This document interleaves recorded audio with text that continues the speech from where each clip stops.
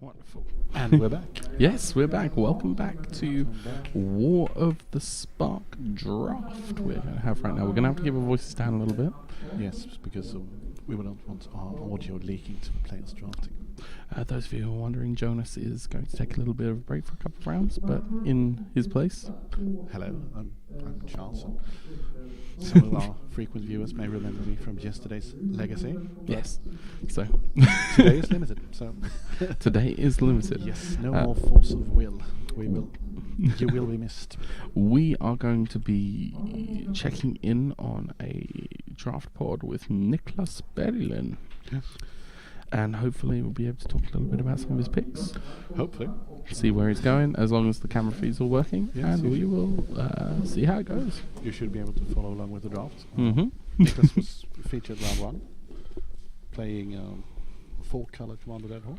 Yes, it was Niklas from earlier, yeah. We could be seeing him cast Commander Dreadhorde in Limited too, that would be. I would be up for watching that. Too fun, yeah, yes. If he plays Vraska Golgari Queen, though, I think we'll probably should call a judge, but... Yeah, we probably should. Do you first pick Commander Dreadhorde, pack 1, pick 1? I think it's probably good enough. You don't have the life gain, but being able to take your opponent's bombs and replay them for yourself, that seems like it's probably good enough. So I think a good metric being used by a lot of other people is the rares that you take over all commons and uncommons. Do you think Commander Dreadhorde is one of those rares? There are probably 1 or 2 uncommons I'd take over it. I think that, for example, Saheeli is quite strong in this limited format. Just being able to create... The thing with a format with a lot of Planeswalkers is the bodies that you have are significantly more important.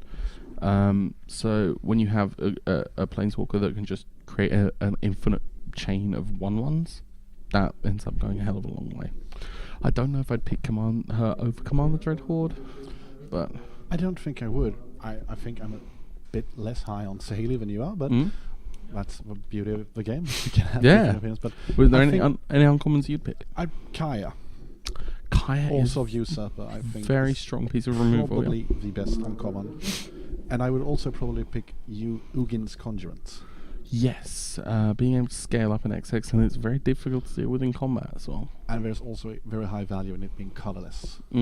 I will gladly admit that it's a card that I was not high enough on at the beginning of the format. I was like, no, this is not, but I think it is one of the premier uncommons. I mean, if you think about, what was the one from Battle for Zendikar? Endless One. Endless One. Yeah. It's strictly better Endless One if you remove the Eldrazi typing. It depends how relevant that is to you. And that guy was a rare in Limited, so downgrade to uncommon. And has seen vintage play. And has seen vintage play.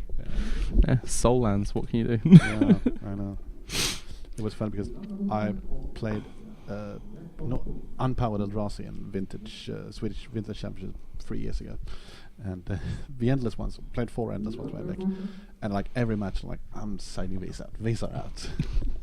Not because they were necessarily bad, but it's, sometimes you have cards in the main deck and you always side them out. Not that they're bad, but there are often better cards for the matchup in the sideboard. But, that I was a bit wish of a I was tangent. educated on vintage. They play endless one.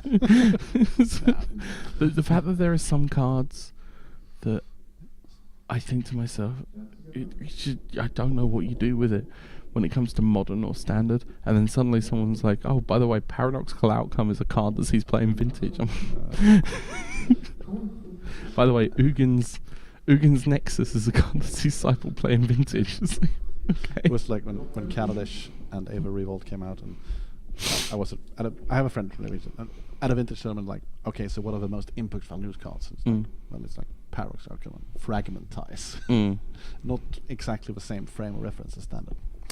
Anyway, back to War of the Spark Limited. Yes. I mean, you wanna segue from vintage into that. Are there any War of the Spark cards? Well, Narset, of course. Narset is going a hell of a long way in vintage, I hear. The entire you cannot draw cards thing in a format where you regularly draw a lot of cards. I hear she's doing okay in Legacy as well because she's an easier to cast Leovold. Yes. And Brainstorm is, of course, not restricted in Legacy. So it's played a lot. And, of course, Khan, the great creator. Yes. Making waves in Modern as well because of the Microsynth Lattice interaction. Making waves all over. Yes. So, are we ready to go? Oh. Oliver's like, wow, okay. Pack 1, pick 4, and we have no idea what he's picked. Wow. I think he's looking at Arlinn or Aid the Fallen. Aid the Fallen, very high-end common pick there. I like it because I like it when you have like either one really good Planeswalker or like 3 okay Planeswalkers. But I don't pick it really that highly otherwise. I'd say it's a solid pick 4, pick 5. Again, Nicholas is one of our drafters that is very consistently 6 or 9 points over at Paul. That's good. As a result, he is definitely one of the more interesting ones to actually have a chance to watch. He values cards quite highly that you wouldn't expect to value quite highly. Yeah, because I think it looked like I of course don't know the first 4 picks, but I think he'd take Herald of the Dreadhorde. Herald of the Dreadhorde. Which is a decent common, but I would probably take both Vraska's Finisher and the Giant Black The Giant I can understand. Vraska's Finisher I'm sort of on the fence about. It's an okay common. And this, assuming it's black, this looks like a rather mediocre pack. The Behemoth's actually okay in this format. Okay, but for a common, I think it's like the 6 drops. We have a red one here. They are okay, but they are very replaceable because you need like 1 at most 2 in your pod. I can see that. I'm just curious to know what his first picks were. We might have a bit more information about where he's going to try and scale the deck. I believe he's black. Going into black, Yeah. black green or black blue isn't uncommon for him. Yeah. So Another Behemoth. Kaya's Ghost form is an interesting card, I think, because I value it rather lowly, and I think a lot of people gave it to him, but I've seen it sort of climb because It's effectively a protection shield for your planeswalkers, because then if you've got a static ability that you're interested in keeping in play, such as again to go back to Saheeli, if they want to try and kill it, what you're effectively doing is resetting her loyalty, and then in that situation, it's effectively 1 mana game 5 life. True. So I may be too low on it. So let's first over Guild Globe. There's still the Submarine in the pack. No one's taking it. Well, it's a fair card. If you're blue, it's a nice card. It's a 2/3 for 2 with the optional upside. I think everyone's just salted over the card when it comes to. It's a rare and it's a crappy rare. There's one of my favourite uncommons in the set, Dreadmolkin. I like Dreadmolkin. I've quite done a bit. so much work with that card. Sure. So we're gonna have to try and go a bit faster like that.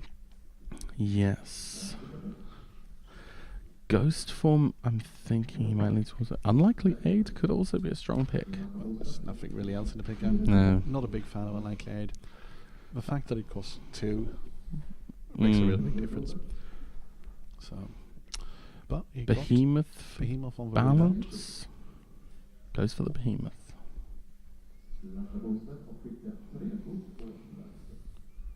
But soon we will be able to see all his picks. Yes, hopefully. No, I don't know if I'm going to be able to type all That's these a cards fast Crow enough. God. Well, it's in the Maybe silver. just like the more relevant cards we can Yeah. type in. But the important question for the guys to the left of me is: do you take Island or Demolish?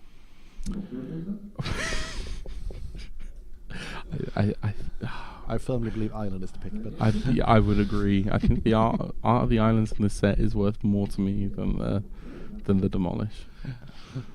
and a Last pick's a mountain. Can we quickly? Oh yes. Is there any chance he can show us? Oh, he will. The suspense is killing me. Come on. Oh, he's going for. He's gone for Bleeding Edge. Bleeding Edge, Spark Harvest. A fair amount of a mass. Flooring First Not. Avon Eternal. No rare pick pack 1. I can't help but wonder what he might have passed. Maybe it was the submarine. I can't remember. That was I quite. didn't do a count when it came back, but maybe I would definitely pick both Bleeding Edge and Avon Eternal and He Spark Harvest. seems to be happy in black red at the minute. Well, at least in black. He's in black. I think there's nothing in red that couldn't be swapped. I might even hope that blue is open because Avon Eternal is a really good common. I can see again mentioning the Dread Malkin earlier. The amount of games I've won off of just the fact that you can do so many cool combat tricks with it is actually ridiculous. The recursion you can get from this set, being able to turn your 1/1 tokens into 2 counters for the Menace guy. It's a really solid uncommon. Right, pack 2. Yes. Is everyone else done with their choices? Yes, it's timed, so they have their choice. Okay, so it's done based on the judge timing. Yeah. Let's have a little look. For those viewers who haven't experienced the time draft, you basically pick a pack, timer, pass. Okay. So it's very. Alright, so here we have another Spellgorger Weird could be something. It's nice. And Liliana's Triumph. And that is the blue the finale of Revelation. I mean, do you go into blue for that? You already have an Avon Eternal, and you only have 2 red cards. I really like Spellgorger Weird. I would definitely pick Finale over Herald of the Dreadhorde. Well, what are we thinking about? Liliana's Triumph, not a big fan. So I think I would pick the Finale since I have the Avon Eternal. Yeah, especially considering you can get a lot of the blue support for the black-blue, I think, is a for the stronger amass, deck from the black-red. Black-blue is one of the stronger color combinations in this format, I found. My camera's a bit unlucky. I think he took the Herald of the Dreadhorde. It looked like that. And now he gets past another Aid the Fallen, Hellion, Toll of the Invasion. There's a Kaya though. Yeah. I don't think he passes that Kaya. No, I don't think he should pass that Kaya. I don't think he will. He's already very heavy black. It's not the most difficult thing to cast. Where are you on Lorud Enforcer is okay, but it's a good common, but I think I'd rather take the on color common in. Show them. If I were to take common, I'd take the on color Toll of the Evasion. Where are you on the Hellion?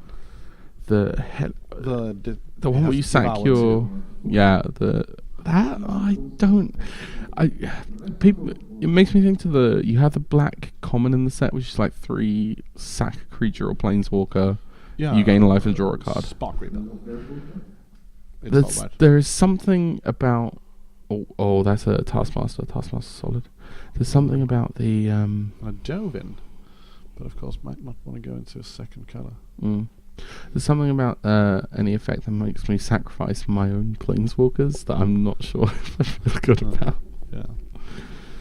But I'm liking the Taskmaster. Dovin was also in the pack. Well, if you didn't take the blue card in the first pack. So. Oh.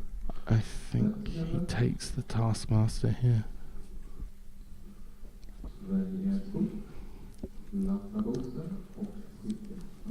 It's already up. It was already up. Oh well. He's taking every chance he can to show us do his some hair. adverts for VAS. What was? Oh, it was Davriel's Shadowfuge. I believe. Yes. That's not a very good card. The Sky Theatre Strix is a very aggressive blue low drop. Yeah, I was low on it at first, but it's grown.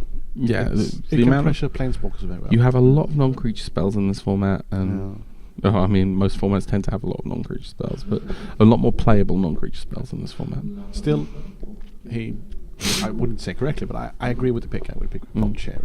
It's a solid free drop. Yeah. Notably, it says it can't attack alone, but it can block alone. That is a good point. Right. Oh, Angrath. And Mayhem Devil. He took the Kaya earlier, right? He took the Kaya, yes. So he can just almost go for like a mono black kind of approach here. Oh, I think he's got like a Pyro Helix, a Crunch, and the 6 mana thing. So yeah, there's no need to. There's no need stay to red. Yeah. So he can stay base black and then just splash into whatever he wants to potentially pack 3. And this is a quirk of the format, of course, but it's a good thing to stay open because there are just cards that you could open. There's a second Taskmaster. That's really good. I like Blind Blast. Of course, I'm not taking it over Taskmaster, but I think it's actually quite a decent card. I don't. It's 3 better mana than it looks, but 3 mana deal 1, draw a card. Yeah. Well, of course, you need the right deck. Like in the spell deck, it's better than it looks. Yeah, I haven't played a huge amount with the spell deck, to be fair. I normally go towards the Amass and the Golgari kind of approach. Anyway, to finish my last sentence, this is the kind of format where you have a value in staying open because you can just open some insane bombs. It's like, okay, so I open an Oketra. Even pack 3, I'd probably... So I'm playing white. Yeah. But here's I've done that so many times. Just I opened a Kefnet. Well, guess I've got to change my entire strategy now because I have to jam this God Eternal in. Well, here's a second Pyro Helix. There's a lot of diminishing returns with that card. I mean, you basically always want 1. 2 is okay. 3... 3 suddenly you're looking a bit.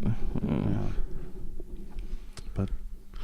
He's on 2 now, right? Unless we've missed anything. I think his red cards are 2 Pyro Helix, decent. Oh, Manticore, and... He's thinking about the foil into Planar Beacon because he plays them in the Dreadhorde deck. It's an uncommon. Don't go thinking with the magpie eyes now, Nicholas. Come on. Oh, he is thinking with us. Oh, the shiny things we take. He took it, didn't he? I would have taken. Would you have taken Type Bearer Giant? I think he was looking at Despark, but I think Despark is a good option, but it's not quite good enough to go white. Oh, that's a late Burning Prophet. Yeah, there's also a Liliana's Triumph, though. I don't like that card. It's an Edict. Yes, and this is a format where edicts are weak, or weaker than normal. I mean, if they're only running on the one dude, then you do end up in situations like that because of a mass. But I get you. A lot of the mass things are just creatures that amass. Too many times you sit like with an addict and they play turn 2 Lasso Tap Reaver, and you're like, oh, so this does nothing. Yeah, he's looking into the Hellion. Yeah, well, I think it was a rather weak pack. There was a second Chaos Ghost form. Catharsis, I can see being the pick here. What was the other red card? It's got 2/2 Goblin for 2. That is, I think this is Catharsis. Yeah. Hoping not to main deck for Catharsis. Probably not. But 5 damage to a Kiora will always be appreciated. The amount of ramp you can do off Kiora in this format. Has he gone for Shadow Fugue there? Well, he's not gonna. He picked Unlikely Aid. He's not gonna play 2 Unlikely Aid. There might be some matchup you side in. Grimnish this is not really the deck for it, maybe, but I think it's. If you're going into a mass and you need a 1-drop, it's a decent card. But he's very heavy on black. The idea of him having red on turn 1 might be a bit of a stretch. Maybe. Oh, Plains or Topple. Well, Topple might. I don't know. It's a Topple. And then there's a Forest. Well, he's quite heavily committed to black and currently red, I guess. I mean, well, of course, 2 Pyro Helix versus. That is He could do with maybe one of the Amass Lords on colour. Like the Death Touch one or the Trample one. I can't remember the names off the top of my head. The Trample one is the red one. Red 3 for a 2/2 Amass 2. It's 4 mana 2/2 Amass 2 Trample. Yeah, I don't think that's a very good card. You've got to get the Amass quite big for it to be worthwhile. Yeah. Of course, the other ones are better. You got the Death Touch one, the Hexproof Menace one, and the Flying one. Yeah, the flying one is absolutely nuts. Well, not in a set where we have Oketra, you can't say that a flyer is absolutely nuts. But oh god, her tokens will get it as well, won't they? oh yes, they will. But the Eternal Skylord, I think, is also up there, one of the best uncommons in the set. So, like, real talk though, if we just see a Dreadhorde invasion in pack 3, like, this should be pretty solid, right? This looks like a really solid deck. He's got Angrath. I really like Angrath. He's got Kaya. He's got a decent curve. As always, there will be. I think, excluding like insane cards like Liliana or Ugin, I would love to open a second Spark Harvest. I think I'd be pretty happy with this list right now. Or an Obnixilis Cruelty, of course. Quick have a look at some of the comments. Kaya's Go form is awesome. Bleeding Edge is one of the more overrated cards in the set. No sleeves. Why would you have sleeves when you draft? Blind Blast is nice with Jaya. It is. And surprised it took Herald over Blue Finale. I actually do agree with that one, but well, Yeah, I mean, I don't know. Does the Blue Finale force you into blue, or do you take it just because you might potentially go into blue? I think I would just take it because I already have an Aven Eternal and there was no really standout strong blank card. Potentially a hate pick for someone else then. Yeah. I'm not even sure how strong that card would be as a hate pick. Well. Pack 3, no? Have they opened pack 3 yet? No, I think... He's calling someone over. I think it might be a judge call here. Well, I guess the blue finale might be the weakest one. I believe I came top 4 of a pre-release pretty much entirely off the back of the black finale. The black finale is insane. It's like oh, that's in here. What was the rare? Tolsimir Wolf's Blood, I believe. Or Tolsimir Friend to Wolves. Tolsimir Wolf's Blood is the old one from Ravnica. It's unfortunate that he's... What was the second red card? Oh, it's something worse than Nahiri, I guess. There was the red-green Domri's Ambush. Yeah. But again, I don't think it's worth splashing green to go into that. Especially since red is more of a He's already in colour. red, and the amount of times have been blown... Oh, that is a Vivian. Oh no, there's the Sphinx though. I would actually take Honor again for... Yeah, Vivian, Champion of the Wild. Yeah, you got Vivian, you've got that 4-drop Sphinx is really solid. It's good. Especially with I think he's happy. I don't think he's happy going into blue. I think he's fine where he is. No, I think it's too late to go into blue. I would definitely pick Honor the God Pharaoh here. Bit of card filtering. No, I think it's a really decent... Contemplating a third Herald of the Dreadhorde though. Or a Sahili Silverwing. He's going for the Silverwing. I am a bit puzzled by that pick. Yeah, I mean, I guess he's just thinking that he could use some flyers more than the card filtering. Well. Toll of the Invasion and... Oh, there's a Conjuring. Price of Betrayal, a card I originally didn't value particularly highly. Really good in this format. I have not gotten to play with a lot. Initially I thought it was like, maybe I sideboarded it, but... So, 1 mana, effectively, -5/-5 to anything with counters on it. Yes. As well as Planeswalkers just randomly killing them sometimes. Is it an instant or a sorcery? It's a sorcery. It's sorcery, but it's 1 mana, and that's I think where the strength is. He taking the Conjuring. Of course. Yeah, likely the second or third best uncommon in the set. No, but I think that Conjurant had gone third pick too late. There was probably a good rare and a Kaya. Now, on a serious note, Wanderer's Strike. That's an Overseer. Oh. Do you go into blue for the Gleaming Overseer? I think the Gleaming Overseer has underwhelmed me. You think so? Yes, because it. I mean, you've already it got puts- Angrath to give all your stuff Menace, I guess. The Endless Spell is a consideration, but I think Spark Reaper is a really solid creature. Yeah, It's got a lot of amass synergy. Here's the thing. Nicholas has always told me he doesn't think the Elder Spell is that good in draft. I'll be interested to see him take it, and it might have very much just taken the Elder Spell. He may have taken it and hidden it from the camera. He refuses to let me see if he's taken it or not. Never He lived won't live down. with that level of indignity. A second Crunch? Iron Bully, very high pick for a common. 3 mana, 1/1 menace, and you just put a counter on something else. Start proliferating to hell. Iron Bully, yes. Not a huge amount of people in blue-white apparently. Otherwise, that Skyguard would have been taken a bit faster, I think. I might have taken a Crunch over that, if there was a Crunch. What did he pick? He picked the Minotaur 2/2 first strike on your turn, sacrifice a creature, gets +2/+0. yeah. It's called something. Something warrior. Yeah. Grateful Apparition is... Ooh.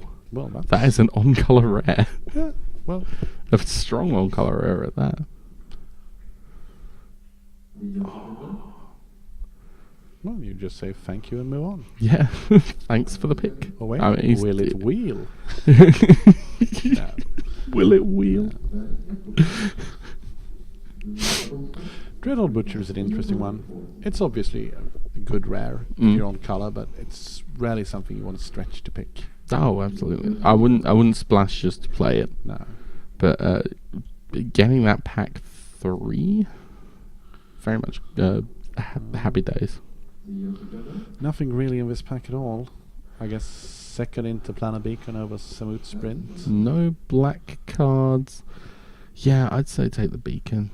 Samut Sprint is pretty much unplayable. I guess taking the advance in case he's passed anything worthwhile in blue. Well, Or hating advance off of someone else. It's 4 mana 3/3. oh, what? To be fair, he's heavy enough in black.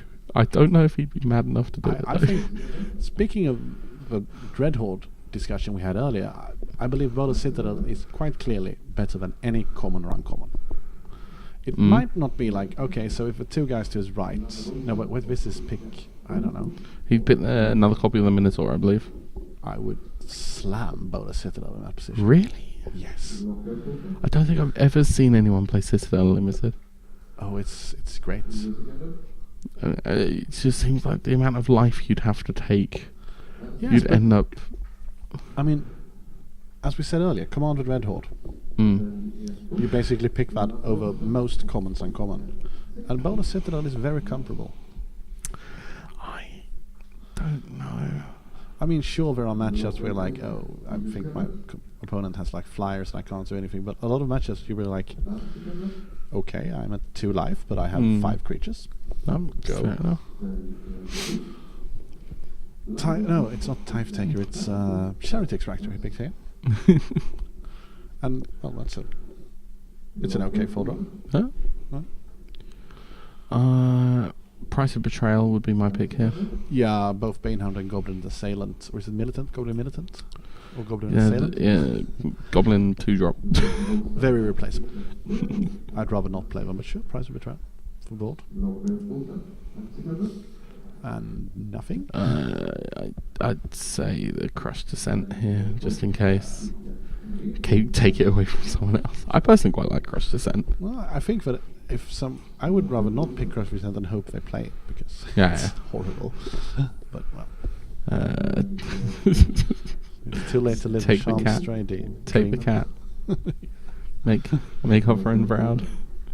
Yeah, our store champion won his playmat. We had to do draft for the event, and he won it off of the back of 11 Charmed Strays. 11, wow. I spoke to Patrick, he was judging earlier, he was like, I had a deck with 7, but 11, oh well. Unfortunately, because there was 11 of us in the tournament, we couldn't really split the pods in 2, so we had to have one pod of 11, and he was just picking them up left, right and centre. So, how are we feeling about that pool? I think he has a good deck. I think, as I said, I think it didn't change much from pack 2 to pack 3. It's a stable deck. He's got a good curve. He's got a lot of good cards. Mm. He might lose a game to someone just like playing Orchestra, that kind of stuff. Yeah. But apart from that, I think he has a really solid pool. Yeah, I think in just the mid-rangey kind of matchups, Yeah. like you're seeing so much just value. Yeah. I think he actually got rewarded for staying on color and not picking the finale. pack 2. And the amount of times he's personally blown me out with Nahiri as well, because we had a conversation with Jonas earlier. The number of Planeswalker static abilities that you have to try and remember. And then you try and go into combat and you try and deal with these things. It's like, by the way, my things have first strike. It's like, oh. I've been on Arena. I don't know how many times I've been on Arena. Like, okay, so I'm going to Pyro Helix your creature. Why is Arena paying 4? Oh, right, Kasmina. Or like, why is Arena paying 3? Oh, right, Dovin. Or people going like, I'm going to bolt your guy. I have the Wanderer bolt away. So, yeah. I do disagree with some picks. I would definitely have picked Bolisitter. But no, he got rewarded for staying on course. It looks like a really solid deck, so... I want to know what his rare impact one was, though. Yeah. It might have been Silent Submersible. I think it was around that...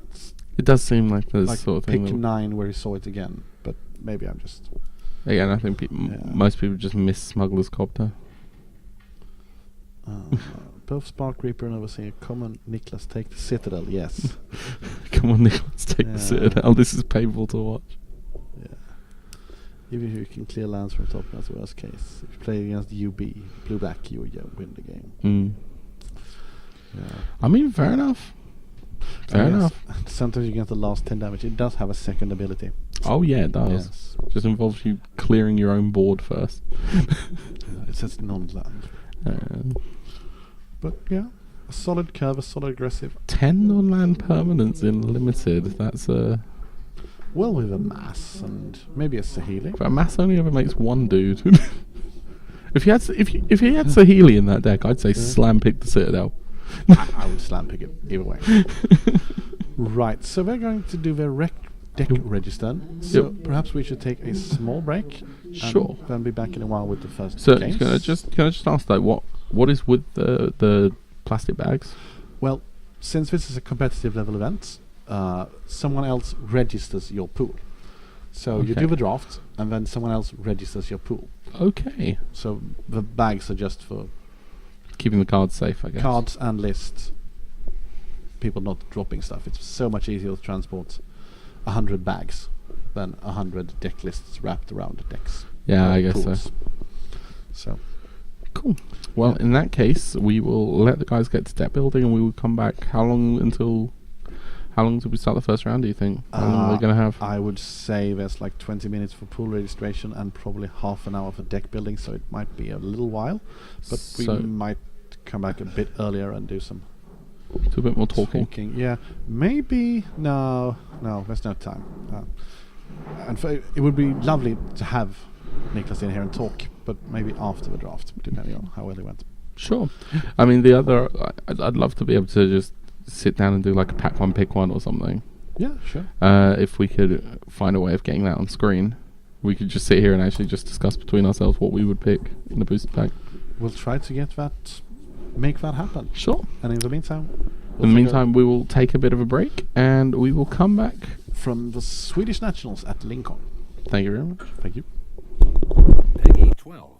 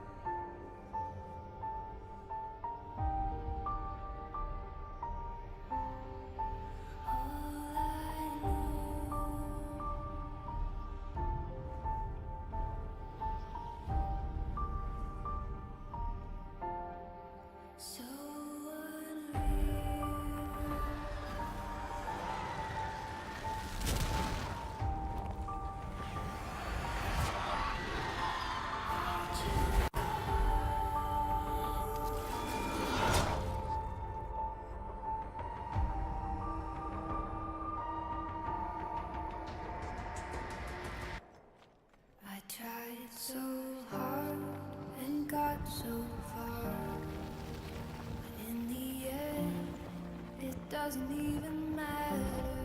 I had to fall to lose it all, but in the end, it doesn't even matter.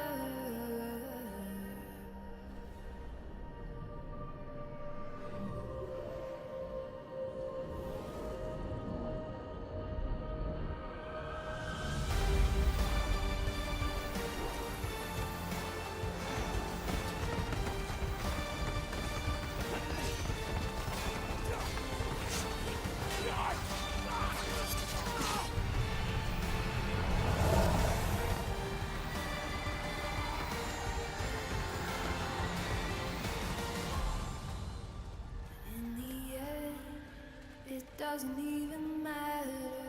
I had to fall to lose it all, but in the end, it doesn't even matter.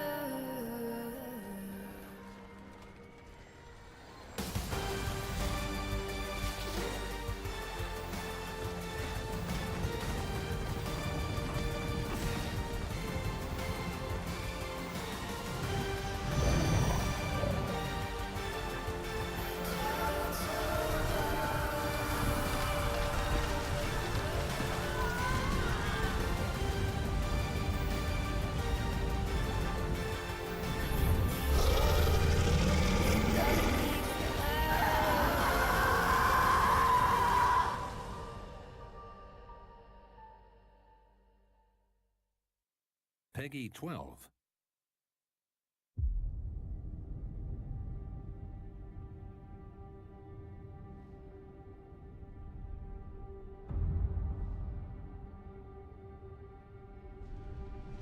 It starts with one.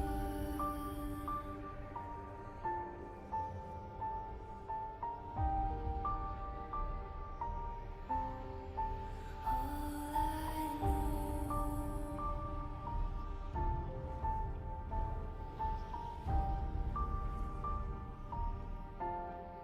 so unreal.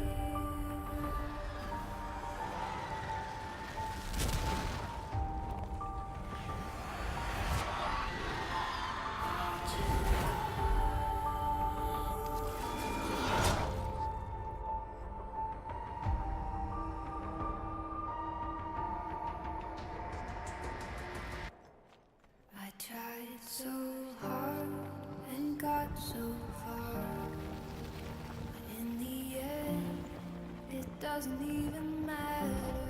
I had to fall to lose it all, but in the end, it doesn't even matter.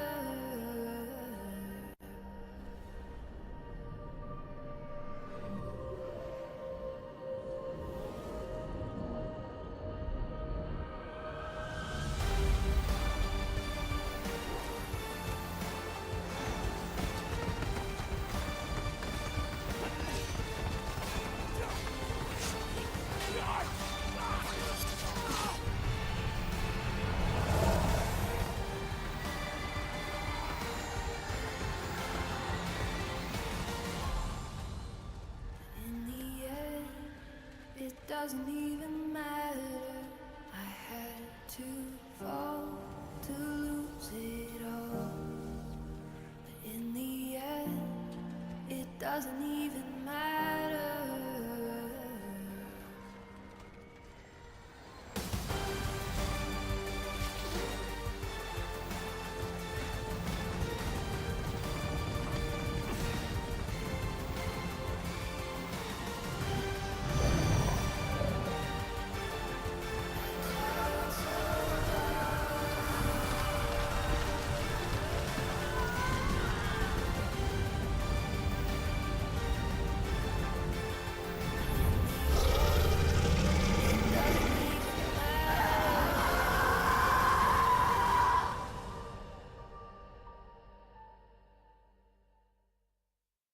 Peggy 12.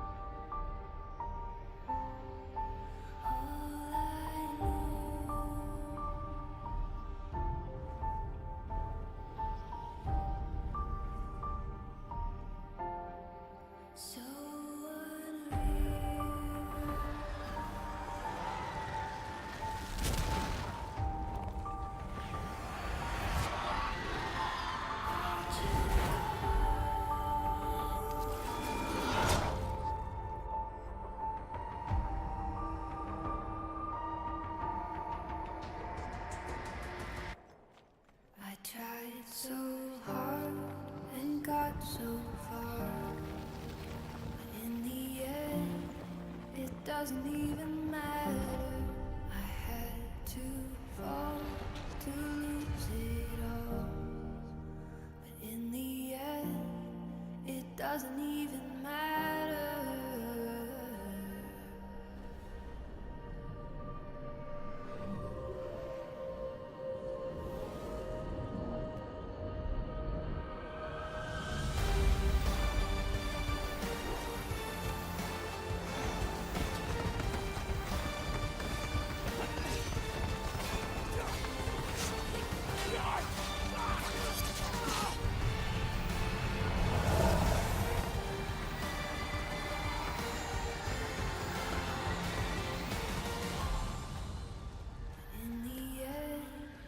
It doesn't even matter.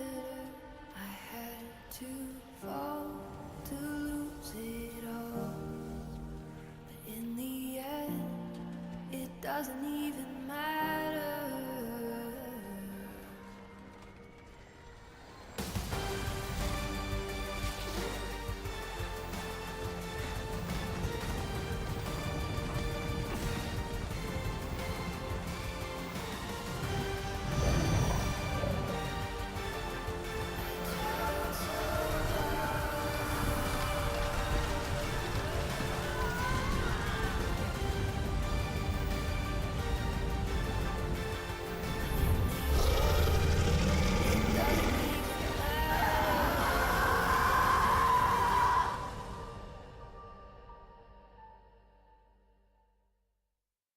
Peggy 12.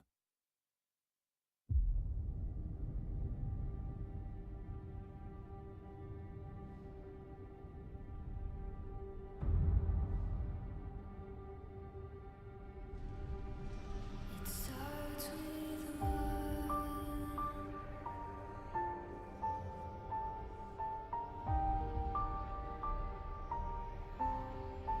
All I know.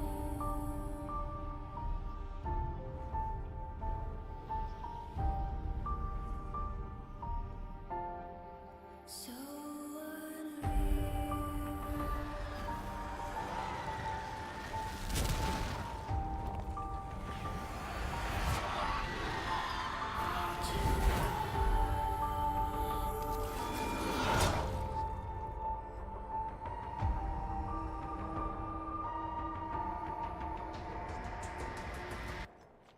I tried so hard and got so far. But in the end, it doesn't even matter. I had to fall to lose it all. But in the end, it doesn't even matter.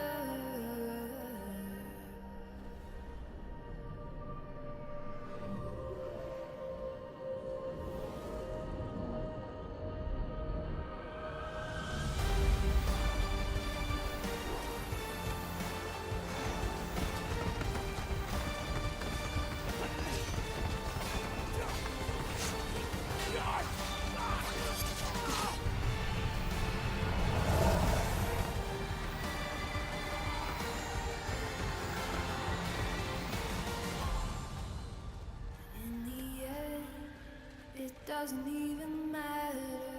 I had to fall to lose it all.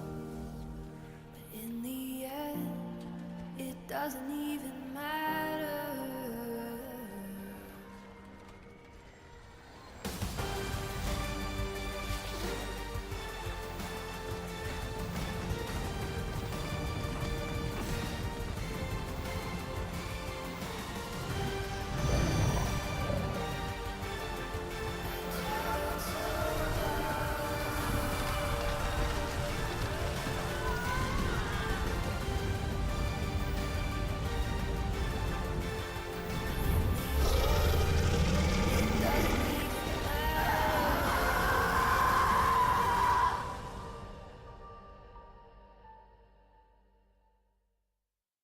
Peggy 12.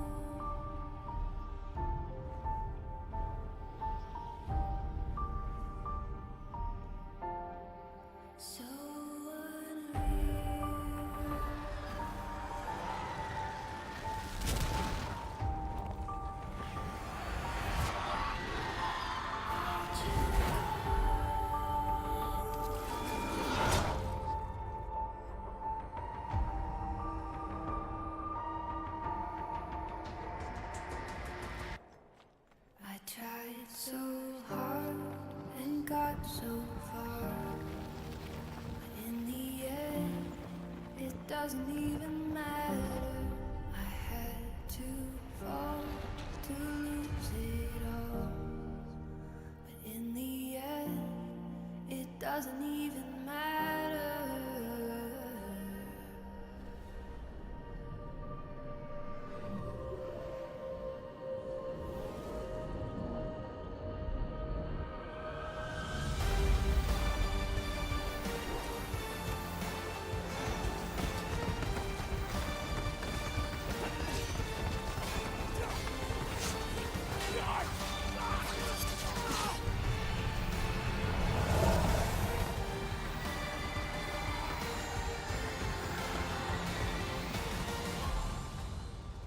In the end, it doesn't even matter. I had to fall to lose it all, but in the end, it doesn't even matter.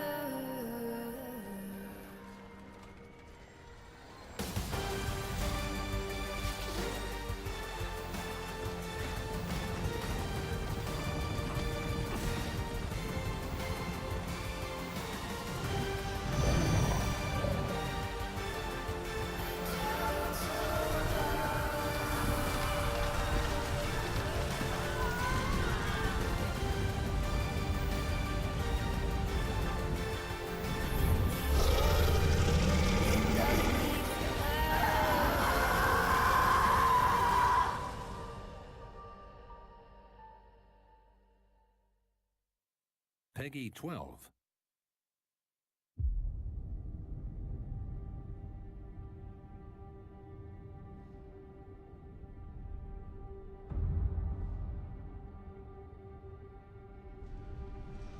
It starts with one.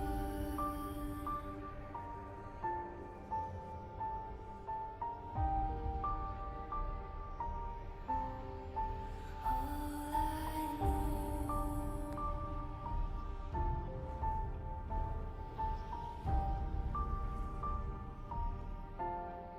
so unreal.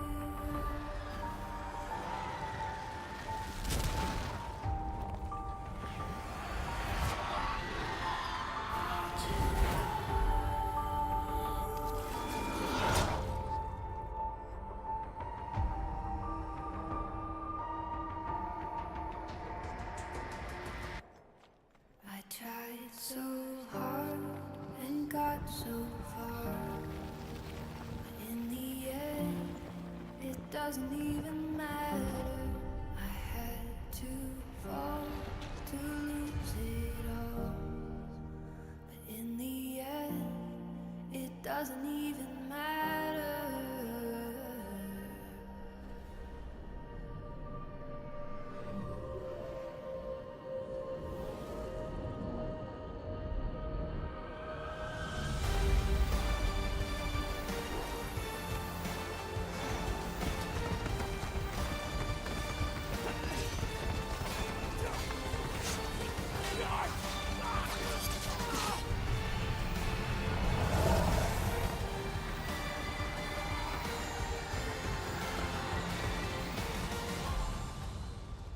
In the end, it doesn't even matter. I had to fall to lose it all, but in the end, it doesn't even matter.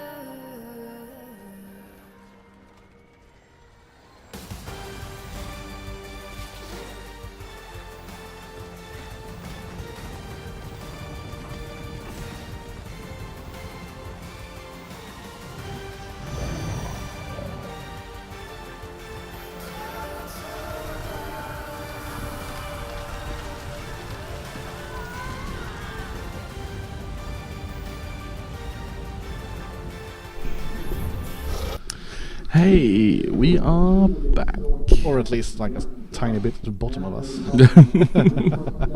Yeah, no, by all means, completely obstruct my face. I'm okay with it. Best kind of casting.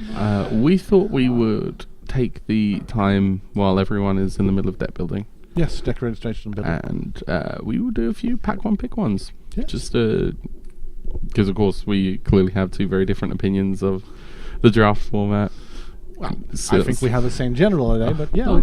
Someone doesn't understand that Sahili's amazing. No, someone thinks that like Bola Citadel is not a bomb.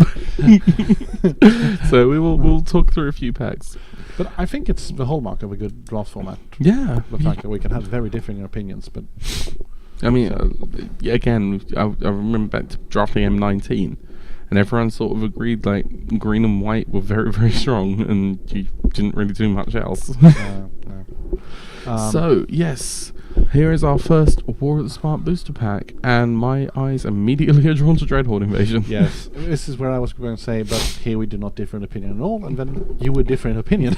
But no, Dreadhorde Invasion is, it's not amazingly strong. It's not one of those amazingly strong cards, of which there are quite a few in this set. But yes, it's a clear pack one, pick one. It very clearly passes that bar better than any common or uncommon. You have, because of the amount of mass support that you have, there are just games where if you drop that on turn 2, you don't lose. It escalates out of control real quickly, which is a shame because the rest of this pack is actually really sweet. Yeah. The Wanderer isn't the worst pick just because it's removal. The Wanderer is really strong. My opinion is that if we go pack 1, pick 2, I think this is really a decision between, do you want to play the second color in Death Sprouts, or do you just want to play Evolution Sage? And I think I'm very much leaning into Evolution Sage. Evolution Sage is ridiculous in this format. Yeah. Just every single, like, I mean, can I not just take all three of those? Invasion, Death Sprout, and Evolution Sage. I want all of them in my deck all the time. What's that called in like Conspiracy Draft? You know the one which you draft face up? Can I draft? And then later you can... did you draft Conspiracy? Yes, I did. Yes. There was this Cogwork Librarian. You drafted it face up, and then in a pack later you can return it to the pack and pick 2. That was interesting. Wow. But yes, Death Sprout also, I mean we sort of glossed over for Revolution Stage. Death Sprout is not to be sniffed at. I mean, it is a rather light green splash, so to speak. So I think you can often play black and a second color that isn't green and splash this. But, well, the more time that has passed since my opinion about Death Sprout actually being a choice, I'm more and more thinking, no, Death Sprout. I mean, Evolution Sage is a single color, and it's obviously better than Death Sprout. So. Yeah, I mean, you can make the argument that you're, if ignoring Dreadhorde Invasion being the pick 1 and you're past the rest of the pack, you're already in black for Death Sprout, and it's a murder with upside. Yeah. But Evolution Sage is very obviously, I think, the second pick there. Yeah, and also, as you were saying, pack 1, pick 2, it has got some synergy with Dreadhorde Invasion. Yeah. In terms of the, I mean, we didn't talk really about Sunblade Angel. That's, as a card, I'm not sure how I evaluate it. It's a lot of mana for what you get. Yeah, I think there's too much common removal that just kills it. Oh, yeah. I mean, it can absolutely take over a game. It can do that, but it's I think very replaceable. With all the proliferate in the format, you put a +1/+1 counter on that, you're going nuts. Yes. But you have to drop it. It has to stick. Then you have to put a +1/+1 counter on it, and then you can start going nuts with proliferate. But I think if you got to the point where your 6 drop has stuck and you've been able to permanently pump it, you've probably already won. Yeah. A lot of has tos in that sentence. A lot of the commons in this pack we can quickly talk about. So why would you first pick Demolish? Well, obviously some alien mind control was in play, or perhaps amnesia, induced amnesia. I do wonder, I mean, I'm assuming that's there. I guess they were worried Khan's Bastion and Blast Zone would be a bit too much and limited. I would never play Demolish. I would play Basic Swamp. I would basic swamp. I think the interesting question is, because Dreadhorde Invasion obviously, and then Evolution Sage, and I guess you can make an argument third pick for the Wanderer or Death Sprout, but pack 1, pick 1, I could also make I could make an argument for Aven Eternal over Death Sprout. I can see that. Aven Eternal is very, very strong blue common. Yes. Being able to win Drake with upside is never bad. And of course, a mass being very, very strong in this format. I would probably look at Avon Eternal if I knew I was in green. Band Together is not to be sniffed at either. No, the Band Together is Very solid removal. like the third best green common or something. From a list of Well, like that's 20. I think I would say it's Bloom Hulk, then Pollen Bright Druid, and then likely Band Together. I don't know. Yes, I I've can probably agree with that. forgotten something now, but no, I think that Not Forced Landing. no, You not can put Forced Landing. Kefnet on the bottom of some. Yeah. Forced Landing is very clearly printed to combat Arclight Phoenix in standard. Sure, not Cryo the Canarium, no. but okay. Where are you on Teo's Light Shield? So I value quite highly anything that says when it enters the battlefield, put +1/+1 counter or something True, in this true. format, just because of the amount of proliferate. I wouldn't pick it above. I'm trying to think of the other white cards in the pack. The other white cards, except for Yeah, it's just the Ironclad Crovod then, isn't it, in the common slot? yeah, that's I'd pick it above the Crovod. I'm trying to think of the white. something. I'd pick it above the 4-mana 2/5. I promise I'm a great limited player. Consistently 3-0 drafts. So, because of personnel and yada yada, I'm just gonna go pop out and pick up a new pack for us. Go for it. And I will talk about how Demolish is. Have a quick look at the chat. We've got someone who's saying they would pick the Angel over Avon Eternal. Again, that's a lot of mana input. If you're paying 6 mana for a finisher, I'd want more than a 3/3. So, here we are going into pack 2.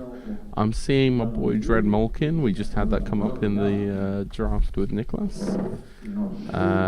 Jaya, Time Wipe, Prison Realm. Wow, they're giving us some good ones here as well. Now this is a good pack as well. This is of course this and the last pack exemplifies the problem within quotation marks, but people can't see my air quotes, they see me wildly. To do it down here, the Yeah. problem. The problem is that pack 1, pick 1, there are a lot of powerful rares. Oh, absolutely. And same here, I would definitely first pick Time Wipe because I think it's an excellent card. pack 1, pick 1, you'd go into 2 colors for that? Yes, I think the upside is high enough. I can see it. No. Well, How do you evaluate Jaya? I don't like Jaya that much. It feels like it's a 5 mana 2 shock and it's okay, but there are a lot of things I'd pick over her. I think that if I'm playing red, she goes up a lot because of her static ability. Oh, if I'm heavy red, yeah. Yeah. Well, I don't really need to be heavy red. I just need to be red. I mean, I can see It's a lot of incidental.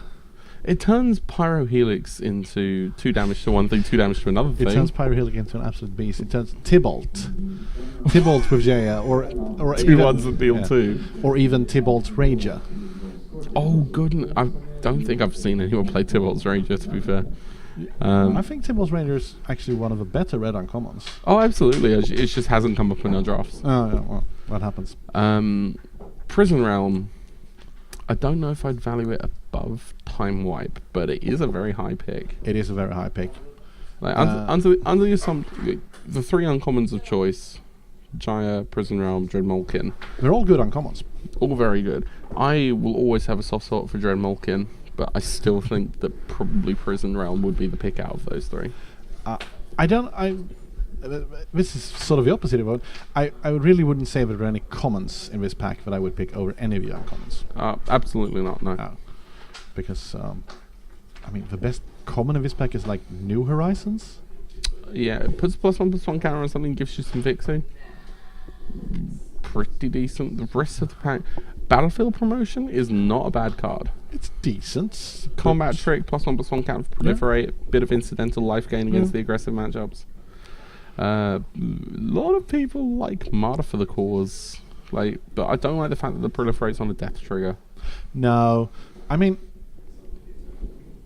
I will almost always play it, because it's Two mana, it's a 2/2. decent 2-drop with an upside, Yeah. and Then we're back to ghost form again. we're back to ghost form. Now, Arlen's Wolf isn't bad. It is not definitely not the worst card. No. If you need a 3 mana 3/2 in your deck with slight upside. Yeah, well, actually, I think the upside is more relevant on this kind of card because you see a lot of 3/2s for free nowadays in Magic, and it's the same thing. It's like, okay, so attack, I block with my 2/2. Yeah. But Arlen's Wolf gets around that. Huh?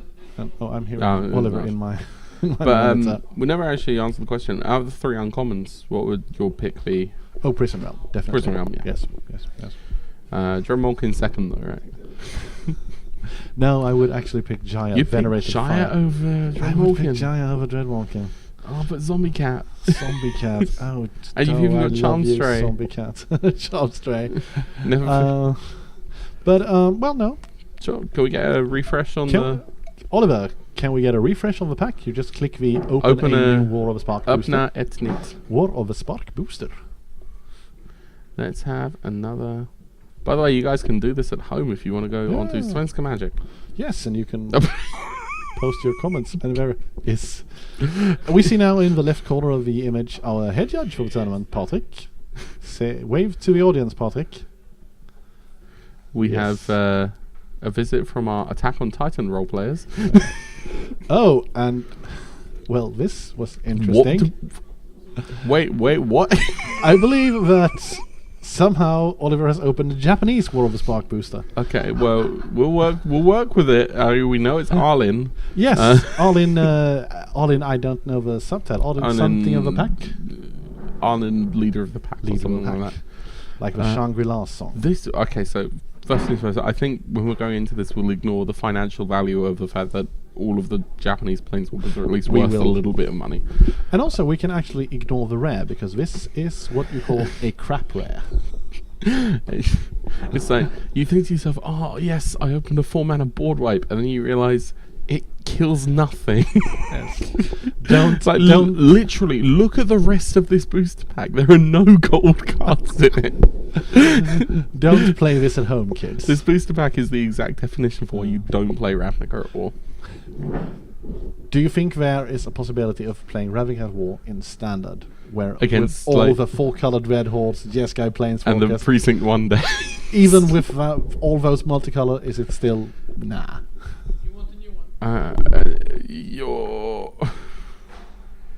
You already have Kaya's Wrath. Why would you? I mean, it hits permanence. It's like it hits 4 mana. planeswalker. 4 mana it hits both of your Teferis. Yeah. It hits. I mean, to be fair, if that's resolving against someone who's got 2 Teferis in play, what are they doing? We might be onto something. You've heard it here first. No, well, But yes, you don't ever pick Ravnica or War. was it in Guild Pacts or Dragon's Maze? We had the same, like target player sacrifices a multicolor permanent. Oh, that was Wrath of the Guild, that's something that saw a lot of play, but that was in a format where Geist of Saint Traft was popular. So, but no. never forget. But yes, the uncommon slot in this pack, again, we've got a very high pick for Prison Realm. Yeah. Arlen is not to be sniffed at, though. No. Arlen is quite a lot better than she would look like 6 mana getter. She looks like 6 mana player 3/3. Which is, in fact, 6 mana, play up to 3 3/3s. Proliferate maybe 4, 5. Yeah, with Proliferate, which is not exactly an uncommon mechanic in green. No. Mrs. Triumph, on the other hand. No. It's like, okay, well, I can... I think my favourite part about Nissa's Triumph, when it was first spoiled, is the people who really wanted to live the dream of paying 2 mana to get all 3 Tron pieces at once. And it was like, okay, so your Tron has to be mono green. You have to have a Nissa in play. Then you have to play Nissa's Triumph. The Nissa has to stay in play as Nissa's Triumph resolves. And then you can get your 3 Tron pieces to hand. Well, with Lana or Elves and Nissa, the 3 mana Nissa from Zendikar, Nissa something of something, you can play like a turn 7 Tron. with this. So, Okay, I just love the idea of someone really wanting to make. Oh, I get 3 lands. Oh, I get 3 lands anyway. I just get Tron into hand. It's like, but instead of playing land while it was turn 1 into turn 2 that, why don't you just play Expedition Map turn 1 and just get Tron the normal way? But I love Magic players. They'll try. The less said about Tron, the better. But Prison Realm or Arlen, what's your pick there? Prison Realm. You still go Prison Realm? Yes, it's a any free mana. I mean, Arlen is 6 mana. There will be a lot of games which is not castable. It depends if you want the finisher or the removal. I wouldn't call Arlen necessarily a bomb, but she's a finisher. She's a finisher. You've played a lot of War of a Spark Limited. How many times have you had like an artifact or something on as the only thing on your board, and your opponent plays Prison Realm? That doesn't come up that often, but I imagine that's quite funny. So the joke I have a is... Saheeli's. Yeah. The joke for those who are not following us is that it's not an Oblivion Ring. It takes creatures and all planeswalkers. Nothing else.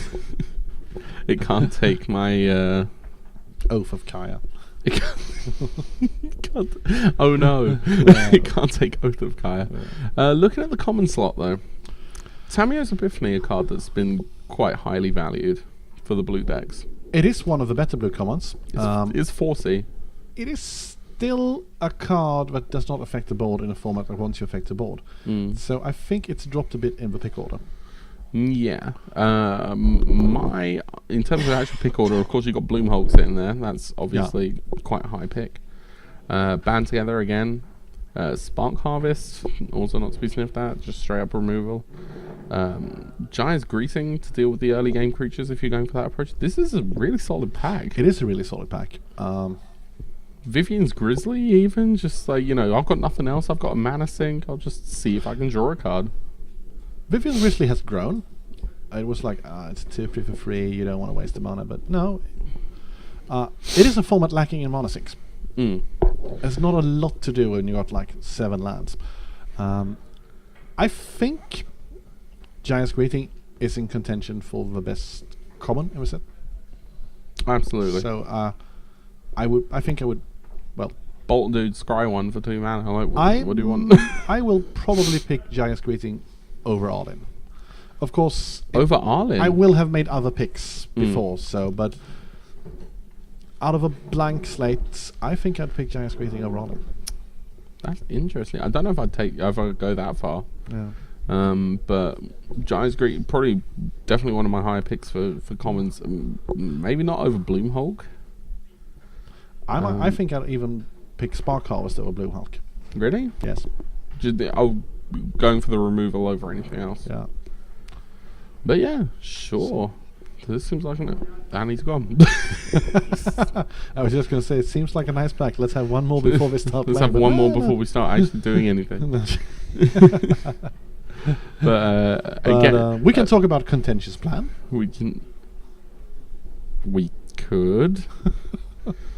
Or or I could just go fetch us another pack. We could talk about the Planeswalker anime art for a while. What do you think about those, by the way, as like a Japanese exclusive kind of thing, as a marketing?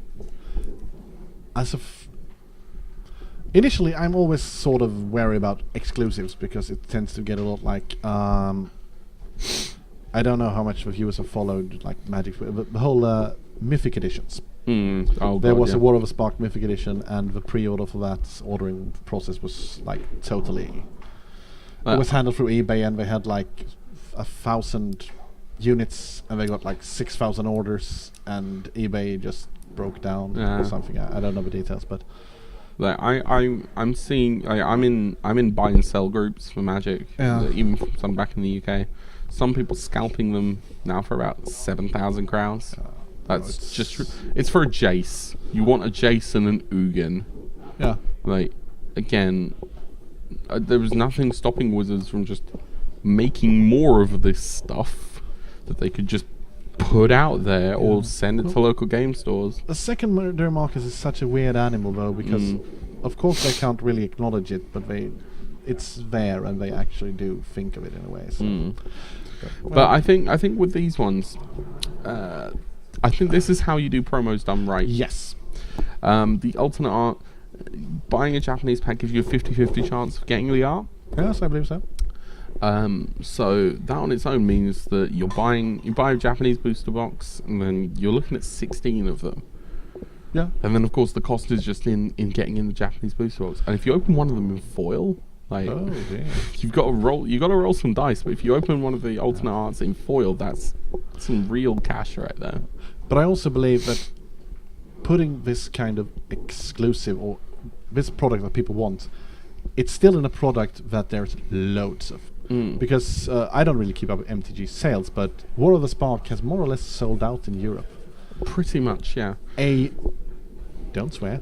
A real lot of War of the Spark has been printed. There will be a lot of Japanese alternate art planeswalkers available. The problem is that it's only in the Japanese booster packs. As someone who works with an LGS, the fact that I believe there are only 30 boxes of Japanese War allocated. Can we get a new booster? Yeah. Yes, please. I think there were only 30 boxes of Japanese War allocated to the entire country of Sweden, and we got access to one. Oh. No. Yes, but more will be printed. They will keep printing them. I hope so, because all I want is a foiled alternate art Chandra to have in my Chirable Chandra commander deck. That sounds lovely. I'd rather avoid spending 800 crowns to get one. Yeah. Speaking of foils. Yes. Can we take a moment to appreciate that on stream we appear to have just cracked a foil Nicol Bolas Dragon Guard? Yes. We should have done the cracker pack with actual packs. Oh man, but then who gets it? I don't know. Donate it to charity. Donate to charity. We could we should do that for the next draft maybe. We should do cracker packs with raffles for the viewers. Oh, that would be quite cool. And I'm talking, and Oliver's like, no. Please, the production team's going like, no, don't spoil this stuff. That will cost us money. No. But I think this is, apart from the shininess, this is a really interesting one. Nicol Bolas. To just go back to the same metric that I've been using continually, I do not believe that you pick Nicol Bolas over all commons or uncommons. In the set. In pack 1, pick 1. Yeah, no. In this pack we can get to later, but as that metric that we discussed earlier, which rares do you pick over any commons or uncommons? I do not believe Nicol Bolas Dragon God is one of those. So the Planeswalker restriction, you can have 2 Planeswalkers in a pack if one of them's foil, right? Or does it? So, this is Svenska Magic's pack opening thing. It might not reflect reality in a way, but I'm just wondering if Bolas has taken up the Planeswalker slot of that pack, that means that there aren't any possible other Planeswalkers that we could open in that case. So you have to look at all the uncommons that aren't Planeswalkers. In which case, Bond of Insight is a very good one. Challenger Troll I also quite like. And Discus I like very much.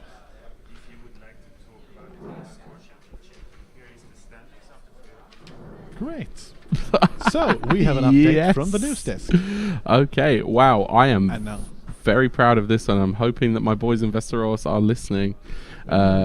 We have. Can we take? Yes. Thank you.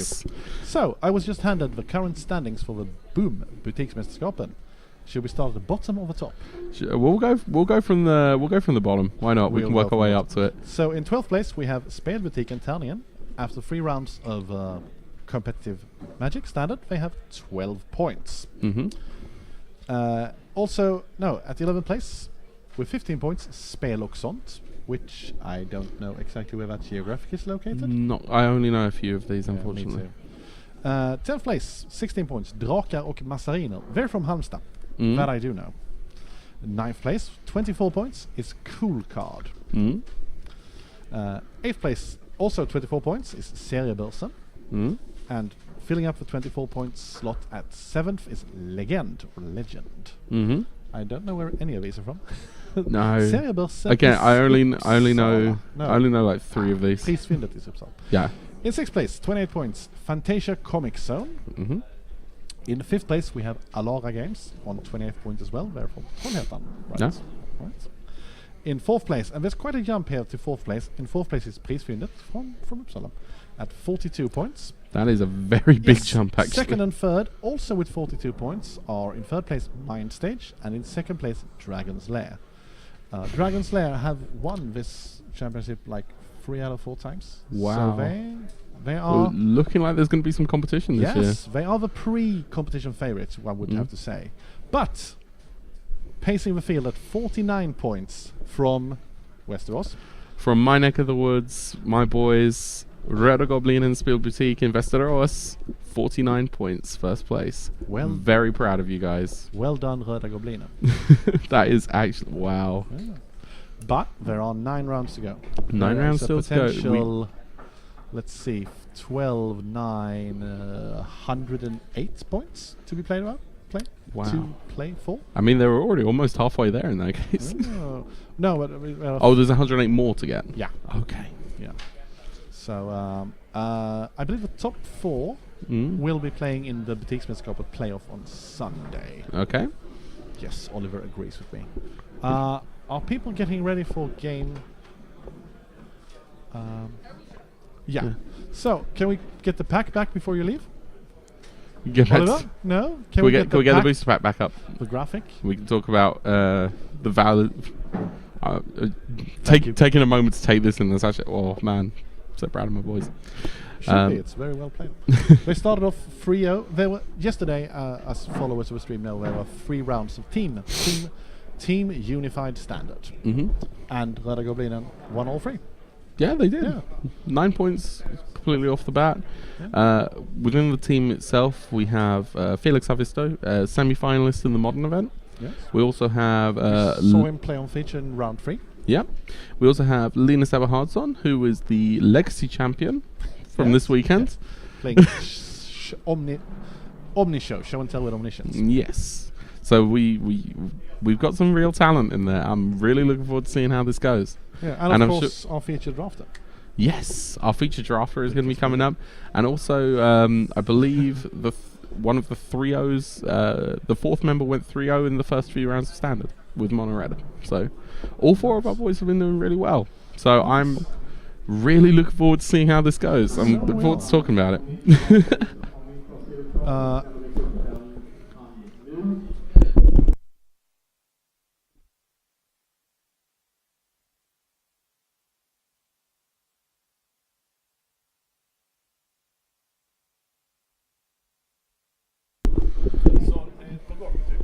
All right. Right, and So, I'm back. so we can quickly come back to talk about this for a Yes, second. yes. Now, I really am trying my best to ignore the fact that that's like a 500 crown lap in Nicol Dragon God foil. Yeah. Especially because I want it for like Commander. Now that's something you don't get at Magic Fest coverage. No, We're no, like, oh, that's no. a 500 See Rich Hagen doing stuff like that. I don't think so. Oh, you know, I didn't want to say this because you mentioned it earlier, but you do sort of sound like it. We have opened a Nicol Bolas Dragon God. But do we pick it? Do we pick it? I don't know. My pick from this pack, pick 1, pack 1. Huh? Challenge Troll. Challenger Troll has done a lot of work for me in my limited formats. I fully understand that, but I cannot ignore that Dragon God. My pick 1, pack 1, because my pick 1, pack 1, day 2 of GP. Challenge Troll. My pick 1, pack 1, Friday night, Nicol Bolas. So here's my thinking. Grixis in this format, you already have a lot of strong support with a mass. So going into those colours isn't the worst thing. The triple black as well as blue and red, that's a very awkward mana cost. But if you resolve it, you're just good. You're very good. Like the tick down kills something.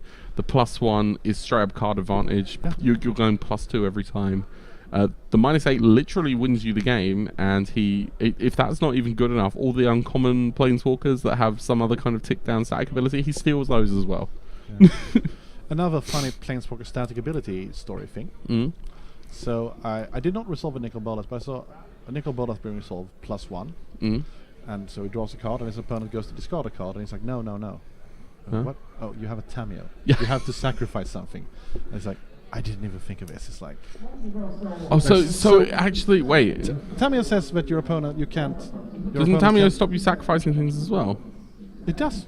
Am I getting things very, very confused here? Tamio, Collector of Tales. Let's not pick the anime one. Let's not pick the anime one. Yeah, you can't sacrifice permanents either. Well, then they misplayed it, and I even missed it. But yes, Tamio. Remember this story. This story was wrong. This is exactly what we were talking about earlier with the Planeswalker static abilities. Yeah. There are so many things that are so easy to miss with the Planeswalkers in this set.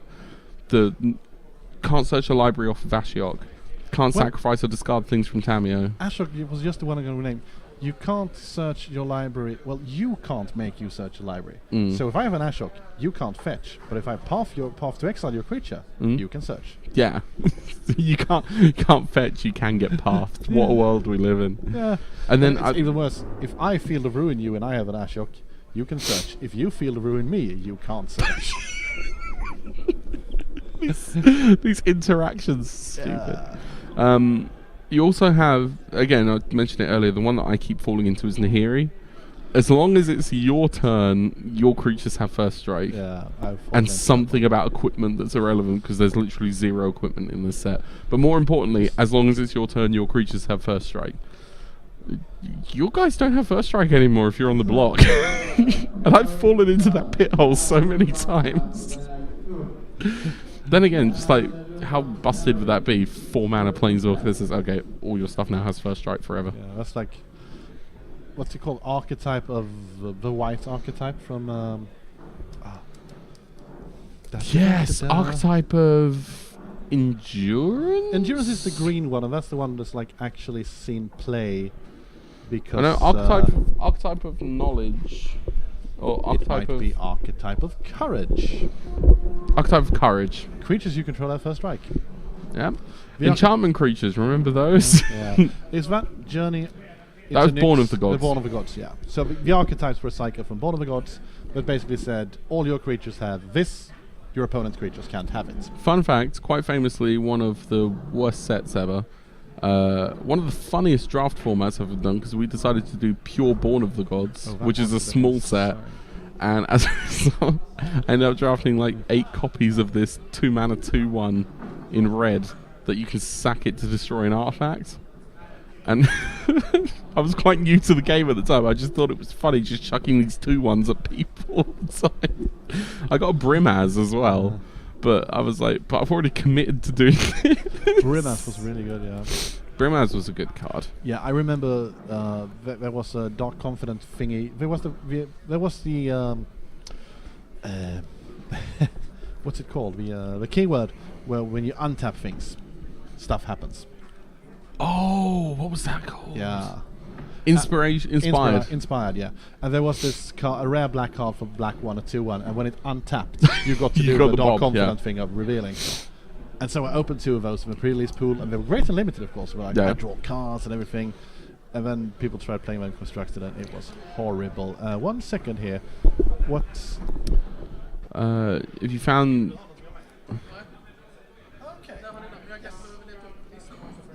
We want Nicholas. Yes, so we are closing in on the first game of the draft, and we will be watching our featured drafter. Yes, we're going to at least spend this first round to see how it worked out with those draft picks that we made. Yes. See if he could have won if he had just picked Bolas' Citadel. Yes. We will have like a Bolas Citadel counter every time we're like, oh, if that card had been... what did he pick over the Citadel again? Herald of the Dreadhorde, I believe. Herald of the Dreadhorde. Every time he draws Herald of the Dreadhorde, and it loses in the game. It does have 3 of them. Yes, so we don't know which one. I mean, Herald of the Dreadhorde is one of those cards that you'd think to yourself, 4 mana 3/2 that dies and replaces itself with a 2/2 would be fine, but a lot of the time you look at it and you just feel like it's underwhelming in this format. I feel like it often trades with a 2/2 or something, and then the Yamass 2 it's not super high impact. Oh, look at them! Look at his fancy iPad. Yes. And we've changed the decor. We appear to have... Yes. We don't have the lineup playmats anymore. What do we do? We are doing a cross-promotion with Lincon. Ah. Does Lincon have their own playmats? Yes, they produce playmats. You can buy them in the Lincon store. Oh, They cool. are very lovely, and you can buy them in the Lincon store next year because they've produced a lot of them. Mm? Just Okay. like World of Spark. Oh, so you can't. What? Huh? You can buy our playmat online or just outside here. So yes, those of you in attendance at Lincon, you can feel free to purchase a playmat from outside here, or you can order them online. Those are the artworks that are on the tokens that are being given away as well, aren't they? Yeah, and I think the pack one pick one is of course to buy both playmats. Take both playmats, walk away from the draft table, try not to get DQ'd. It's like GP Vegas when people open like foil Tarmogoyfs. It's just like, you should have taken the burst. No, you shouldn't have taken the burst Oh, well, lightning. that one. Yeah, but I mean, at GP Vegas, they were sealed. Mm. There were people like, oh, I opened 2 foil Tarmogoyfs in my seal pool. I'm going to drop and go home with this pool. Yeah, why wouldn't you? Like, why would I play the main event if it means I have to give away literally maybe 3,000 crowns of Yeah. cards to someone else? I believe that's also why they've changed it so that nowadays you that and masterpieces invocations. So whenever you play a high level sealed event, the packs you open will be the packs you play Yes. to prevent this situation. Oh, I'm back on camera. Hello. Hello. Mm. So, opposite from Niklas, we have Peter Welder, who is playing 4-color stuff. We might be getting some deck lists 4-color stuff sometime at in some the point. near future. I mean, of course, we already know what Niklas has been all about. Yes, Going yes. into this. And as we said before, I think it's a good deck. Yeah. Not a monster deck, but a good deck. I mean, it's as long as there's not any God Eternals running about, I think he should be okay. As a relatively solid black-red mid-range deck, that's the sort of thing I'd want to be seeing. Yes, I mean, Wasn't seeing any last step Reavers though. no, but those are actually worse in the kind of deck that Nicholas is playing, I believe. You think so? Well, seeing as he has more of a Herald of the Dreadhorde Butcher, one of those, but type cards, I think he picked up 2 of a Minotaur, Dreadhorde Minotaur, maybe? Yes, the first second right. one. It looks like a bit of a more aggressive deck. Oh, here we see. Oh, it's one of those sheets. Yes, it is one of those sheets. All right, I'll So- take Niklas's. Yeah. This Peso is- is playing. It was a long time ago. So I see Crush Descent, Casmina, Tamius Epiphany, Dreadhorde Arcanist, a lot of green, Arlin, Double Giant Growth, Vivian. He probably pick up a Vivian. Oh, it's on, and there's a second turn Dreadhorde Butcher. Ah, that's what you On want to the be play. doing right now. That's a Prismite. That's not going to be stopping the Dreadhorde Butcher. No, well, it will block and trade. No, I don't have a microphone. Will it trade? Is Prismite a 2/2? 2-1. 2/1. Oh, the Butcher has to hit in order to... It starts off as 1-1, and it's currently a 2-2. Oh, God. So the Vivian's Grizzly and the Prismite pretty much stop the Butcher in tracks. Wow, okay. So, well, That was underwhelming. Peto is playing base green. He probably got the Vivian we saw running around, or another Vivian. So he's got a Vivian. He's got Bioessence Hydra, quite a powerful card. Yes. Dovin and Tolsimir. He took the So Tolsimir as well. He did. There's quite a bunch of power in Niklas' deck. got- He is making them fight. I guess the Butcher is going to go ahead and kill the Prismite. That was... Well, Well, I mean, he ended up the same result, but made him use the removal spell. and now it deals 2 damage to anything. Yep. In this case, Petal, most likely. So there are some good cards in Petal's deck.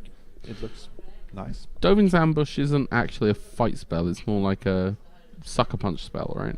Like, it only deals the damage one way. I think it's a... Because otherwise, I'm pretty sure he would have just killed the Grizzly off this. Dovin's Ambush. why? Because otherwise, he would have It's- killed it's the 2. not If it was a fight Dovin's spell, I think he ambush, would have it's killed the 2/3 off of Domri's that. ambush. Dovin's Ambush. Dovin's ambush is like, I don't know. You don't get to do things. How do you feel about Vivian in this format? I feel the Vivian is very strong in this format. Domri's ambush, it's a deal damage. Yeah. I feel Vivian is quite strong. I think that the real strength is, of course, the plus ability is nothing special, but the flash ability. I mean, the plus ability is something. The tick down lets you get through stuff. I mean, it gives you a little bit of gives you a little bit of reach. There's Arlen, voice of the pack. Arlen goes to hand. Not the leader though, just the voice. So playing Vivian, getting a creature, hopefully a hidden creature. That's very nice. Because even if Vivian leaves play, you can still play the creature. Yeah. But the real strength lies in so here Vivian lives, and now he most likely can just tick it down again, right? Petter, would he let it die for without that? Planeswalkers? Petter would hope. I mean, now he's probably going to play like Arlen because she's a Planeswalker. But with Vivian on the table, you just want to stop playing creatures on your own turn. Just flash in some blockers here and there. Go nuts. Yeah, and okay, flash in. You deal me some damage, I'll flash in a bigger creature. And so. Yeah. But of course, here comes a Planeswalker. And the putting out tokens is paying off. Yep. So, it's definitely a commanding board position for Petter. Yes, I think it feels so weird to say it, that Prismite really, really did its work. It did. Prismite is not a card I would pick very highly. Except for this very situation. Yes, if I knew my opponent would have a turn 2 Dreadhorde, which So, well, Petter is in a commanding position. Nikos really has no attacks, so he will hopefully get the full value out of Arlen. I mean, to be fair, he has Kaya in hand. Oh, that's something. So there is... it costs 1 million mana, though. He's using his tick down on a token. Wait, Kaya, she only hit creatures? It's a bit unfortunate. If Vivian was a 2, I would definitely play Kaya, destroy the token, but you put Vivian down to 1. She still lives. Of course, I picked that one. Of course, you picked that one. I just want to see what the text is. So the static ability on Kaya is your stuff doesn't have hexproof anymore. Yeah. And can't gain hexproof. And then the -3 will hit a creature. So do you hit Arlen in this situation? Because you're not killing Vivian. I think one of the things he's concerned about is a double tick down on Vivian is a huge amount of card advantage. I think the bodies he might be able to work with dealing with because he has Kaya in play, and worst case scenario he can just tick down Kaya again. Oh, but there's boy, crashing the party. This is where the 3/3 comes in and fights the Taskmaster, right? Yeah. Oh, that's and a bit rough. Yeah, Nicholas is in a heaping help of trouble. Yeah, that could be looking better. And he gets a wolf as well. Makes a 3/3. And Arlen puts a counter on Voya. Oh, friend to wolves indeed. I was like, how many wolves even are there in this set? Of course there's that one as well. There's Arlen's wolf. Arlen's wolf and Arlen's wolf. Voya, friend of elves. And Voya's wolf.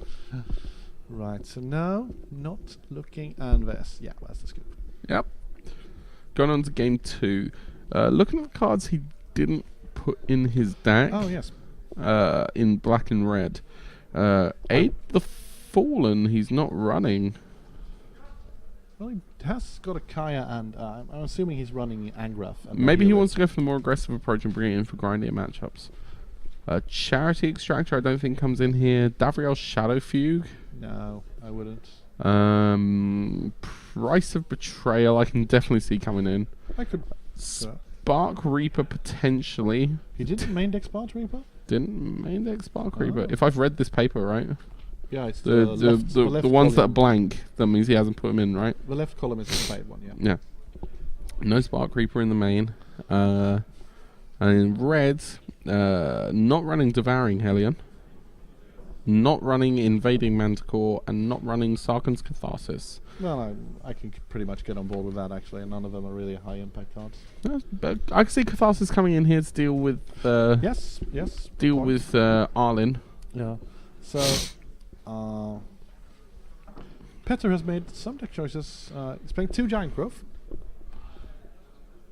I read that wrong. I could have sworn that just said he drafted 11 Giant Crows. That would be something.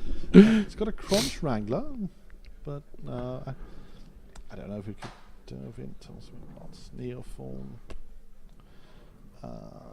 So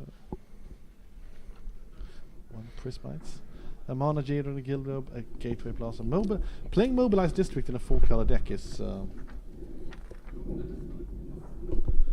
it's something. Jonas has decided to join us back. He's sitting in the coverage area, chilling out a little bit.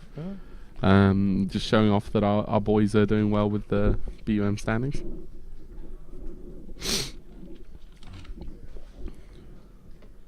Four color stuff. Well, I can always admire someone who decides to just lazily name their deck. he's playing base green, but he's splashing for like Splashing for everything else. Tolsimir, Dreadhorde Arcanist. He's That's splashing for Arcanist? He's playing Arcanist. I'm saying. Oh, I don't think it's a really good card, actually. Of course, there are constructed implications, but why though? he's splashing for Ral's Outburst as well. So he could I consider mean, the that splash makes for- more sense than the Arcanist. He could consider the splash for Arcanist free. I mean, to be fair, if you Giant Growth Arcanist and then swing, you get another Rouse Outburst. And another Giant Growth. And another Giant... Yes! It's got Trample as well, so it's not even the worst thing with Giant Growth. No. Blocks early. If you can pump it, attacks it, put a +1/+1 counter on it and start proliferating, then... Well, he's playing 1 Mountain, 1 Gateway Plaza, 1 Guild Globe, 1 Mana Geode, 1 Prismite. And that does not really sound like he'll be casting it on turn 2. That does not sound like what is going on. Well, I mean, I do love me some eccentric draft picks. Like, you know, someone opens a Jace and decides to play it. You want to go into triple blue? I'm with you all the way. Jace, I think Jace is actually a very strong card. Oh, absolutely. He's just a pain to cast. That he is. That is. I mean, we did with the Planeswalker weekend with the draft. You got the emblem that said you can cast your Planeswalkers of any color, and I got Jace in my pack, and I was like, yeah, let's go nuts. No. Drop him consistently in turn 4 in a Gruul deck, and then just start drawing extra cards. I didn't play the Planeswalker weekend because I was busy, but it just sounded wacky. It was wacky.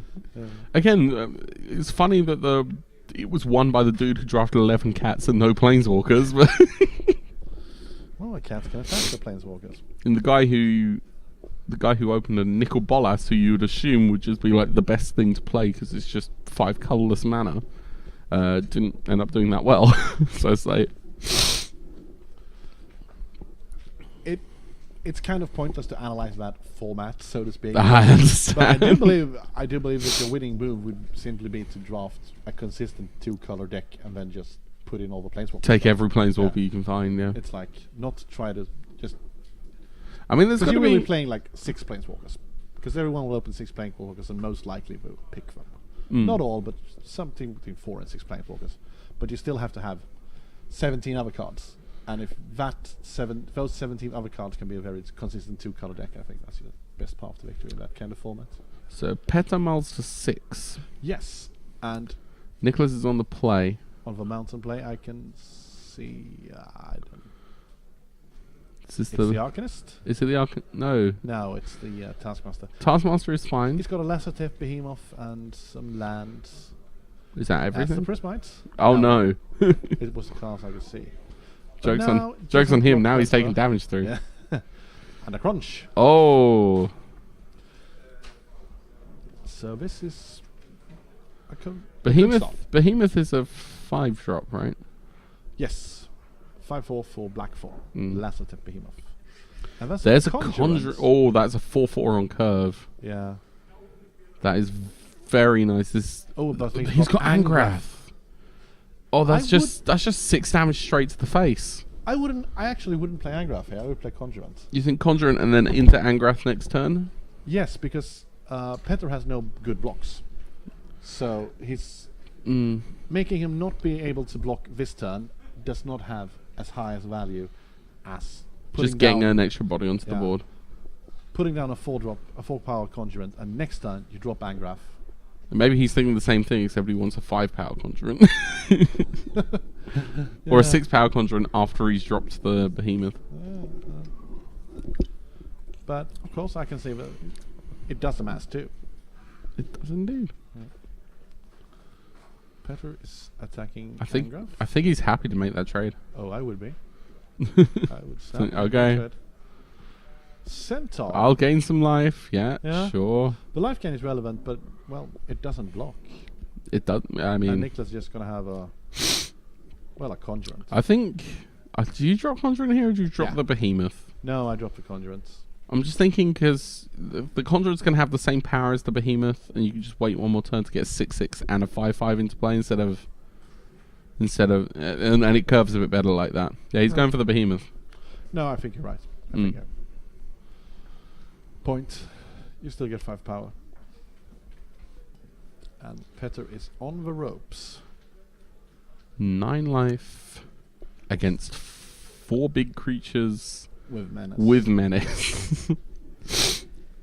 That had better be a Ravnica at war in hand. Oh wait. It does kill Angrath. It does kill Angrath. It gets rid of the menace and then he's tapped out. Planes in. Wow. Planes into time wipe. Planes into time wipe. That does do it. Is he in white though? No, he doesn't have a time wipe. But is he in white though? Yeah, he is. He's in white for Tolsimir. No, he's got 3. Oh, speak of the devil. That's Tolsimir. That's something, but.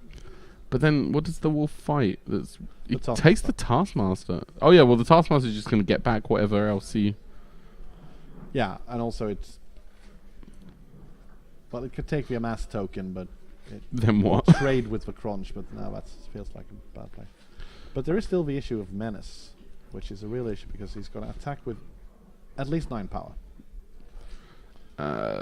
Tolsimir is... A 3/3? It's a 3/3. Yeah. So double blocking on the hippo if it attacks. He can still only kill one of them, but you probably take out the Tolsimir there. Or does he take out the... There aren't any other like wolf tribal synergies apart from the ETB off of Arlen, right? No.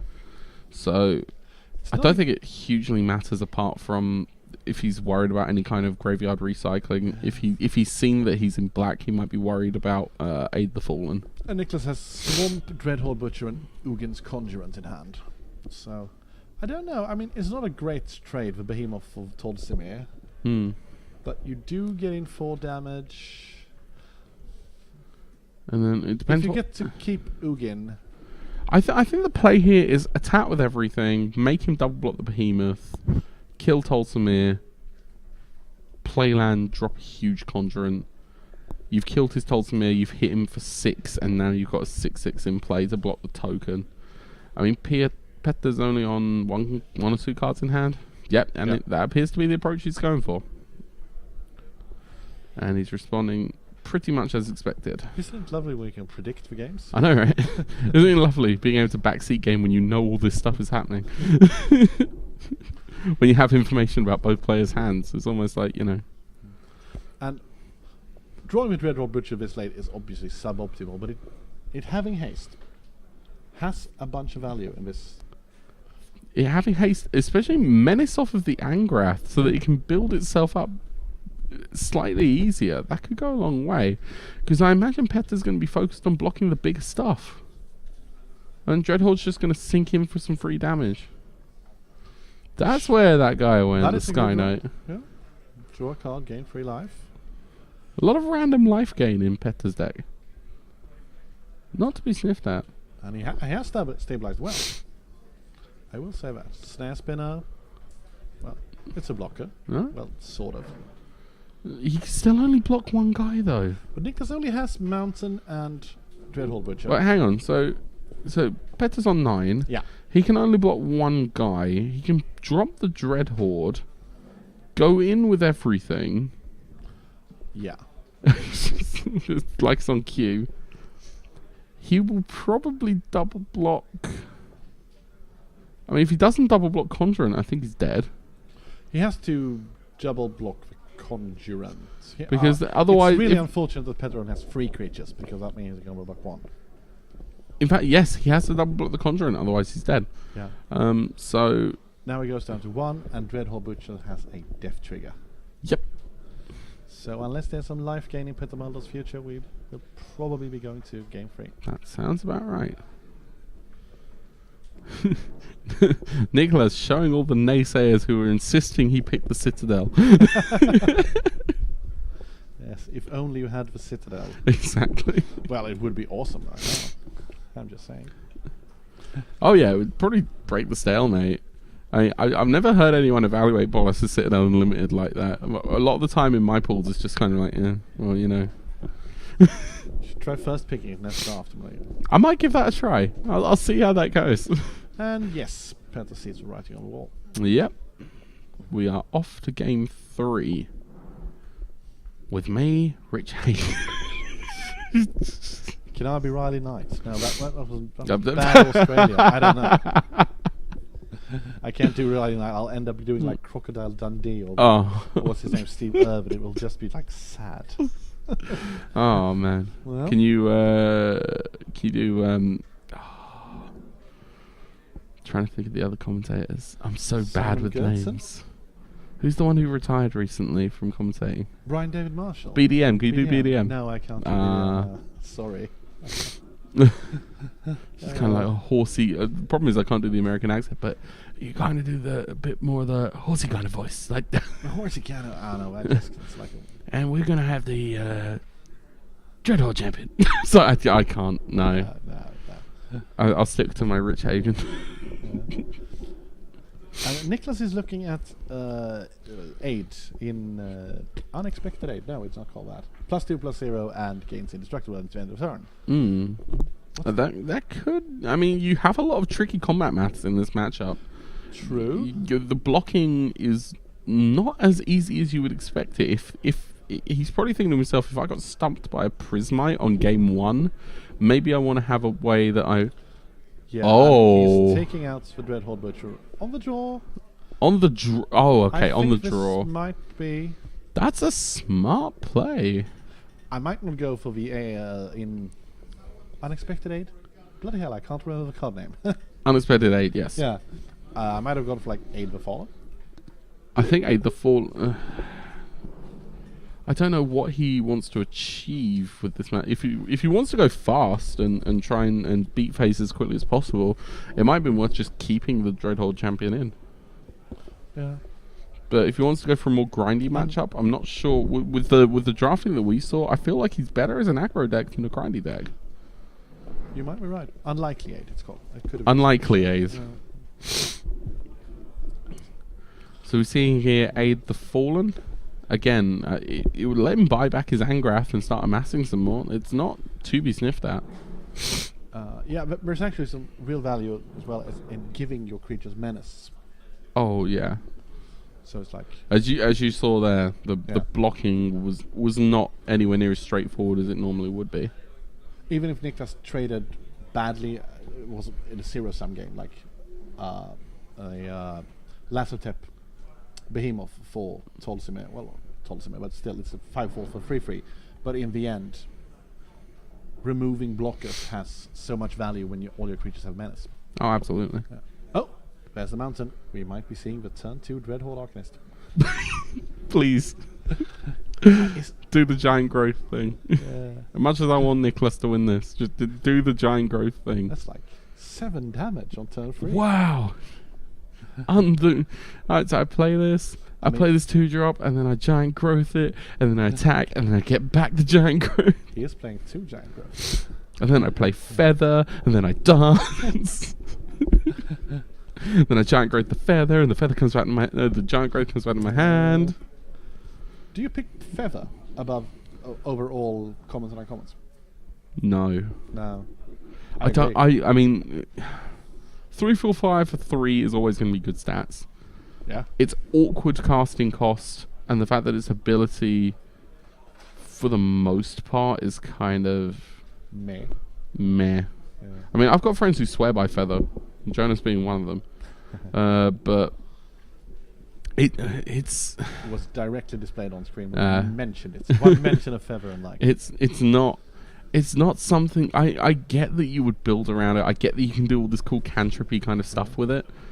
But I just don't see why you would try and force that much of a gimmicky deck in this format when instead you can just crack open Niv Mizzet, for example, and try and force that gimmicky. Phoebe, head of. Why is Phoebe up? You're just putting random cards on the camera. Well, so Nicholas got off on the quick foot with the Grim Initiates, but Petter has pretty much. I mean, the unlikely aid would be pretty sweet here to be able to make a trade with the Grizzly without. Oh, does he have the unlikely aid? Then again, Petter, I don't see why he wouldn't just take one here. Yeah. I think this is the kind of attack that all good players make. Mm. It's sort of like. This is an interesting spot where, like, Vivian's Grizzly said. player, if you're playing against a good player, or Mm. someone you think is a good player, I would always make that attack. Mm. Because I'm pretty sure that they will always just take the 1 damage. Mm. And so even.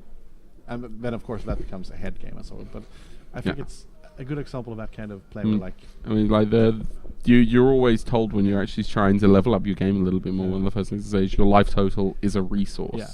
and 1 damage. The only life point that matters is the last one. And so Niklas knows, like, no, but Petter's not going to make this block because he can blow it out. So I can make. So therefore, I can make this attack, and that's an interesting point. Yeah. I mean, one of the things that I personally, Nicholas was the team coach for Vesteros' team. Yes. And one of the things that I personally admire about his playstyle is he's very good at seeing plays that a lot of other people in our group probably would not see that easily.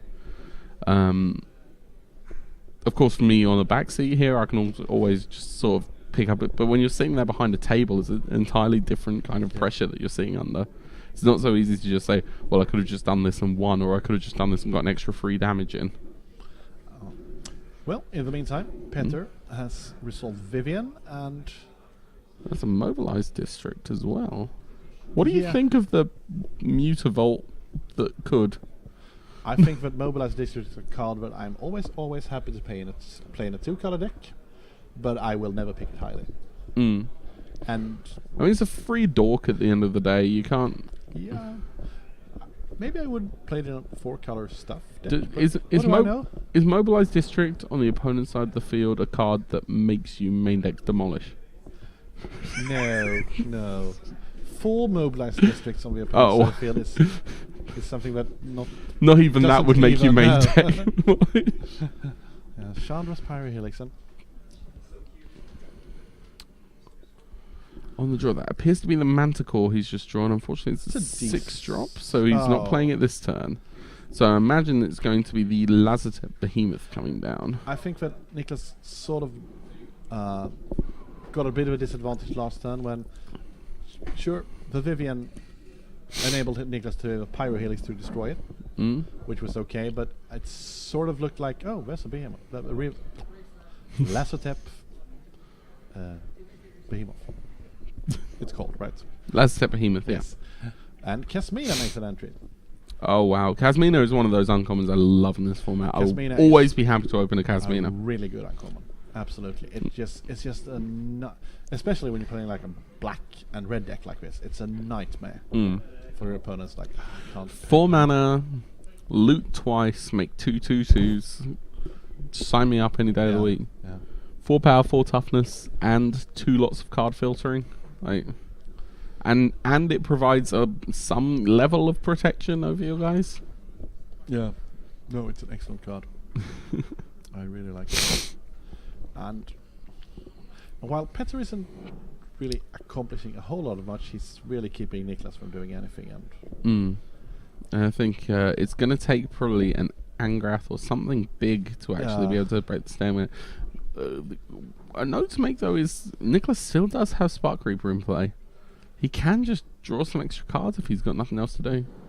I'm going to second guess that maybe that was his turn 4 plan when he didn't make a play. And Vivian forced his hand so he had Pyro Helix, but he might have just planned to Spark Reaper of the Initiates, draw a card. Zombie army comes down. Yes. But this is what we talked about with this format, and I think it very clearly illustrates the point that they're at a point of decent parity on board, but Petter can draw Tolsimir. Petter can draw, well, he can't draw Vivian because she's a graveyard, but Petter can draw Arlin and the kind of Bioessence Hydra, the kind of cards that just outscale what Nicholas can draw. Yeah, I agree, absolutely. However, at the same time, if Nicholas can build enough of a critical mass, suddenly an Angrath off the top, that could change everything. Bonds of Flourishing, though, he is really digging to find anything in his deck. Well, he's drawing cards. Yeah. I mean, Guild Globe. I don't like Guild Globe. You don't like Guild Globe? I love Guild Globe. I don't know, man. It's like...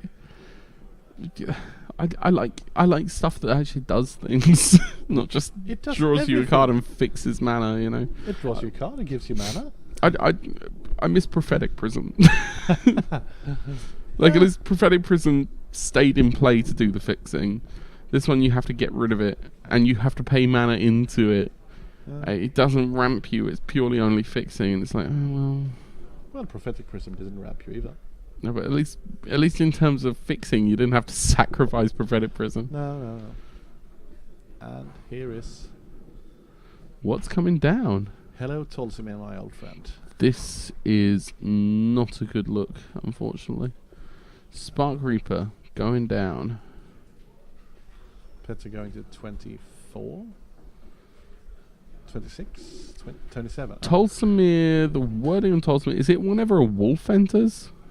Yes, whenever a wolf enters a battlefield under your control, you gain 3 life and you may have it fight target creature an opponent controls. Oh man. And that's... did he take the Arlin? Yes, he's got Arlin. He's got... oh, that's... and one Arlin's wolf. No, but I'm saying in his hands, he looked at Bonds of Flourishing, he saw the Arlin there. No, I think he took Tolsimir with Bonds of Flourishing. Okay. Because that is very rough in that case. And there's Arlin's wolf. Which is now going to fight something when it comes in. I guess I'd kill the Taskmaster. Taskmaster probably goes down here, yep. Yeah. And that's what he's going for. And Nicholas is... Petter is sitting pretty at 30 life. 30 life versus the aggro deck. Yeah. There's the Bolas's Citadel. One of 3 Bolas Citadel could have played his old deck. Oh no. To be fair, alright, credit where credit's due. If that draw actually was the Bolas's Citadel, then he probably would have been okay at this point. It would probably be very good because Nicholas is at 20 life. Yes, just dig through everything. It would be even better for Petter, who is at 30 life. It's a shame he's not in...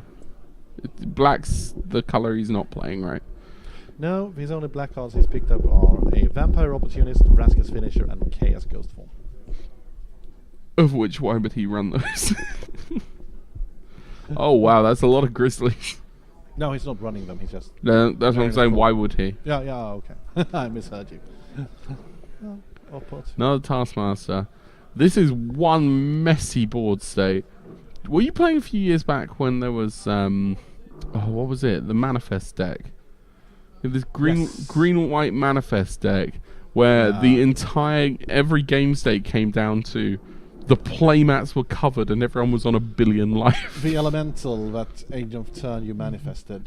Yeah, was... I don't know. I can't remember what it was It's like you played this enchantment that whenever you flip something up, you gain life equal to the number of morphs you control or something like that. Or gain a life for each creature. It was weird. Yeah. I believe I think I won a game day with that, but I was playing like red green, the red green burn deck with the red green command, Atarka's command, and Teamer Battle Rage. I almost won the Dragons of Tarkir game day as well. Shout out to David, who actually beat me in that with a really janky list. He turned up with like just random Teamer, and then I got blown out by Atarka's command as well. But my deck of choice back then was Jund Whip. Use Whip of Erebos with Dragon Lord Atarka. So Dredge, mill Atarka into the graveyard, whip it back, shoot for 5 lifelink damage, attack with an 8/8 lifelink trample, put yourself in a position where you just can't lose. Hornet Queen was legal in that format. Yes, it was. Right? Yes, it was. Very good whip target. Oh, I miss whip. I don't. I miss like just halfway decent reanimated strategies in the format. I looked at the black bond card, and I was like, wow, that could. I would say that Command with Red Horde does sort of fill the role. Yeah, kinda. I mean, maybe more Dread Horde decks is what we need to be looking at. Dropping a Kaya. Yeah, I was just gonna say that the Elite Guard Mage was very relevant because Niklas has no flyers, and now Petter slowly but surely start chipping away. But Kaya puts an end to any of that nonsense.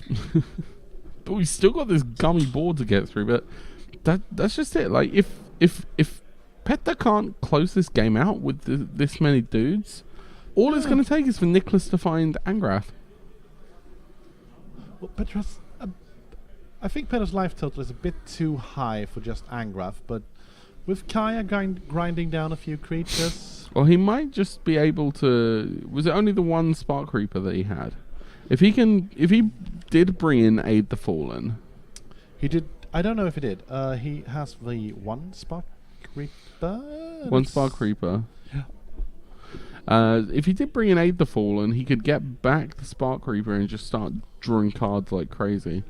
Like turning your heralds into extra counters on your zombie army and then turning them into massive menace dudes. Just start cleaning up this board. Because this is actually a bit ridiculous. So it's 1, 2, 3, 4, 5, 6, 7, 8 creatures on Petter's side to 1, 2, 3, 4, 5, 6. Well, make that 7 to 6. 76. It looks like 76 creatures are in play, to be fair. Oh, good. I mean, eventually Petter's going to find Arlen. Yeah. And then that fight trigger off of... Wait, is Tolsmir? Tolsmir's gone. He was... Kaya exiled him to a worse place. Bane of the Dead. Bane of the Dead? Bane of the Dead. Oh yeah, Kaya, Bane of the Dead. I was like... I thought it meant like Bane of the Living. Oh. Bane of the... I mean, yeah, I guess, technically. Legions? I don't know. Bane of the Living? I think it's a Legions card. It's a morph, and it has unmorph black X. And when it is unmorph, everything gets -X. Ah. Bane of the Living. Cool. It's a big cockroach caterpillar thing. Creature insect. Hmm. Of course, it's not legal in this format, but...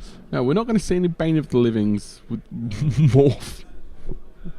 Oh! Are we going to see the Arcanist? What's he gonna do with it though? Does he have get back Domri's Ambush? Yeah, but it needs 2 power to be able to do that. Well, he has got Giant Growth in his deck. Giant Growth into Domri's Ambush. Oh, okay. I don't know. But yeah, it might actually be relevant. Not specifically with Giant Growth into, but... and there's Angrath, I believe. That is the Angrath. And now we are cooking with gas. But does he have any good attacks? This is convoluted. I'm assuming those are wizards. So we're 2/2 wizards. Those are 2/2 wizards. So he has a 4/4 wolf, 2 grizzlies, a wizard. 1, 2, 3, 4, 5, 6. So that's 8 creatures he has in play. So he can block 4 effectively. Plus Mobilized District, but that doesn't... It doesn't change anything with Menace. No. And he got Peter Asker has got Vivian's Grizzly, which is actually really relevant right now because he's going to be able to churn through his library and find Arlin or there aren't a lot. Oh, Bioessence Hydra, of course. Oh goodness, dropping a Hydra here. Yeah. Hydra into Arlin. That's like. I mean, Hydra isn't that good on this board.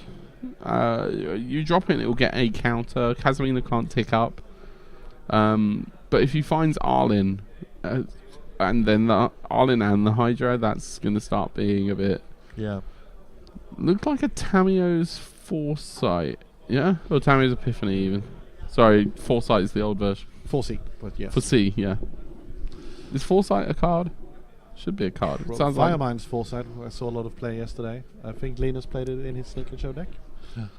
It's the one. It's a sorcery where you get an instant of sorcery with casting cost 1, and one with casting cost 2, and one with 3. Yes. Firemind's I remember that being absolutely useless when I first saw it in Return to Ravnica. It's sort of useless. Linus did have Omniscience in play when he cast it, so. Well, I mean, that's Yeah. significantly more useful than not having Omniscience in play when you cast it. Foresee is also what I actually personally think is one of the worst puns in all of Magic. Huh? You know, because the creature in the image has 4 eyes. Foresee. And I'm just like, You haven't seen Drill Bit? I think it's a bit funny, but another behemoth. That is wow. But Arlin's in play, and the wolves are coming. They don't stop coming. Dovin, is Dovin a big deal here? Or are there just too many creatures? I mean, he can tap. And there's the Hydra. So it comes in with 10. Oh my goodness. That is a big. It's a 15/15 trample. Alright, okay, so he's just played a 5-mana Emrakul. No, it's a 16/16 trample. 5 mana, bigger than Emrakul. Oh yeah, Arlin has 5 counters.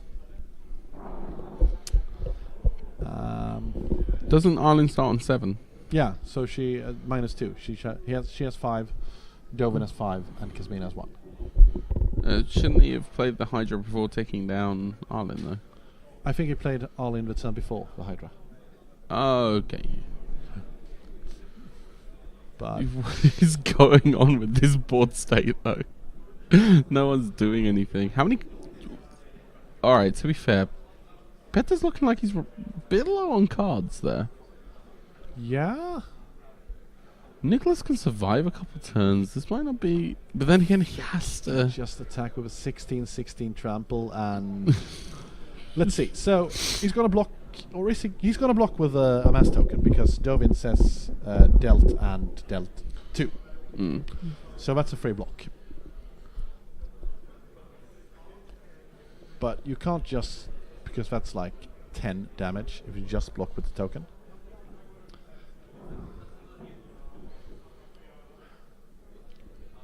So he has 3, 4, 5, 6, 20 power plus VMS token, right? That does... 10 from the behemoths, and then 14, 15, 17, 20. Starting at the bottom and going up. 6 from the last, 10 from the behemoths. Makes 16. Herald makes 19. Manticore makes 23. The Initiate makes 24. Yeah, he has 26 power, but 6 of those are the army token, which doesn't deal any damage. Yes, so you've actually got 20 power. So you could kill the Hydra if you were happy to lose literally everything. We've been fake mocking Peter for his inclusion of Arcanist and Giant Horse, but wouldn't it just be hilarious if he just blocked 20 power and he goes double Giant Growth? And then goes on the swing back against the double Giant because Growth. then he just kills everything. Oh. He has a 21/21 Hydra blocked by 20 power. Double. No, but I think... Huh? Did the Hydra die? No, I think he just blocked with the army token. So he took Took 9. 9. I mean, That means he doesn't can survive seem another turn right. at least. Wait, is a Hydra a 4/4 or a 5/5? Ooh, that is a Nahiri in hand. Well, it doesn't kill the Bioessence Hydra. It does. Oh, the Hydra is 4/4 base power sub, it's not 5/5. So the Hydra is a 15/15. So he blocked with the army token and took 9. And Oh there is- god, he's doing the thing! Oh Giant no!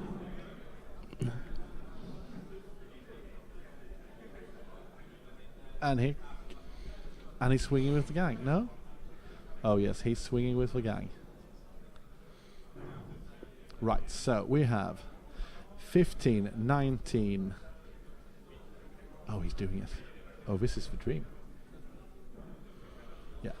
26, 28, 30, 34, Big numbers.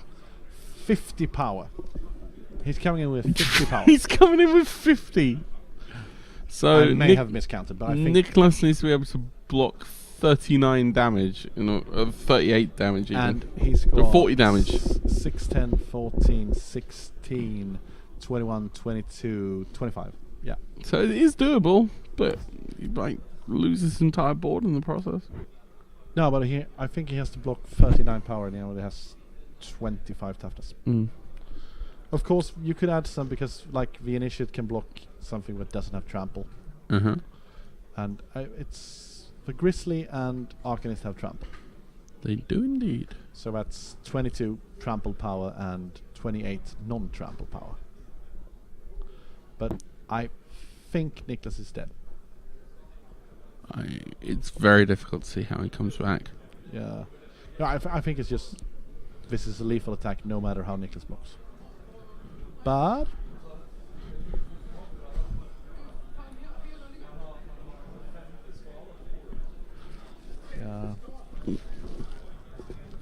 yeah, I really don't think he can afford to block big creatures on smaller creatures. But well, we'll see. We will see indeed. I think this is just the case. Oh, dear me, should It's I- cool. It's cool. It's cool. I got it. My partner in crime's got a bit of a nosebleed. But it's cool. I had an operation on my nose Ah, not that long ago, so I'm a bit sensitive to the old nosebleeds right now. that's cool. But it's okay. I will survive as Pinch long me as. if you need anything. No, it's okay. Just a Anyway, bit of a dry up, and I'll be okay.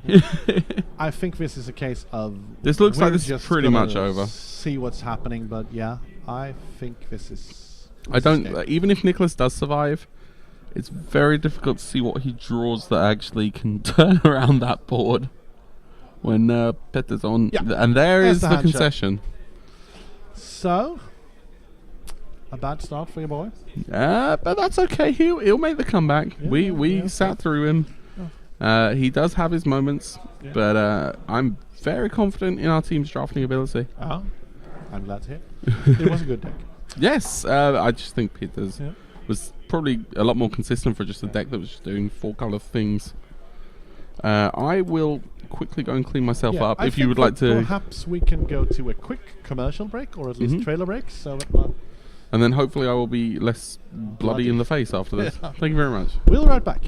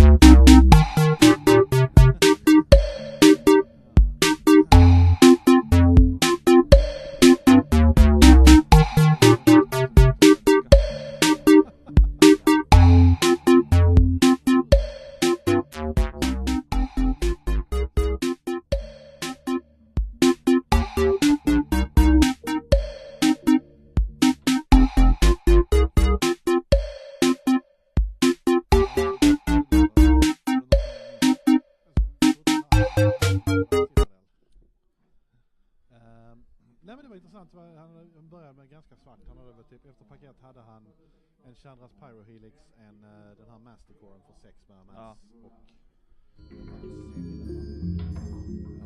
och han hade en Even Eternal. Pack 2 piket så tog han en Hero Red Bull över den blåa fjärran. Okej. Yep. Ja, hej, då är vi tillbaks med runda 5. Jajamän, på svenska den här gången. På svenska den här gången? Oj, det är där spännande. ni har tagit lite break, han har suttit där sedan klockan 10 på morgonen så att han behöver snacka upp sig lite. Menar att man inte kan göra det här på 2 i 20 timmar? Jag förstår ingenting. Det var någon som övertalade mig till att det inte gick sist. Så välkommen tillbaka. Ja. Tack så mycket. Tack så mycket. Vi ska få se en match mellan 2 spelare som ligger på 4-0 och jag lämnade pappret med deras namn där borta. Men det får vi snart. Absolut. Det ska bli kul att se. Jag som sagt, jag kommer in, jag har inte sett riktigt hur draften går till, men det ska bli kul att se korten. Jag är ju som sagt big fan av det här sättet. Det är mycket bonkerskort och det är mycket stort och det är mycket som händer när korten kommer in också eller försvinner, så att det är mycket att hålla koll på. Det händer mycket både på ondo och på godo. Jag ska se Oliver. Ja, nu har vi bild. Jag vet inte om vi har namn än. Men vi kan ju lossa. Avvakta och se vad som händer. Då ska vi se. Yes. Viktor Sjöqvist, Esper Pyle och Ted Kolberg, Gruel Beefcakes. Spännande. Stora tjockisar mot svartvitt blått. I en hög. Ja, precis. I en hög. Båda spelarna har gått 4-0, så att uppenbarligen så har det gått bra för dem idag på draften. Ja, eller i standard åtminstone. Ja, exakt. Kan ha varit motståndaren dök inte upp. Nej, det ska inte vara det. 4-0, det är jättebra början. Ja, det är. Alltså det finns få känslor som är mer befriande än att vinna sin första match i Magic-turnering. Det kan jag tänka mig. Ja. Så vinner man matchen bara. Då har man liksom tagit sig förbi det första bumpet, om man säger så. Då ska vi se, Ted tittar ner på jag såg en jag glömmer kortnamn. Honor of Gadfaro, Snare Spinner, lite länder och inte jättemycket mer, va? Medans Victor börjar med ett Island. Allt i en bra början. Ja, där har vi den. Tjockisen. Den röda tjockisen. Den Raging Crunch. Ja. Ett fantastiskt dropp. Är det 3-dropp eller 4-dropp? Det är 3-dropp. 4-3 för 3. Kan attack alone. Yes. Men kan blocka alone, som vi har sagt flera gånger. Och en Sarkan. Jag ser en Sarkan. Oj. Det här blir spännande. Ja. Var i hierarkin på liksom sådär bästa kortet har du Sarkan? Alltså Sarkan, vi såg ju hur stark den var när Felix spelade idag, när han spelade Jeska i Super Friends. Ja. Sarkan, om han kommer in vid rätt läge så är han ju nästintill bruten, för att hans ability som gör att Planeswalker lyfter från brädet och flyger in som creatures är ju enorm alltså. Ofta en 12-16 damage från ingenstans. Ja, exakt. Om inte annars så kommer den in själv och så gör den en solid 4-4 flygare som är jobbig att bli av med. Som skyddar sig. Så ja, jag tycker att det är ett väldigt starkt kort. Det som håller tillbaka den lite grann är väl kanske att den kostar 5 mana, 2 röda. Jag skulle nog säga att den är ju definitivt bland de 5-6 bästa korten i sättet. Tillsammans med Teferi Brosen. Ja. Teferi som inte har varit dåligt på väldigt länge. Nej. Ja, det är väl en lite sån där, jag skulle säga att det är en topp 3 som är orubblig där på Liliana, Ugen och Ketra. Ja. Men sen kan man kanske diskutera. Men Honor of Godfire ger Ted 2 nya kort och en Amass-token att jobba med. Här kommer det till decklist. Perfekt. Viktor Sjöqvist spelar Esper, Chariot, Enforcer Griffin, dubbla Rising Populous, dubbla Wanderer Strike, Callous Dismissal, Crush Descent, Kioras Dambreak, Relentless Advanced Sky Stealth, Obnixilis Cruelty, 12 Raska, Extractor, Elite Gourmet, där är Teferi. Hittar inte Teferi? I multicolor. Ja. Slotten här, så där blir det lite bättre, för då hittar vi Elite Guard Mage. Stabilt ankommen, jättebra. Väldigt bra kort. Teferi Time Raveler. Ja, okej. Yes, okej. Och so, time wipe. Så basically blåvitt kontroll.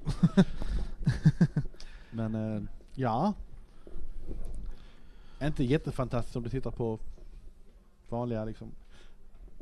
Så Jag tittar här, en Charm Stray. Jag börjar smila direkt när jag tänker på hur det gick för oss uppe i Västerås. Ja, jag ser att han korrekt valt att inte spela där. Ja, precis. Det var något spännande annars. Honor of the God Pharaoh. Samut. Tested Samut är någonting. Samut. Varför hittar jag inte den här? Visst jag, för de är under... Ja, var är... Nu ser jag på den här decklistan och undrar var är hybrid-korten? Där, Samut, Tyrant Smash. Yes, right. Jag är inte jätteimponerad av Samut. Han är ett uncommon-kort som vid rätt läge kan göra lite bus. Men utöver det så, ja. Det var lite som vi pratade om tidigare idag med att de här alltså det är mycket planeswalkers, men alla har ju inte lika mycket big impact. Nej, men alltså här är ju, tycker jag, väldigt tydligt. Till en spelare Samut kan pumpa sina mass-token, göra lite skada, men sen måste han slänga bort sin snare spinner och... Yes. Jag tycker det här illustrerar varför Samut... Nej, den påverkar inte brädet alls. Jag är inte imponerad av Samut. Nej, Samut... där kommer ju däremot ett kort som man kan vara imponerad av. Däremot. Som möts blev... Crush Descent. Den du! En kontring. En dålig kontring. En dålig kontring som funkade. Den funkade jättebra där. Han spelar den i main alltså. Spännande. Okej. Ja.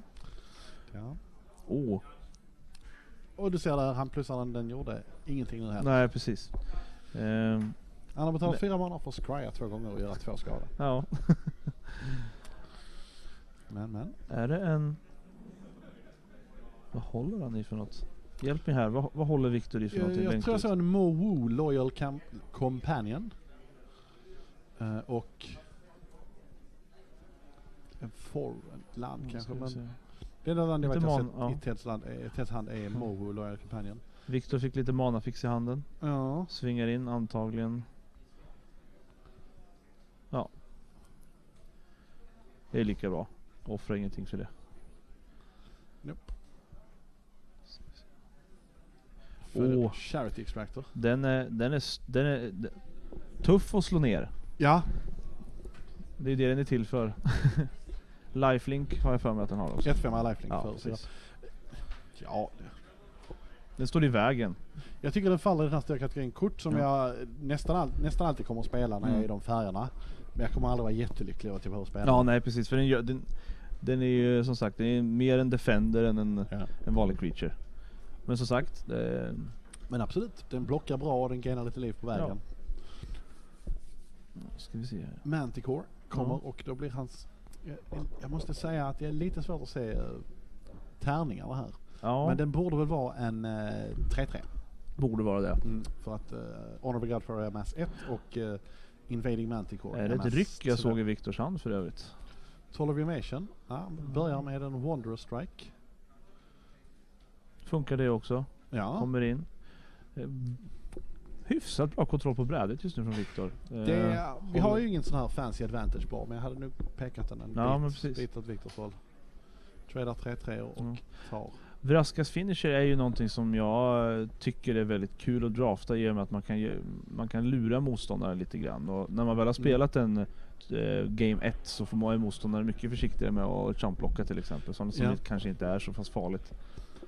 Jag tycker det finns en bra dynamik för att i vanliga sätt när de här mekanikerna funnits innan som det finns i Ixalan, fanns för den här piraten som hade samma funktion. Ja, precis. Där var det typ att du anfaller in i ett större djur. Ja. Men det vanliga som hände var ju att här kommer New Horizons på Moe. Nu så. He is such a good boy, Moe. Alltså det där är... Att i de vanliga sätt så får du den här okej, då blockar jag inte så tar jag lite skada. Precis. Här har du dock att här kan du anfalla en Planeswalker. Exakt. Ja just det är creature eller Planeswalker. Och blockar du, finisher creaturen. Blockar du inte, finisher. Och det gör det kortet mycket mer intressant. Toll of Invasion var det en burn. Det var Raging Crunch. Ja, helt rätt. Ja. Toll of Invasion är ett fantastiskt kort. Ja, det måste jag säga. Alltså, det är ju Limiteds svar på Thoughtseize. Plus att du är massa på det också. Ja. Det ska dock sägas att på det här brädet som Moe är lite stor. Alltså. Det är den och den har ju den här fantastiska abilityn att den blir väldigt större snabbt också. Ja, jag ska faktiskt ändra mig här när jag sa att på övre halvan monofärd kort var inte så mycket mer. Jag ser att Victor i handen har också vad jag skulle säga är ett av de bästa korten i sättet, nämligen Finale of Ja, Eternity. precis. Så Det är ju ett... jag skulle säga att Victor kommer att tappa upp och vinna matchen. Ja, för nu... Där. Ja. Så. Tappar Ta upp. bort ditt bräde, slå för lethal. Ja. Game 2. Det var... det finns så... Det här... Nu kommer vi in på det här hur starkt sätt det är vi tittar på. Ja. Det är ett kort som rensar motståndarens bräde som gör att man vinner. Ja.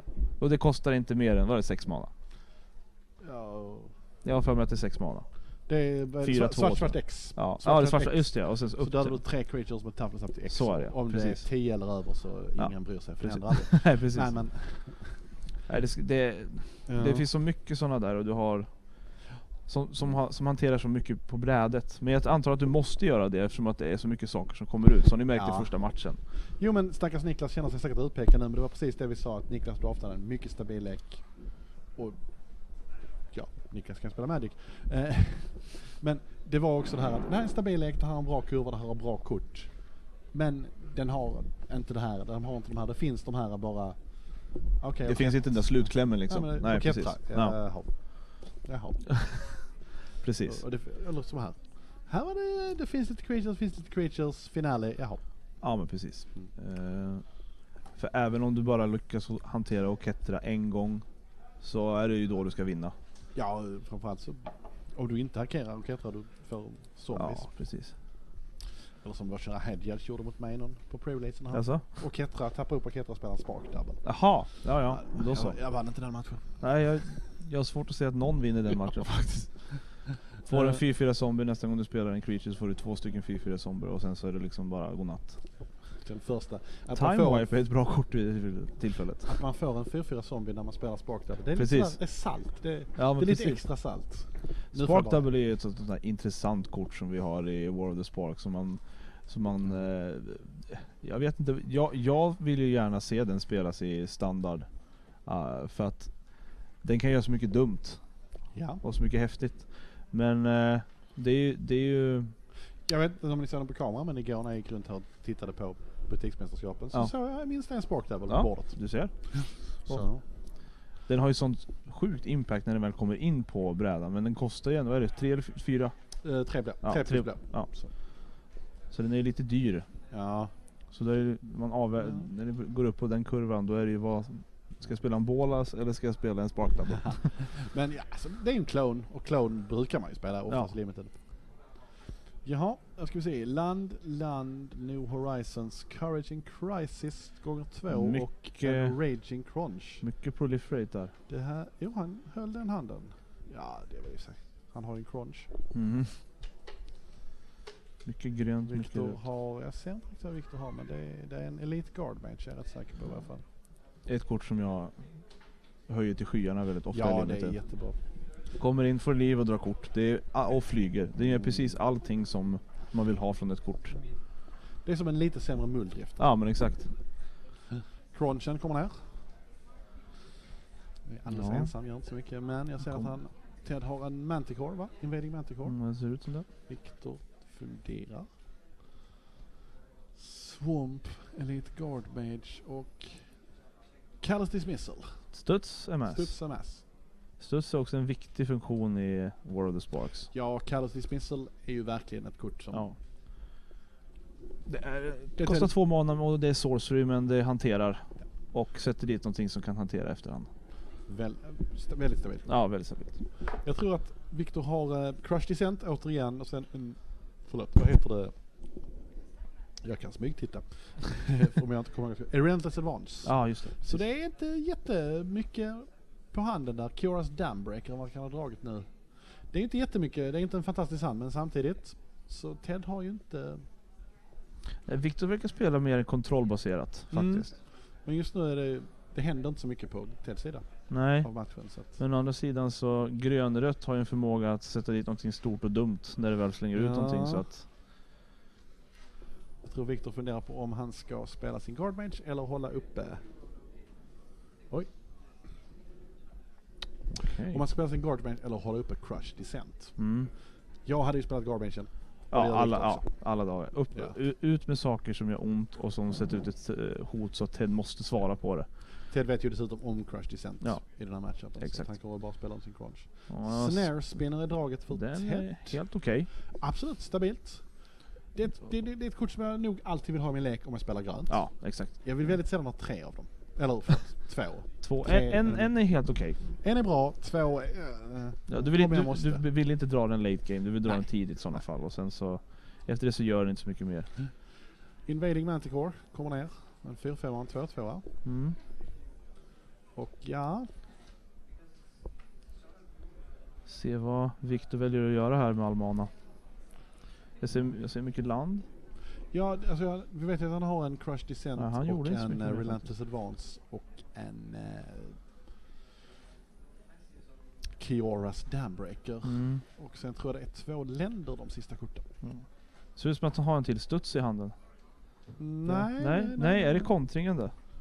Längst ut till höger där. Det är Crush Descent. Ja, det är Crush Descent. Så Crush Descent, Relentless Advance, Kioras Dambreaker och 2 länder. Och där är ett kort till, kanske ett 3:e land. Snare Spinner och Raging Crunch vet vi om i Teds hand. Ted går till attack. Inte, det är väl det känns ju ganska gratis. Han kommer inte blocka det där. Nej, det är inte så mycket. Det är inte jättemycket som kan straffa den här attacken heller. Den är ju... Antar att det kommer komma ut en spindel där för att kunna... Crunch. Visa spindeln, ta ut crunchen. Kommer inte spindeln där? Det borde komma spindel, ja. Manticore har 5 i toughness så kan du utan fara... Där kom Crush Descent. Ted funderar lite men bestämmer sig för att betala. Jag vet inte om Victor missade att New Horizons var spel eller. Men nu fick han counters på sin... La Victor counters på sin Amass-token här. Det vet jag inte om han gjorde faktiskt. För annars... Det ska han ju göra. Ja, för det händer ju oavsett vad den... Det är mycket tärningen här. Det tror vi ska... Det där är en 6-5 va? 5-6. 5-6. Ja. Jag ska se i mellan matcherna om vi inte kan få ner lite bättre tärningar. För vi kan inte se siffrorna på de här tärningarna. De ser så här halvgulsmutsiga ut. Ja. Vi har en Heavy Amass i Victors hand där som jag tycker ska bli spännande att se när den väl kommer. Borde väl vara en 5-5. Borde vara en 5-5. Ja, 2 från... vad var det här? Nej, det borde vara en 4-4. Förlåt. 1 från Callous Dismissal, 2 från Crush Descent och 1 från Kioras Dambreaker. Under tiden så har Ted spelat Courage in Crisis på sin crunch och nu spelar han en till Courage in Crisis. Säga, han har en till i handen där så att han kommer vilja... På sin crunch. Precis. Så nu är det en... Nu är Gruel igång. 7-8 och en 6-5 och Amass-tokenen är väl en 5-5 också så att ja... Men det är klart, jag tror inte riktigt han... Nej. Jaha. Ja, en ännu värre tärning. Tänkte precis säga, vad bra att vi i alla fall ser. Ja. Så nu är ju frågan här hur de går tillväga med så mycket tjockisar ute. Alltså det är en 7-8 och en 6-5? Ja. Tar man ut en av dem? Eller låter man det bara... Alltså, jag tror ju att traden med Dambreaker och sen ta 7 verkar vara det safeaste. Ja. Alltså trada Dambreaker för... Och så på beställning. Så. Ta 7 går till 19. Det går till 12 då, ganska gott om liv. Men det behövs ju en follow-up här. Om hans plan är att typ tappa upp och spela Relentless Advance. Jag tycker om Raging Crunch. Är det stealth mission han dog? Ja, det ser ut som. Jag är inte jätteimponerad av stealth mission. Inte jag heller. Men som sagt. Men där är också en... är den? Det är ett kort han har... vad heter det? En Forcer Griffin heter det. En Forcer Griffin, ja. Och det är väl den största flygaren vi har, va? Jag tror inte det finns någon som är som flyger mycket större, va? I vitt. Nej. Den kostar 5 däremot. Ja, 5 från 3-4. Nej, det är ju den 3-3 han kommer den. Ja. Som inte är fantastisk. Sunblade Angel. Nej, ska du gå högre, ska du ha ett större flygare sätt får du det är typ så här keff. Ja, exakt. Yes, han I det här sättet så är ju flygarna inte speciellt stora, vilket är förståeligt, för då skulle ju bryta ner själva planeswalker-idén. Ja. Och till skillnad från förra sättet där flygarna var en väldigt stor grej. Blå var väldigt, väldigt starka förra sättet i Allegiance. Jag var tvungen att tänka till på förra sättet, men ja. Ja, du hade ju Azorius Uncommon Sphinx. Ja, det var ju stark. Usch. En Hexproof Crocodile. Wardscape Crocodile. Jag tycker om det kortet väldigt, väldigt mycket. Jag vet inte. jag tycker om det för att den är jättejobbig om man möter en lek. När jag spelar den så brukar jag ha den i sideboarden, för om jag märker att det är mycket spot removal så slänga in den direkt, för att då går det inte att hantera den. Ja. Och sen så är den bra blocker också. Jag tycker att det här är ju leken man ska spela den i. Vi har redan sett 2 Courage and Crisis. Precis. Och så, jag menar, just nu så kan det inte anfalla profitably. Är Amass-token en 10-10? Det ser ut som en 9-9. Ja. Nu är ju frågan alltså. Det känns som att vi hamnar lite som i förra matchen, att ingen av dem kommer vilja attackera för att det svänger för hårt tillbaka. Sen så ligger Victor nere på 12 liv också. Alltså 9-9 där håller ju fortet ganska bra. En Force Griffin kan ju anfalla. Och då har du ju blocken på Spider. Jag vet inte hur... Jo, men det är ju en 3-3 och sen Force Griffin 3-4. Ja, men så är det ju. Bara... Ja, det är sant. Så. Victor kan ju börja slå med till en Force Griffin. Sen vet vi att han har Relentless Advance och ett Swamp på handen. Och det är inte så... Eller spelar han Relentless Advance i den? Då blir det ner. Det är inte så spännande. Nej, det är Oath of Kaya. Oath of Kaya? Oath of Kaya. Då skulle han kunna göra sig av med spindeln. Ja, men det är inte värt det. Alltså den kan ju inte blocka en Force Griffin ändå. Nej, det är sant. Men... jag vet inte. Jag tycker det är lite defensivt av Victor att inte anfalla. Där kommer Makeshift Battalion. Just det. Om 2 till attackera, men så får han en counter på sig. Ja, just nu är det en 3-2 för. Yes.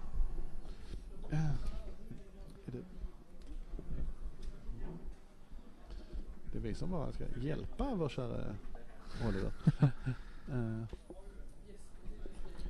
Ted tappar upp, spelar Moe och önskar att han hade kvar sina Courage and Crisis på hand. Ja, precis. Men Obnixis Cruelty är det är ett bra kort.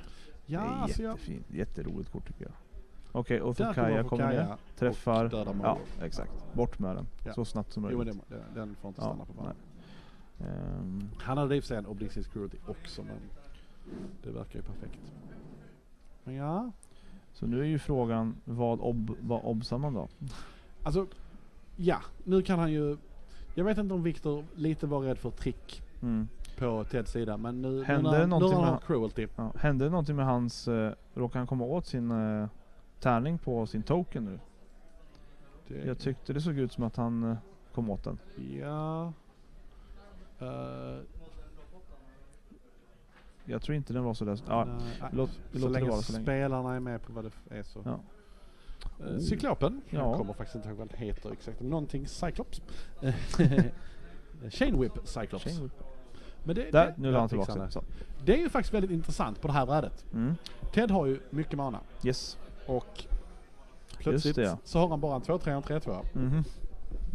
Eller Victor har bara en 2-3 en 3-2. Just det. Medan Ted har en 7-8. Det här blir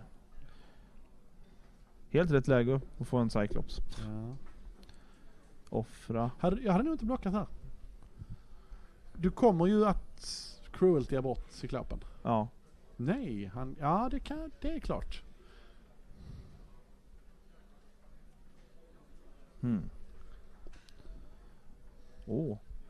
Det var ett...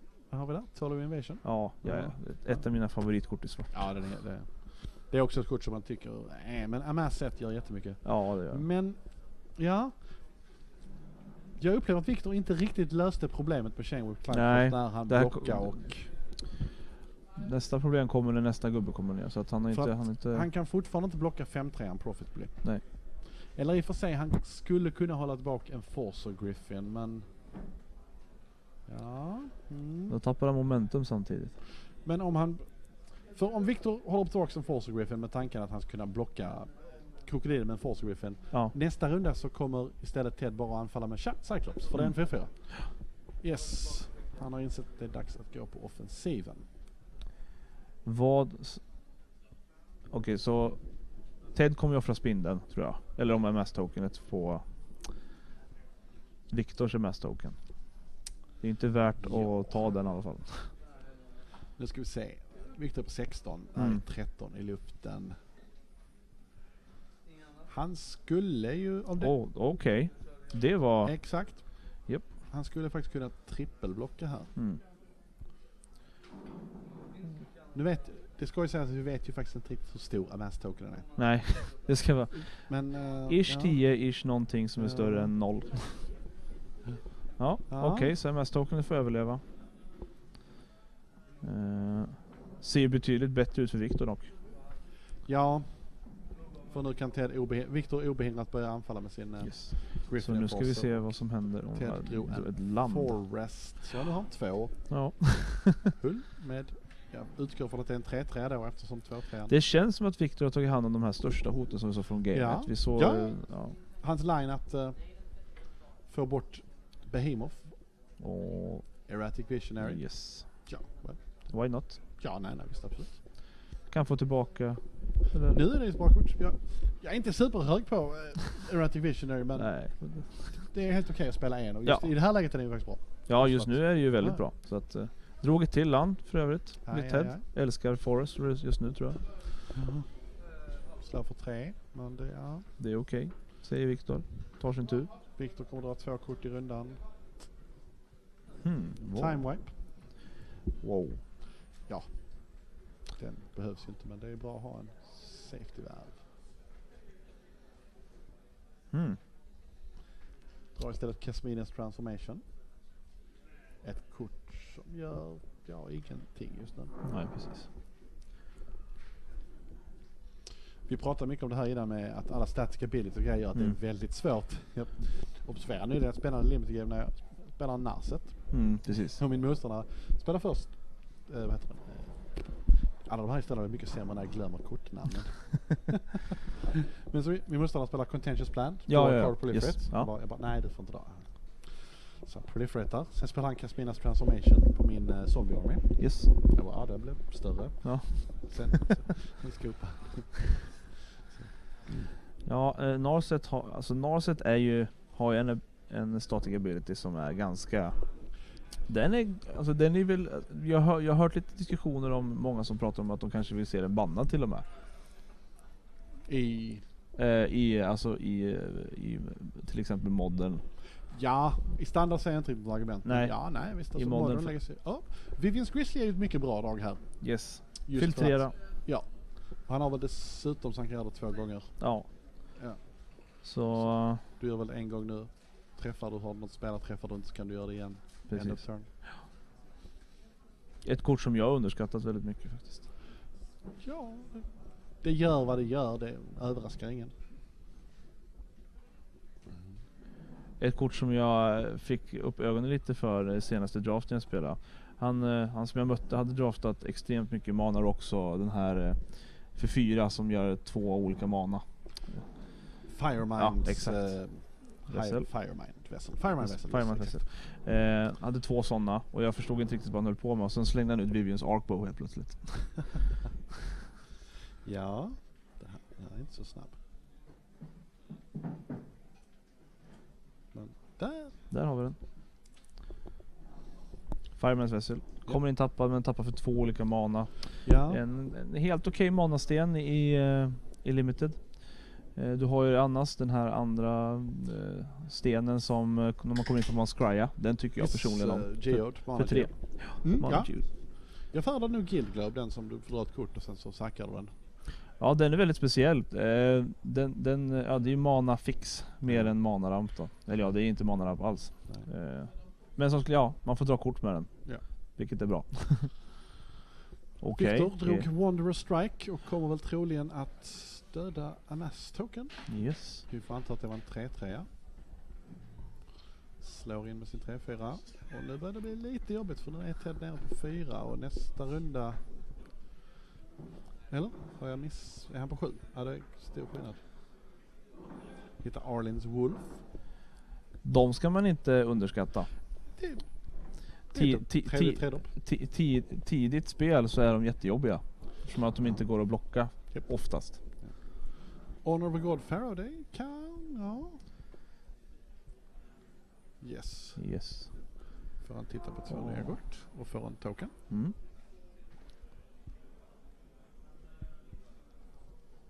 Ja, han är på 4. Det börjar... Ja, alltså det som händer nu är framförallt att nästa runda kan Victor anfalla med både en Force Griffin och då tvingas Ted att offra sin spindel. Ja. För att ha någon chans. Nu är jag ute och yrar för han kan inte det. Oj, där kom Kiora. Kiora är ganska bra, men hon gör väldigt, väldigt lite nytta på det här brädet. Det är nog ett kort han hellre hade slängt med. Honor of God Pharaoh. Och han sitter på Mountain Forest Kiora. Ja.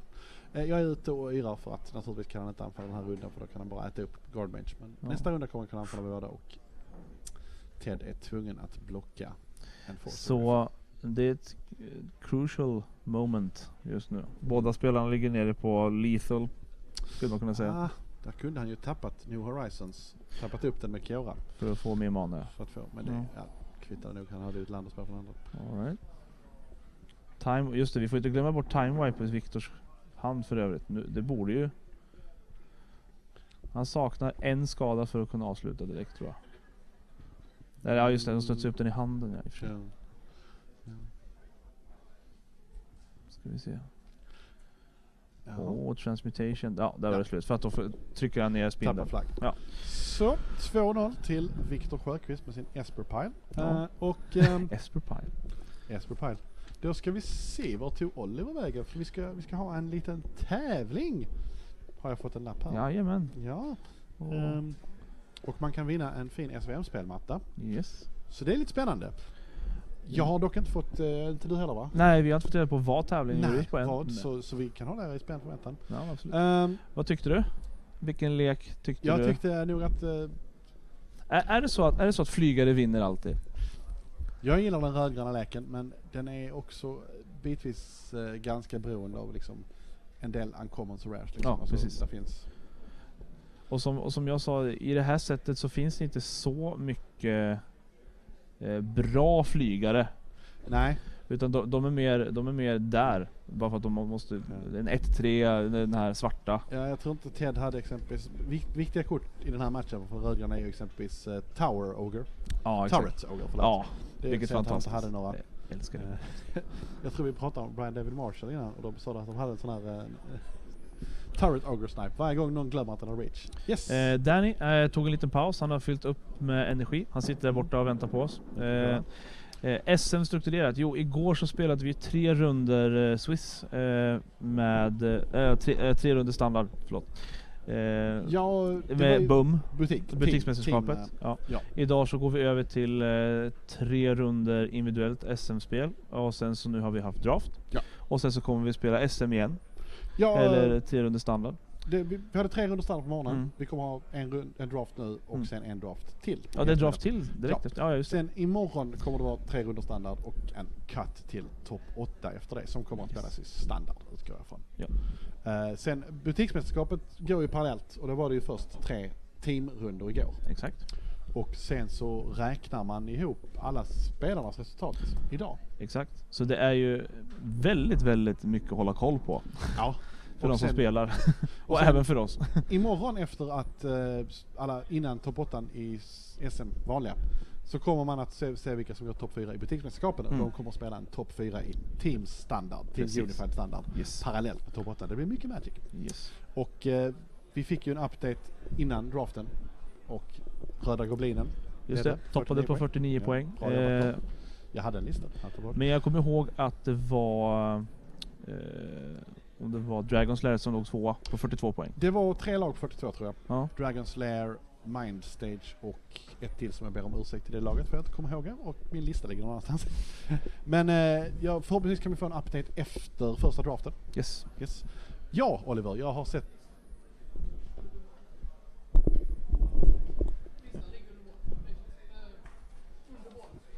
Underbord. Ja, där. Yes. Fantasia, va? På delad andra, tredje och fjärde plats är Dragon Slayer Mindstage och prisfyndet. Prisfyndet, ja, precis. Standings boom. Yes. Vi skulle ha en tävling. Ja, Oliver, berätta för oss vad vi ska ha en tävling om. Ja, ni kan vinna en spelmatta om ni kan svara på en enkel regelfråga. Den involverar Narset och Teferi och... Precis. Ska jag hitta på en regelfråga? Nej. Det finns en mycket lustig regelinteraktion i World of Spark. Om jag har en Spark Double i spel som inte kopierar något, som bara är en Spark Double. Okej. Och jag spelar en till Spark Double. Så om ni gör samma sak som kommer stå på skärmen på den datorn. Okej. Japp. Ja. Ni kan ju mälla på den. Yes! Ja, den skärmen menar du? Ja! Då ser vi här. Kahoot! Oj, oj, oj. Då finns det en app. Annars kan man bara gå upp på en webbsida. Ja, jag ska genast gå upp på. Det här är bra streaming. Vi sitter här och tittar på våra mobiler. Och vad kastar de på oss? Det är högt. Det är bra nu. Då ska vi se.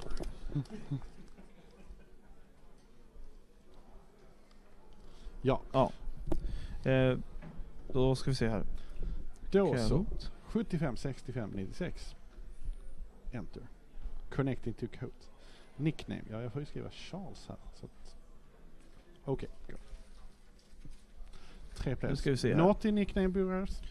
Nu ska jag skriva in Peanut här. Ja, så skriv då alltså inte snuskiga saker här. Tack så mycket. 96.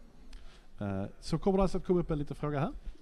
Det kommer att få 4 alternativ Nickname. och så kommer det få 4 motsvarande ikoner på era mobilapp eller hur ni nu använder den. All right. Och Oliver, varför är jag med i det här? Kan jag vinna en spelmatta? För det verkar lite orättvist. Inte för att jag på något sätt är bättre än tittarna, men för att har ju ja. All right. Så det här blir spännande. Ja. Har du kahootat innan? Jag har kahootat. Har du kahootat? Ja, det har jag absolut. Ja, absolut. Något mer att snacka om. Fast du döljer ju våra ansikten. Ja, det kanske är bättre. Du kan sitta så här då. Båla Citadel pratade ni om innan. Ja, jag räknar innan dagen är slut kommer Niklas komma fram till mig och typ, fan, nej. Båla Citadel är awesome.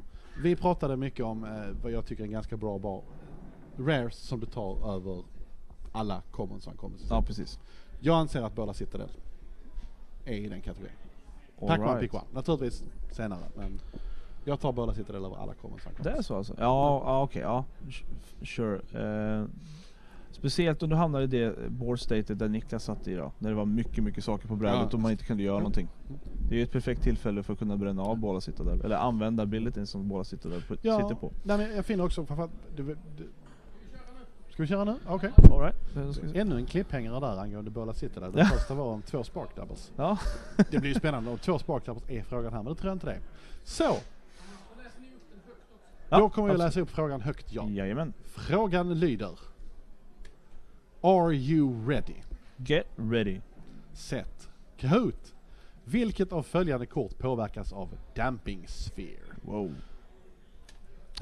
Fertile Ground, Overgrowth, Sheltered Area och Song of the Dryas. Yes, perfekt. Damping Sphere som man ser i modden i sideboards. Det gör man. Hur ska jag svara nu? Jag får inga svarsalternativ här. Jag har 0 poäng. Vi ska inte diskutera kortet, men så kortet bör ni kunna se på er skärm. Och ni ska alltså välja ett av de här. Jag kan inte svara.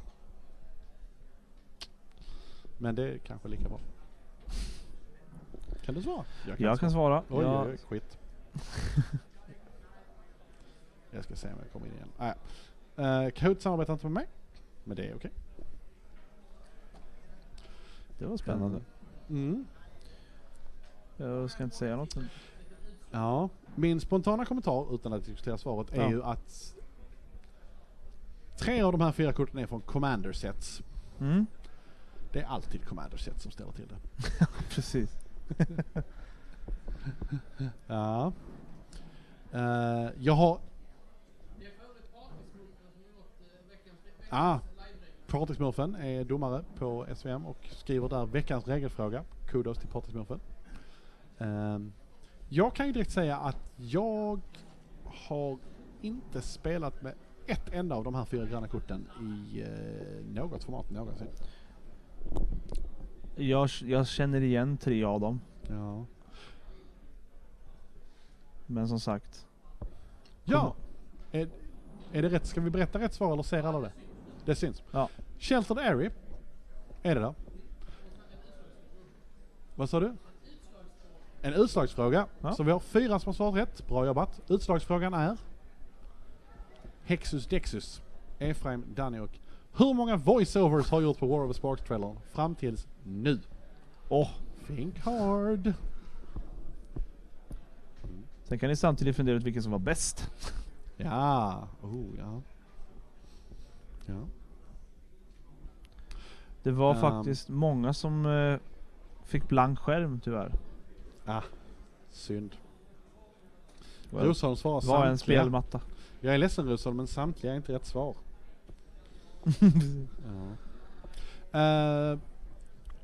Varför är rätt svar rätt? Ska vi förklara det eller har Partysmurfen skrivit en förklaring? Aha. Okej. Så vi... 3 är rätt svar. Här har vi 3 som svarat rätt. Har vi en till utslagsfråga nu eller? Nej. Vi har ett resultat. Yes. Vi har en vinnare. Vad se. Så då vill vi alltså att vinnaren går in på SVM, Svenska Magic, svenskamagic.com och skriver ett litet mail till Lysio. Alltså Lars, Yngve, Zebra, Ivar, Olof. Lysio, a.k.a. Oliver. Va? Ja, Z som i zebra. Ja. Då har vi en svenska lektion samtidigt. Och vinnare är Danny!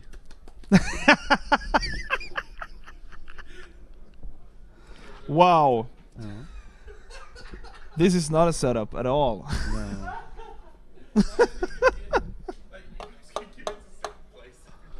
Yeah. So, Danny, would you like to explain to us why Damping Sphere affects Sheltered Area but not the other cards? All of those enchantments, the mana for the lands will produce or the abilities will come from the enchantment itself, whereas Sheltered Area will change the text on the land to say that it will have the ability tap to add 2 mana.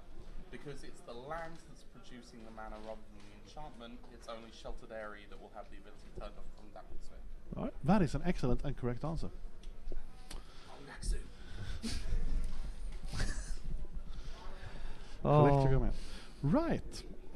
And I just switch back to English. Jag ska gå tillbaka till svenska. Ja, precis. Ja. Jag ligger där och vilar här. Ser du? Ja. Vi ska ta en liten paus. Vi ska ta en liten paus. Vi kommer tillbaka vi är snart. strax tillbaka med den sista draftrundan. Yes. Och så ja. Vi Återkommer är strax tillbaka med Svenska mästerskapet i Magic draft från Lincon i Linköping. Ha det så bra. Hej. Tack.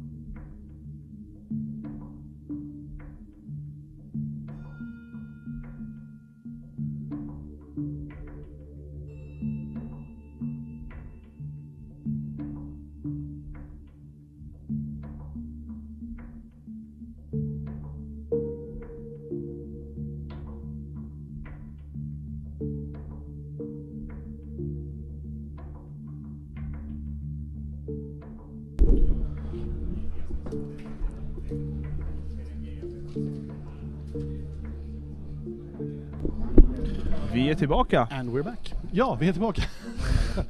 Pratar nyss engelska med den. Ja, precis. Då ska vi se. Det är sista draftrundan. Det är det. Vi kommer att se 2 spelare som är på 4-0-1 och 4-1. Jajamän. Vi kommer att se Alexandersson och Christian Åhlström. Yes. Mer känd som banansmak. Banansmak. Och förhoppningsvis så är de riktigt bra snart. Leklistor får vi kanske också snart, jag vet inte. Jajamän. Värt att nämna, det är 2 spelare som ligger på 5-0. Ja. Givetvis då Viktor Sjöqvist som vi såg i den förra matchupen. Jajamän. Där han vann från 4-0 till 5-0 och Yes. den andra 5-0 är Vidar Hesselvall. Yes. Som vi har sett tidigare idag också, som har spelat väldigt stabilt. Och Ja. väldigt trygg Magic-spelare. som Ja, jag förut. Vidar har varit med i jag höll på att säga World Magic Cup-laget. No, Jag okay. blev säkert rättad att det var typ World Championship-laget öppnade alltid upp orden där. Men ja. Så mycket duktig Stockholmsspelare. Yes. Och vad ni missat medan vi varit offline var att vi har årets SVM Award. Lifetime Achievement har gått till Johan Diesenborg. Okej. Välförtjänt. Nice. Så nu vet ni det. Och ja, Vi avvaktar ett bord. Och även Här har vi det. Där har vi det. Jag tänkte säga sista limited-rundan, men det kommer en draft till. Exakt. Och då kommer vi också ha en feature-drafter. Kan vi avslöja redan nu, vet vi faktiskt. Jag tycker vi kan göra det. Att vi kommer få följa Joel Larsson. Joel Larsson kommer Som vi att kanske få se. Inte behöver någon närmare presentation. Nej, Joel är ju ganska känd inom Magic Sverige och även i världen. Så att. Någon Pro Tour framåt. Precis. Någonting sånt där. Då ska vi se. Det ska bli intressant att se vad vi ser här. Hoppas att vi får bättre tärningar. Det skulle vi göra. Det glömde vi naturligtvis. Ja. Jag skyller på prisutdelningen. Men vi har väl Christian till vänster här. Och vi ska se. Får vi en overlay, Oliver? Så vi kan säga dumma saker med läkare. Anywho. Vi har grönt, vi har har grönt, vi har rött, vi har blått, vi har vitt. There you Alexandersson, go. Golgari Rump, Christian Åström, Jajas någonting. Ja, Jajas. Greeting kanske. Ja, Jajas Infernal. Dålig 7 för Alexander Andersson som skeppar den. Christian verkar behålla sin. Där ser vi en Turret Ogre, lite länder, en Raging Crunch. Turret Ogre är ett väldigt roligt kort. Det är ett väldigt roligt kort. Baseline är en 4-3 för 4. Ja. Decent. Ja. Reach. Bonus. Det är alltså, jag skulle vilja säga att det är ett solid pick. Mycket solid. Oavsett när du tar det faktiskt, om du går in i rätt färger. Tidigt så är det bra eftersom att den har reach för att skydda sig mot flygare. Skydda sin planeswalker om man hittar någonting bra. Senare så är det väldigt bra också för att det är ett kort man inte vill möta heller om man nu ska hatpicka. Ja, och som sagt den har reach vilket har glömts flertal gånger av flertal spelare. Yes. En ogre med reach. Ja, alltså jag tror mer att ett rött creature med reach. Vad är det här? Vem väljer matcherna? Ja. Jangis. Ja du Jangis. Det är vi som väljer matcherna. Vi tänkte vi skulle välja att eftersom det bara var en 5-0 och vår kära båda spelarna hade varit på streamen tidigare, tänkte vi skulle diversifiera oss lite och ja. Sprida ut streamen lite så att vi inte spelar. Christian har ju goda meriter sedan innan. Men ja. Vi tar åt oss om all feedback och hoppas att vi kan bjuda på bra Magic åtminstone. Nu ska vi se. Är det en angrat i Alexanders hand? Det är en angrat i Alexanders hand. Och en swamp. Men hittills är det land go för båda spelarna. Jag tror att jag ser en Chandras Pyrohelix i Åströms hand. Ja. Raskas Finisher möts direkt av denna Chandras Pyrohelix. Yes. Och vi återgår till status quo. Sahili. Kanske. Det är frågan om det redan är dags. För Turret Ogre? Nej, men jag vill ha en Turret Ogre, en Couraging Crisis och en Bolt Bend. Här kommer Angreff. Och Christian verkar vara lite begränsad i vilka färger han har tillgång till. Ja, men precis. Nu går Angret ut på planen utan någonting som hotar honom. Väldigt skönt. Ja. För den som har Angraf. Burning Prophet, enda svaret Christian har. Den. Yes. Non-creature spell så blir den större. Ja, för när du spelar stunden. non-creature spel så får du plus 1 stunder och du får scry 1, vilket oftast nästan är mer relevant. Väldigt relevant. Men Stort. Apropå stort. En 4-4. 4-4 menes. Helt okej. Jag har sett Nästan Massacre Girl. Nästan Massacre Girl. Och det är väl också en 4-4 menes. Så att Ja. det är ut sig. Men vi ska se vad Alexander kan följa upp med. Och han har en Leyland Prowler. 2-3 Death Touch. Mana. Ja. Lifelink. Death Touch Lifelink. Ja. Speciellt kort, om jag får säga det själv. Den gör mycket den där. Den har väldigt många olika abilities. Christian verkar vara som sagt lite constrained på sin mana och kan inte göra något annat än att tappa upp och titta på alla. Men han verkar... Ja, ska vi se här. Ja, precis. Men, ja. Bye bye. Casualties of War. Destroy Förstör. target. Och ett land dessutom. Land, Den Enchantment, Artifact, Planeswalker, Creature. I det här fallet bara ett land och en Creature, men det verkar ju... Det gjorde ont det där. Men titta. Ja, där Som kom på Forest. beställning. Ja, han hade kanske önskat, precis som med Postnord, att det kom lite tidigare än det faktiskt kom. Oh. Göteborgs Yes, den kände vi, eller hur? Alexander drar in i en Toll of Invasion. Ja. Ja, alltså jag... Vad kan vi Återigen säga? det där kortet alltså. Är det? Det är en Band Together, Double Courage in Crisis, en Evolution Sage och ett rött kort som jag faktiskt inte riktigt känner igen om jag ska vara helt ärlig, och en Bloomhulk. Bra kort, men det är lite svårkastade i just det här läget. Så. Ja. Band Together. För Jag sa ju det senast där nere, när vi stod ner på golvet, att det var ett väldigt bra kort. det är ett väldigt bra kort. Ja. Together we are strong. Är det flavortexten? Nej, men det kunde ha varit. Ja. Och sen slår för 7. Och Christian behöver väl typ ett land. Ja, det känns som att det är det enda som saknas just nu. Han har väldigt mycket value på handen, men... Ska du nog uppskatta? Ja, han har en Tibalt. Tibalt, Rakish Instigator. Tibalt, the devil. Det är faktiskt bättre material, för nu kan han ju faktiskt dubbelblocka 5/5 med Death Touchen. Exakt.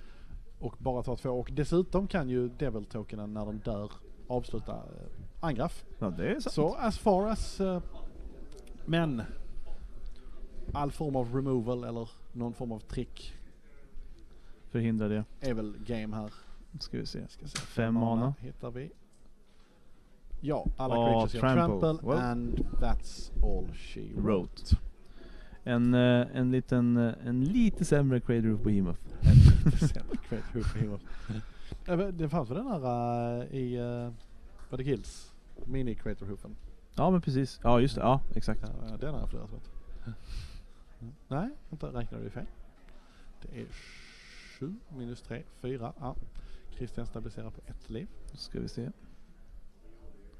hur den här matchen ser mer eller mindre färdig ut. Ja, nej, vi kanske är på det här för tidigt. Ja. Han har faktiskt ett land på handen. Ja, nu har de ju inte Benas längre, men det är en... alltså, kortsnamn idag, det här är mycket spännande. Thundering Ceratok har ju själv trample också. Exakt. Så det behövs... Han behöver hantera 2 saker nu på en gång. Ja, Tibalt löser ju den ena. Men ja, han får faktiskt ut Bloomhulk nu. Ja. Ja, det är ju faktiskt... Ja. De tradar ju. Nu kan han ju blocka Thundering Ceratok med Bloomhulk och Leyland Prowler med Devil och sen döda Ceratok med triggern från Devil. Yes. Och förhindra. Ja, han kan faktiskt hålla sig... Ja, han har en runda då. Och Alexander verkar inte riktigt ha någon follow-up. Christian läser på den. Och mycket riktigt hittar han playet. Block och ping.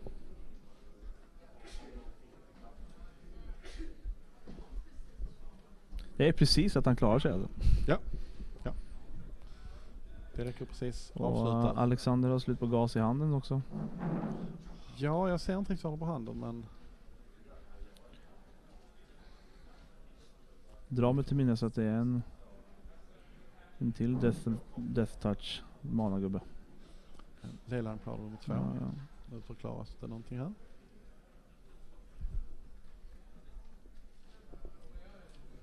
Christian är på 1 väl, ja. Det ska ha ändras också. Ja, det var en delay på hans liv. Han var på 5 en liten stund.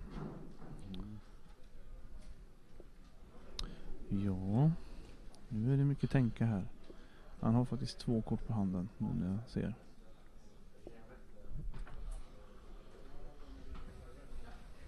Nu är frågan vad som betänks.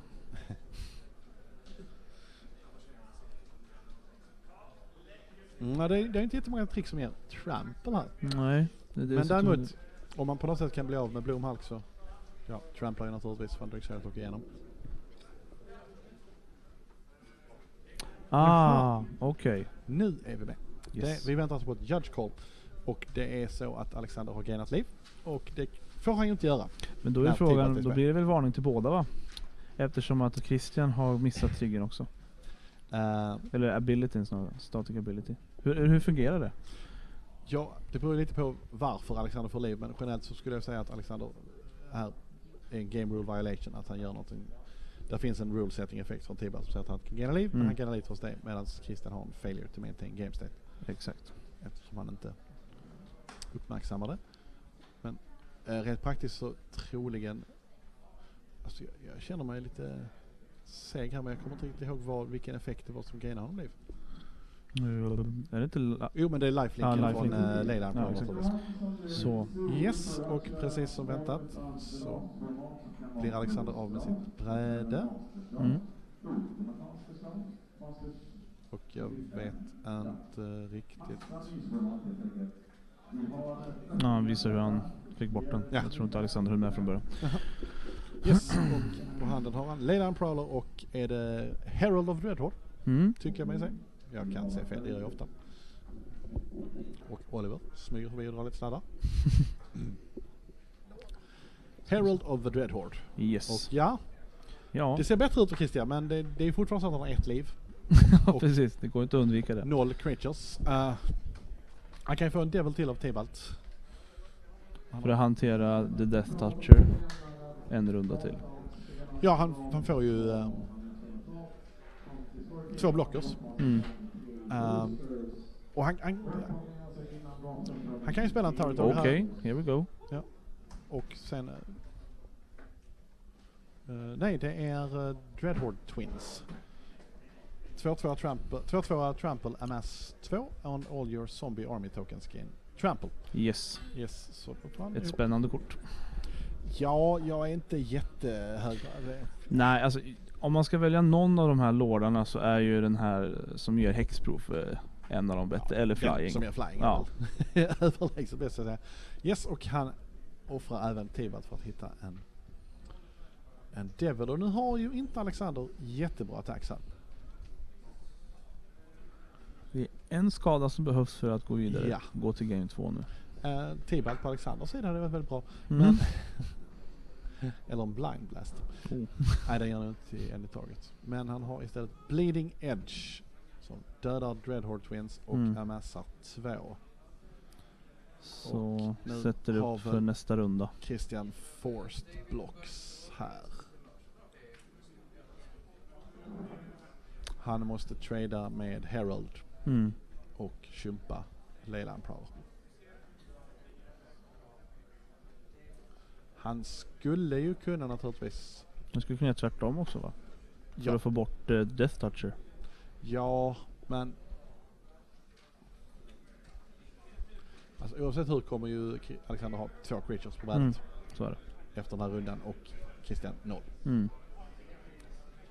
Så, men ja, han... Det är heder i att fortsätta kämpa alltså. Han följer på det bra. Ja, man ska aldrig never ska upp. Och nu kan dessutom Alexander spela ut sin sista Leyline Prowler. Nej, han tvekar. Jo, där kommer han. Ja, det var Leyline Prowler. Och nej, han behövde... Christian hittar inte 3 blockers och vi går till game 2. Vi har tyvärr inte fått några leklistor. Men vi kan ju spekulera. Vi kan ju spekulera på dem. Vad skulle du haft i sideboarden? Ja, alltså Commander Dreadhorde. Commander Dreadhorde. Nej, det är ingen main deck. Den går ju med däck, det vet jag. Men ja. Charity Extractor. Låter som bra kort mot alla de här Death Touchers. Det här är bara Ja, precis. Taskman. En Bonto hade inte varit fel. En Bonto, ja. Jag är övertygad om att de här spelarna har lämnat Bonto i brädan. Men vi får se. Alexander. Bonto är ett väldigt spännande kort egentligen. De kan insacka permanent för att dra kort. Ja, jag skulle vilja säga att alla våra gudarna, God Eternals, Ilhag då får man räkna som den femte, är ju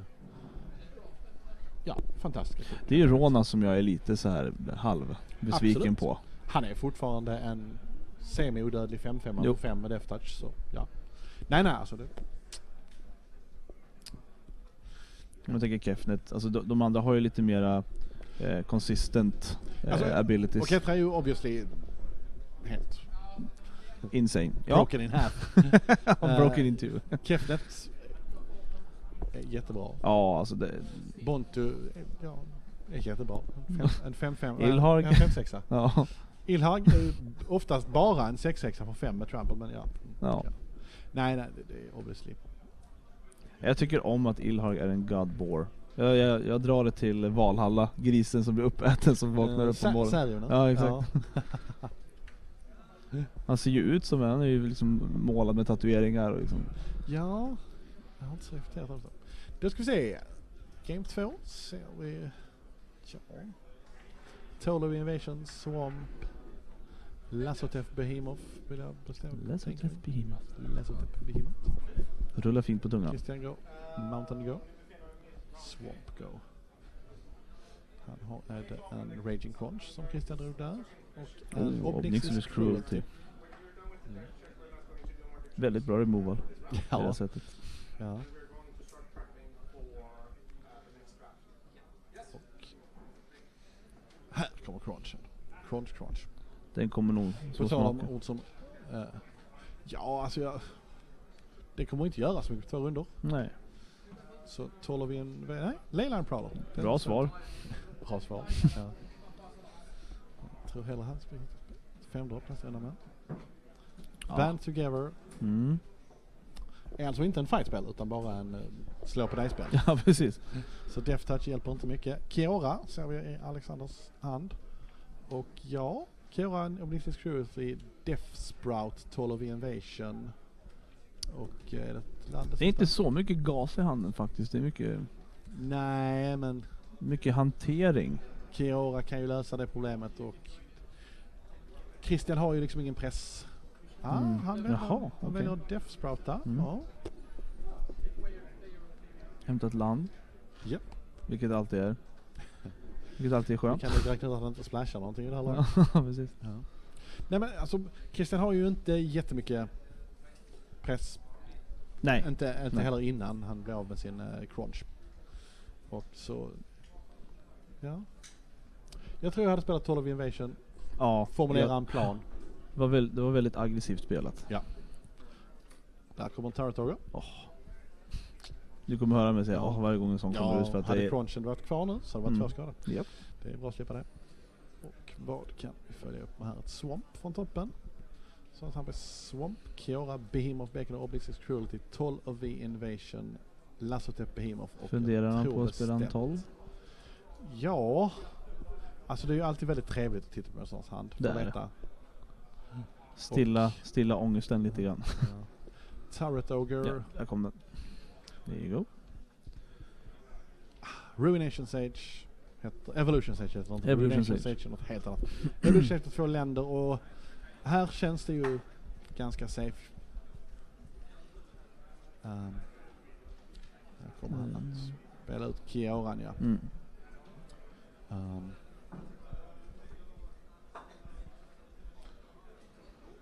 Kommer ut med väldigt mycket loyalty. Yes. 7 loyalty från början. Och Kiora Behemoth Beckoner. Oliver. Dancing Coverage Man har vi framför oss. Kan inte vända på kameran. Jag lyckas alltid. Ja. Men det. Och han tar tjumpen där för att behålla Kiora. Borde vara den, va? Den funkar jättebra. Där har vi henne. Yes. Kiora, Behemoth Beckner. Varje gång ett creature kommer in med power 4 eller större så får man dra ett kort, vilket inte är helt fel. Som exempelvis Lassotef Behemoth. Ja. Eller, den ser ut att vara på plan. Han har även dragit en Thundering Ceratok. Och här är det ju en bra kämp liksom. Nej men, Yes, Ceratok, så dra ett kort. 4-5 mot 4-3. Vi vet att Christian har typ länder på handen, så ja. Det. Och han drog ett land. Länderna har inte behandlat Christian jättebra den här matchen. Nej. Han satt fast på ett gäng mountains i första. Och blev pangad dessutom. Ja. Man kan spela land och... Ja, det är väl bara att spela ut. Det är bara att fortsätta. Det är bara att mysa. Wardscale Crocodile. Ett fantastiskt kort. Ett kort. Och jag tror bestämt vad drog han på Wardscale Crocodile. Kan han tappa upp och följa upp med... vad är det där för kort?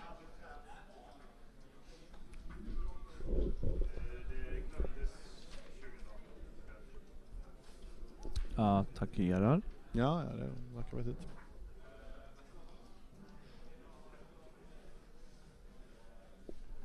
Är det Vizier of the Scorpion? Han sitter och håller på den där... Nej, nu tror jag det är dags. Det är det, va? Vizier of the Scorpion. En 1-2 med sätt som ger alla dina zombies Death Touch. Det låter också mysigt. Det är ju ett bra svar mot den här 4-3an utan trample. Yes, där har vi den. Vizier of the Scorpion. Uncommon. Zombie Wizard. His Zombie blessing tokens. is a curse. His blessing is a curse. Curses.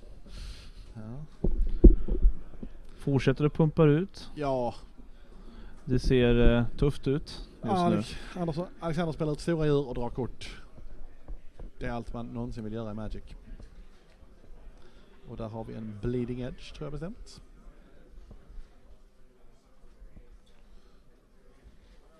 Tappar upp för att spela...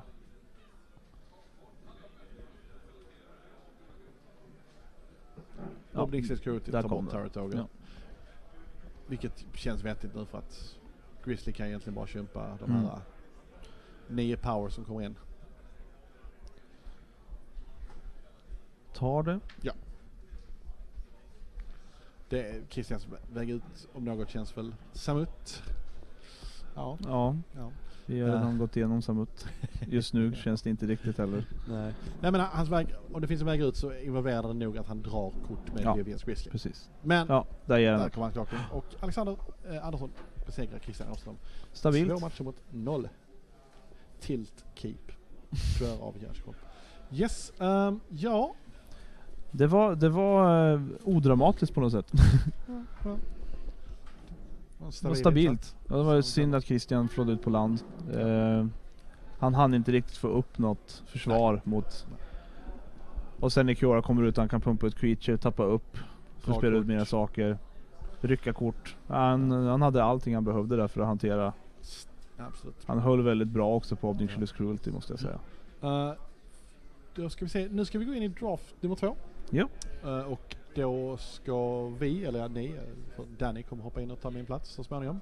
Yep. Få följa Joel Larsson. Ja. Så det vi gör nu är väl att vi avvaktar till, jag vet inte hur, det gick ganska snabbt det här, va? Har jag för mig. Så jag känner att det gick ganska snabbt. Det här gick ganska snabbt, jag har ingen rund-timer. Kanske man ska göra för det.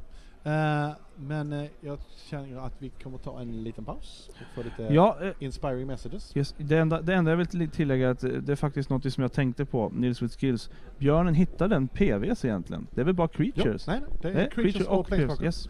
Om det är en creature och planeswalker får du visa den bra, och är det något annat så får du inte ta. Så Nils, Vivian Grizzly, du måste hitta Vivian. Ja, det är klart. Flavor fail om du inte hittar planeswalkers. Men det är jättebra att integrera med chatten. Fråga på mer. Fråga på, vi kommer att svara fel. Nej, svara någonting kommer vi svara. Dumt. Men vi tar en liten paus där. Yes. Och är tillbaka snart med antingen dumheter eller så småningom nästa draft. Så Danny fortsätt prata lite till, så ska jag bara gå och fixa det här. Hur slår man över till overlate? You're not even supposed to be here today. Oh. Yes. Oh. He said something about me being able to do the commentary. I can also join in from here. Yes, Danny says that he can join in from the control board. And feel free. And I'm out. Vi är strax tillbaka med mer från Lincon. It starts with what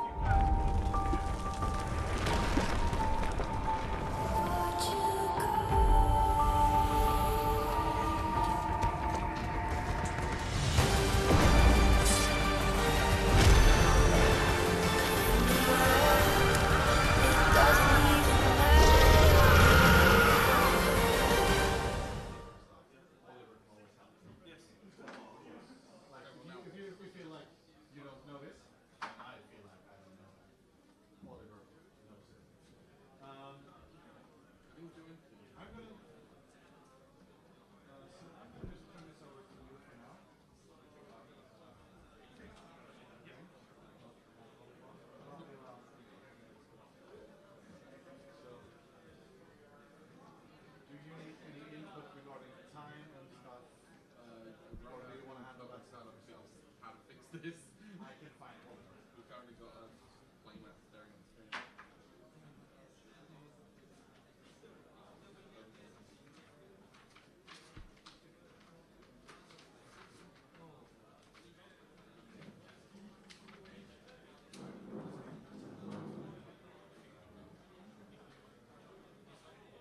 Peggy 12.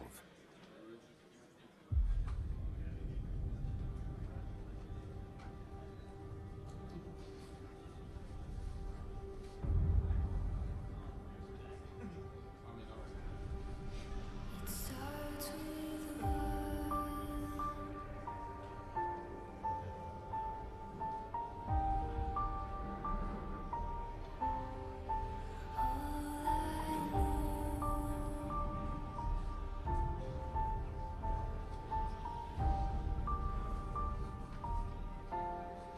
so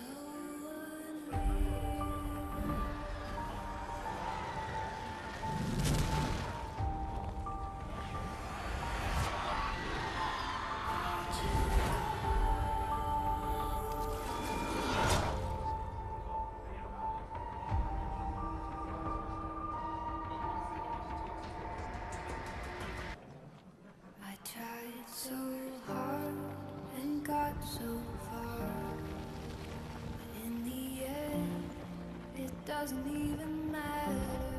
I had to fall to lose it all, but in the end, it doesn't even matter.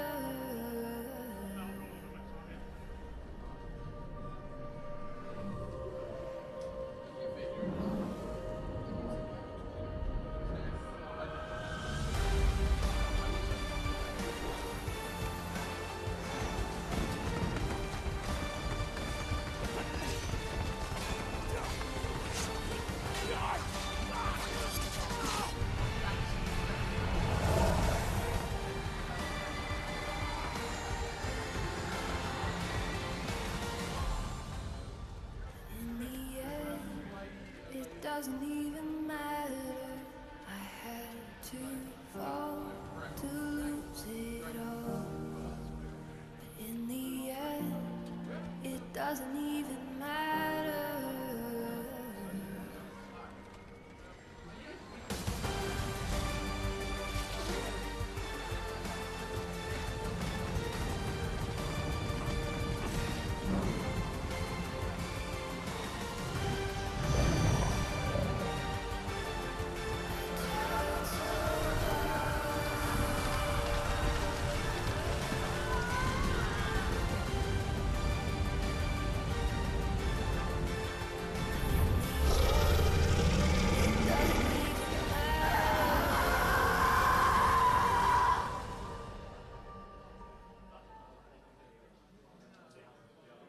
Peggy 12.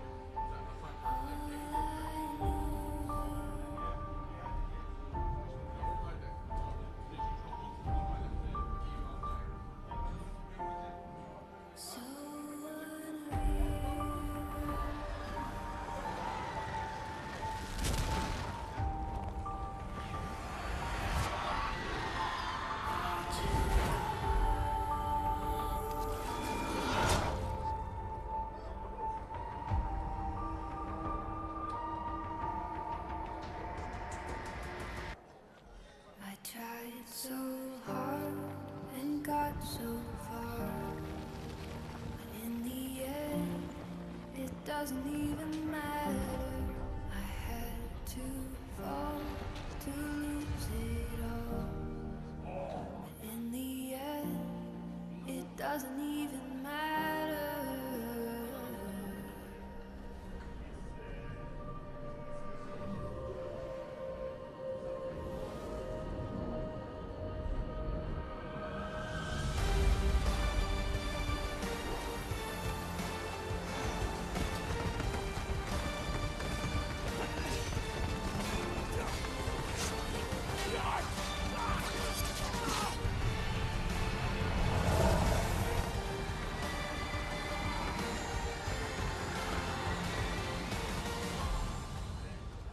In the end, it doesn't even matter.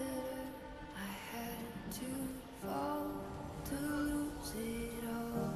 But in the end, it doesn't even matter.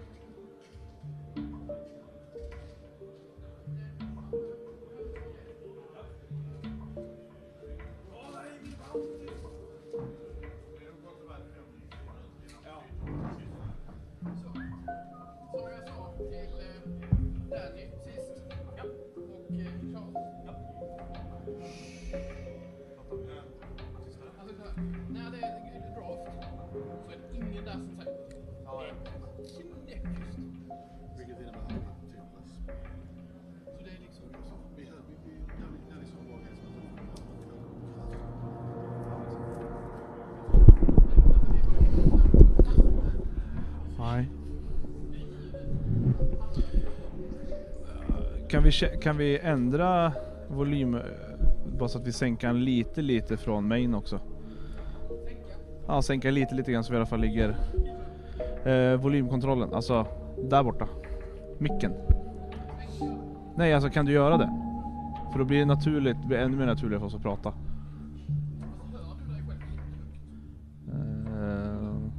Nej, det gör jag inte. Nej. Men vi är ganska... Vad sa du? Okej, ja. Ja, men jo, jag hör mig själv, det gör jag. Ja, men så är det faktiskt. Ja. So we are going to go into cozy mode. last time when you were sleeping. Any more junk?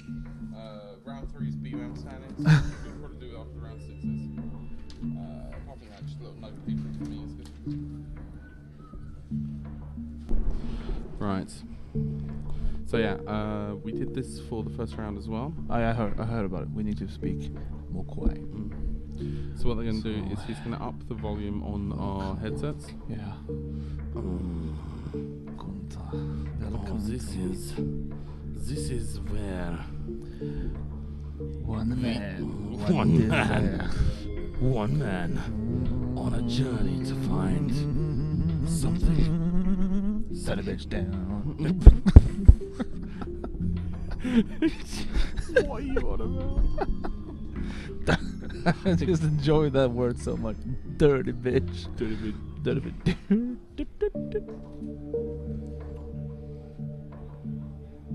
Look at this. This is what you get from the Yeah. So 24 limited boosters. leader card times 3. Same card. What the fuck? Oh, so it is actually a draft kit. You all have the same lead. Official tournament pack volume 1. Gå thanks. Fresa. The card list is here. You'll want these leader cards to power my own deck even more. What is Draft Box 1? This set includes everything you need to enjoy on a Dragon Ball draft with your friends. I told you it was a draft box. Okay, fine. You want to talk about the draft box? We don't want to talk about the draft box. We'd rather just crap boosters. Crap boosters. Ciao la, hetchala.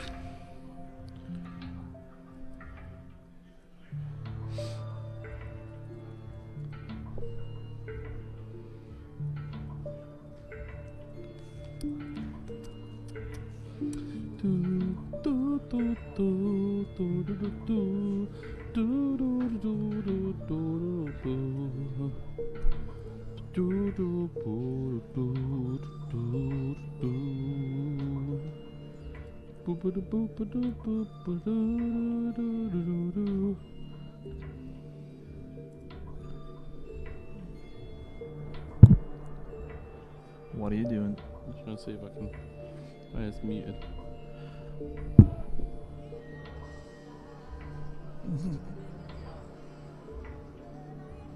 And we can't stop. And we won't stop. Even though we want to soar and sleep, we have to watch the one more draft.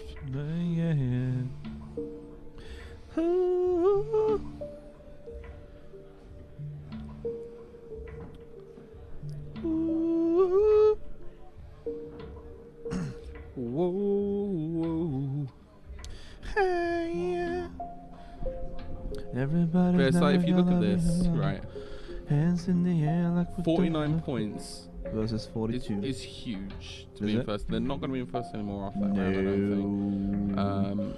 With the, I think Lena's got 1 win. Yep. Lena's got 1 win. Felix got 1 win. No. He went. Oh, yeah. No, he didn't win anything in the draft. Oh, okay. Felix didn't get any. Coffee got 1 win. Nicholas got 1 win. So that's another 9 points there. I don't. Unless a Lara game. Vad sa du?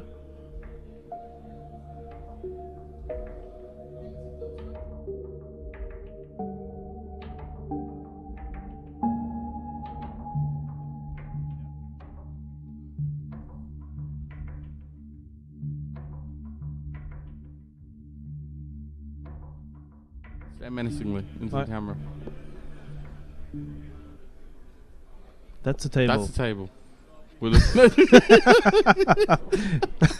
And we're back. Hello, it's good to see you. Everybody likes an empty table. I want to just quickly say shout out to Charles for quickly tagging in for those 2 rounds there. Between the long run and me sleeping. Between the long run and the award stuff. I was a bit overwhelmed a bit there. So it was nice to take a couple of rounds to just collect my thoughts and relax my wary head a little bit. So thank you very much, Charles, for coming and helping out over the course of the last draft. He will be jumping in a little bit during this draft round as well. However, I thought it would be fun for me and Jonas as the OG casters. The OGs. I say OGs, like we've been doing this for a long time. For us to actually see this pack through and follow our first drafter. Now, who is our first drafter? I don't know. Do you want to tell him or shall I? Is it Jens? It's Joel. Is it some guy called Jens who no one else has heard about? No, we're probably going to have to quiet down a little bit now. Yeah. We are going to be following Pro Tour winner Joel Larson while he is doing his draft. So that should be interesting. We get to talk a little bit about his picks and see where exactly we want to go with that. It's going to be really interesting to see the line that he's taking. I'm looking to see Oketra. I'm looking to see. It's going to be really interesting to see the pro person open the bomb that wins him the draft immediately. So we're just also, waiting. as a note, I am like 90% caffeine right now. We've been doing this since 10 in the morning. Since yesterday. Doing this since 10 in the morning. It's now 7 in the evening. But we like it. Yeah, it's been a real blast. I just wish I had tea at some point instead of Coca-Cola. Could probably sort you out with that. What do you think? I wish we had the numbers from the last draft to see where everybody stands. Yes, at some point I believe we will get the standings from the BUM. Yep. And probably some individual player standings as well. Yeah. So we'll be able to talk about that. There's been a lot of shifts, I think. Yes, Team Västerås had a bit of a setback with this draft overall. Yeah. But I don't think that's enough to knock them out of the top 4. Yeah, they were 8 points. No, there was 7 points ahead of the counting on one hand. Yeah. Did this many. Yeah, like me, this many. So they were 7 points ahead at one point. They did not earn. I can't remember how many points they said they earned during this round. Well, they were at 49 entering the first draft, and there was 3 team on 42. So it's going to be interesting to see how the leaderboard I don't believe they'll have been knocked out of the top 4 just yet. They still are going to have this draft to try to maintain. They're going to have this draft and they're going to have the standard tomorrow to try and make up for it. And hopefully, after a bit of rest, and they've got one more draft to chug through first, and that's what we're going to handle first. Yeah. But enough talking about Team Västerås, otherwise people are going to think we're biased towards the people in our LGS. Yeah. No, of course we're really rooting for everybody out there, but it's just fun to see our guys doing so well. And we know them personally, but of course we have Joel Larson going into this draft. I think he went 5-1.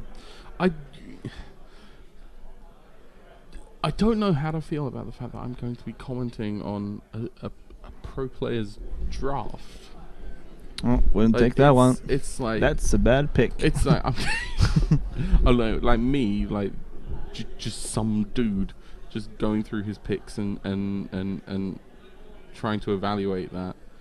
It's going to be an interesting experience. It's going to teach me a lot about what I know about you did have format. Charles over here had a different opinion about the Bola Citadel, right? Yeah. So we all have our favorite picks and our favorite cards in this set. So if he opens Challenger and doesn't play it, then he's no longer my favorite pro player. Well, there you go. Different fields. Is Chandra a viable pick though in the beginning? Pick one, yeah, totally. Yep. It's card advantage. Yep. Red isn't exactly a bad color in this format. No, it's not. I'm just asking for opinion. All the colors are relatively balanced. I'm not sure which one you say. I'd say probably blue is weaker than some of the other colors, and that's not to say the blue's weak. I mean, white's pretty weak. You've got the blue-black deck for sure. Oh yeah. Blue-black deck is a tier 1 deck. Yeah. But that is, I feel, mostly off the back of the black cards rather than the blue cards. Oh yeah. I mean, But at the same the time, blue you is like still- the support cards for the black. What I'm saying is, if all the colours were mono, Mm-hmm. if you had mono-coloured decks of all of them, blue would probably be on the lower end. Yep. But at the same time, blue has ended up being such a wonderful support colour, especially in the blue-black deck. So, do you think the black is the strongest color in this? I In one of would those spells? argue that black is probably one of the stronger colours in the set. now. Then I'm not sure about red or green. Green, Green has a lot of shenanigans going on. green. You open Nissa, you win.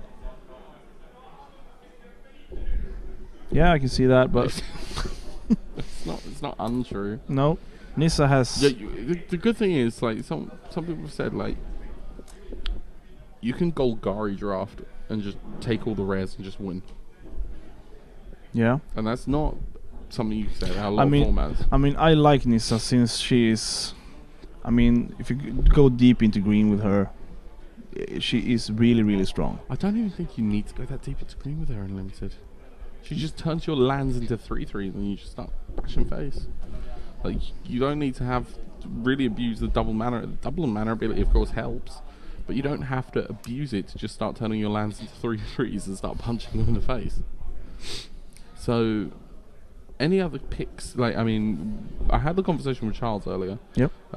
About what we thought what we thought the best uncommon in the set was, and we had two very different opinions about this. He straight up said Kaya. Okay. Yeah, the removal Kaya. Because Remove. exiles creatures. Yep. And gets around hexproof. But which she on a is couple of 5/6 mana. them. I, on the other hand, went with Saheeli as probably one of my top picks.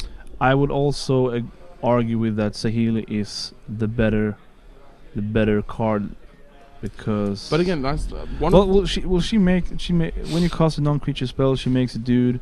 You make that dude into something that already there. You did your thing with the with the evolution. the evolution save. I told that She to has so everyone much today. utility to go. I'm pretty sure this lot have already heard that story like 3 times. now. Yeah, so I'm hoping to see some Saheeli actually because I really like that card. I think that if you draft 2 Ashioks, I think you're on. It's so good. Ashiok is really, really good. It's like mill in limited is always a very powerful strategy if you can make it work. Yeah. The thing with Ashiok is that the ability comes down very early and it's repeatable. Yeah, and it And- only takes down 1 each time. And it only takes down 1 each time, which means that you can effectively have an uncommon, which if left unchecked will nuke 50% of the opponent's deck. Yeah. And there are so many games that could just be won that way. Yeah. I would probably agree, actually, now I think about it in terms of limited, but I'd say Ashiok's probably a stronger pick. Yeah, so But we can all agree, though, Demolish, best common. best card ever. Best common. Is that, like, it deals with Khan's Bastion, deals with Blast Zone, Oh my god, yeah, deals sure. with Mobilized Districts, Yeah, sure. Go ahead. deals with Godfarrow's Mm. statue, Go. deals I- with the beatboxing. Oh, no. If you're actually serious, then no. No. Well, we're curious. Lawrune Enforcer is my Your favorite common of the set? At least one of them. I found, watching a few of these games, I found a newfound love for Pyrohelix, Chandra's Pyrohelix. I definitely undervalued that card. Yeah. And then you see a few people play it, and you're like, well, whoa. You know, like, Big impact on the board. especially with Jaya. Like, Oh, Jaya. I really underestimate that. You play Jaya, you play Pyrohelix, and Yeah. that's 2 and 2. Oh, that's true. I have never seen that during my drafts. So we're going to need to bring the volume down a bit more because the Can we drafting is do about something? to start.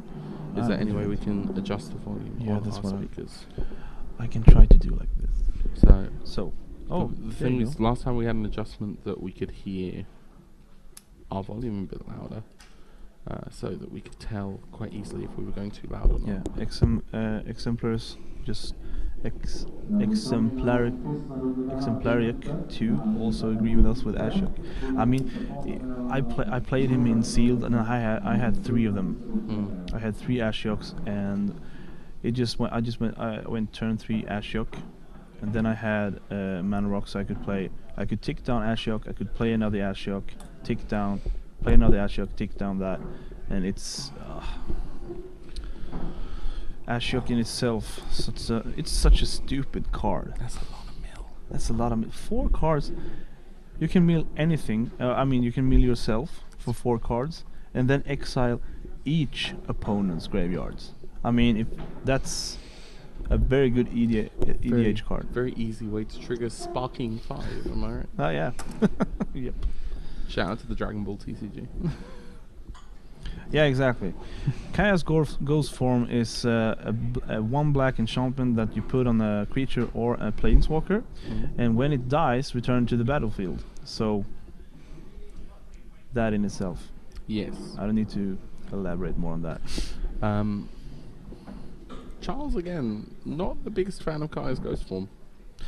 He had a lot of picks I genuinely thought were interesting. But isn't that like the typical thing that we are so accustomed to the Westeros meta? We have like our typical drafting formats that it's actually kind of fun to listen to Charles making his contemplation and thinking about what he wants and what he likes. It makes you like, oh, that might be good. It's a new approach. Yeah, definitely. I mean, I thought it was really cool. Ja, Ludwig. Sitting here, I think I'm listening to the sound out in the. So what they're doing right now is arranging. they're arranging the draft tables, and they've asked for as much silence as possible to be able to keep the organisation going. Of course, we don't want to just sit here and stream and just stare at the camera incredibly lovingly. Now we're waiting for the seedings. Oh, so We've awkward right now. We've got to be quiet. Oh shit! So while we're whispering, I think we actually can talk like this. I don't know. Jonas, Okay. what's your favourite planeswalker in the set? Ashiok. Oh, what's your second favourite planeswalker in the set? Small Teferi. Give me the third one. Is it Big Teferi? No. It's Chandra. It's kind of dumb. Okay. I am so sorry. It's been such a long day. But yes, It's all good fun. we are looking forward to hopefully soon having something that we can show you. I'm looking. I'm looking at you right now. Looking. Is there any? No. Okay. The most fun about this is we can't reach the buttons to actually show you another trailer. I'm so sorry. I'm so sorry. I know We that you can- want to see another trailer. We can act out the trailer. Wait. Oh, On my own. I'm sorry. Walking backwards. I'm moving backwards. And then she turns to the side, and then there's like that faded, and then the guy behind her who's like, and then there you go, you have your spot back, and then you're like, Oh yeah, I'm pointing at Liliana. Hey. and then she walks back some more, and then She's ignoring me. all the zombies around her, and then she looks to the side, and then there's like, oh, there's an arm hanging out. Wait, it's like a hold on, rubble. Yeah. Now a little girl running backwards. Oh Jesus. Can someone stop us? Can someone please give us something to talk about? Oh boy. Okay. It's like they made us go live, right? Are we live now? Yeah, I believe so. So they put us on. We're just sitting here talking. Yeah. Yeah, we are live. Yeah, they put us on, right? Are we actually going to go into the drop right now? Are we gonna? Can you switch us to? I don't know. I don't know if they're going to start. Okay, here comes We appear to our be having some tech progress. guy. Better than just. I think we're gonna have Charles with us in the background. We potentially. There we go. There you go. And there we have them. The packs are gonna make our lives complete tonight. Seems good. The Va of the Spark, Ludwig. Camera angle's slightly. Whoa. Oh, there you Camera go. angle's slightly different for this one. Are we Those of going? you just tuned in and didn't hear, we are going to be watching coverage of Joel Larsson, Our pro player. Sweden's pro champion, Yeah. who is currently 5-1. I've Yeah. just heard. To the standings. Like I If you want, you can pull the mic down and join us. just need to tune up the volume. Nothing wrong with 3 commentators. We've got Charles over to the side. He is the expert. I'm trying to communicate to my dear colleagues, but as you have previously mentioned, we'll be watching Joel Larsson, who is drafting in pod number 1. Yes. It's going to be really interesting to see Joel makes his picks, and we are going to be agreeing with every move that he is doing. I mean, That's a lovely right pick. Right now, this is. Here I we was go. about to say, Okay, this is what first pick. this is what the chat really Here we wants, go. right? More staring at Liliana. Here we go. Alright, Throws token. away the tokens. Oh, that's an interesting way of doing it. Oh, he spreads them out to count. Yeah, okay, Oh. because they have to do it here, don't they? I really like the way. They have to double check it's the right number of cards in the pack. Alright, that's appeared to be 15, Jolie. Jolie. No, Jolie. Alright. I'm very, very excited for this. We have. I want to know what the token is.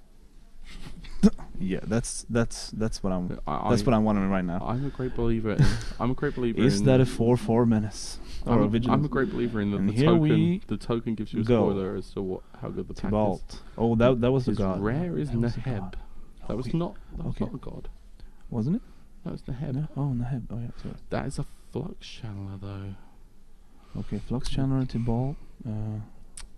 Herald of the Dread Horde. You also have. Mayhem Devil as well. Yeah. I'm not the biggest fan of Mayhem Devil. I like Flux Channeler in this I pack. understand it's a 3-mana 3/3 with a slight upside, but going into 2 colours for that seems a bit early. I mean, Never had the chance to play with Neheb. I get. I mean, he swaps away your old cards for newer ones, and he's not the worst Yeah. body. And he has decided to go with Neheb. yeah. Well, for me, it was either Neheb or Flux Channeler. I would have been tempted by the Flux Channeler.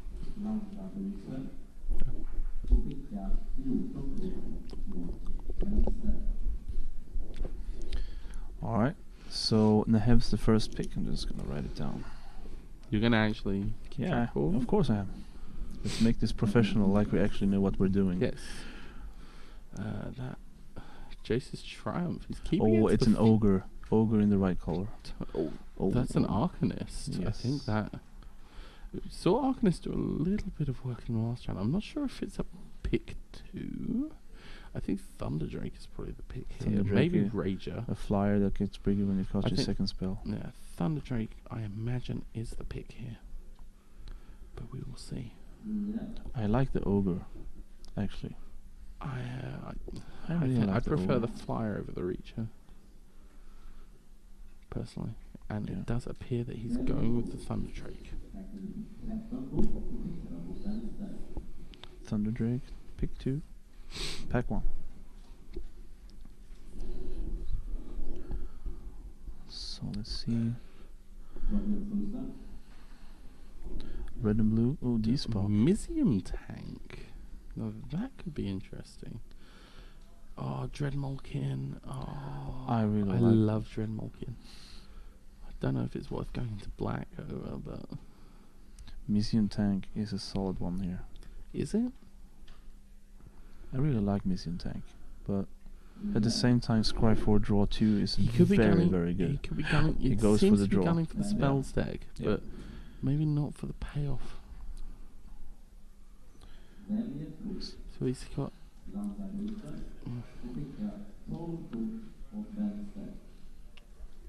So Tamio it is. Tammy's Epiphany. I mean, you get to scry 4. We are actually watching Joe Larson drafting in the first table. That's Chandra's Triumph. Yeah. Come on, lad. Go with Team Chandra. I mean, No. you also Devoted Druid is also a very good pick here. You mean Paradise Druid? Oh, sorry. That's just because you said it before. You said it before. I No, believe. you said it before. I said no such thing. Yeah, okay. Chandra's Triumph is on colour, and it's also a very good piece of removal. He's also contemplating the spell. Yeah, but the Grizzly is really popular. I think that it's the Triumph. Yeah, Triumph. And he goes with the Triumph. It's a good removal.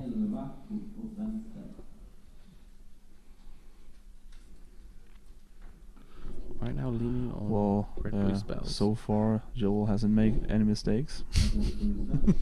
Based on our standards. Primate, another Dreadmalkin. Oh, this is I'd be tempted by the Dreadmalkin here. the Then again, wolf. that's just I me. like the wolf though. If he's talking about on colour, I don't think the wolf is better than Dreadmalkin. But he's thinking about it. I mean, when the wolf hits the floor and it gets to attack, you need to have something big to block with it. He's gone for the wolf. Yeah, there you go. Oh well, it shows what I know.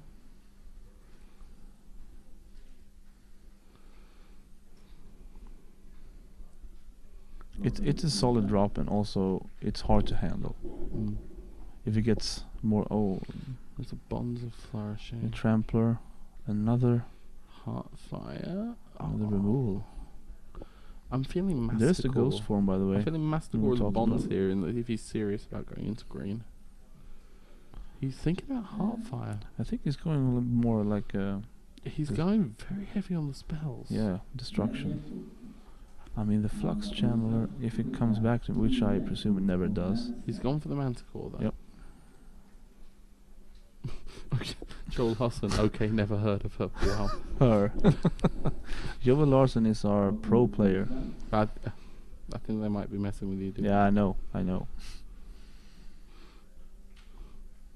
Spellgorge are weird. Of course, you got to try and wait for the camera to focus. Kiora's Behemoth is not bad either, but may not be what he wants to be doing. He is definitely going for the spell stack.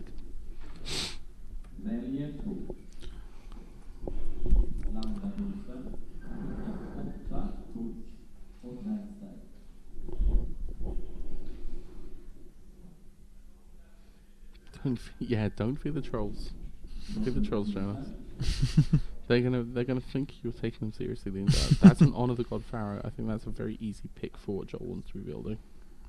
But also you have There's no escape. the Courage of Crisis, Courage in Crisis, which is also a very good card. But he's going heavy red right now.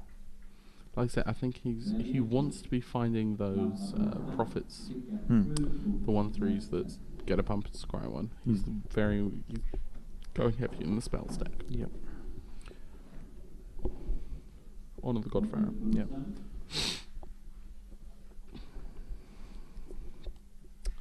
You have Contention Plan. We have gone back to his original pack now.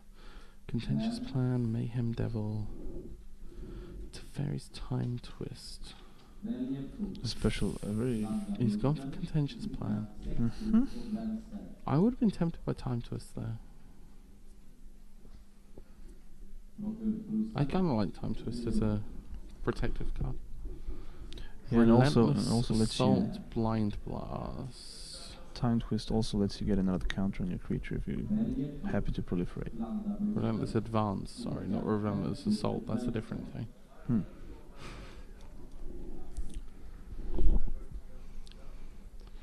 I believe he went with Blind Blast. Looking at the pack, Goblin Assailant, I don't know. I think potentially Wall of Runes. Yeah. The scry. He's gone for the Goblin Assailant. I think he just wants to have the cheap efficient bodies early. I guess the scry one doesn't mean a huge amount to him. This is a learning experience for me watching a pro player draft. It's a bit aggro. Blind Blast. Blind Blast again. 2 Blind Blast in the pool.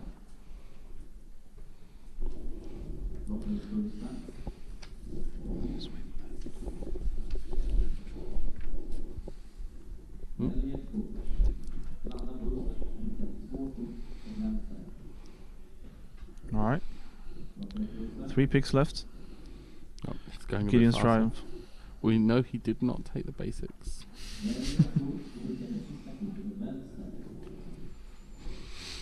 Was it Gideon's Triumph? Yeah, I think. I don't know, I can't really see. So there's the pick order for you. Unless he decides to shuffle them up. Oh, of course he does. Thanks, Joel. Make it easy for us, why don't you? So just playing Blind Blast. So he did take all. I haven't seen anyone play the spells deck yet. I mean, I've heard that it's pretty fun and it's also pretty good. There's the 2 blind blasts. Blind Blast definitely a card that I have undervalued.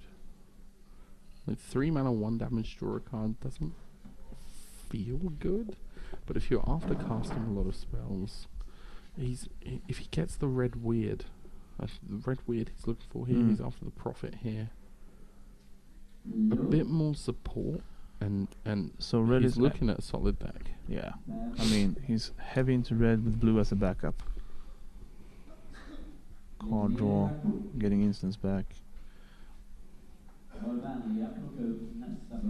Okay, here's next. Going on to pack number 2. Counting the cards out.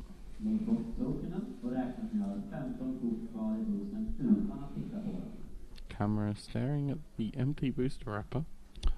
That's where the hand is going. That's where the fairy is currently sitting. Oh, it's gonna have to move it back. Oh, okay, well, we have a Liliana. Okay, well that does seem to... Oh, there was a Spell Gorger in the pack as well. There's Is no he? way he passes that Liliana. Are you Absolute mad lad. There is so, no but way. okay, so just for reference, There's like 5 cards in there the- that suit his deck, but I don't, crash through time. It's really good. Return. I don't think it's worth passing that. Nah, really. I'm just pointing it out. That's why I was thinking, okay, we have an elite card mage as well. So this isn't. Oh, mate. This is a good. This is a really good pack for his deck. I don't think, like, even under the assumption that he doesn't play the Liliana, exactly, I Yeah. don't think he can afford anyone else. No. over there. He's picking Liliana straight up. I mean, it's too good for a black player to have. Oh, absolutely. Takes the next pack. What if he gets past a second Liliana?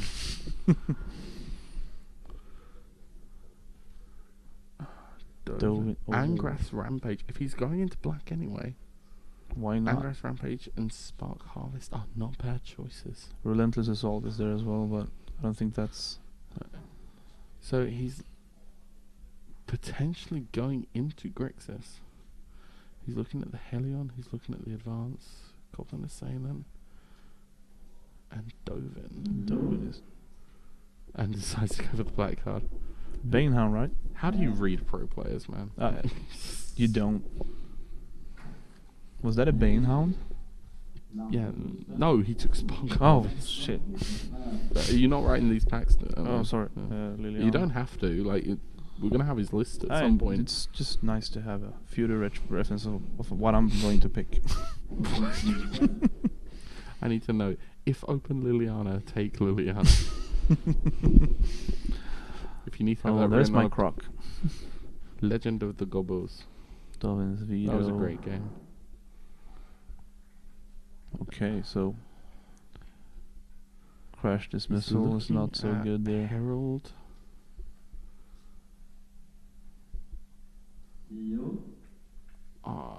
Yes, and he goes for the Herald. Herald of the Dreadhorde. From these drafts, very popular pick. It's always felt kind of underwhelming for some of the drafts that I've played in and But seen. you remove him, you get a body. Yeah, I mean, it's in any other format, a format of 3-2 replaces itself with a 2-2 would be amazing. In this format, it feels kind of but people are still willing to go buy it. We have a Teferi. Well, yeah. Well then. So now But he has also I don't think he does. He want it? the Aven Eternal. The Aven Eternal. I would go with I'm Aven looking Eternal. at the Aven Eternal here. I don't know if Teferi. I don't think Teferi's the pick here. There's no point in being greedy.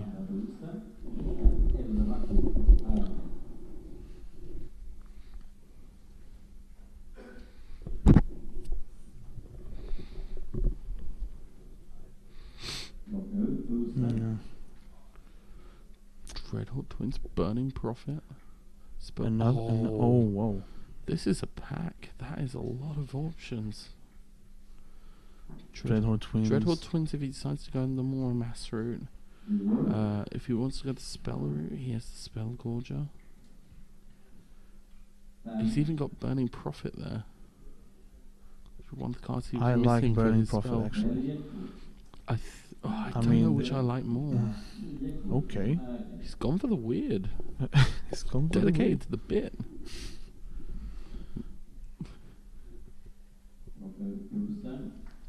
Pulling up the next pack. Dambreaker. Spell heavy. Kiora and Herald. Another Herald of the Dreadhorde. I think Kiora is a great card Mana. on its own just because of ramp and occasional card draw. He's looking at the Geode and he's gone with the Herald. I really want to see him play this deck. If I've learned anything from watching these two drafts, it's completely watching the first draft with having our local regular player and having someone who's probably a more advanced drafter than me talking me through the commentary, and then having me and you look through a professional player doing the draft. Yeah. It's really changed my way of looking at this format.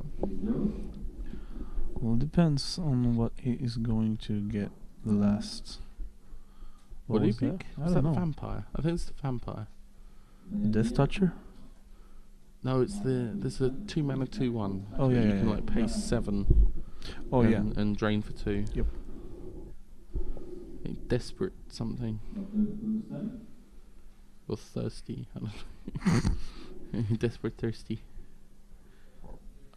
Okay, well we can't really look at the pack right now. But thank you. Okay, so this is the card that I really like. The Leyland Prowler. Yeah, is I pretty really cool. like. I really like her. But I think Bonds of Insight. I think Bond of Insight is what you want to be doing here. But he's going for the Skulker. I am. yeah, okay. This is. This is actually surreal. Just like. You end up questioning yourself, like, he's the pro. Am I wrong? Well, or the Lifelinker, the 1/5. He's gone for the 1/5. Yep. Lifelinker. He is walking more and more into black. So red black. Yeah, he wants to go heavier into black to be able to support the Liliana. Potential red black, could even go Grixis or blue black with enough support. Relentless Assault isn't bad here, but Dovin is better. I can't believe that wheeled. I think he's happy for that. Oh yeah. Just wonder what else people are playing if they're letting Dovin wheel. Crash Descent. Veto. I mean, he Crash Descent is better because he's not into white. He hasn't picked anything white. I guess another way of looking at this is because we're watching a pro player. A lot of the time they're not just going to pick cards because they want them for the personal collection. They're actually going to try and think a lot more about the draft. So he wouldn't pick a Teferi because it's worth 130 crowns. You know?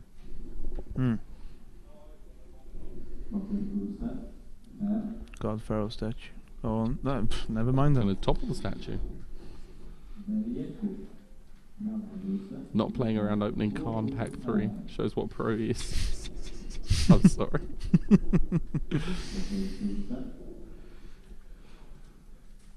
Passes the island. Last pick is a swamp.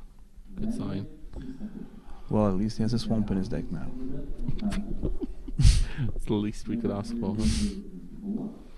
Alright. So between Liliana and Neheb, we have like there's every chance he could just go into a solid Grixis deck here, but he might just not bother with either the red or the blue.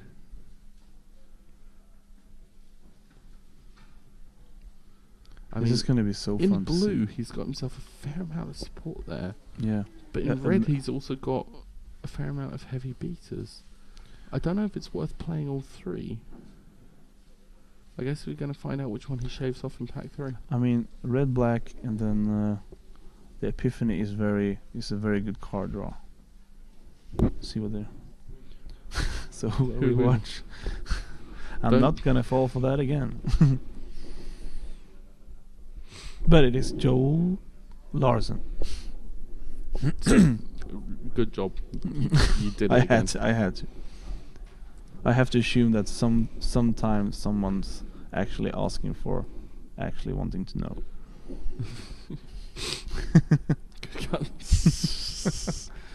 Which one? Which caster? Which? I want to see some. Yeah. Well. Okay, so my humble opinion here is that he is going to waltz into black red and just splash for the card draw. And you're thinking black red. Yeah, I'm thinking potentially thinking black blue. I mean, Aven Eternal, Spellkeeper Weird, Dovin. I feel like you can make a strong case of black blue, and if you want to splash red, watch this be a Bolas, and then all of the all of our questions are over. Oh, if this is a Bolas, I'm gonna have so much fun. I'm never gonna leave this chair until this draft is over. There goes one card flying. Bolas wanting to escape. He tried to planeswalk away. Watch this be a foil Bolas. Yeah, I mean, I'm actually agreeing with what you're saying in the Twitch chat, because you had so much removal, and also you have the... What's that? That's a Chandra. Come on, Joel. The Thunderdrake is the Thunderdrake is the easy first pick here. Joel, I need you here. Joel. Here we go. Joel, if please. He's picking Chandra, he has to waltz into Joel, the... please, Chandra. Joel, please. Thunderdrake, and Joel, please. He's going to play black and blue, and then splash red for removal, because he has the two creature levels in return. Chandra best card there. Chandra, please. Joel. No! My validation is gone. Yeah, Joel just destroyed someone here. Can we get another caster here? Danny's lying on the floor. Can we get some Fs in chat, because a pro player didn't pick Chandra immediately like I would have done. Yeah, if he only picked twins instead, then he would have picked I like Chandra. the transmutation here. Greeting. I like the transmutation, but I think it needs to Malefix. Oh, there's a card. Well, what does he need Karn for? The only real stuff you can do with Karn in this is like tick down to get Godfarrow's statue. So you have another removal so you don't there. run it main. He has so much removal now if he picks Jaya's Triumph. The fixing, the card draw, the Thoughtseize. Foil Forest. Is this Joel Larson? Is that Joel Larson? I don't know. He's going for... Okay, so... I don't know who this guy is. He clearly not Joel Larson. He went with the Mana Rock. He's clearly not Joel Larson. No pro player would have not picked Chandra there. I refuse to accept. Dude, imagine like the rest of Channel 5 are watching our coverage of their sponsored guy and just like listening to us idiots going, what are they talking about?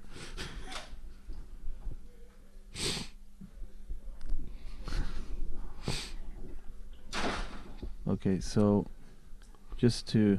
There's another Chandra's Triumph. Joel Larson has a Liliana in his pool. Just Chandra's Triumph. All day, baby. All day, baby. Here we're watching Luis Scott Vargas just potentially taking a Chandra's Triumph. Yeah. Just he has so much removal right now. Autumn Birchett about to pass their pack.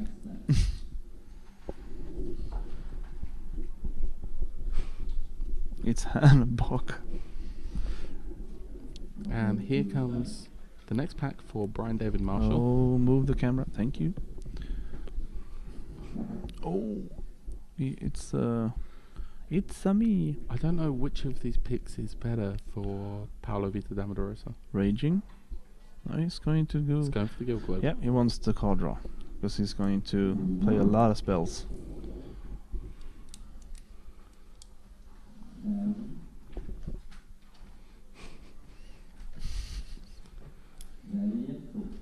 Sad face.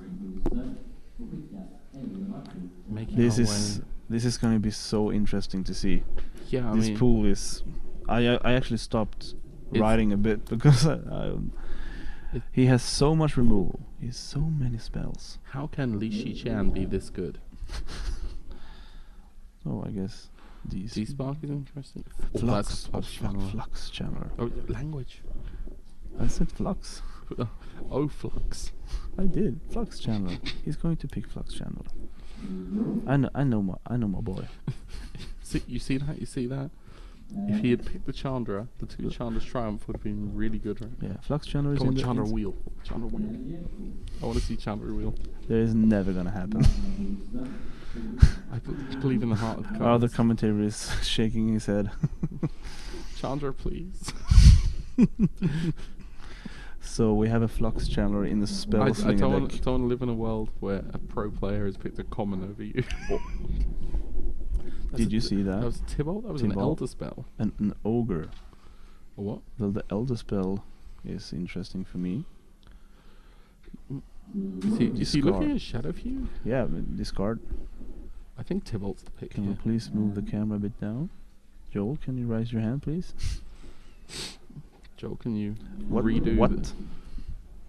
Prison? Oh. Okay, so this is so interesting, and I will let you know why, because we have been talking about this artifact for so many times, and we think it's like the worst mana fix. Well, the Prismite. Yeah. I mean, I forgot. What? Is that Finale? Someone's passed him the red finale. What's the word? Is it any instant or sorcery? Can someone cast? tell me why that artifact mana thing is good? Well, I want to have a good argument about is that. Is it a 2-drop? It's a 2-drop, and you pay 2. It's 2 mana 2/1 that goes into any deck. I mean, that's what's good. you pay 2, you add, and then you add 2 to your mana pool. So basically, it's like Did he take the Finale? it's the 4th channel. 4th channel, raise it up.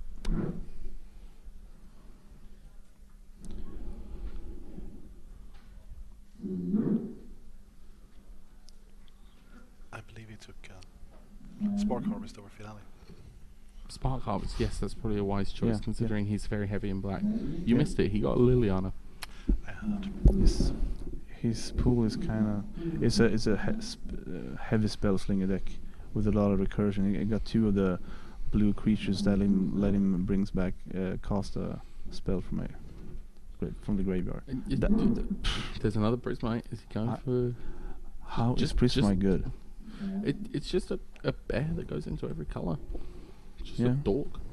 I never valued it like that because you look at it and you think it's fixing, but it is still in fact a 2 mana 2/1. Yep. Sometimes deck just needs that. Yep. Well, this is going to be interesting because now I have to pick every of that when I see it. Probably not everyone. Oh, it's a bounce. You need the bounce. Form. Yeah, No. you need the bounce. You could turn your Prismite into Into what? something. A Llanowar elf. Prismite into a Llanowar. Turn it into an actual Oh. mana dork. Catharsis, I Okay. think, is the pick. It's a counter. Look for No Escape. Yeah. He is. Counterspells in Limited are a very divisive thing. Yeah, but that counters a planeswalker and exiles it. Yeah, but some people just don't like playing counterspells in Limited.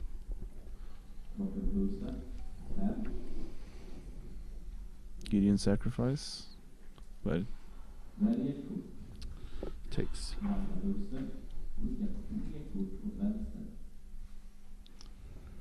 Goes ahead.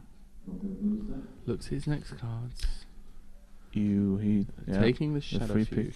He was thinking about the. You can tell that before. he's been on camera a lot as well. I like how he holds up the card Yeah. before putting it down, so we can definitely tell what it is. Yeah. However, we're idiots and we miss them all the time. Is that a Karn's Bastion? No. Didn't hold up that No, one, it's though. not. It's the Flash. The Flash, yeah, the Flash lab. Emergence zone. So that Wow, was this- very interesting. This deck is. It. I think this is gonna be so. He has so much removal in red. He has the control and he has the card draw in blue, and also now with the with the rocks. So here's the thing. I got my head around Ravnica Allegiance Limited. I got my head around Guilds of Ravnica Limited because it was simple. One of the problems I've had with War of the Spark is there's so much complexity. It can sometimes be difficult to try and evaluate choices. There are cards being picked here that I never would have thought about picking. And actually watching a professional player draft this is really fascinating. This deck, Still angry at him he didn't pick Chandra, but you know, whatever. We can't win them all. Spark Harvest. You have Jayas, Chandra's We've got Triumph, Liliana. Liliana. You have the removal there. You have the Small bounce. dorks. You have the card draw. Couple of spark. That's wow. The only thing that we're missing is a Chandra right now, isn't it right, Danny? Although I don't know. Does he go in 3 colours with this? Does he need to? That's the question. I think he does, just for the Chandra's triumphs. I think they might. That's just it. That's like the only red But, okay, card he so- has. Like, does he splash red just for Chandra's triumph? He could, and using the Prismite and not go so heavy with the. Yeah, he probably wouldn't need. It depends how much he values that removal. But yeah, apart from that, he's just solid blue-black. Two Spark Harvest. I mean, he has. Would you go into 3 colors? On that? Yeah. Oh yeah, he had Neheb earlier, of Yeah. course. Oh, I don't know if I'd splash red for Neheb and Chandra's triumph. Splash red for Chandra in a heartbeat, but you know. I think he wants to look at just going pure blue-black here. There's Look how quickly he's able to shave off a lot of this. Like, you know. he has 2 Thunder Drakes, if I'm not mistaken. Yeah, the second pick in the pack 1 was the Thunder Drake. He has so much going on in this deck. This is it's actually like almost nauseating to watch. Like, This is really interesting.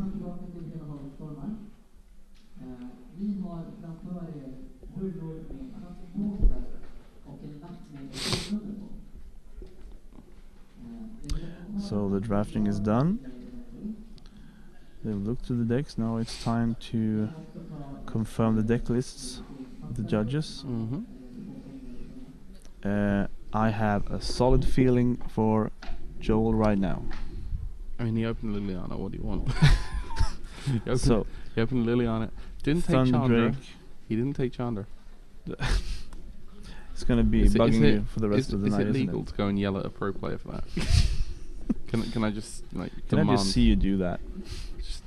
just walk out there and just start screaming in his face like, "How dare you not pick Chandra?" I feel like that's gonna be something that's clipped for our friends to watch. All right, So- that was really exciting to see Joel Larson making don't know- his drafts. Yeah, I don't know if we are able to talk. Are we able to talk a bit louder now? Oh, Okay, now we can talk a little bit louder. Good. So, can we? A little bit lower. okay. So, what we want to do, the players are going to have time soon to do the deck registration and the deck building, which will So- take about half an hour before we come back. Yeah. In that space of time, we have got the updated standings for the Boutique Semester Scarp in here after round 6. Oh, great. Now, what we can see is that the clear lead for Westeros teams, Red Goblin's Boutique, Yeah, they didn't have the strongest draft round, but they are still in the top 4. So going from number 12 up to number 1, In 12th place, we have Draka or Mazariner, wonderful store name, with 25 points. 11th place, Spielbutiken Tanien with 29 points.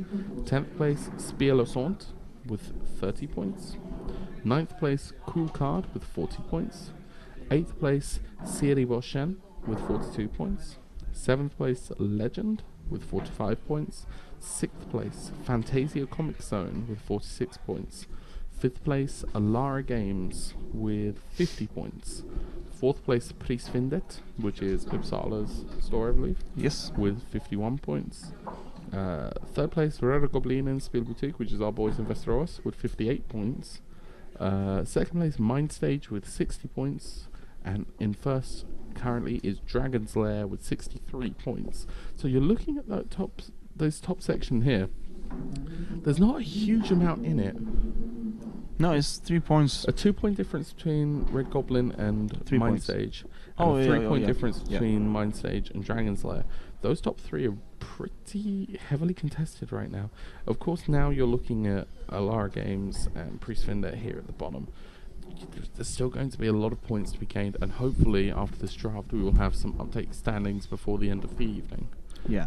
So we're going to be streaming until late night, and we Mhm. have some really good rounds to be hoping to stream and to talk about. I am looking forward to this. This is going to be fun. I mean, this deck that Joe Larson has is it's And we will be bringing you that deck just after the deck building and registration has been completed. In the meantime, I hope you enjoy a rather special trailer. what trailer now? I don't. Is it the War of the Spark trailer? Don't spoil it. Oh, for them. shit. Thank We you. will be back soon. Peggy 12.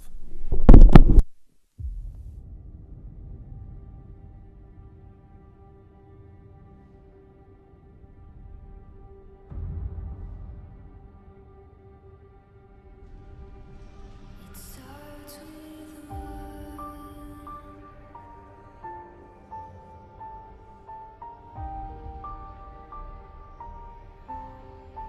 All I know.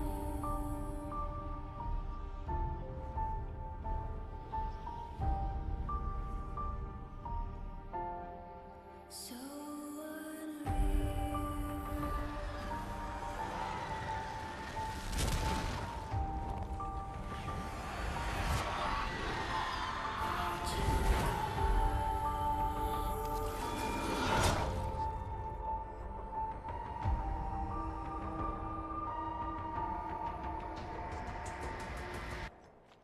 I tried so hard and got so far, but in the end, it doesn't even matter.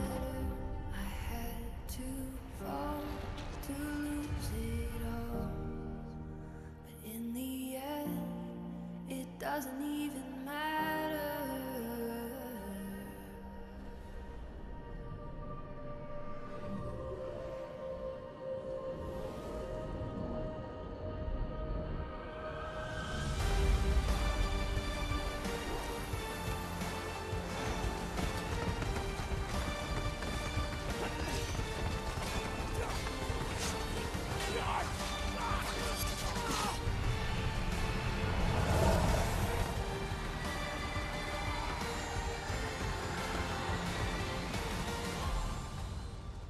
In the end, it doesn't even matter.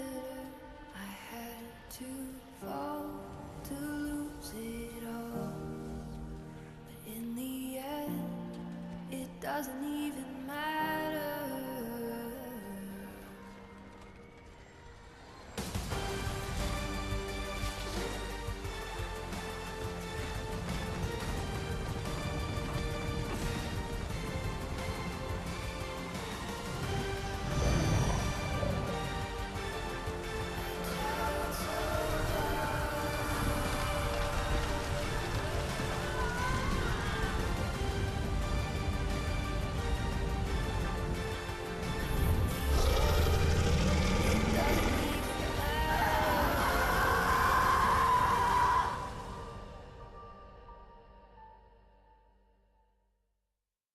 Peggy 12.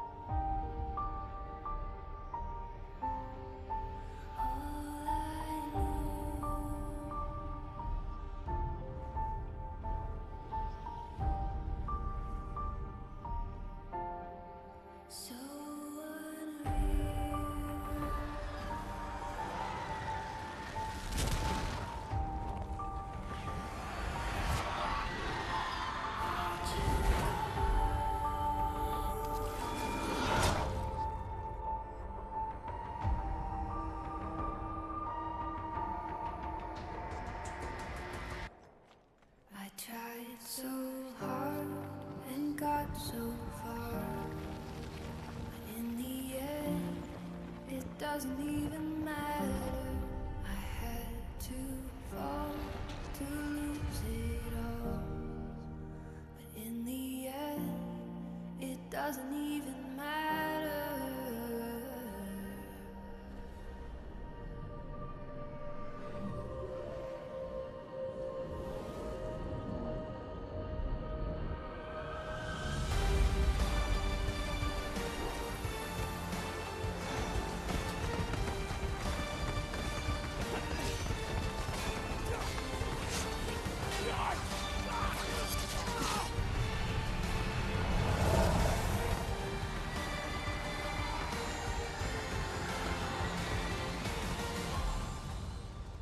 In the end, it doesn't even matter. I had to fall to lose it all. But in the end, it doesn't even matter.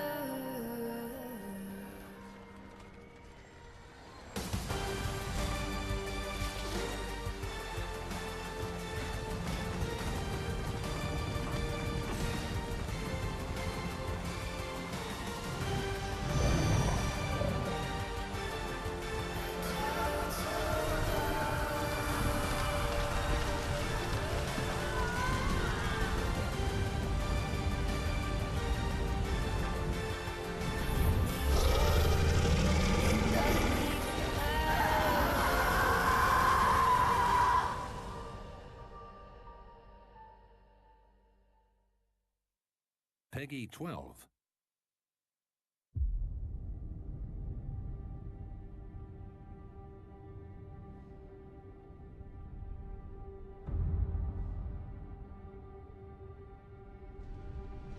It starts with one.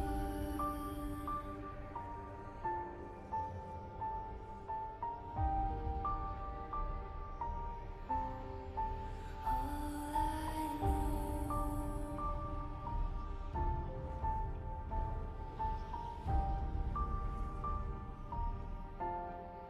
So unreal.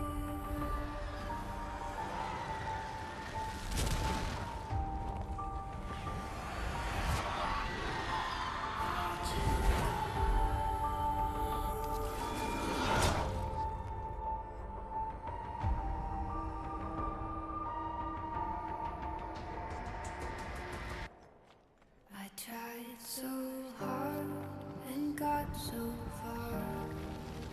But in the end, it doesn't even matter. I had to fall to lose it all. But in the end, it doesn't even matter.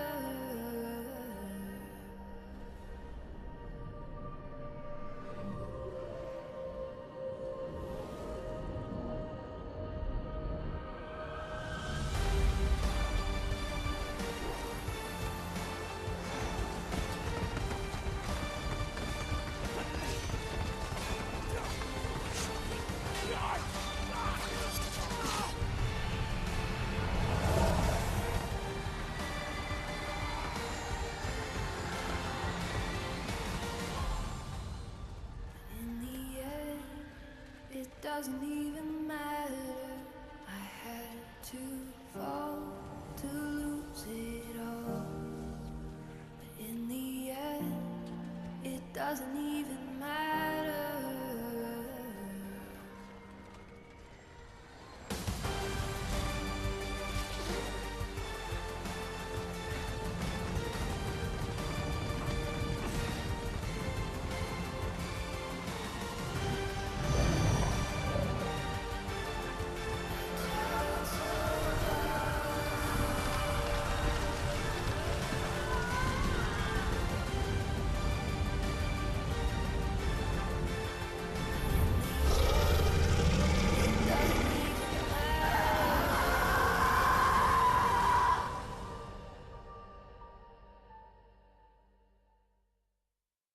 Peggy 12.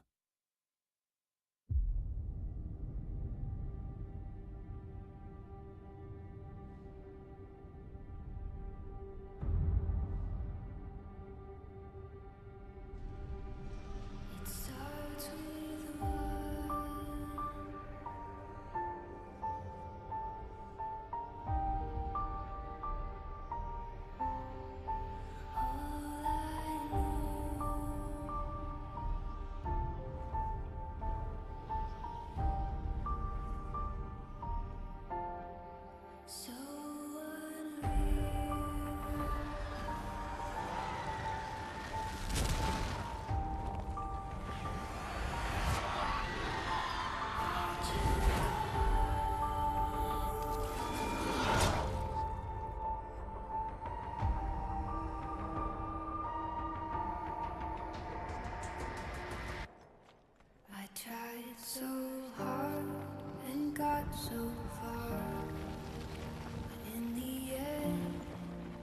doesn't even matter.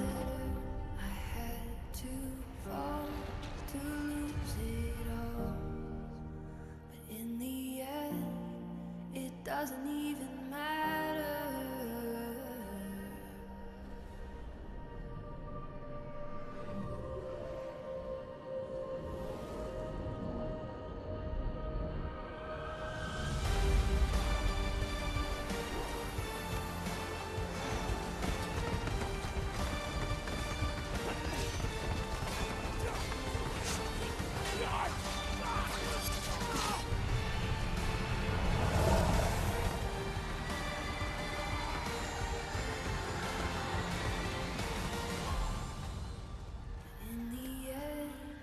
It doesn't even matter. I had to fall to lose it all. But in the end, it doesn't even matter.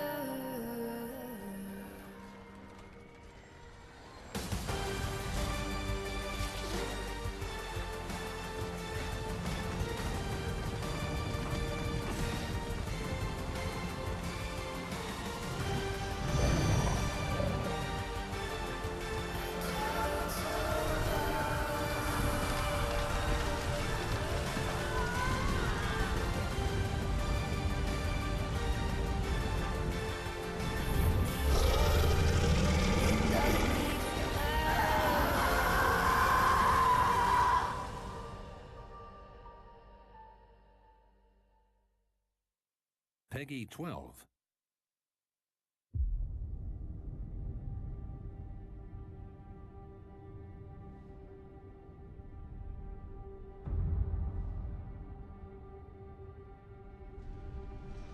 It starts with one.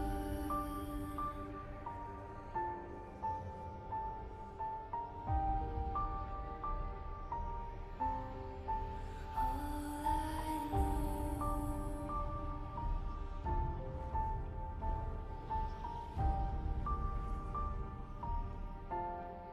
So unreal.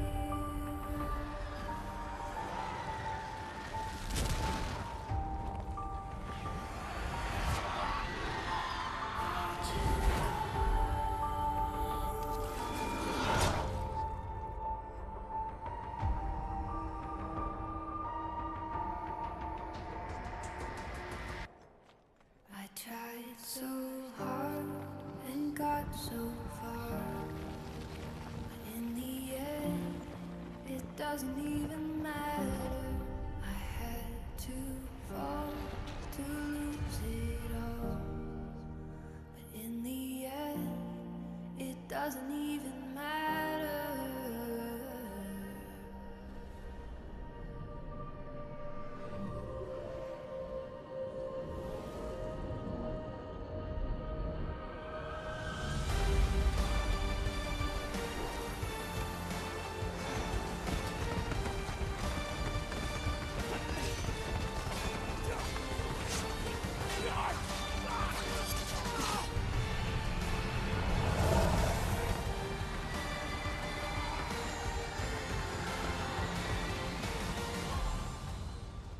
In the end, it doesn't even matter. I had to fall to lose it all. But in the end, it doesn't even matter.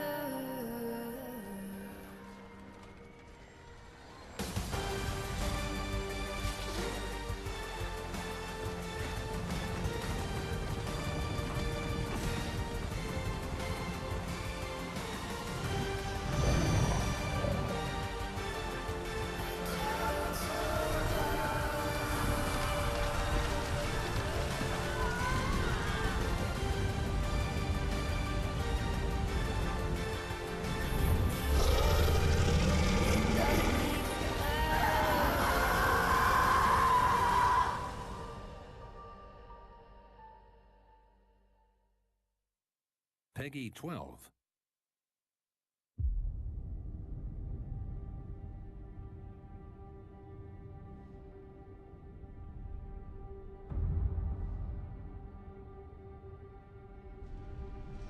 It starts with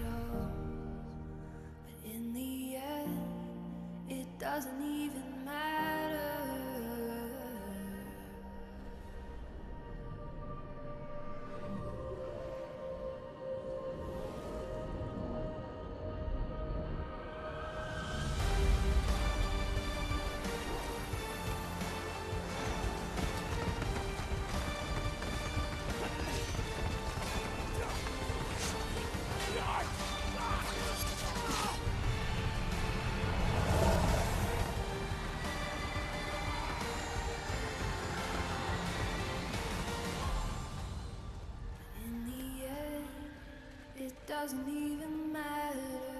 I had to fall to lose it all. But in the end, it doesn't even matter.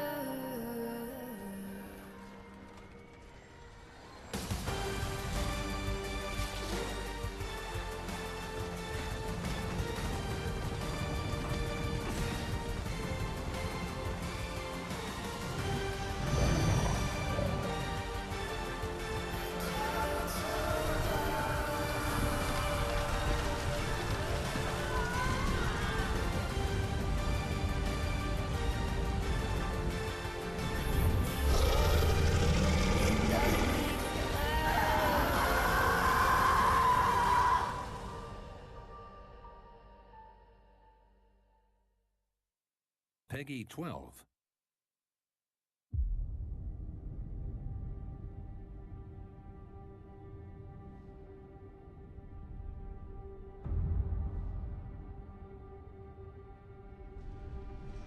It starts with one.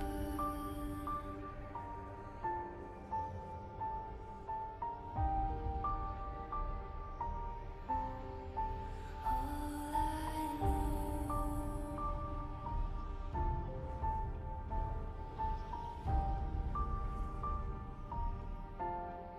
So unreal.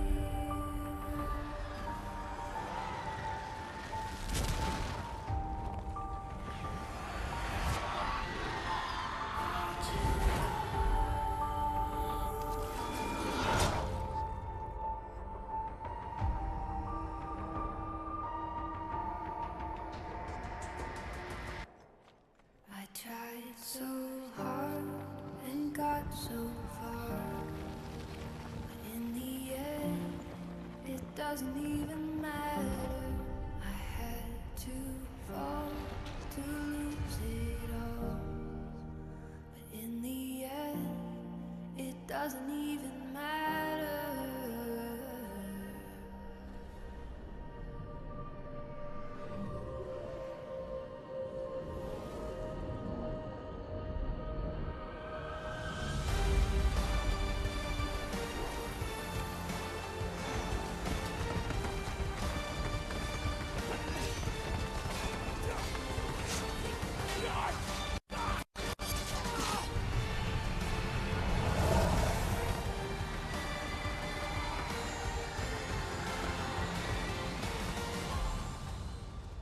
In the end, it doesn't even matter. I had to fall to lose it all. But in the end, it doesn't even matter.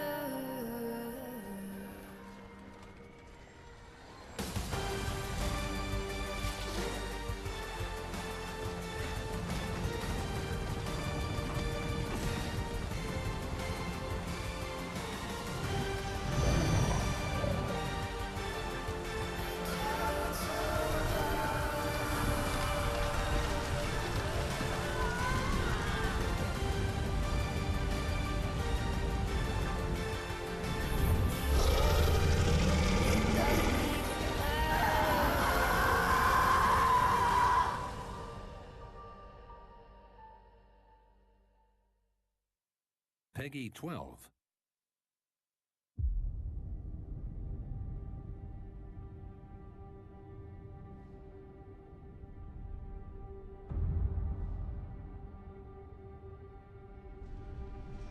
It starts with one.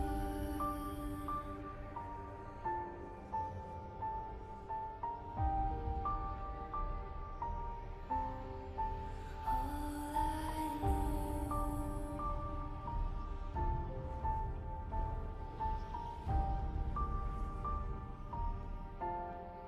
So unreal.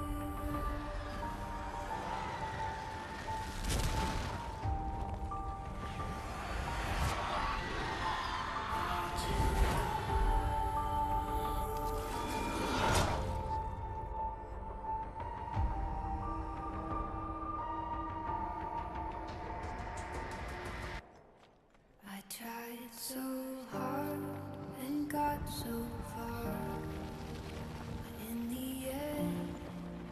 doesn't even matter. I had to fall to lose it all. But in the end, it doesn't even matter.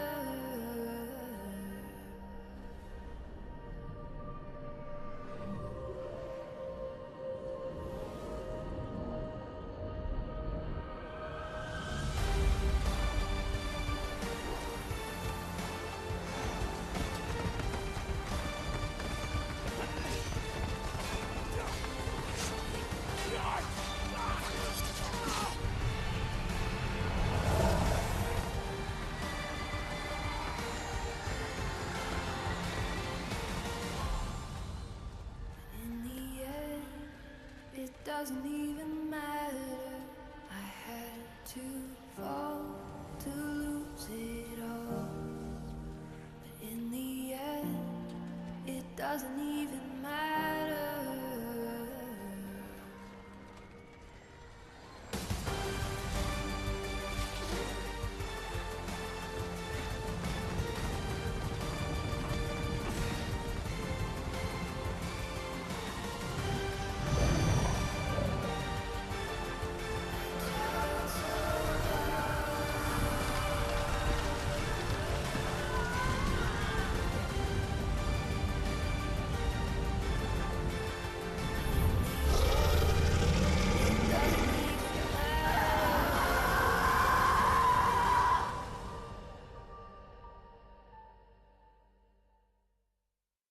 Peggy 12.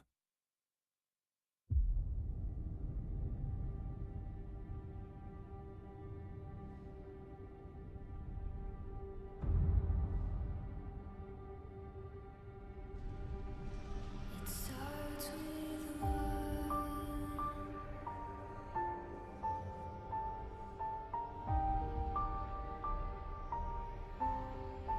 All I know.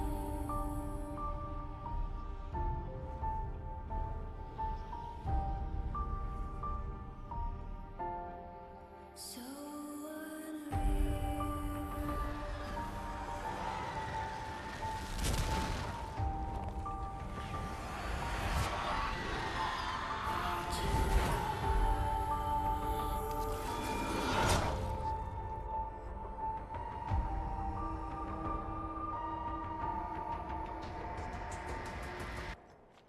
I tried so hard and got so far, but in the end, it doesn't even matter. I had to fall to lose it all, but in the end, it doesn't even matter.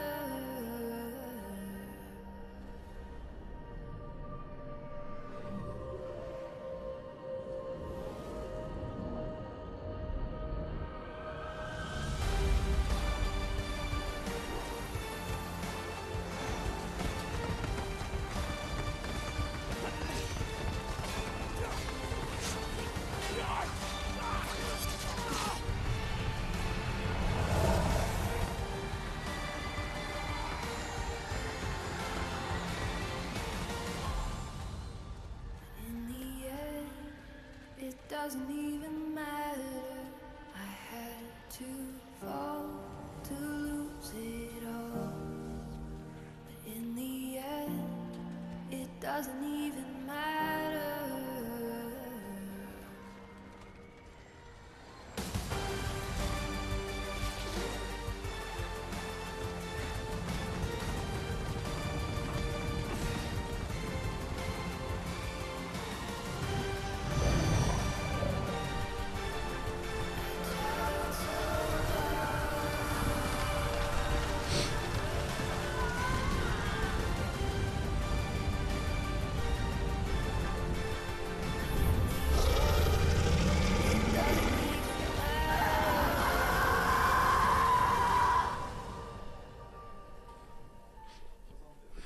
Hello and welcome back to our casting area for Linköping's Lincon.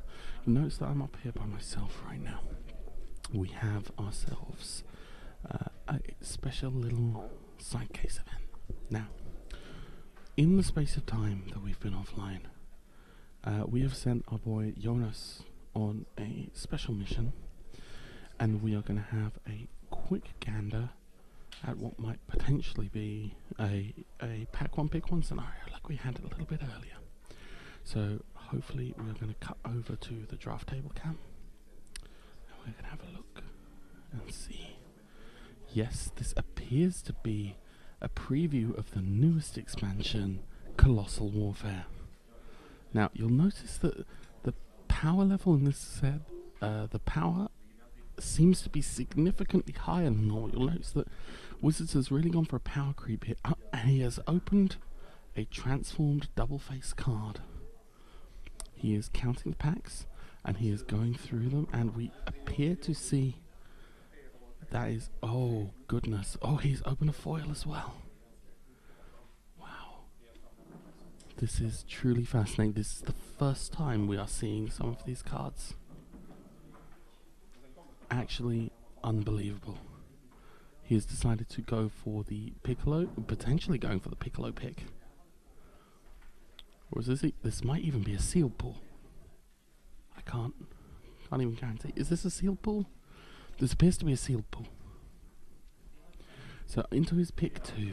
Now, again, you'll notice that they've decided on Magic cards to remove toughness as a factor and multiply power by a factor of about 10,000. This is an interesting decision on the part of Wizards of the Coast. Cannot guarantee that this is something that will work out, and he appears to have opened another foil. How? There is no possible. I can't even read some of these cards. Just walls of text. The things that these cards. I'm seeing sneak attack Vegeta down there. The things that might be able to do in Legacy are potentially undeniable. I'm thinking stacks. I'm thinking Cloud Post. Now we're going to get ourselves a third preview pack right now. We're going to open it up. Jonas going for the teeth. I've heard that these packs can be quite difficult to open. Decides to go 4 down. Taking this very professionally. He has opened another double face card. Sweet Lord. Now we're going to check the rest of the pack. See if we can identify the rare. We have a bit more of a zoom in now. We have a foil. Another. That is 3 foils in a row. I've never, ever seen anyone with this kind of pack opening ability. Just adjusting the playmat, make sure that nothing gets damaged. Wow. I've heard a lot of things about Mika in the modern Eldrazi Taxes deck. I hear that the ability to round out the curve is showing off the foil once again.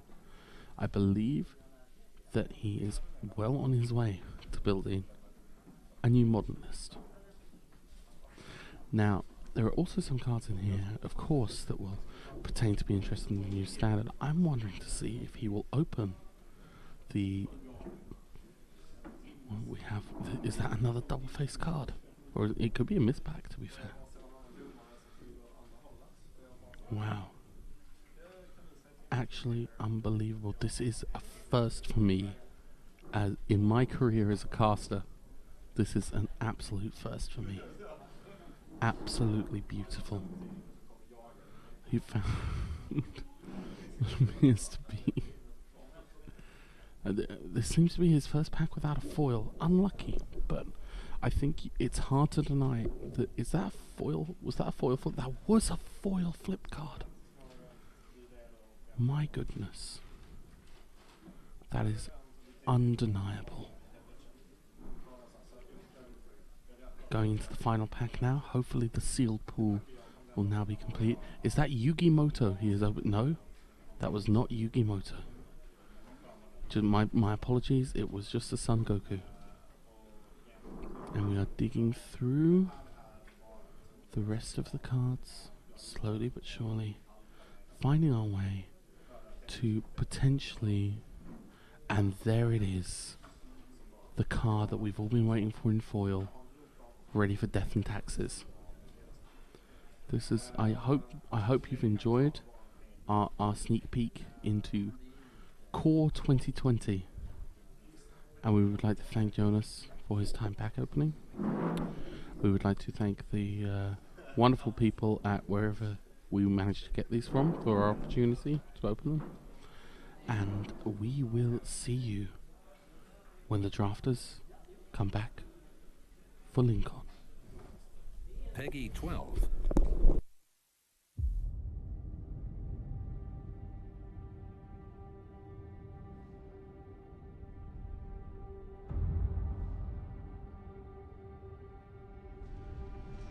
It starts with one.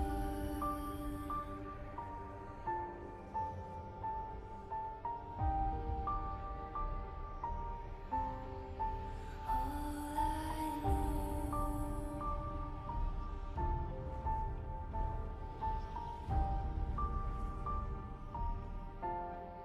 So unreal.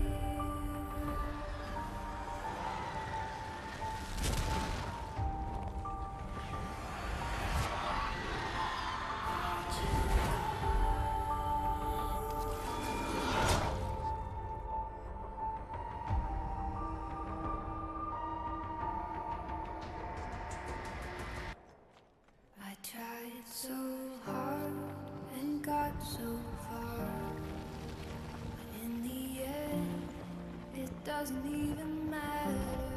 I had to fall to lose it all, but in the end, it doesn't even matter.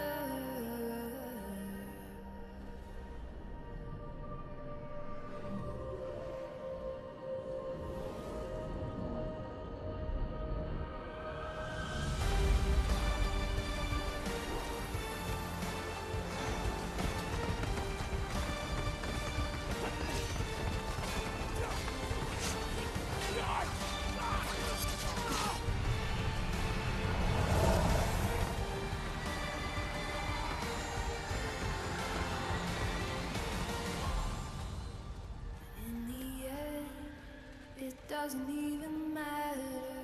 I had to fall to lose it all. But in the end, it doesn't even matter.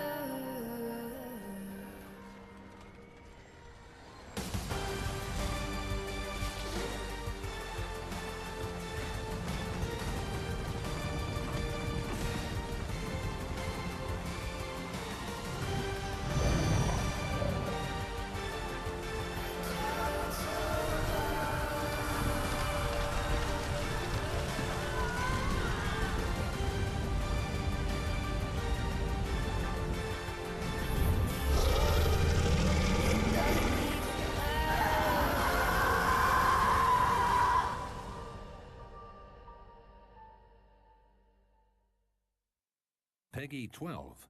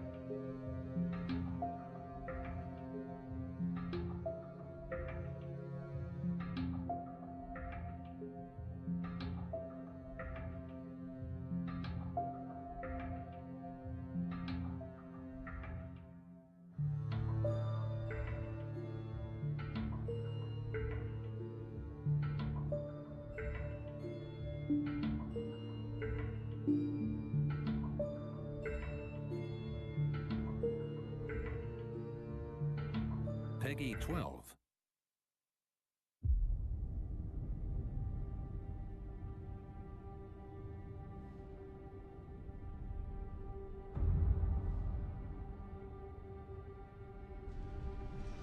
It starts with one.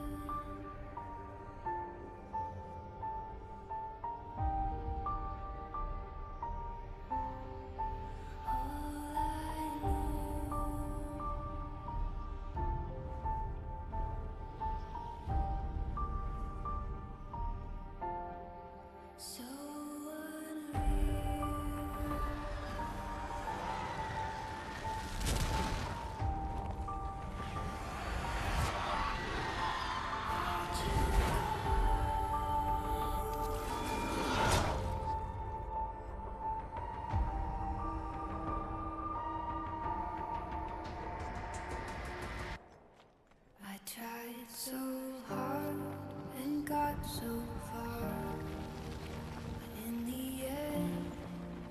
doesn't even matter. I had to fall to lose it all. But in the end, it doesn't even matter.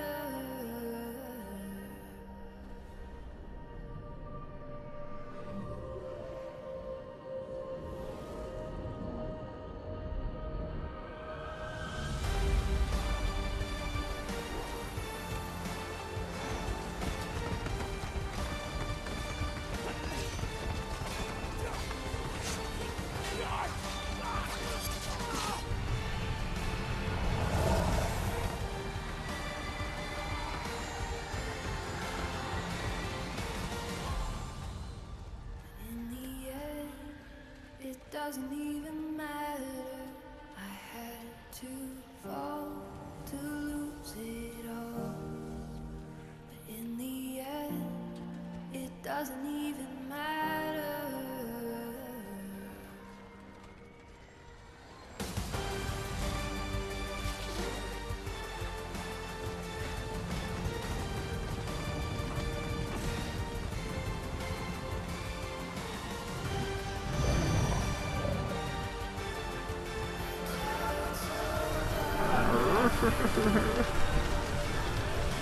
That's not good. Alright.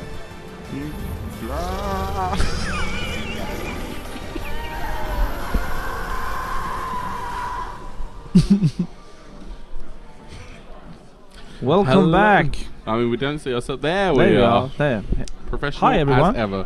Hi, Well- everybody. Welcome back.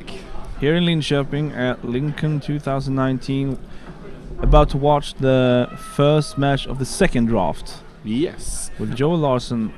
We are going to be watching that interesting deck that Joel decided to throw together while I was completely wrong about most of his picks. I'm not even going to comment on my comments, so I mean, watching a professional do this really does open your eyes to the perspective that you have to take. yeah, yes, Um, indeed. It's been a wonderful experience. I'm very grateful that I've been able to do this because now I feel like I'm being coached. I feel like he's showing me the way. I want to draft after this to make and try to follow the line that Joel's made. You want to wait until we're done at maybe 2 a.m. and then try and get a draft together. I'm working after that, so Unlucky for some, my friend. So I believe, as long as there's not any issues, we will be having Joel Larson's match up very, very shortly. yes, we are on time, we are live, and we are happy to be here. And this deck is going to be so much fun to see. For reference's sake, Joel is currently 5-1 through this series of tournaments. So Looking really good. 3, I think he went 2. Do you know what kind of deck he plays in the regular standard? I am not sure. Yeah. I wasn't. We didn't have coverage for that. But I think he went 2-1. We are going to find out. We will find out very soon. Joel Larsson versus Johan Disembori. I hope I've said that right. I apologize if I've said that wrong. Huh? Huh? But did he got the award? Oh, okay. Joel Larsson. I've just heard that Joel Larsson has just got the award for lifetime. No. The guy that Joel's is facing. Oh yes, Yeah. my bad. The guy that Joel's facing is the guy who got the lifetime achievement award today. Yeah. Okay. Wow. He gets 3 cards from Now I recognize him. I saw him during the. I'm so bad with names. I do faces. So Johan much better. Disembori versus Joel Larson. We are going to have ourselves some interesting games today. So Gotto Blandet versus Hoppasliak. Hoppasliak. Yeah. So what's this? Bag Joel of rolls sweets. Bag of sweets versus the deck of hope. So Johan gets the start. Well, if Johan picked Chandra, I'm rooting for him. I'm sorry. I have no qualms in saying that. We are. I believe Johan won the dice roll and will be on the play. It looks like Joel has no lands in hand. Joel going for a mulligan. As Johan- well as Johan. Johan also going for a mulligan. I didn't see any lands in Joel Larson's hand there. Well, there you go, för gott och blandat. There's definitely been better hands to keep. The no lands. But it's Not been, even it's, mono red It's deck. been a long day. Okay, I can't expect it to have gold 24/7. Yeah. Both players going down to 6. Hopefully, at some point, we'll also get some deck lists through so that we can actually see and Appreciate what's in them. Of course, we know everything that's in Joel's list because we watched the full draft together. It's just nice to see what he actually took in and what he left out. Oh, there's some lands. Decided Okay. to. This go looks into like a red. keep. Some lands. A lot of lands. Is that a flux channeler? That is. That appears to be 4 lands. Flux, Channeler, and No Escape in Joel's hand. And I'm seeing the Skyguard Island and a few lands. We're going we into Elite Guard Mage in Joan's hand. That's a really Erratic hard. Visionary versus the Vampire. I can't remember what it's called. It's like Thirsty Boy. Thirsty vampire. Well, Thirsty You Boy. Erratic you Visionary pay goes 7. in. Thirsty Boy does not block. Opting not to loop probably means he has a I am play. all There's Law-Rune Enforcer. my boy. 2 lands up. My boy.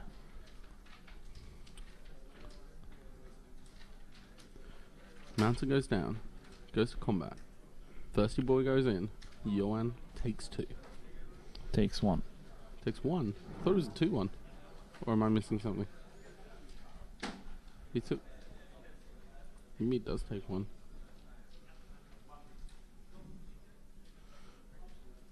Goes in on the swing back for 2. I mean, he has a Elite Guard Mage now. Yep, here goes. Here comes the Guard Mage. There is no escape for that Guard Mage. Which is really, really good for Joel because you don't want that flyer so early on. Untaps and goes for the draw. Gets in for... Is it 1? It is 1. In with Thunder Drake now.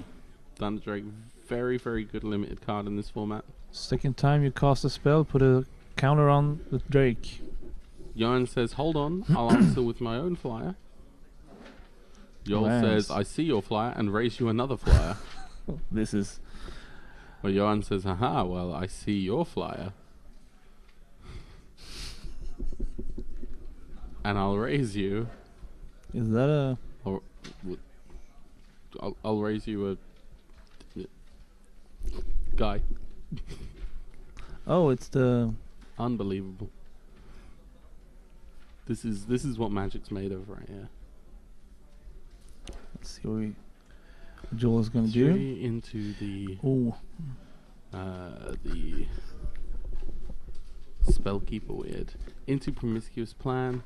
Casting and proliferating both of the Thunder Drakes. That is very well played. Wow. I imagine going into combat now. Just going to tap that. Tap down Thunder Drake. Let's see. Thunder Drake currently a 4/5. However, he may wish to save it back as a blocker. Stop the 3/2 getting a +1/+1 counter if all 3 decide to attack. Because past the 4/5, there's not a huge amount that Joel can defend himself with. And if one of his 4/5s is being tapped down every turn, I believe the clock is actually better in Johan's favour right now. But no doubt that is a very, very swingy play with the contentious plans. Yeah. Decides to go in. Johan down to 13. Untapped and draws. Has a thing. Appears to be... Is that planes? Nope. He has to... I think he has another of the... See, you know what the Pro Tour actually gets? They get people at the side who like live informing you about all the cards in their hand. I'm sure Joel's used to that. I'm not. I have to work with this. Was that a 1-drop? He's looting. Going for the draw and discard. Decides to drop. It was a planes. It was? About. My eyes aren't that bad. Pays 2. Drops. The Martyr for the cause. Yeah. When Griffin it dies, goes in for 3. Martyr of course, when it dies, proliferate.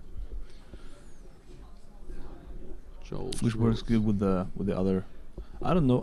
I have no clue what There has the to be Spark Harvest in his hand. is it. Does he play it now? I don't know. He's a couple of turns away from turning on the vampire's ability, and if this board just starts getting jammed, Joel can just start doing drains every other turn. I'm assuming that's a blue mana open for Johan, and it's not just that lands look a bit weird.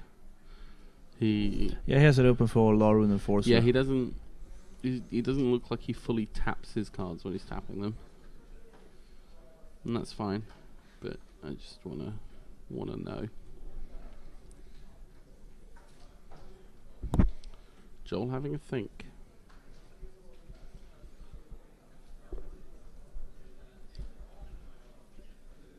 Deciding what to do.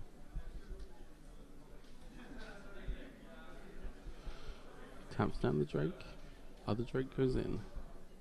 Hits for 4.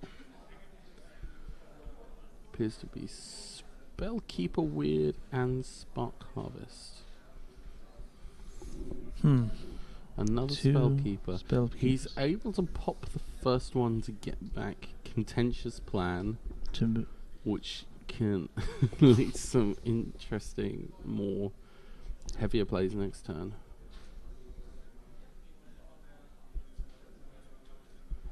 But I don't know if that's what he wants to be doing.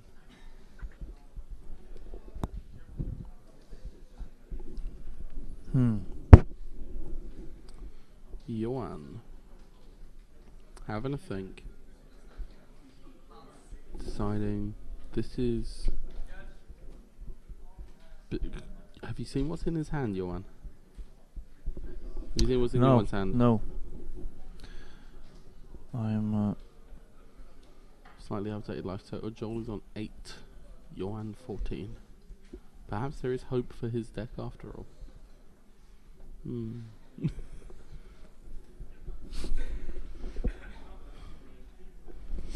Face palm from my co-worker. It goes in the battalion. Yeah, this is a counter. Makeshift battalion gets a counter.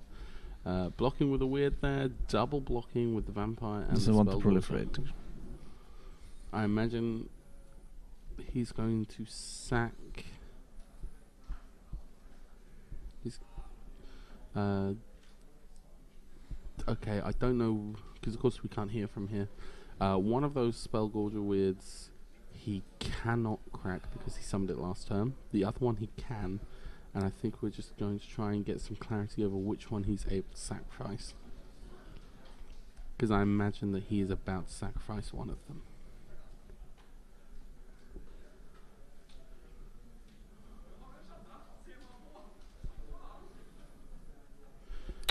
And the one blocking there. Joel down to 8. I think he just let it. Yeah, he let it go. Enter the God Eternals. Wow. Very powerful limited card. I assume the first one was the one that he could crack, and he decided to just let it go. Potentially regretting that now with Enter the God Eternals.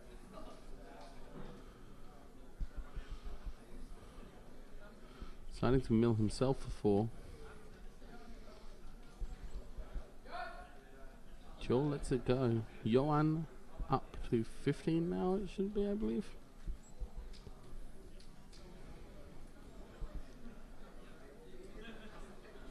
Draws a card. Why did Joel gain 4 life? Joel was on 8, right? Yeah.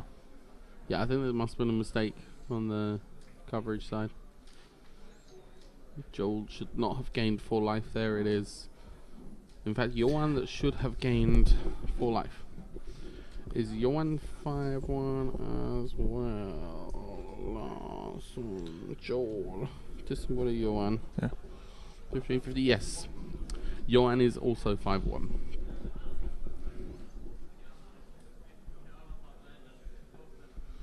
Plays Spark Harvest.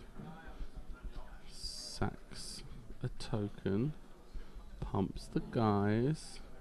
Gets rid of the Law Rune Enforcer, which I imagine is which giving Joel Johan in enough of a response headache. decides to tap one of the drakes.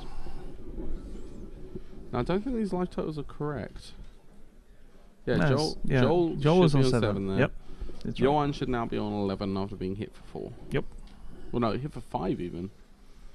I don't know.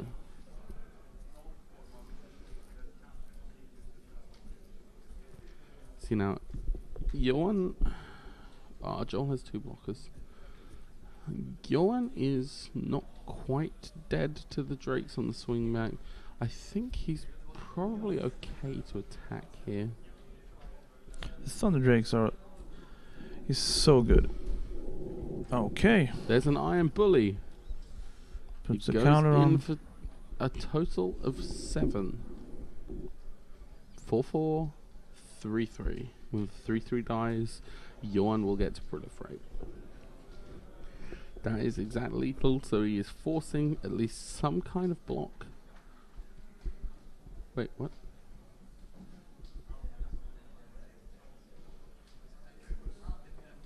What? What happened?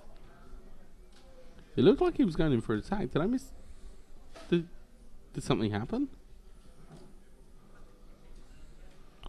Wait. What? Okay. Wait. So, I don't know what happened there at the end. Did who Joel won apparently. I think that he drew a card and immediately attacked after... But how did he must have blocked with something. Yeah, I think it... But the drakes were... Oh, the drakes had 4 counters on each, right? Yep. Yeah, okay. Well, that was lethal either Hmm. way, so it didn't really matter. Joel could have just chump blocked one of the things. I think he just showed that he could kill him the next turn, and then it was over. Yeah. This thing with the pro players, they go so fast. Mere mortal eyes like mine cannot truly appreciate the speed. And the awareness. Unfortunately, we still don't have deck lists for this matchup, so I can't give too much of an insight. All I can really say is Grixis versus Esper. Both decks really showing the power of blue-black to the point that 2 people in the pot are willing to take it. We have the deck lists. Wonderful. There you go. So, which one do you want to take?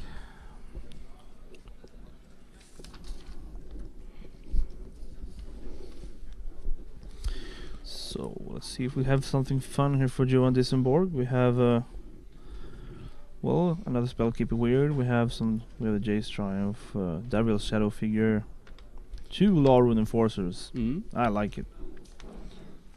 What has he got in his sideboard? He has 2 Elite Guard Mage. What has he got in his sideboard that he could potentially bring in for this matchup?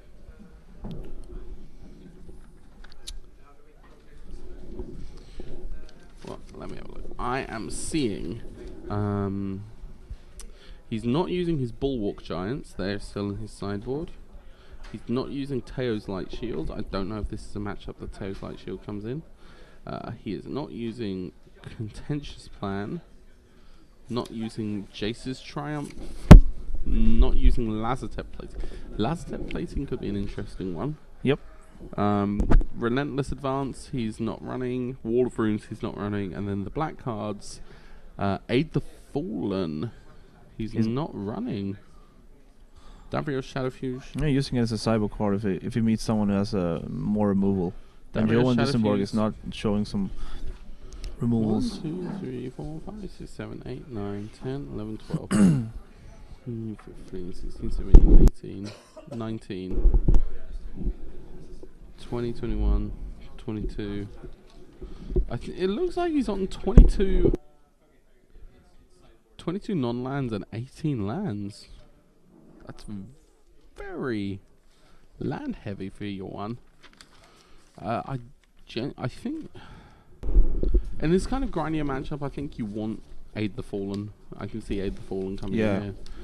For Joel, he's decided blue cards he's not running are Crushed Descent and Wall of Runes. Black cards he's not running are Charity Extractor, Davriel's Shadowfuge, and Duskmantle Operative. Red cards he's not running are Blind Blast, Goblin Assailant, Honor the Godpharaoh, Invading Manticore, and Neheb as well. Yeah, that's it. So this appears to be a good chance for Joel to... He appears to have done what Charles was speculating earlier, in that he is going for the blue-black deck, splashing red pretty much purely for Chandra's Triumph. Whether he sideboards in the extra red things is kind of hard to say. Whereas the Esper deck, again, appears to be... Well, in this case, he's gone for a blue-white Skies deck, splashing black for Unlikely Aid. Unlikely Aid, okay. So we will see how that works out for them as we go into game 2. Dovin in Joel Larson's hand. Scries. Having a think. 3 lands, Dovin, weird, totally lost. Decides to go bottom. Joel with the turn 1 Enforcer. Which I like. Johan in for 1. This is a very aggressive this is my a Chinese pride mate. Yep, well. Okay, we're now we're talking. Johan not looking to give Joel an inch in this game. It's a very good start from Johan. I mean, turn 1 Lord Enforcers is presumably the best start in this. Taps down the Vampire. Goes in with Pride Mate for 2. Decides to play Augur of Bolas. Augur looks at his top 3. An instant or sorcery? Instant or sorcery? Is that a whiff? That is a whiff.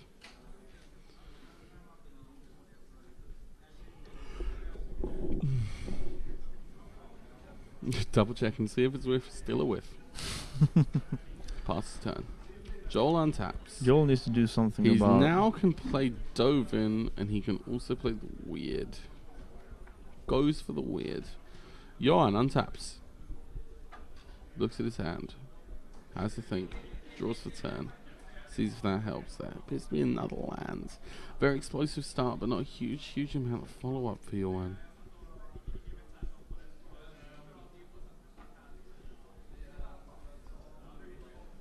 Taps down the weird.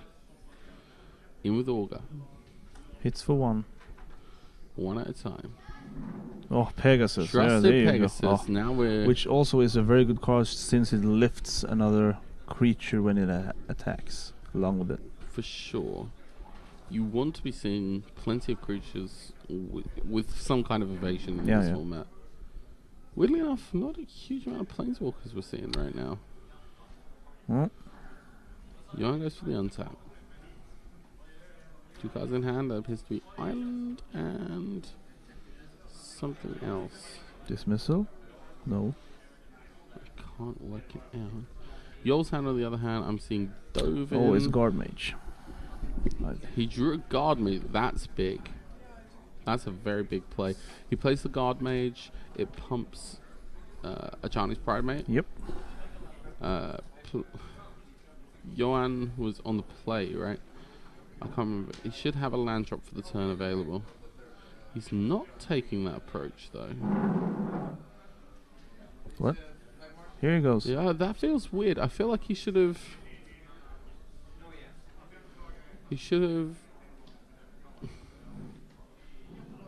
He's missed his Ajani's Pride Mate trigger. Yep. I think he missed it. That's something that should probably be pointed out to a judge.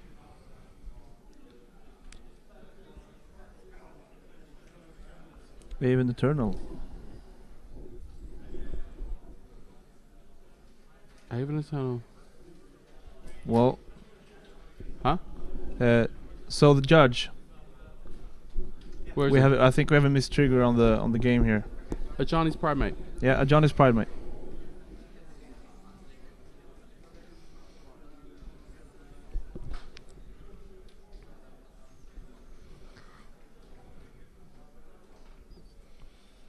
I think they need to pause the game right now, straight away. I don't know how serious missing a trigger like that is going to be. Well, I mean, The chances are it's just going to be. it's a bigger creature, so they should pause the game.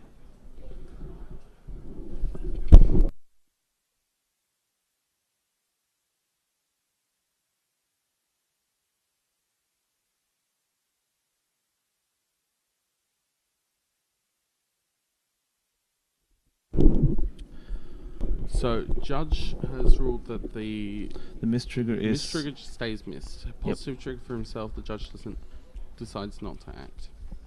No need to interfere and let him know that he's missed it. I just didn't know if Ajani's it might be relevant. I mean, is there anything that's got, well, everything that power- pumps the creature up is irrelevant. power? No, like, as in, like, are there any removal spells for like power 3 or greater Oh, in this yeah. format? Oh, People can just forget missed triggers. I just don't. Of course, I don't know what the correct procedure is for a lot of these things, so I'd rather just talk to someone and let them know what we see. Kind of a shame. yeah, we'll see. Like Remember the The Primate you- being a 3/3 would have made a big difference right now. you remember the mistrigger we had on what was it? Earlier games today. Yeah, the flipped Legion's Landing. Yes, That was a was, very rough miss. Heartbreaking. You really don't want to be missing stuff like that if you can avoid it. Joel having a little look. Thinking about where to put his Aven Eternal. Pass the turn. Pass his turn. Johan untaps. Draws a card. Has a little look. They move so fast, it's so difficult to actually see what they draw. That appears to be the stealth card. Mm-hmm. 2+1/+1 counters and can't be blocked this turn. And yes, the life has to be wrong. Wait, what's wrong with the life? Has Joel Joel- swinged in for 12 this game? No, that. Whoa, okay. Yeah, we're gonna need someone to update those life totals.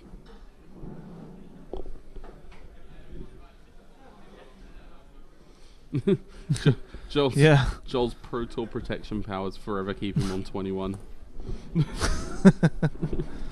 I have immunity, and my My life can never go below 20. The power of my ring on my left finger. it's like when you play with that annoying kid in school. Just like, I have a blanket that gives me protection from everything, and it deflects bullets. And Says the daycare keeper. they don't need to know that I work with children for a hobby as well. For hobby? I mean, I work with you guys. don't I? Whoa. Touche. They're okay? Oh. Those are the right life totals. 21-1, but Johan's gone in for so much. That doesn't feel right.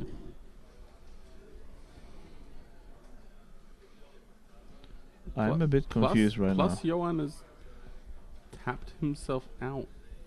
So that We- if Johan's on 1, then This just feels this- wrong. It should be the other way around. Joel should be on 1. I was about to say there's no way in hell that Johan would attack in with all his dudes. Yeah, being so on 1. so you're supposed to kill yourself. So every time Johan fights, he drains himself. So Johan is about to win by draining his life total to 0.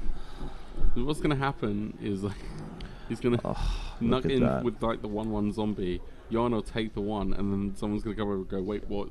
The game's over. You're on 0." He's gonna go, "No, I'm not." Okay, so I think Johan has this now because he just threw in another Pegasus.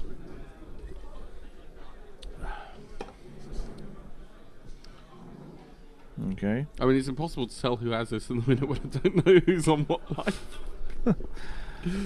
Who could be winning? Nobody knows. Yeah, exactly. Johan used to do 1 damage, therefore it has 1. Oh, now it's 1-1. Oh, well. Now we're in sudden death. Is it 1-1? Is it 1-1? There you go. Oh. Joel's Joel's dead. Now Joel's dead. Okay. Let's all have a silent moment for Joel Larson. Joel apparently still able to play despite being on 0. That's what you get for being a pro player. This is uncanny levels of drafting skill.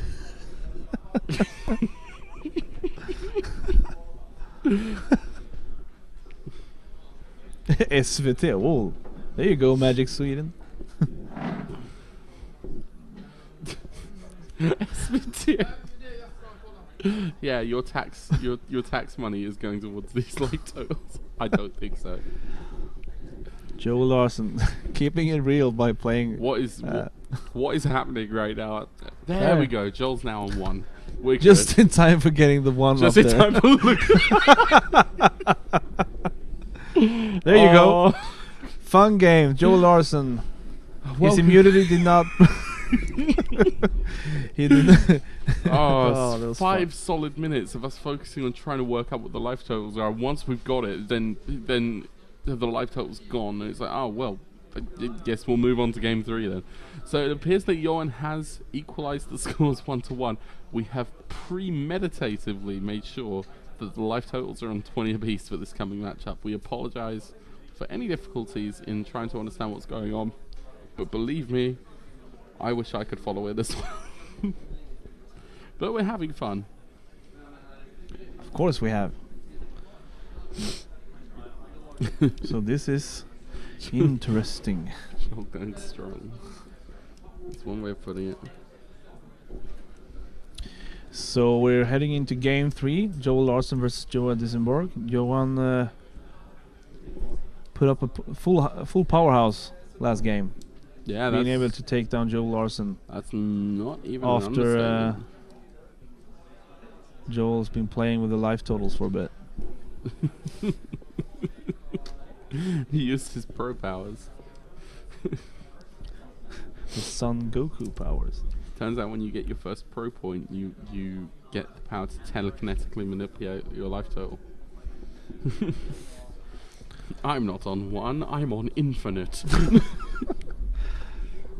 Your power is useless here, Johan Disenborg. You have no. Yeah, I was thinking. You about have that as no well. card in your deck that can stand up against a channel fireball player. Well, Johan did a good job there to taking down Joel Larson. Yes, absolutely. I wish credit where credit's due. Yeah, that and was this gameplay. also confirms what I've been talking about. Larun Enforcer turn 1 can really maintain control of the board, tapping down creature in play to make to nudge off Joel Larson's life total to oblivion. Literally oblivion. Yeah, literally oblivion. The Hoppas game. Oh, Hoppas lek. Sorry about that. The hope. The hope game. A new hope has returned in the ability to, I don't know, change life totals. I don't know where I was going with that. I will not be participating in the tournament myself because if I was in the tournament, how would you listen to me talking right now? Oh, smooth. And I know that's what the viewers really want. They're not here for Joel Larson. They're here to listen to me complain that Joel Larson didn't pick Chandra. I see you going into the 3rd game now. Johan's hand looks pretty solid from here. Yep. Few islands. Joel's on the other hand, I'm not seeing much mana. 2 mana. I'm seeing 2 lands. 2 swamp, but no. Is that 3 swamp even? I'm not sure. No, it's 2 swamp. 2 swamp spark harvest. I don't know if that's worth keeping. He's got Guild Globe though, so he has a bit of fixing. And Flux Channeler, and Totally Lost. This is an interesting decision. I think the only reason why he's still thinking about keeping it is because of the Guild Globe. Guild Globe, yeah. Guild Globe, another card that I there he goes. didn't particularly have much care for. Has he found the third land, though, is the question. No. Oh, no. That is not the third land. Here comes the weird on Johan's side. Does Joel find the third land? Oh, No, he didn't. Still no third lands. That is rough. That is not how you want to be going. No. Let's see if... This is why I don't believe in the Guild Globe curse. You play it and you think it's like a chromatic star, but it's not. Discarding the nosegay. I mean, there's still every chance that Joel comes back from this. It's not like Johan has an insane board presence. Tempo, though. But if he puts the land down now, he has to delete Guard Mage. Is this Guard Mage coming down? No, No. that's not. Oh, Bouncing back the weird to put a counter on the Sphinx. Is this a land? No. He can cast it though. Does he find a land? Yes, he does. But There it's you a go. swamp. Oh. No, Joel. No. We're an island and a mountain away from casting Bolas. I want to see Liliana. I was hoping to see Liliana. Another flyer. Well, there you Another go. flyer and a dork. What's going on? That's the concession from Joel Larson. Really, really unfortunate there towards the end. We had some really solid games. But congratulations to Johan Dissenborg. Going up now. It's never fun to see someone concede mana screw, but it happens. It's the Magic game, and That's good just, game from both of them. That's just how it happens sometimes. Yeah. It's unfortunate, but you know, that's what you got to put up with. So Johan Dissenborg 6-1, Joel Larsson 5-2 after these results. Yes. Again, though, I would like to just take a minute to actually genuinely thank the people who've helped set us up for me. The chance to actually watch a pro player draft and to see the picks that they're making And to watch them play through. Yeah, to talk to you It guys was- while we're doing it. So Yeah, like, you know, to talk through this process live, it was really a wonderful experience. yep. Like, I'd love to do this more often. You know, Rich Hagen, call me.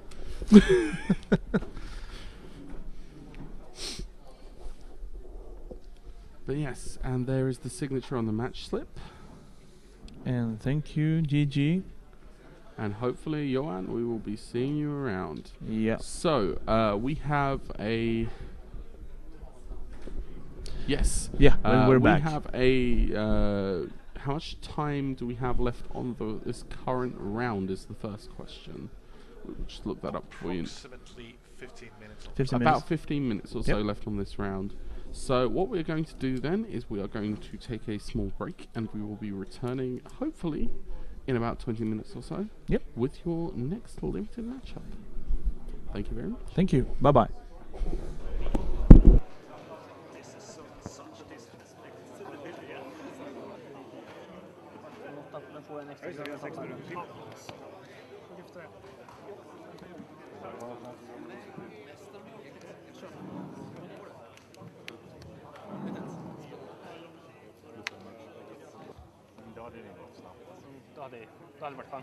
Det som hände, det var att det var en jättekonstig regelfråga. Jag spelar en lek som går runt Nexus of Fate. Som, ja, man får en extra tur, blanda in den i leken om den skulle hamna i graven. Så det är en replacement-effekt. Och min motståndare körde mill, så han vill ju sätta hela min lek i graven. Och eftersom att han inte kan milla bort Nexus of Fate och den alltid blandas in, så har han ingen Lincon. Så det blev så att vi fick stå och vänta på... Okay, and welcome back. That was a very short break. However, we have just been informed that we have a little something else to show you guys today. This is cutting over to the feature match. You want to jump back in? Jonas coming back in. Ah, I'm here on audio, but you will be spared my face. Yes. All right, let's hear it. We've got Charles in the background as well. He's going to help us try and talk through some of this as well. I believe Joel has something to show us on the feature area. Yes, so I've heard. Okay. Have these decks already been created? Or is this just... Have they done the... The deck lists. Yes, they're there. The deck lists. The decks that they're playing, have they already gone through the cube? I literally have no idea. But So we've been they told. seem to have decks in their hands. And It's on the in the- left, we still have Joel Larsson, and on the right, we still have Johan Disenborg. All right, let's see if we can sort this out. So apparently they have drafted some kind of tribal cube, and we are going to get ourselves a little bonus game of whatever the hell's going on in front of us right now. Did you just say that?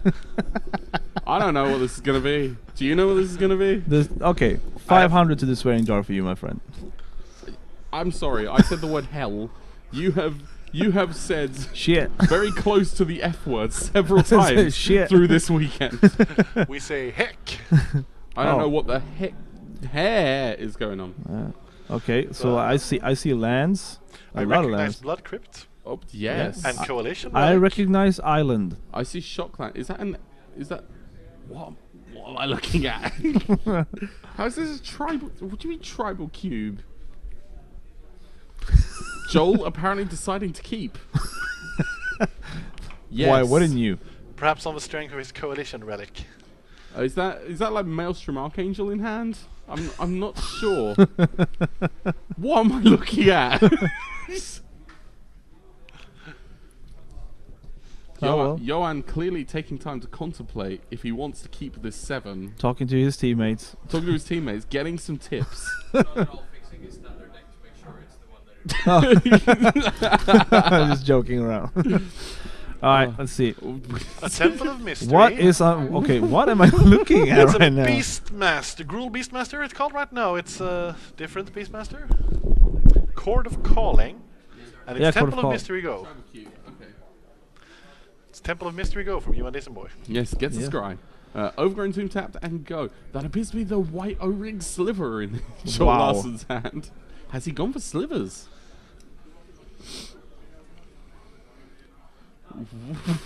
Pointing out potentially a mark on the card. Yeah.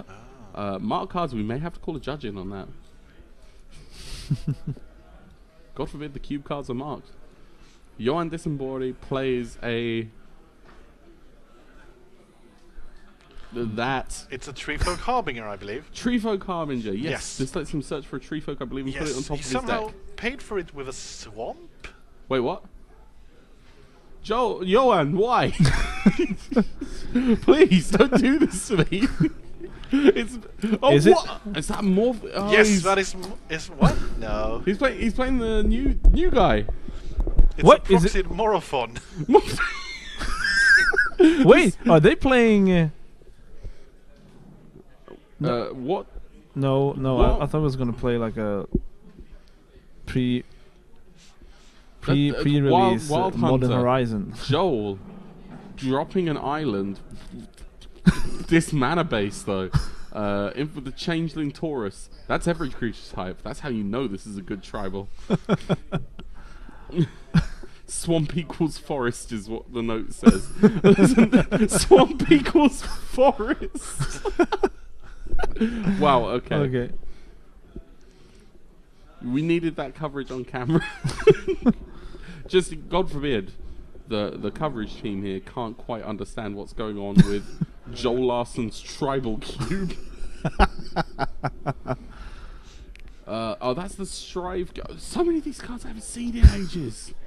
That's the Strive Pump spell, or is it the Strive?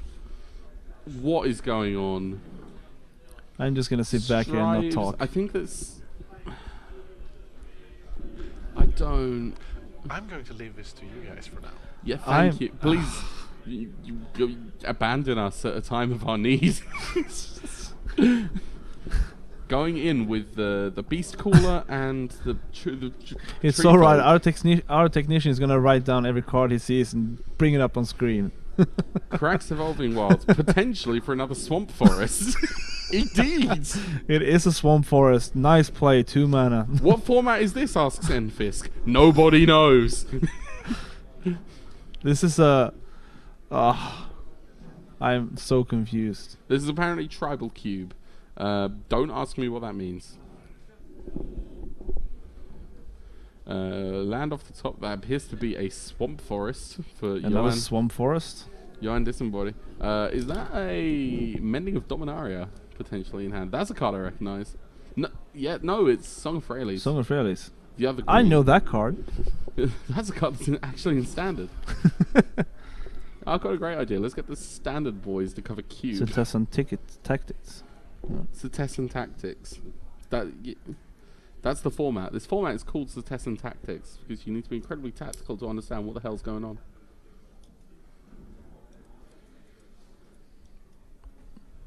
Joel Larson plays Plains. Apparently that Plains is definitely a Plains. Citizen... Until the end of turn, any number of target creatures each get +1/+1 and gain tap. This creature fights another. Wow. Okay. Okay. Oh, that answers one or two questions. Song of Fraley's ticking up. That is a lot of mana Johan's working with right now. Do you think he'll be able to summon... a Swamp Forest? Do you think he'll be able to play Super Saiyan Son Goku? For 15,000 power? Instead opting for the Morpho... Glare of Subdual? Why is Glare of Subdual? I have no clue. What? I'm even more confused right now. You've got the Morphotron. The Morphe. And now this. And he blocks. He's going to use his sliver to tap it down. Of course he is. Why wouldn't he? It's Joel Larson. Joel draws a card. The rules make themselves in this format. This game is not part of the XM tournament. Just in case. Someone... We are just clarifying that in limited... I like that Joel's reading on his own card. I like that. I don't even know if it's actually his cube. I thought you said it was Joel Larson's tribal cube. I was making... I was clearly... Don't know what I'm talking about. Aww. O-Ring Sliver comes in. He's probably going to take Song of Fraley's here. No, he's going for the Morphobinding. Morphodingu. What's he even called? I have no clue. What is he called? This is beyond me right now. I should not be here. Can we have oh, is it the 5-color Ninja Lord? No, it's the 5-color Bear Lord. I think it's the 5-color Ninja Lord. 5-color Lord. The Lords of the Lord? Chord of Calling.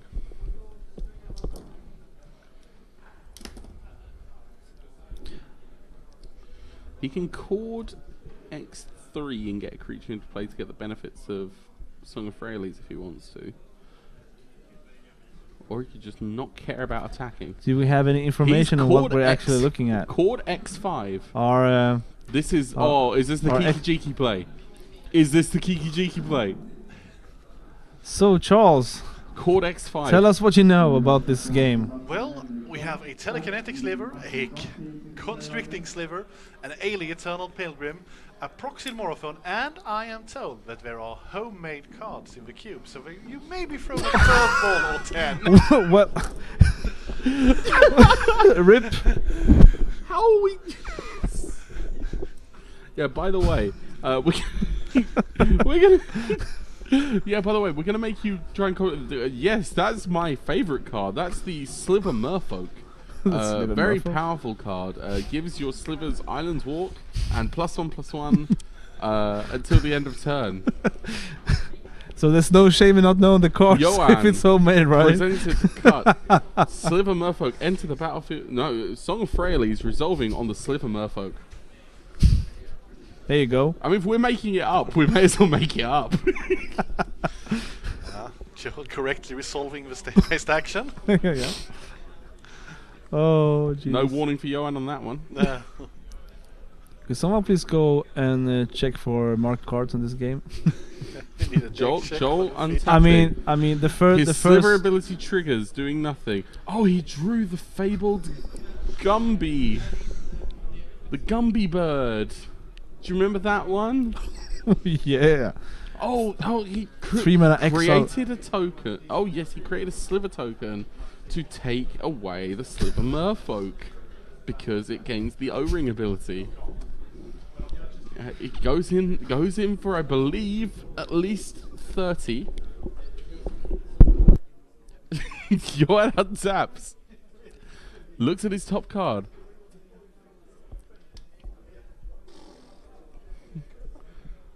Plays the binding tentacle on the sliver The sliver becomes tapped.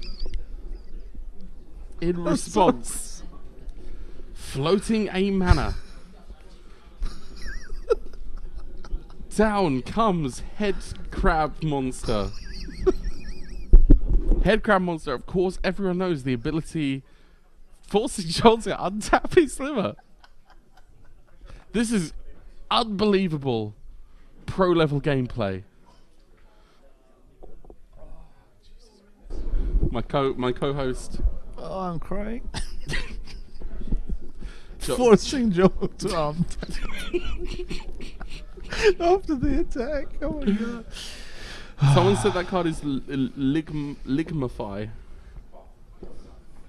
I believe you're wrong. It's the... Here comes the Gumby Bird. Gumby Bird comes down when it spreads its wings, and when the wings are spread out, Johan is unable to attack. He's able to create 2 paper tokens that will act as wings to attach to his Merfolk Sliver. I can answer a question from chat. But Constricting Sliver is it's a real card. Constricting Sliver is a real card. Yes. It's from. Creates 2 tokens of himself. Wow, I don't believe this. Gumby Bird summons 2 mini Joel Larsons. 4 mini Joel Larsons. This is better than Teferi. How have we not covered this format sooner? Magic 2015. How many mini Joel Larsons are too many mini Joel Larsons? Can there be too many Joel Larsons? I hear that there is in fact a combo in this deck. If Joel draws the infamous Spidingo card, then he can create in fact infinite Joel Larson tokens. I think that's a Modern Horizons card. If you The Modern Horizons. Joel Larson tokens, you win the game. If you control more than 10 permanent Joel Larsons, you win the game. Spidingo the bird comes down, and if you control 10 Joel Larsons, you get a Pro Tour trophy. Oh, well, there you go. And the point. Why not? Joel Larson untapping all of himself, draws a card. That card, I do not believe it is the fabled combo piece, but instead, yes, quite obviously, Glare of Subdual, that is a card I actually recognize. Apparently also lets him play a Bitter Blossom for free. I'm at a loss here. So many Joel Larsons here. Joel Larson Coming sending in. himself into battle. Huh? Read the comments. Why this format is... Okay. Why is this format not the SM? Well... Why can't this... I mean, as much as I'd love to root for our Westeros boys, this is...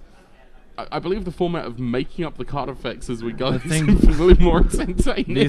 This type of format is breaking the Magic system right now. This is exactly... Getting in for 50, blocking, and tapping in response. I believe that the recent printing of Joel Larson in Modern Horizons is the exact reason that Modern has become a suppressive format and Splinter Twin needs to be unbanned. Thank you, Joel Larson. Joel Larson, congratulations. You did it. You've made me root for Splinter Twin. Gaze of Granite in hand. There's the concession! Joel Larson sending his face into battle has done it. There was no possible comeback. Too many Joel Larsons and Joel Larsons. What did I just watch? There is... what was happening? There is so many Joel Larsons. It's also time in the round for the SM, so we soon will get a new match. Okay. Another game with Joel Larson playing Joel Larsons and playing Slivers, which again creates more Joel Larsons. Alright, so... The Joel Sliver Larsons deck. Who was next on rotation?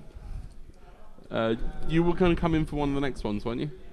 Yep. Alright, which one of us is tagging out? You're tagging out? Yes, we are. We are. Yeah.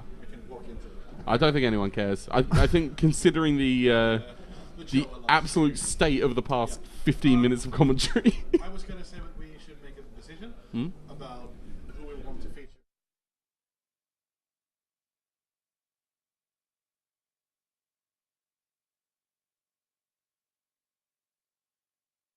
Peggy 12.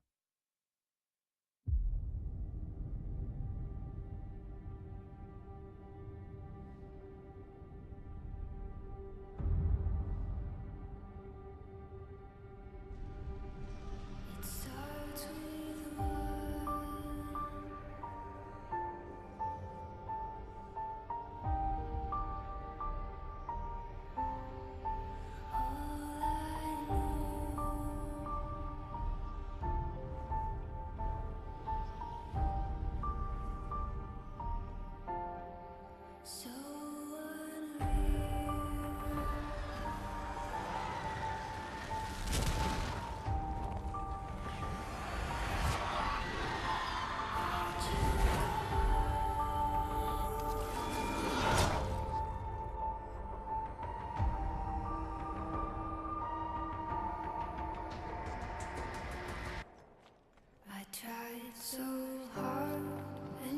got so far, but in the end, it doesn't even matter.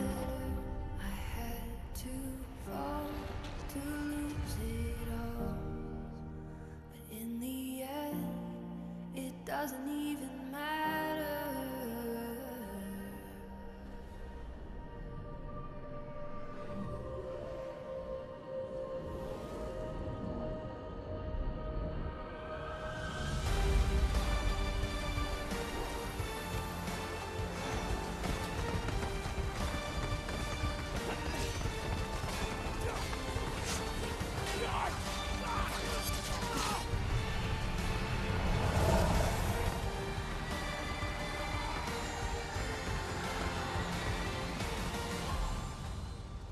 In the end, it doesn't even matter.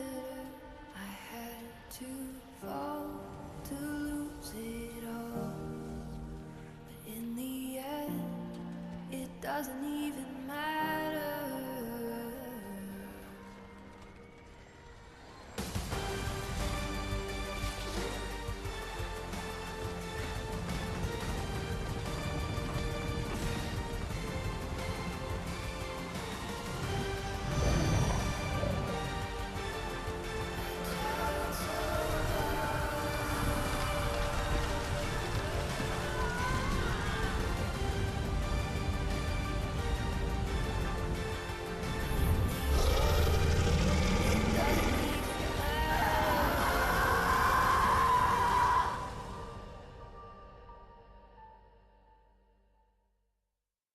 Peggy 12.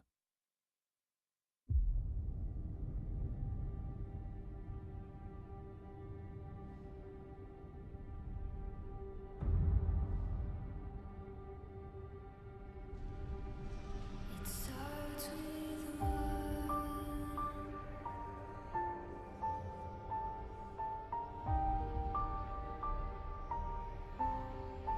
All I know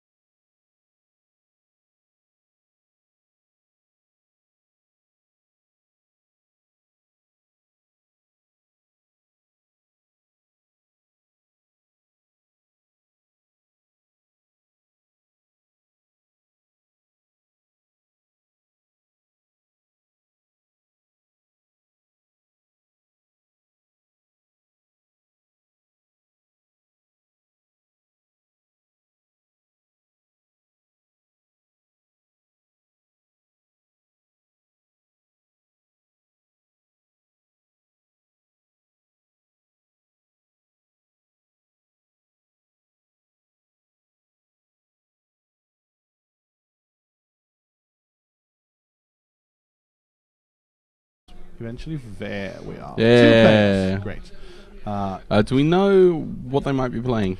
We actually do not, because we have had issues with deck lists. Not so much issues as issues in getting them to us.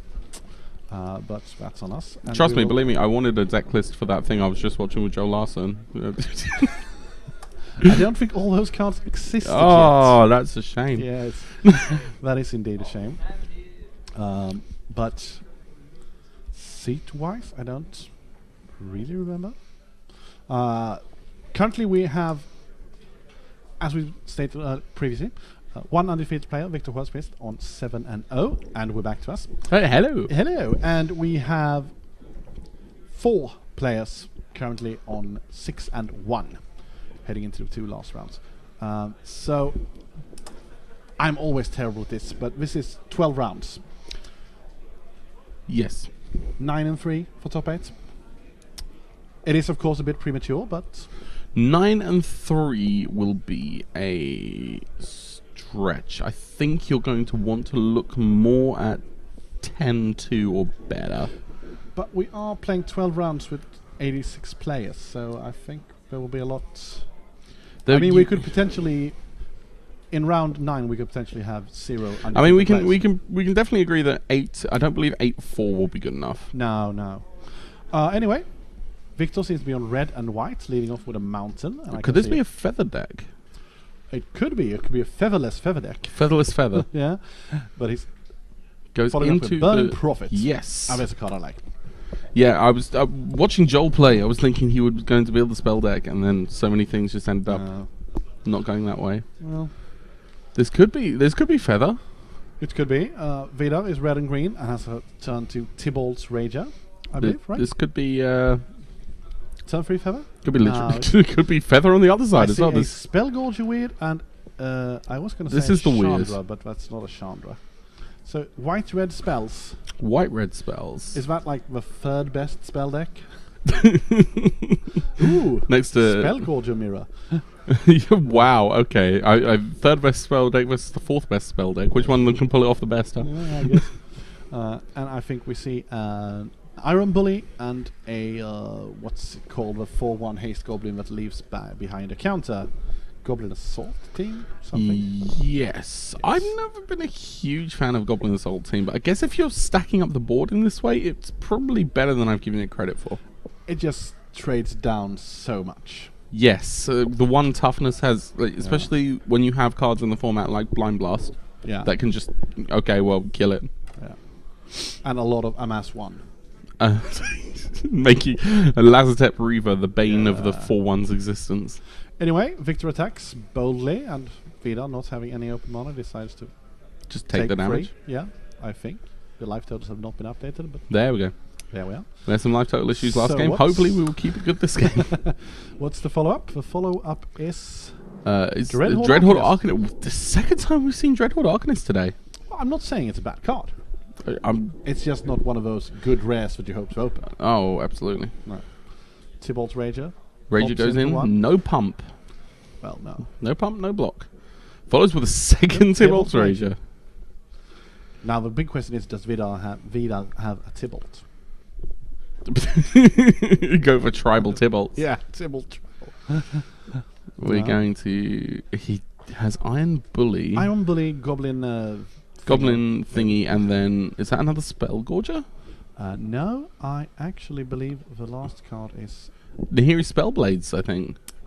Yes. Twin Stoneblades. Nahiri Stoneblades. 2 target creatures has +2/+0. Relatively decent. Decidedly mediocre.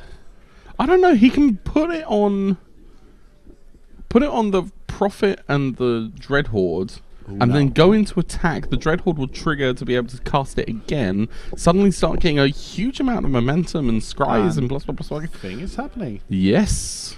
A lot of things are happening. So, Iron Bully puts a counter on Dreadhorde Arcanist. Then Nahiri Stoneblades are targeting, I believe, Spell Gorger Weird. And probably the Arcanist. Probably because it has Trample. This triggers Spell Gorger Weird and Burning Prophets. So, start off by scrying. Having a scry. Most likely a land if he went straight to the bottom without showing us. Yeah. Goes in with the squad. Arcanist trigger, another Stone Blades. Which triggers both a burning. I'll have more of that, please. Yes. Thank you. May I have another? That appears to be a 6/3 Arcanist. Yes. I believe that's two spell triggers on the 8/4 weird. Unless I don't know. Yeah, I think the second Stoneblade targeted Arcanist and Prophet, I believe. Oh, what numbers am I even looking at here? That's a lot of damage. It's a 6/4 spell gauge weird. It's a 4/3 Burning Prophet, and if I'm not mistaken, it's a 6/3. Just clarifying, the guy on the left, Victor, he's undefeated today, right? Yes. I can see why. He really knows how to cast Nahiri's Stoneblade. He's taking underwhelming rare, underwhelming common, make the most out of them. That is some amazing gameplay. So let's go with a block with Rager and Spellgorger here. Yeah. Wondering if he wants to pump.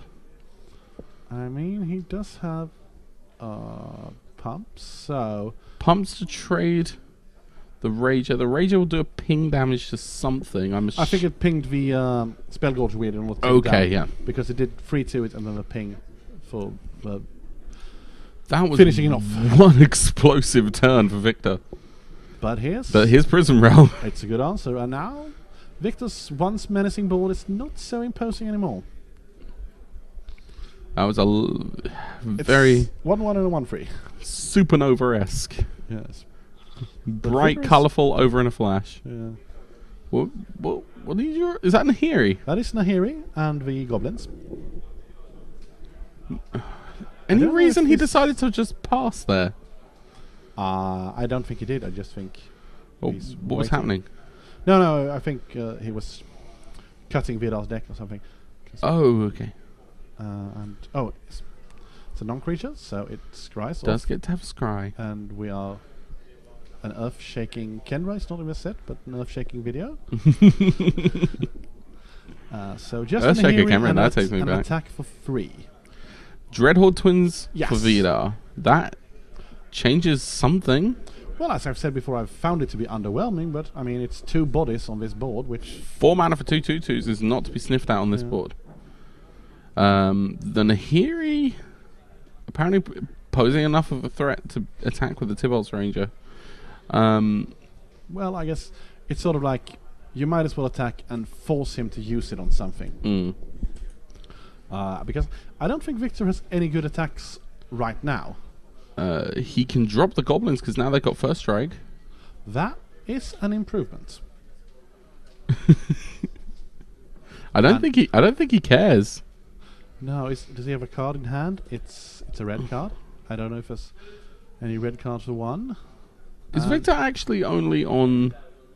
No, I think Vidar is on 5, and I think there's been a slight mix-up. Yeah, okay, we're back to this again. Yeah. Oh, now he's on 3. Oh, no. No, I think Vidar is on 3. I haven't counted. But we'll get this fixed for the next game. Well, I mean, I was going to say, depending on what happens. I'm not a mathematician, but I believe after the damage calculation earlier, we could conclude that was in fact a metric ton. Yeah. You almost made me swear again. I was going to say something ton, which was not metric, but wolf token. What produced a wolf token? Oh, there's an Arlen down there. Of course there is. Arlen, voice of a pack. And half the fun of this cast is trying to guess what's under the glare. And I actually think that the pendulum has swung into Vidar's favor. Well, apparently so. He's on 17. Yeah, it's because he can block, and even though the goblins have first strike, the Arlen's battlefield effect. Arlen's voice of the pack, probably one of the better top decks you could ask for in this situation. Yes. 6 mana Planeswalker dropping 3 3s. About as good as you can get if you're trying to deal with an army of dogs.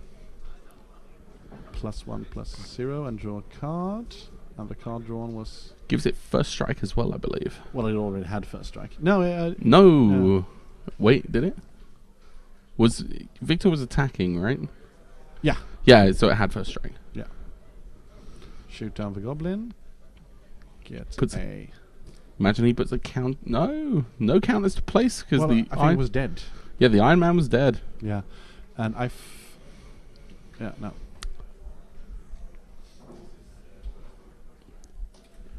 One thing that does irk me a little bit about Nahiri, that static ability about the equipment.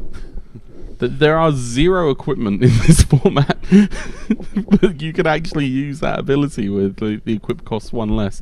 At the same time, Arlen Voice of the Pack mentions werewolves, and there aren't any werewolves. No. So I guess a lot of it is just to be on topic, but I just wish it'd probably be easier to put just a sword of whatever in this set than it would have been to suddenly integrate double face cards. Just throwing that out there. Dragons. That would be an unexpected reprint. Sword of sparks and flying. Sparks and flying. Sort of static abilities. Sort of. Please help me. Is a Cyclops Elementalist. Cyclops.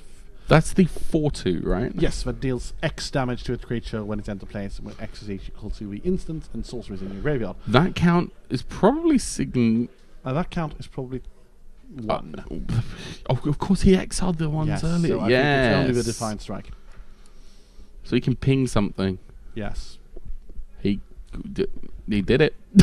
He pinged. He came, he pinged. He pinged, he left. Yeah. But if Victor is on free... I don't think... Vidar is on free, and Victor has a Turret Ogre, the 4 power might be significant. That is true. There could be a scenario where he can play. Well, we appear to be in the issue where Victor has decided to take the damage, and the commentator is probably going to be confused as to why Victor's gone to -3. Well, maybe he has Phyrexian Unlife in play. No, that was modern. That was like 2 days ago. But there might be a... there we go. That I've tweaked it.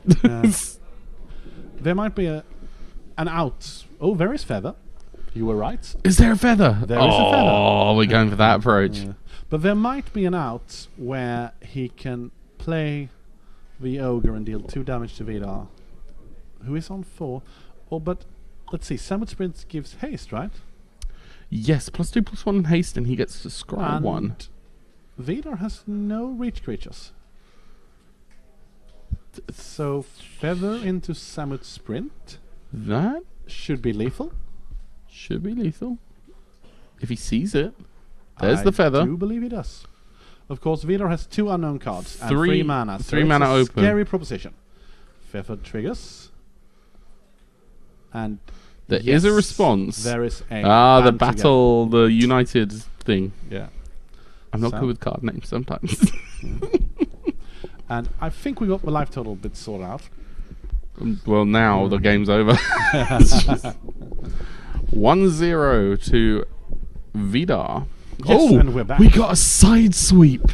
Ooh, I didn't even look. I was thinking Oliver to pick up. So someone's learned how to use Photoshop. An aggressive... I haven't. An aggressive start by Victor didn't quite carry him all the way. Unfortunately. Not. However, a bit more consistency and a couple more spells off the top, being able to keep the Dreadhorde Arcanist going. Yeah.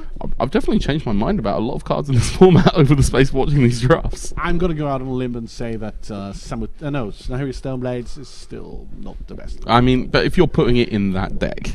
Yes, in that specific deck, it would be better than a replacement. It feels like they're very specifically crafted a lot of these cards that you think are bad to go into specific archetypes that you might not have thought of. Also, I believe that a lot of these cards, like Samut Sprint or Nahiri Stoneblades, you can get them very late. Yes, so you don't even have to worry about them. Yeah, so you don't have to actively draft these cards, but you can, when you happen upon, like, obviously Victor has Feather and Dreadhorde Arcanist, then he can pick up them quite late. And that's like a Star Wars level sweep. Expecting Star. Wow. Can you make like a Star Destroyer come down from above? No. Anyway, on to game 2. Shows where all the budget went. And the budget didn't go into watching the live totals, apparently. Went to Star Destroyer.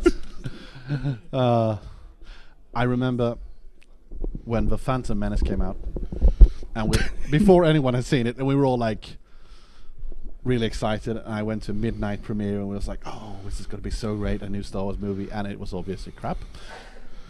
How old were you at the time? It was 99. 99, so 2000-ish, yeah. And we came out of the theater, and a friend said, I liked how they kept, the in the old Star Wars movie, the first trilogy, these fades. We have very like the diamond fades. And my friend said, I liked how they kept the same fades as the original trilogy. That was a really nice move. And another friend said, yeah, too bad, that was the best part of it. So, you're saying you cannot appreciate good Jar Jar Binks? What? Just buried in his memory. Jar Jar Binks. Oh, Jar Jar Binks. I didn't hear what said. No, I do not appreciate Jar Jar Binks, but well, I'm not a particularly big Star Wars person myself. No. I do love hearing people either love it or loathe it, especially in the new films. Yes, well, I love them. But anyway, Mountain Moving Go on into Forest Go into. There's the turn 2 Arcanist. He might have 2. 2 Arcanists. Gateway Plaza. Spellgorger Weaver. Spellgorger Weird on curve. This could be a very good turn 4 for Victor, but no, he goes for the crunch. Crunch. Yeah. What is a crunch? That is a crunch. Well, that's that question answered. Yes, Moving on. I only know that is a crunch and that it needs to be wrangled. Okay. Yeah. Which is why you call him the Crunch Wrangler. We won't be seeing him on Victor's side, unfortunately, I think. Decides to block the 1-3 with the 2-2, and nothing happens. 4-3 gets in. He takes 4. And the weird. I think Vidar has the Cyclops Electromancer and a Plains in hand. Victor, not Vidar. Vidar, on the other hand, has a Chandra. Oh, yeah. And a Tybalt. Can't play it yet, though. Tybalt Tribal. So that's where the Chandra you were wishing Joel had drafted ended up, perhaps. Is it the same pool? Or yes, it's the same pod. And there's Joel making his appearance. More of these Joel tokens. Yes. And this is where we kindly prod them to use the nice tokens we provided. But I guess we'll make an exception for Joel Larson token. Yeah. So it looks like Victor has run out of gas a little. Victor. Yes, he's thinking about he's got the Minotaur. Minotaur comes down. Yes. And no attacks because, well, I kind of want to see. I mean, if Vidar finds another red source and is able to drop this Chandra, the jammed up board state is going to be fixed very, very quickly. Yes. Also, those devil tokens are very adept at keeping any attacks at bay. Oh, Pollen Bright. Oh, that's a proliferate. And that's a Rager. If he can drop the Chandra, Chandra is well protected right now. Yes. And she can definitely. I believe that was a Wanderer off the top. The Wanderer or Wanderer Strike? The Wanderer. The Wanderer, that's a good pull. I mean, it will probably exile the opposing Spellgorger Weird. Very smart move. Leaving behind only a dice. A die. Went flying. Yeah. I believe that is one of the single most misspoken English words. Dice. Die is singular and dice is plural. I don't think you hear that many people say pass me a die though.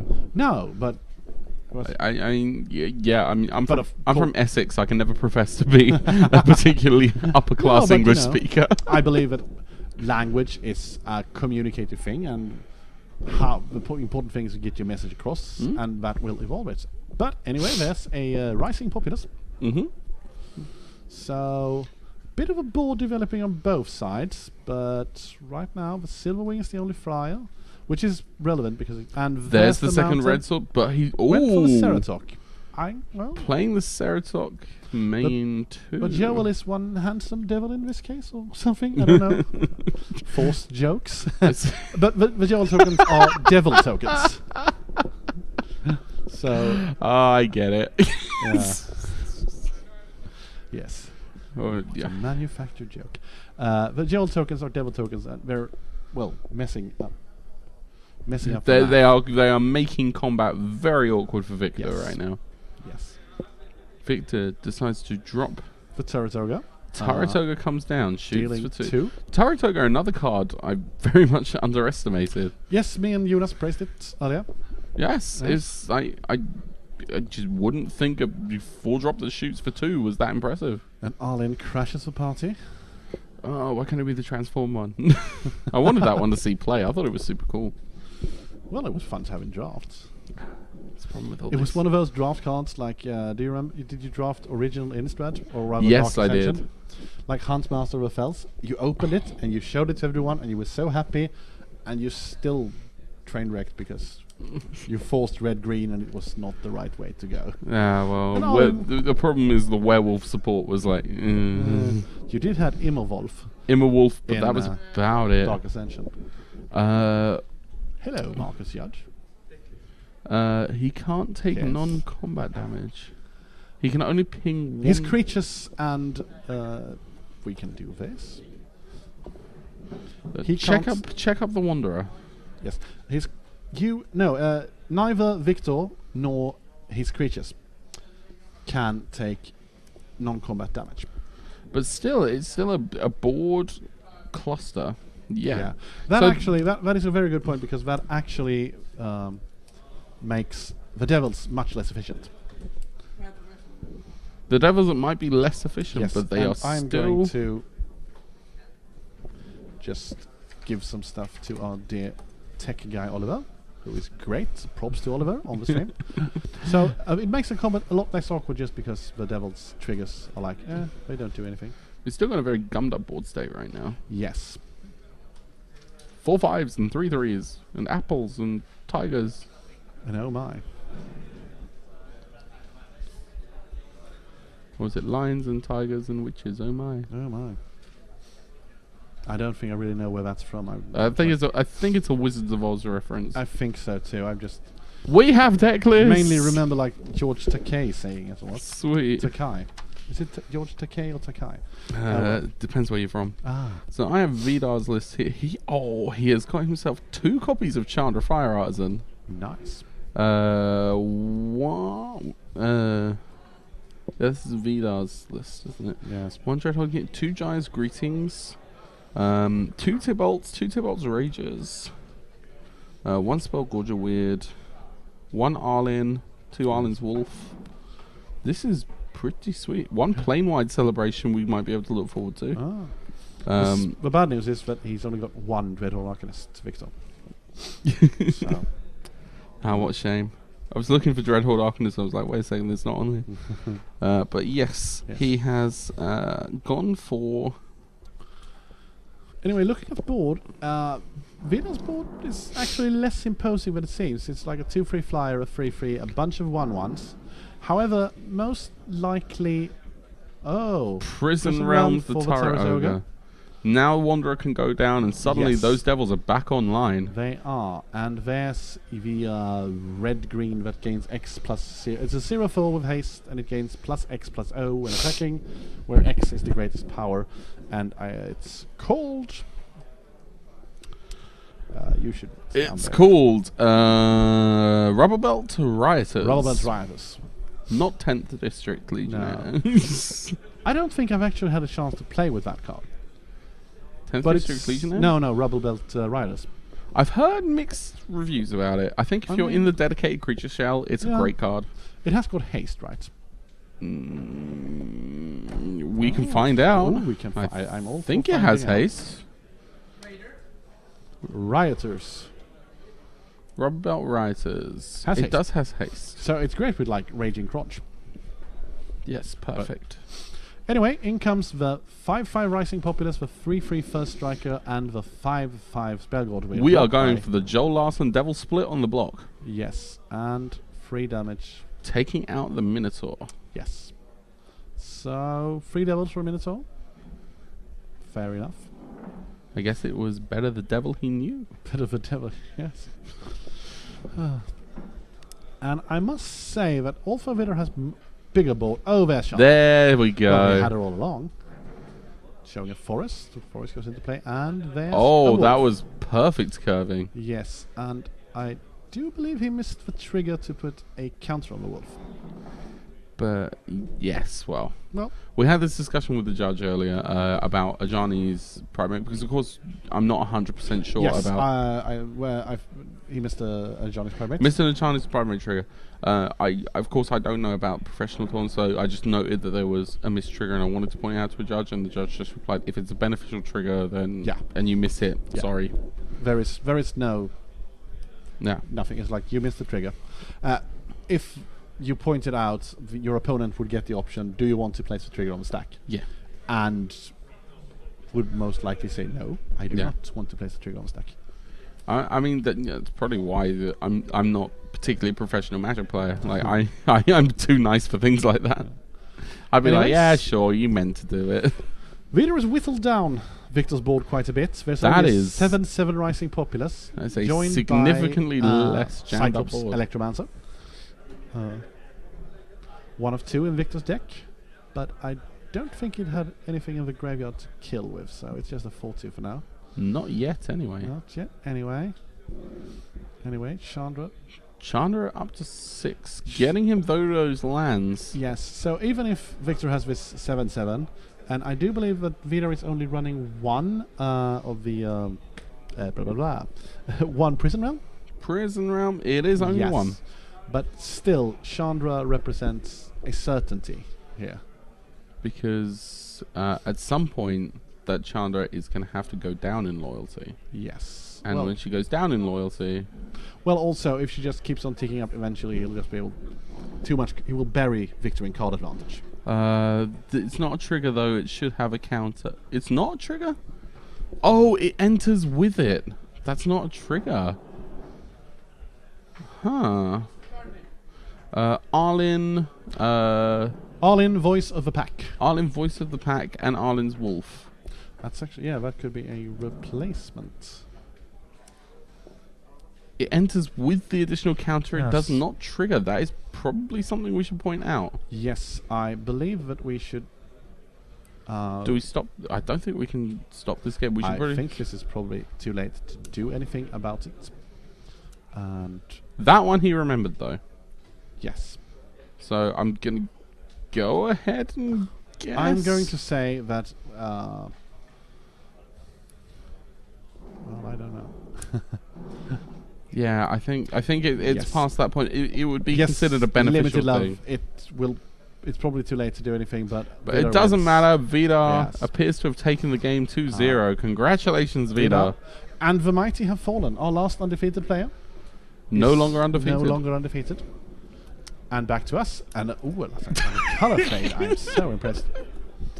So, what do we think about that match? I think it was a good game. I think it...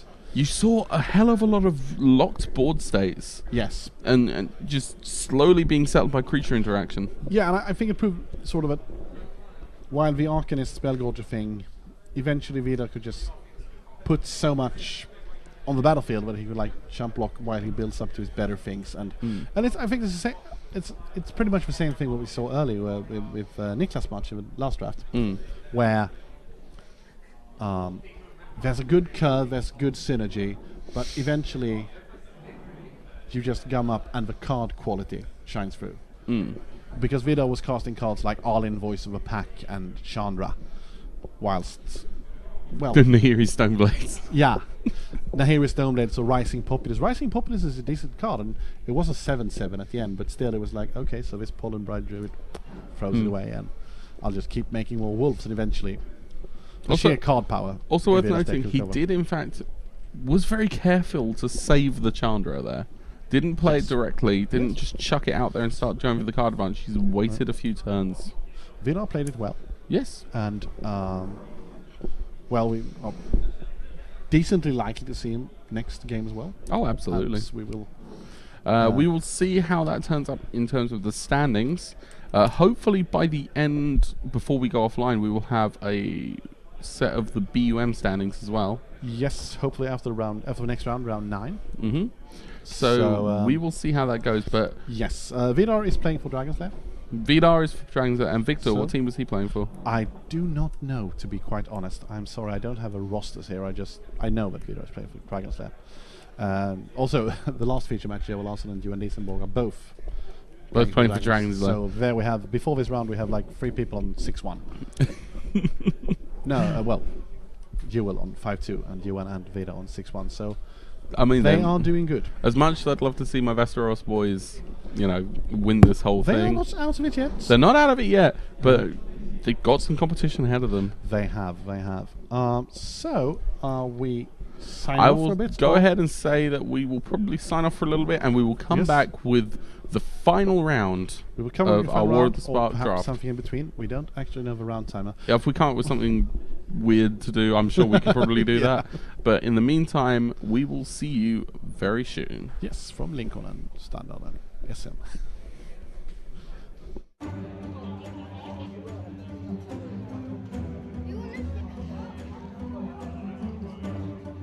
Hej och välkomna till Lincon. Det är 35:e året vi har Lincon och det är 25:e året vi är på Campus Valla. Vilket är väldigt kul. Just nu befinner vi oss i en av alla brädspelsbarer som finns här på Lincon. Och så här ser det ut i stort sett i varenda sal. Vi har ungefär 45 salar med liknande aktiviteter. Men det sträcker sig då ifrån allt från brädspel till rollspel till kortspel. Och det pågår dygnet runt, så det blir en hel del folk som har en hel del grejer att göra.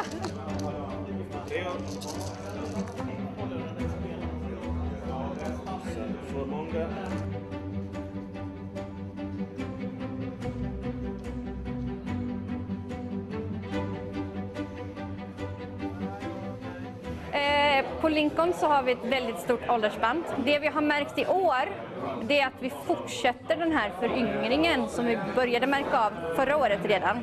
Så det är ännu fler ungdomar som är här, och det är ju någonting vi tycker är fantastiskt roligt på grund av att vi har ju känt att medelåldern på det här konventet har stigit i rasande fart de senaste åren, och då är det ju problemet, hur länge ska vi orka arrangera när vi inte får in nytt blod? Men det märker vi att det börjar vi få nu, så Lincon kommer nog leva kvar i 35 år till.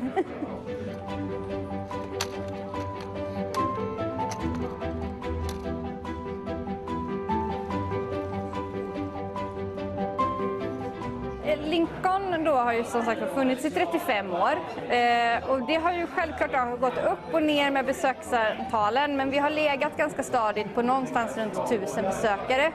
Nu har vi ju märkt en enorm uppsving de senaste åren, så nu ligger vi snarare på 2000 besökare.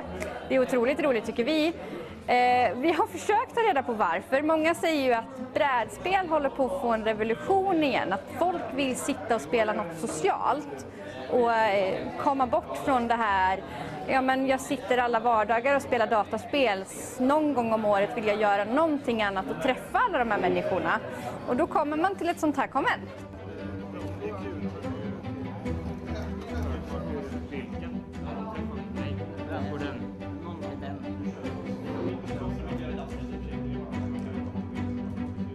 Om man aldrig har varit på Lincon så tycker jag ändå att man ska försöka ta sig hit och komma och titta.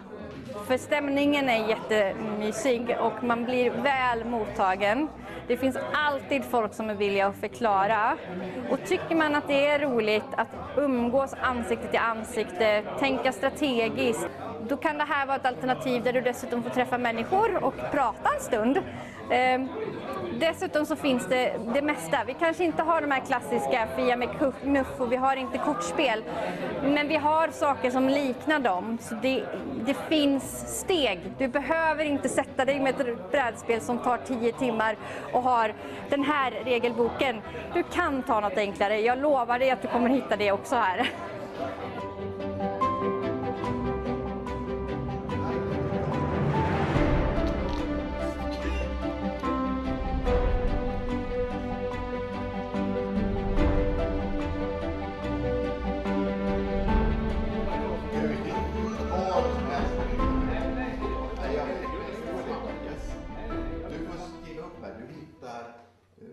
En D8 antal svampar som är liksom i kort.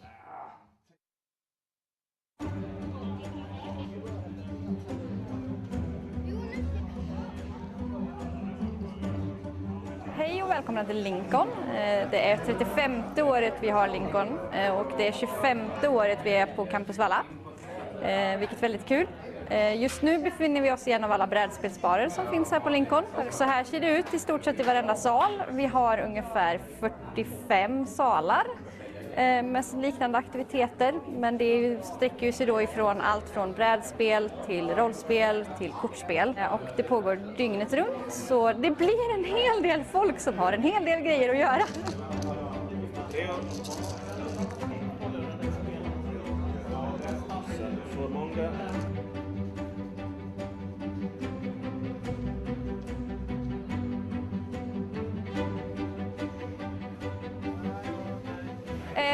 På Lincon så har vi ett väldigt stort åldersspann. Det vi har märkt i år, det är att vi fortsätter den här föryngringen som vi började märka av förra året redan.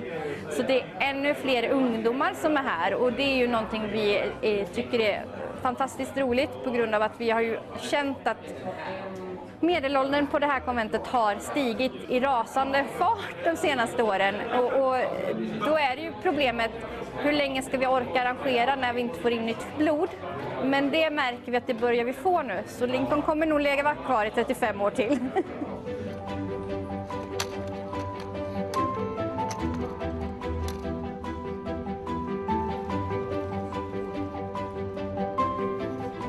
Lincon då har ju som sagt funnits i 35 år och det har ju självklart gått upp och ner med besöksantalen, men vi har legat ganska stadigt på någonstans runt 1000 besökare. Nu har vi ju märkt en enorm uppsving de senaste åren, så nu ligger vi snarare på 2000 besökare. Det är otroligt roligt tycker vi. Vi har försökt ta reda på varför. Många säger ju att brädspel håller på att få en revolution igen, att folk vill sitta och spela något socialt och komma bort från det här, ja men jag sitter alla vardagar och spelar dataspel, någon gång om året vill jag göra någonting annat och träffa alla de här människorna. Och då kommer man till ett sånt här konvent.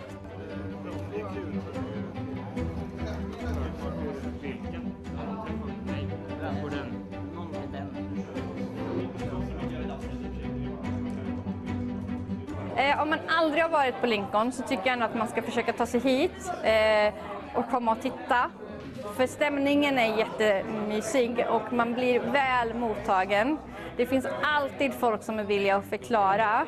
Och tycker man att det är roligt att umgås ansikte till ansikte, tänka strategiskt, då kan det här vara ett alternativ där du dessutom får träffa människor och prata en stund. Dessutom så finns det mesta. Vi kanske inte har de här klassiska Fia med knuff och vi har inte kortspel. Men vi har saker som liknar dem. Så det finns steg. Du behöver inte sätta dig med ett brädspel som tar 10 timmar och har den här regelboken. Du kan ta något enklare. Jag lovar dig att du kommer hitta det också här.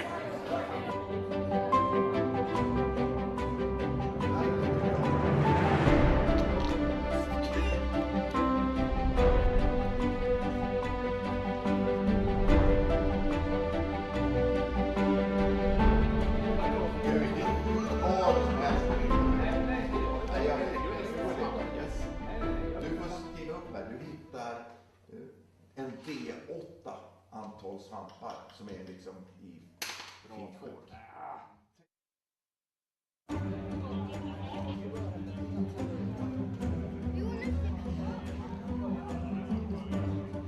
Hej och välkomna till Lincon. Det är 35:e året vi har Lincon och det är 25:e året vi är på Campus Valla, vilket är väldigt kul. Just nu befinner vi oss i en av alla brädspelsbarer som finns här på Lincon. Och så här ser det ut i stort sett i varenda sal. Vi har ungefär 45 salar med liknande aktiviteter. Men det sträcker sig då ifrån allt från brädspel till rollspel till kortspel. Och det pågår dygnet runt, så det blir en hel del folk som har en hel del grejer att göra.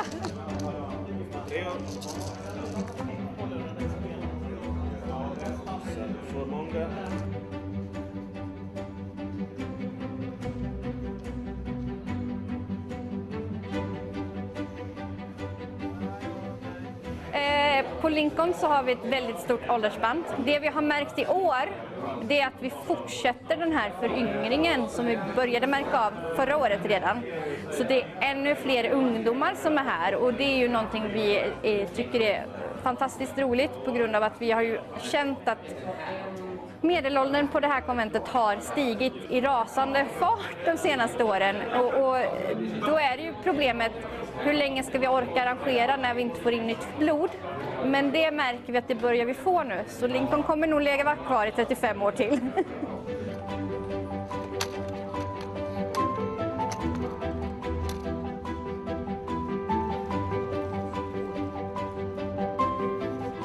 Lincon då har ju som sagt funnits i 35 år och det har ju självklart gått upp och ner med besöksantalen, men vi har legat ganska stadigt på någonstans runt 1000 besökare. Nu har vi ju märkt en enorm uppsving de senaste åren, så nu ligger vi snarare på 2000 besökare. Det är otroligt roligt tycker vi. Vi har försökt ta reda på varför. Många säger ju att brädspel håller på att få en revolution igen, att folk vill sitta och spela något socialt och komma bort från det här, ja men jag sitter alla vardagar och spelar dataspel, någon gång om året vill jag göra någonting annat och träffa alla de här människorna. Och då kommer man till ett sånt här konvent.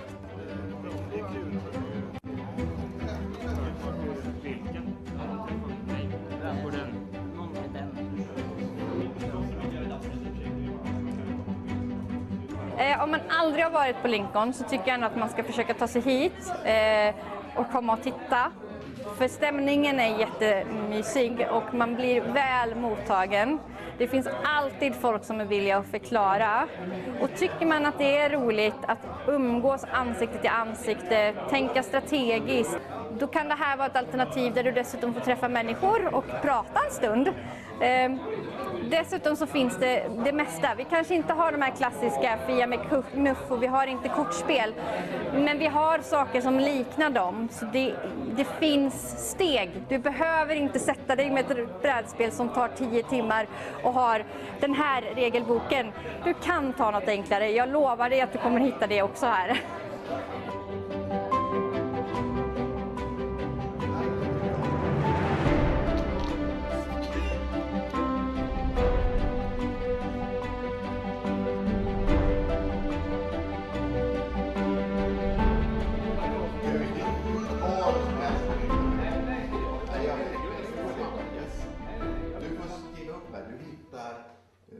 En D8 antal svampar som är liksom i fint kort.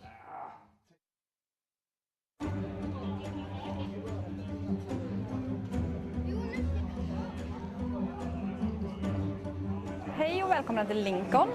Det är 35:e året vi har Lincon och det är 25:e året vi är på Campus Valla, vilket är väldigt kul.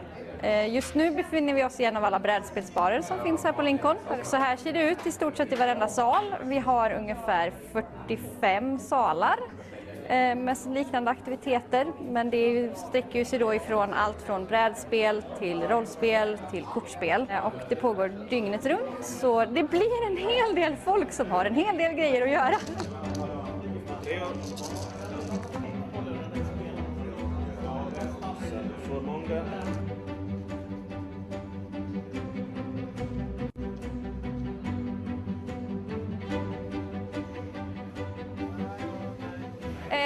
På Lincon så har vi ett väldigt stort åldersspann. Det vi har märkt i år, det är att vi fortsätter den här föryngringen som vi började märka av förra året redan. Så det är ännu fler ungdomar som är här och det är ju någonting vi tycker är fantastiskt roligt på grund av att vi har ju känt att medelåldern på det här konventet har stigit i rasande fart de senaste åren och då är det ju problemet, hur länge ska vi orka arrangera när vi inte får in nytt blod? Men det märker vi att det börjar vi få nu, så Lincon kommer nog lägga vara kvar i 35 år till.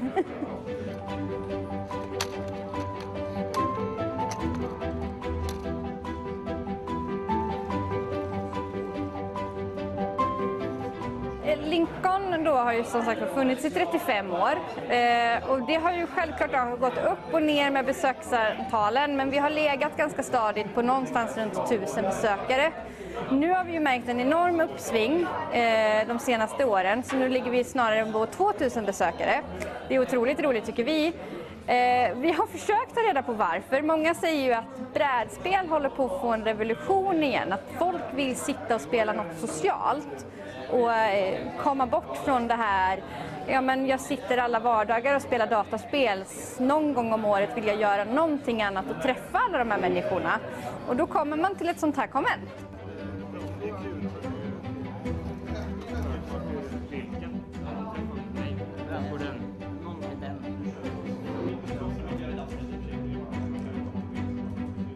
Om man aldrig har varit på Lincon så tycker jag ändå att man ska försöka ta sig hit och komma och titta. För stämningen är jättemysig och man blir väl mottagen. Det finns alltid folk som är villiga att förklara. Och tycker man att det är roligt att umgås ansikte till ansikte, tänka strategiskt, då kan det här vara ett alternativ där du dessutom får träffa människor och prata en stund. Dessutom så finns det mesta. Vi kanske inte har de här klassiska Fia med knuff och vi har inte kortspel. Men vi har saker som liknar dem. Så det finns steg. Du behöver inte sätta dig med ett brädspel som tar 10 timmar och har den här regelboken. Du kan ta något enklare. Jag lovar dig att du kommer hitta det också här.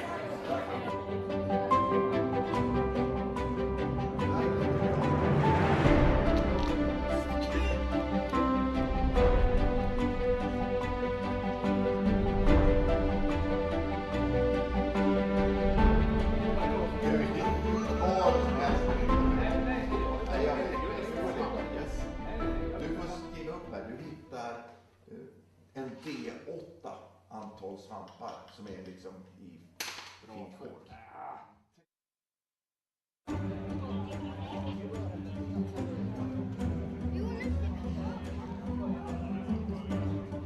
Hej och välkomna till Lincon. Det är 35:e året vi har Lincon och det är 25:e året vi är på Campus Valla, vilket är väldigt kul. Just nu befinner vi oss i en av alla brädspelsbarer som finns här på Lincon. Och så här ser det ut i stort sett i varenda sal. Vi har ungefär 45 salar med liknande aktiviteter. Men det sträcker sig då ifrån allt från brädspel till rollspel till kortspel. Och det pågår dygnet runt, så det blir en hel del folk som har en hel del grejer att göra.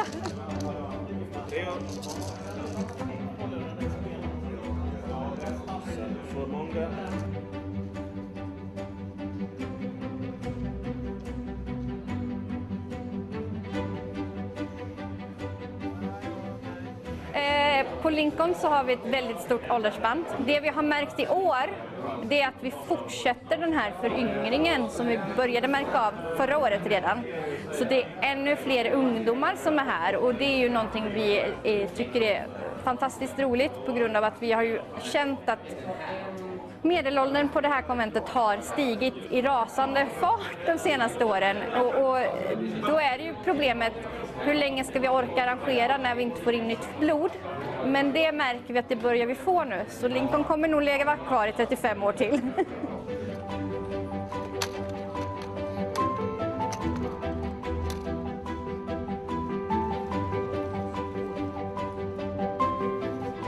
Lincon då har ju som sagt funnits i 35 år och det har ju självklart gått upp och ner med besöksantalen, men vi har legat ganska stadigt på någonstans runt 1000 besökare. Nu har vi ju märkt en enorm uppsving de senaste åren, så nu ligger vi snarare på 2000 besökare. Det är otroligt roligt tycker vi. Vi har försökt ta reda på varför. Många säger ju att brädspel håller på att få en revolution igen. Att folk vill sitta och spela något socialt och komma bort från det här. Ja, men jag sitter alla vardagar och spelar dataspel. Någon gång om året vill jag göra någonting annat och träffa alla de här människorna. Och då kommer man till ett sånt här konvent.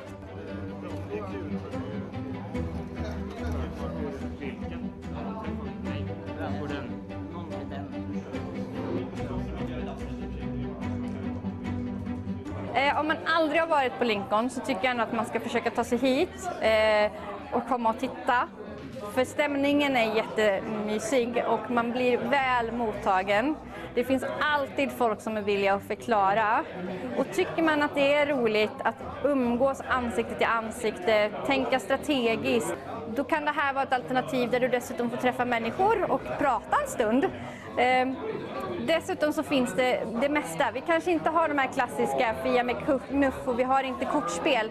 Men vi har saker som liknar dem. Så det finns steg. Du behöver inte sätta dig med ett brädspel som tar 10 timmar och har den här regelboken. Du kan ta något enklare. Jag lovar dig att du kommer hitta det också här.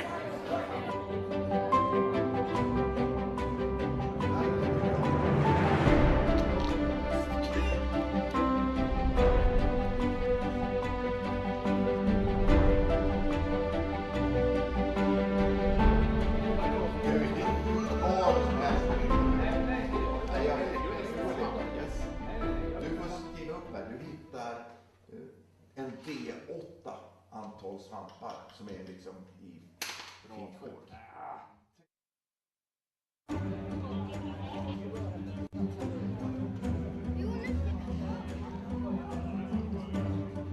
Hej och välkomna till Lincon. Det är 35:e året vi har Lincon och det är 25:e året vi är på Campus Valla. Vilket är väldigt kul. Just nu befinner vi oss i en av alla brädspelsbarer som finns här på Lincon. Och så här ser det ut i stort sett i varenda sal. Vi har ungefär 45 salar med liknande aktiviteter. Men det sträcker sig då ifrån allt från brädspel till rollspel till kortspel. Och det pågår dygnet runt, så det blir en hel del folk som har en hel del grejer att göra.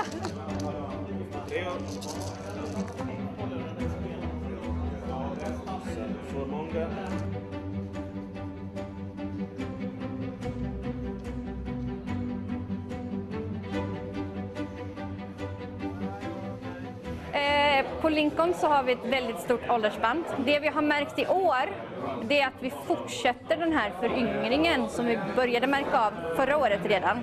Så det är ännu fler ungdomar som är här, och det är ju någonting vi tycker är fantastiskt roligt på grund av att vi har ju känt att medelåldern på det här konventet har stigit i rasande fart de senaste åren, och då är det ju problemet, hur länge ska vi orka arrangera när vi inte får in nytt blod? Men det märker vi att det börjar vi få nu, så Lincon kommer nog leva kvar i 35 år till.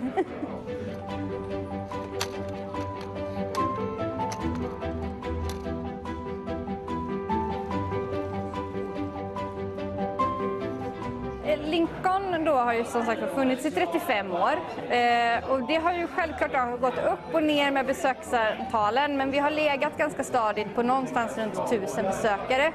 Nu har vi ju märkt en enorm uppsving de senaste åren, så nu ligger vi snarare på 2000 besökare.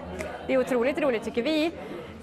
Vi har försökt ta reda på varför. Många säger ju att brädspel håller på att få en revolution igen, att folk vill sitta och spela något socialt och komma bort från det här, ja men jag sitter alla vardagar och spelar dataspel, någon gång om året vill jag göra någonting annat och träffa alla de här människorna, och då kommer man till ett sånt här konvent.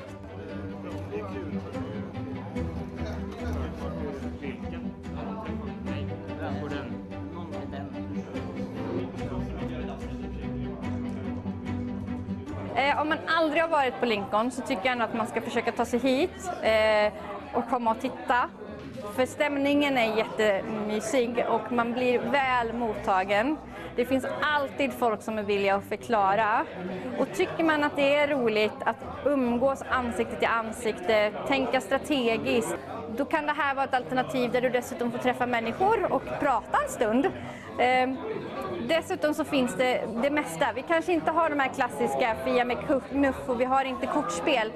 Men vi har saker som liknar dem. Så det finns steg. Du behöver inte sätta dig med ett brädspel som tar 10 timmar och har den här regelboken. Du kan ta något enklare. Jag lovar dig att du kommer hitta det också här.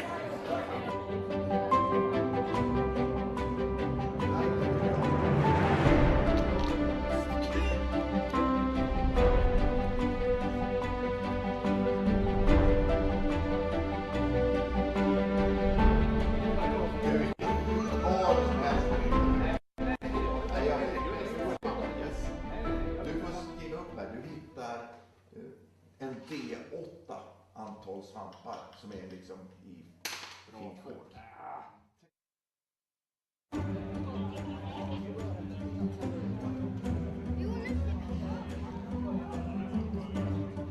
Hej och välkomna till Lincon. Det är 35:e året vi har Lincon och det är 25:e året vi är på Campus Valla. Vilket är väldigt kul. Just nu befinner vi oss i en av alla brädspelsbarer som finns här på Lincon. Och så här ser det ut i stort sett i varenda sal. Vi har ungefär 45 salar med liknande aktiviteter. Men det sträcker sig då ifrån allt från brädspel till rollspel till kortspel. Och det pågår dygnet runt, så det blir en hel del folk som har en hel del grejer att göra.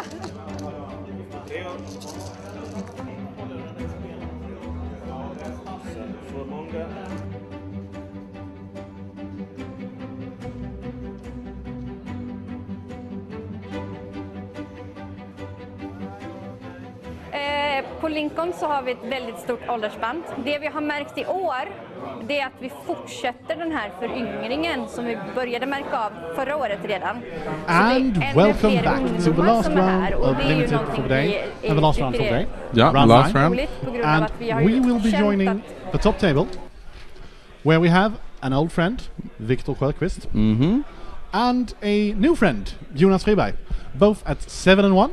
7-1. So no undefeated players left, and if I can count this correctly. Have we had many draws towards the top end? I 21. don't think so. We have some people in 16 points, which would be 5-2 and 5-3 and 5-2 and 1. Okay, so no Maths 20s. is hard. No, No 20s or 90s. No 20s. We have four people at 21 points. Okay. And a bunch at 18. But we will go to the table, and we can see on the left we have Victor. Oh, where we're ahead of us. Already well ahead. And we saw this deck in the last round. It was an aggressive red-white feather strategy, to call it, with a single Red Horde Arcanist. But here we see a Grim Initiate. And no round 2 play. And Vidar has a Mana Geode on turn. No, and a Jonas foil has Mana Geode. Ooh, foil, shiny. I'm like 1 round behind. Jonas has a shiny Mana Geode Scries to the top and passes. Victor's smashes Gets in for 1 first strike. Smashes in for 1. Sometimes that's just what you got to do. Yeah, gotta do what you gotta do. Does he have feather in hand? I can't tell. I do believe he may have. If you have feather in hand, do you not play on curve, or does it require? Maybe he does not seem to have the second planes. That is a God Eternal Kefnet. Now we've been talking a bit about the God Eternals and their impact this weekend. Kefnet not to be sniffed at. I have snuck a peek at Jonas's deck during a previous round, and not only does he have the God Eternal Kefret, he also has a Tameo, a Toltimir, Friend to Wolves, and some other good cards. And there, of course, Jonas choosing to use the replacement ability on Kefnet. Yes. Part of the reason the God Eternals are so very strong in this format, they are very, very difficult to deal with. Very, very. Basically, you counter them or you use Kasmina's Transmutation. Yeah, Toll of the Invasion. Toll of the Invasion. You either need to get them before they're in play, or you need to turn them into a 1/1 frog. Yeah. And I don't actually think Kasmina's Transmutation is a card that I'm likely or want to main deck in this format. If I'm absolutely not. No, it really doesn't do that much. No, again, it's pretty much purely hate for God Eternals at this point. Yes, if you see a God Eternal on the other side of the table, you might want to consider boarding in a Kasmina's Transmutation. If at your local M you hear someone high-fiving their friends because they just opened a foil God Eternal Oketra, then you high-five them and congratulate them. While you take your foil Kasmina's Transmutation. Vivian Reed. Speaking of, good cards in general. Vivian, Champion of the Wild. Yes, of course, Vivian, Champion of Wilds. Followed up with a second Mana Geode. Keeping... This one isn't foil though, so no. Slightly less powerful. Wow, what are you going to do? Yes. Keeping the mana flowing. Do we have any info about Jonas's top end? That's a hell of a lot of ramp he's got going on there. I'm just thinking he's got good cards in all colours. And Oliver's coming over. Yes, Oliver, how may we help you? Yes, we have the name. It's table 1. It's a that one. I have 3 pens. None of them are working. There you are. Thank you. Life's difficult, huh? And while I was away, we saw the Goblin Assault team. That is another tick. Oh no, that is Goblin Assault team taking down Vivian. Well, that actually did some good there. But notably, Jonas can still play the card. Indeed. Unfortunately, can't flash in. Oh, what do you know? The card was got. Well, that shouldn't really have been a surprise. But yes. Turns out. And is that a third Mana Geode? That is... So Jonas's deck is basically Mana Geodes and rares. 5 color rare draft. 5 color rares and Mana Geodes. Kefnet's power is mainly he's really hard to kill and he's a 4/5 flyer.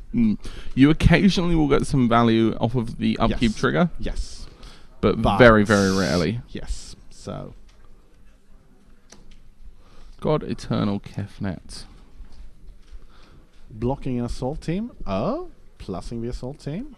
But killing the assault team. Chandra's Pyro Helix in response. Pyro Helix destroys this board. Yes.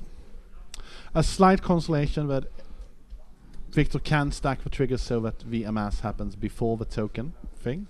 Oh, we have deck lists. Does he not have to declare a target as the guy dies? Wait, I might be wrong here. Let's think about this for 5 seconds. Yes, I don't think he absolutely right. Yeah, I don't think he can put the counter on there is no target from counter. Absolutely. No. I misspoke. Anyway, you're looking at all the rares. I'm looking at Victor's. We've seen this before. Yes, God Eternal Cabinet. And I can add from the last time that Victor is playing 2 Nahiri Stone Blades, but he has 3 in the pool. Oh, okay. Yes. He requires more Stone Blades. Yes. What does Jonas' deck bring us? So, we're seeing blue, green, red as the main cards.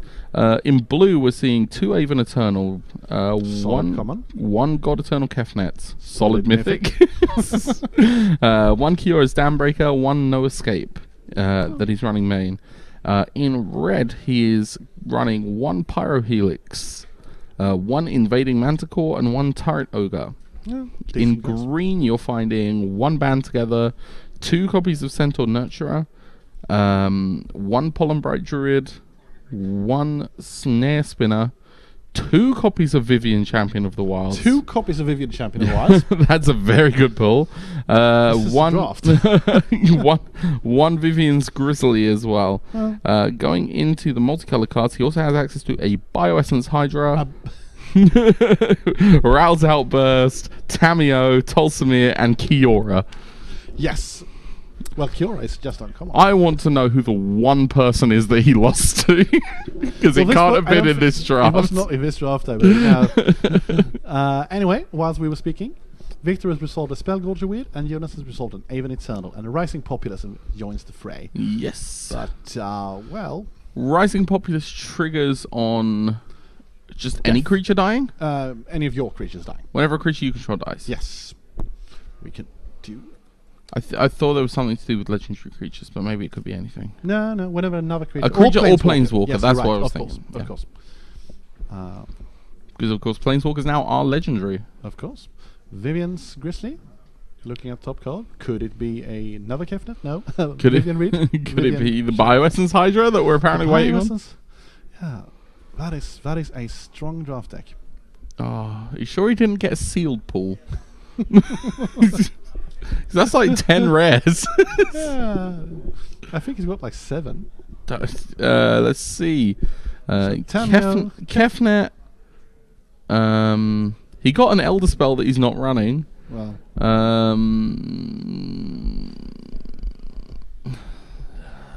2 Vivians. Hydra. Hydra. Tamio, Tolsimir. That's 7 rares in his pool, and he's running 6 of them. Nice. I guess he could sideboard 2 mana geodes, man. He can run. He can run. He can run the Elder Spell if he really wants to. And he's also 3 mana geodes, right? 2 mana geodes. 2? I thought there were like 3 on the... No, there's only 2 in play. No, my bad. He's also running a Prismite, a Gateway Plaza, and it's a note here next to his island list. 7. It's written as 7 islands, but it's like 7 trails or something like that. Yeah, that's fixed. Anywho, so once again we see Prismite making an appearance in good decks. Prismite, like, underestimated the little 2/1 that could, you know.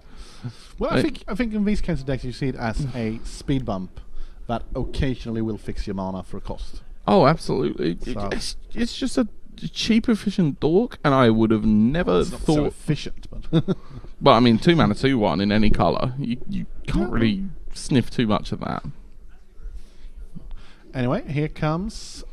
He's got Heartfire and Samut Sprint in hand, and here comes Cyclops Electromancer. Electromancer currently shooting for... 1, 2? 1 or 2? What is that? No, it's for 1, right? For 1, it's looking like. Yes. Follow it up with Samut Sprint. Sprint the Cyclops. Yes. Is And sprint an instant or a sorcery? sprint is an instant. So he's doing it with the Cyclops trigger on the stack, I think. I think so too. Which makes it so that he can Makes kill it the that he can kill the Avon A. Tower. Oh. And I think that Jonas is pointing out that he missed the trigger. And we have a judge call.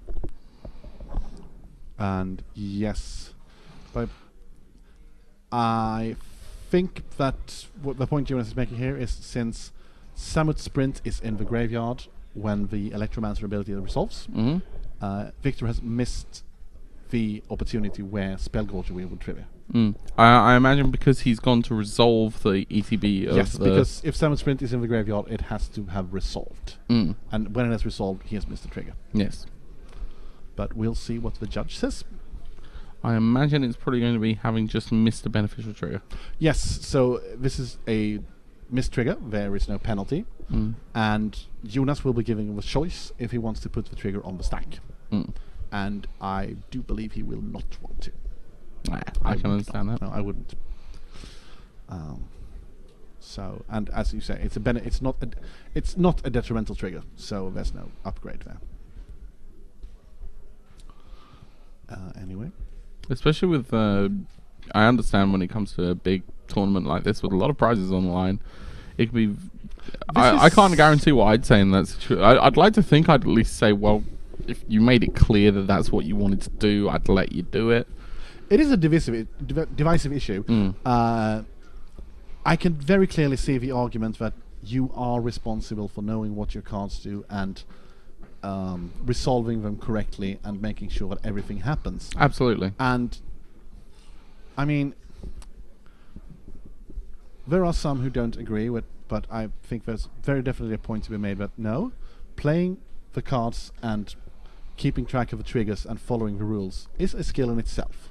Oh, totally. And if, in the same way, if you make a mistake attacking a 2/2 into my 2/3 because you thought it was a 2/2 and it just dies, in the same way, the mistake of no, you did not correctly resolve your triggers, that there is an equivalency there. Yeah.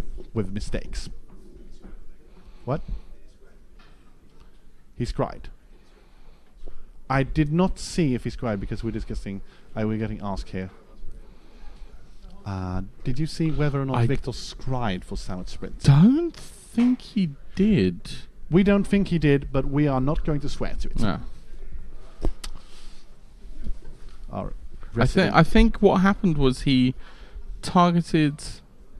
He targeted the Electromancer went to play. The trigger went on the stack. He responded to the trigger by targeting the Electromancer with Samut Sprint, so that he could kill the Avon Eternal. I think they just jumped 2 or 3 steps ahead a bit too fast. Yeah, and he resolved the sprint and wanted to resolve the trigger, and that's when.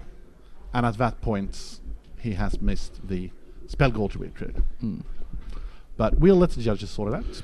In chat, chat is saying that they believe he scried to the bottom. Chat believes he scried to the bottom. In which case, we will trust that there are more pairs of eyes than ours watching. We do believe so. Everything at the same time. I'm more than happy to trust that. We are, after all, quite busy arguing the merits of Chris Bite. How am I supposed to focus on all this gameplay when I'm trying to talk about how great foil mana Geode is? Yes, of course. But, well, now, so I'm. We're still in the middle of this stall right now. Yes. So the play's on hold, which means that the players will get extra time for match accordingly. And of course, as said, this is competitive. You are required to know the rules. You are required to know how your cards work and what they do. Stuff like this is why I don't play main events and GPs that much anymore, because I make a lot of these mistakes. Yes.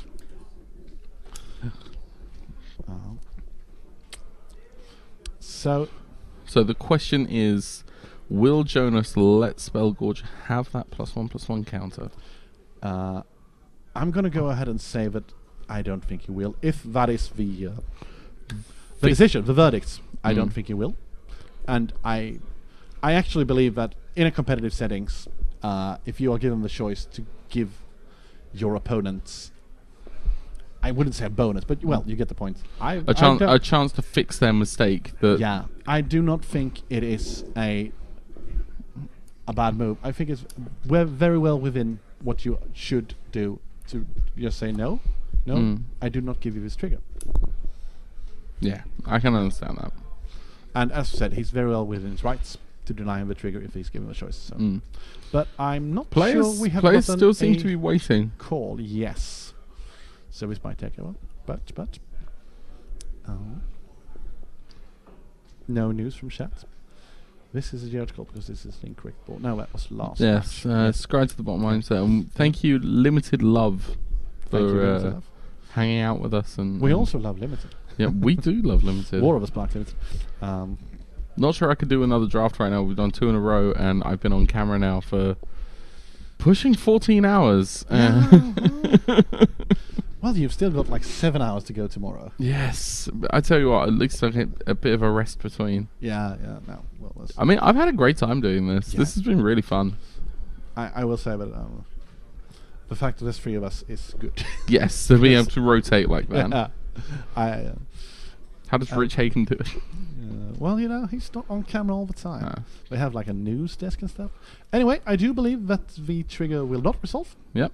There appears to be playing and activating Grizzly. Yes. Jonas is down to 4. The resulting attack. And there is Kiora's Dambreaker proliferating nothing. Maybe he wants to give Victor that +1/+1 counter now. Yes, I will say proliferating your opponent's permanents is rarely the right choice. There are some choices, yes. There are some interesting choices, such as with Blast Zone. Blast Zone, exactly. The fact that you can really mess up your opponent's Blast Zone plans by just going, yeah, okay, well, your Blast Zone's now on 10. That's a lot of proliferate to get there, though. But Jonas definitely has a better board, but he is on 4 life. And I believe... Oh, and there's a hot fire. Well, okay. all of that, and it ends with a hot fire. Well. That is 1-0 to Victor. Well played, Victor. Going on into our next round. Sit up straight. Yes. Posture is important. Posture is very important. When it comes to sideboard cards, on Jonas' side, I am seeing a Crush Descent. I'm seeing Wall of Runes. In red, I'm seeing Arncrop Invader. We may actually have to stop the game and call a judge. I will be right back. Oh? Okay, well, we will hopefully be resuming coverage shortly. I will continue looking through this sideboard here for Jonas. In red, he has access to Demolish, Goblin Assailant, Goblin Grim Initiate. And in green, he has access to Forced Landing, Vivian's Arcbow, and Ward Scale Crocodile. Now, I find that an interesting choice because Vivian's Arcbow, I would consider quite a high pick. To have it in the sideboard sort of says to me that you don't... too many creatures. Too many creatures that you can actually hit off of that. Maybe you just don't want to be discarding cards in this matchup. Maybe it's a boarding for sort of slower, grindier games. Leyline Prowler is off color. Mayhem Devil is off color. Most of his gold cards he's already playing. So it does appear that there are enough... for the matchup that we've just seen, I could potentially see Crush Descent. Maybe even Goblin. No, not Goblin Assailant. Goblin Assailant, I suppose, could come in if you need the early blocker.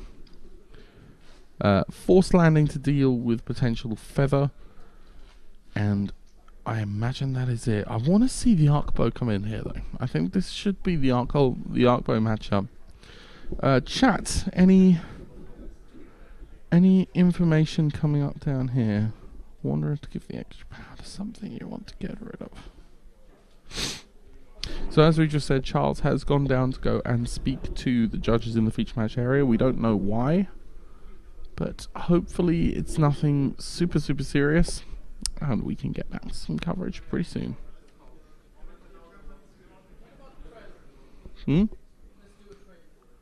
Yeah, we're going to quickly run through a trailer until we work out what's happening, and we will be back with you very shortly. Thank you very much. Peggy 12.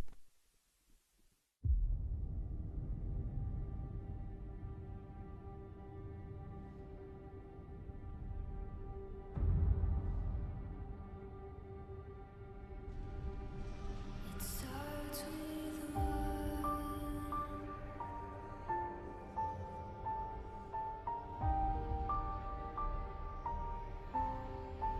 All I know.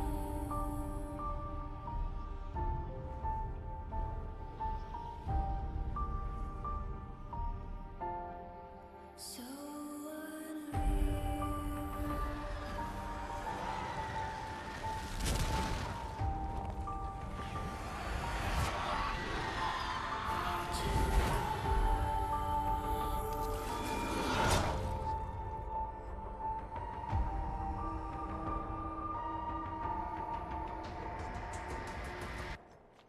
I tried so hard and got so far, but in the end, it doesn't even matter.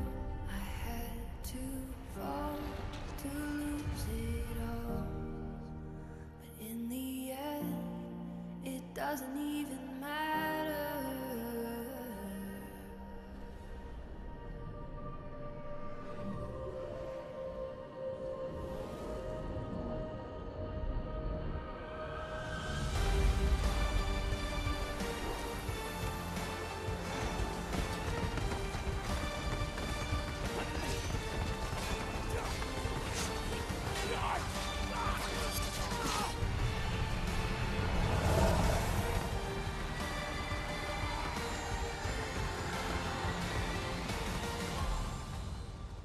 In the end, it doesn't even matter.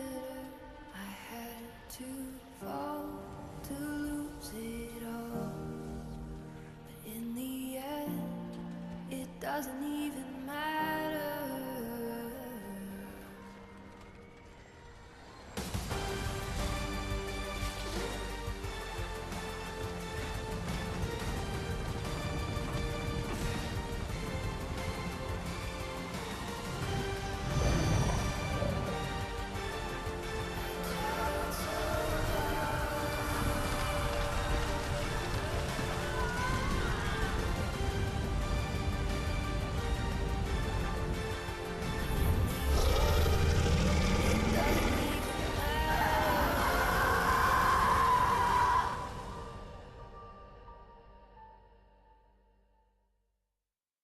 Peggy 12.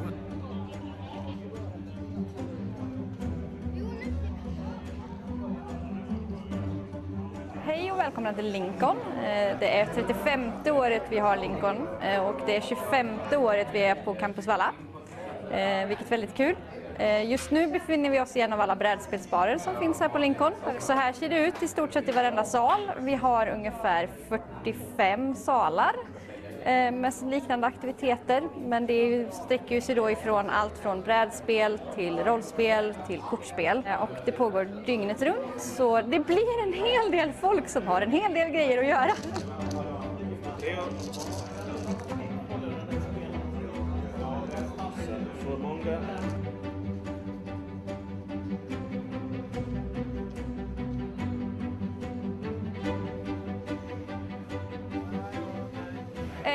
På Lincon så har vi ett väldigt stort åldersspann. Det vi har märkt i år, det är att vi fortsätter den här föryngringen som vi började märka av förra året redan. Så det är ännu fler ungdomar som är här, och det är ju någonting vi tycker är fantastiskt roligt, på grund av att vi har ju känt att medelåldern på det här konventet har stigit i rasande fart de senaste åren, och då är det ju problemet, hur länge ska vi orka arrangera när vi inte får in nytt blod? Men det märker vi att det börjar vi få nu, så Lincon kommer nog leva kvar i 35 år till.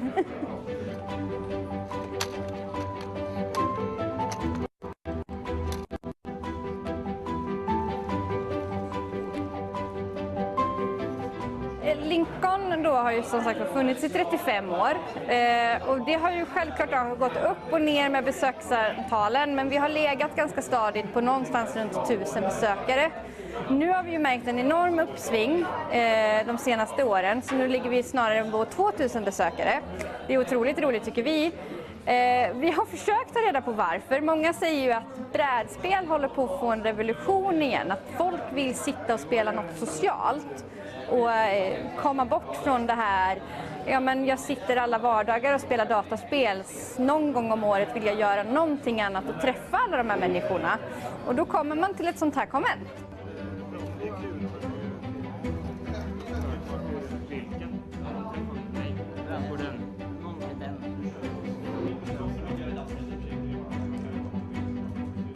Om man aldrig har varit på Lincon så tycker jag ändå att man ska försöka ta sig hit och komma och titta.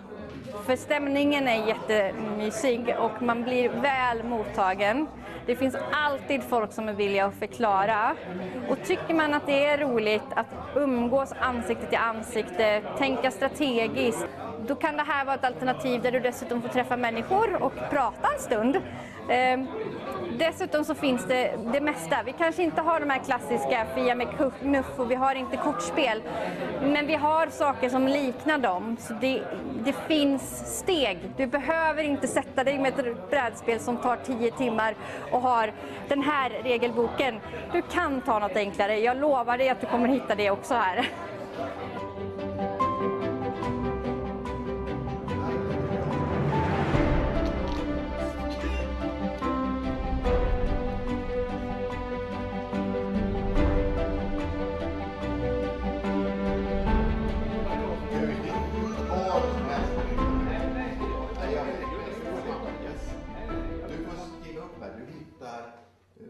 En D8 antal svampar som är liksom i fint skick.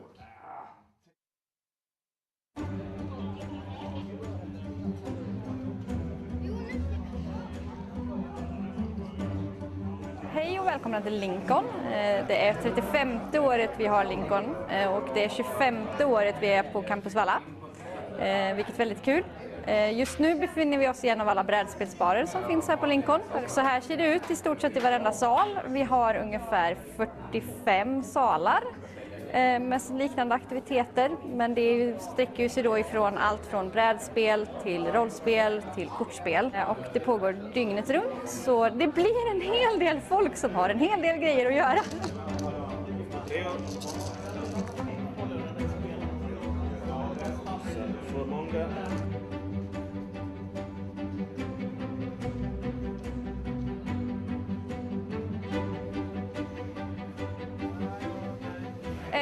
På Lincon så har vi ett väldigt stort åldersspann. Det vi har märkt i år, det är att vi fortsätter den här föryngringen som vi började märka av förra året redan.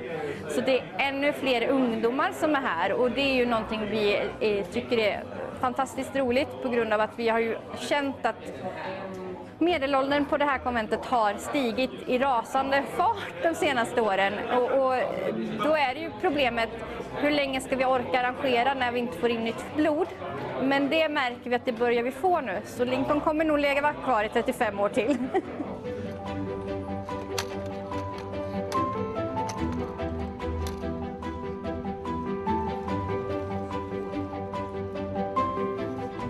Lincon då har ju som sagt funnits i 35 år och det har ju självklart gått upp och ner med besöksantalen, men vi har legat ganska stadigt på någonstans runt 1000 besökare.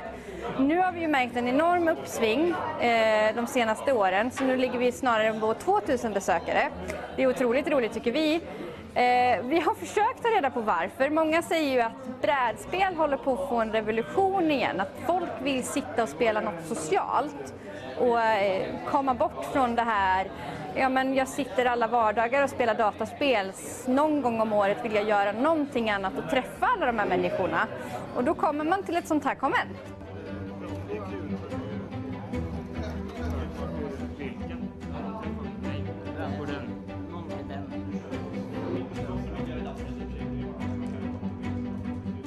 Om man aldrig har varit på Lincon så tycker jag ändå att man ska försöka ta sig hit och komma och titta. För stämningen är jättemysig och man blir väl mottagen. Det finns alltid folk som är villiga att förklara. Och tycker man att det är roligt att umgås ansikte till ansikte, tänka strategiskt, då kan det här vara ett alternativ där du dessutom får träffa människor och prata en stund. Dessutom så finns det mesta. Vi kanske inte har de här klassiska Fia med knuff och vi har inte kortspel. Men vi har saker som liknar dem. Så det finns steg. Du behöver inte sätta dig med ett brädspel som tar 10 timmar och har den här regelboken. Du kan ta något enklare. Jag lovar dig att du kommer hitta det också här.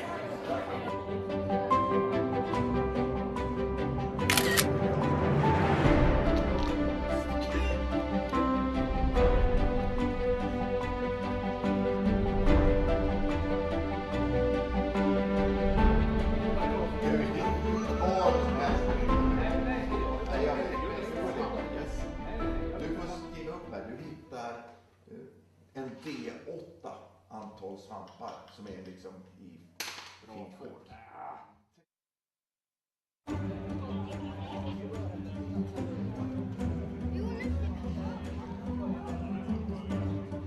Hej och välkomna till Lincon. Det är 35:e året vi har Lincon och det är 25:e året vi är på Campus Valla, vilket är väldigt kul. Just nu befinner vi oss i en av alla brädspelsbarer som finns här på Lincon. Och så här ser det ut i stort sett i varenda sal. Vi har ungefär 45 salar med liknande aktiviteter. Men det sträcker sig då ifrån allt från brädspel till rollspel till kortspel. Och det pågår dygnet runt. Så det blir en hel del folk som har en hel del grejer att göra. So, as Vajad called my take a little bit, we are going to move on to table number 5. I threw away the bloody parries again. We are going to move on to table number 5, where we will see Per Ekström and Sebastian Hernandez, if I remember correctly. Apologies to the involved players if I have misremembered your names, but our dear technician Klaus will probably rightly put the right names up in the overlay as soon as possible. So we will go down to the feature table, which is now, I'm just going to move a little to the left because I see I'm very off center. I'm a bit chucked on the side as well. Yeah, yeah, it's like a mirror. A mirror of your soul. Right. Wow, here we the are. circle sweep. So on the left, I believe we have Per Ekström. And both these players are 5 and 2, I believe. And here is Oliver coming with a question. Yes, Oliver, how may I help you? No, I can't. Okay, we are going to take that away and Bye. never see it again. Go. Anywho, these players are 5 and 2, I believe. And we see Per with... do we know what game they're on? They are starting game number 2. I did forget to ask who won the first game, but I'm sure Klaus has. Okay. It's a bit of a... I wouldn't say a rush job, but it's a bit like, oh, we're doing this and this, so you'll have to excuse us. But I think we want to bring magic to you instead of just making you sit here and wait while we are waiting for the judges. So Gateway Plaza from Per, and red-black on the right side, and there's a Lazotep Reaver. Lazotep Reaver, one of the very strong black commons that you really want to try and find a few of when you're... Yes, I love that card. And they are disregarding our instructions to use the dice. Oh, damn it. But that's a 1/1. I know that from memory. No turn free play from Per. Potentially something in instant speed. I'm seeing a Courage in Crisis. That's not an instant. And I'm seeing him taking 2 damage. And here we have Deathlips. Right, so... Please say everything's okay with these ones. No, we don't know. We'll let the judge judge. So, Per is playing blue and green. And we see double Challenger Troll. That is a good card. I've got Sebastian here on appears to be base black and red. From I'm seeing that on stream as well. I don't know why I'm looking at the piece of paper for that. 2 Lazotep Reavers, 1 Lazotep Behemoth, 1 Kaya's Ghost. Oh, not playing the Kaya's Ghost form. Right. 1 Herald of the Dread Horde, 1 Aid the Fallen, 1 Liliana's Triumph, 1 Spark Harvest, 1 Toll of the Invasion, 1 Vizier of the Scorpion, 1 Vraska's Finisher in black. In red, I'm seeing 1 Bolt Bend, 1 Chandra's Pyrohelix, 1 Dreadhorde Twins, 1 Goblin Assailant, 1 Grim Initiate, 2 Heartfire, 1 Jaya, 2 Raging Crunch, 1 Sarkhan the Masterless, 1 Spellgorger Weird. So a bunch of really good cards. I would say that's a very nice black and red deck with a few nice top ends in Sarken and, well, Jaya not, of course, being that insane, but... Also, I note that there is one copy of card number 227 down here, which I'm assuming is the Angrath that has been cut off the sheet. Yes, I believe Angrath is card number 227 in this set. I'm also seeing Mobilized District. Well, as I said, I like playing it in a two-color deck, but it's nothing special. Pat has a green-blue deck, and the highlights include a Spark Double, an Eternal Skylord, which is a very strong card if you ask me, 2 Challenger Trolls, as previously mentioned, Yang Yangu, right, Wildcrafter, and Splashing Red for Role Reversal and Ral's Outburst. Role Reversal? Role Reversal I find to be a really good card. Exchange control of 2 target permanents. Yeah, I get you, but why? Well, there's a lot of amass. I can't remember the times when it's been like, so you get my 1/1 amass token and I get your Kiora's Drammbreaker. I suppose so, yeah. I had like a great blue-red spell deck where it was like, okay, so Role Reversal, you get my amass token, I get your 4/4 Bloomhulk. I suppose you can mess with Spellkeeper Bear, get it back, I get this and this. And I suppose you can really mess with them if you donate them your Huatli, and then suddenly all their creatures are dealing damage by toughness rather than power. It's a good plan, except for one bit. You are playing Huatli. you got to try and be optimistic, man. I don't think Pear is on 3. No, he might be, because he's only got 1 Challenger Troll, and Sebastian has got quite a few creatures on his side of the board. Okay, well, yeah, okay. To be fair, he does look like Sebastian has just attacked him for 7. Yeah. And has Jaya in play. Okay, I could be completely wrong about it. It's been a long day. But I don't know what's in hand. A ton of double blue cards? No. I'm not sure what in this list I can see what get him out of this. I mean, I guess the best thing you could pull is like Eternal Skylord or Spark Double. He has got a Spark Double for the Challenger Troll, but still he is facing down 4 creatures plus a Jaya. I don't know. Yeah, this feels like it could be over as quickly as it began. And there's the Spark Double. It becomes a second Challenger Troll. If he's actually on 3, then yeah, this is not a good position to be in. Yes. And I'm going to pop down and remind them to use the proper dice if there is a game 3. There might not be, so Sebastian has up one. Well, I mean, hasn't Sebastian pretty much just got lethal? I assume so. He attacks with everything. And he's forced to block the Wrangler and the Dreadhorde Eternal, and he takes 2 through, and then Jaya kills him. Yes, but Jaya... Oh, there's an Oh, there you go. Yeah. That's just lethal. That is just lethal. Yeah. If Pear is on 3, if the life totals are accurate. Yes. Because Menace... Oh, that Menace. Bam-a-lam. Oh, Angrath, you're such a menace. Yes, there's the handshake. There's the handshake. Unfortunately, a very short piece of coverage. Yes. We are trying our best to resolve this issue. Chad has asked us what happened to the judge call, and as soon as we know, we will inform you as to our best ability. And there's Sarken just showing off, still had all these. Just in case, I could have turned my Jaya into a dragon. But for now, we are going to go to a quick commercial. Yes. Yes. We'll take us to a quick commercial break. And hopefully... we will definitely be back to update you on the bomb standings before we sign off. Yes. Yes. And if possible, we will return with the results of the judge call. Yes, perfect. If possible. But for now, we will go to commercial. Nice.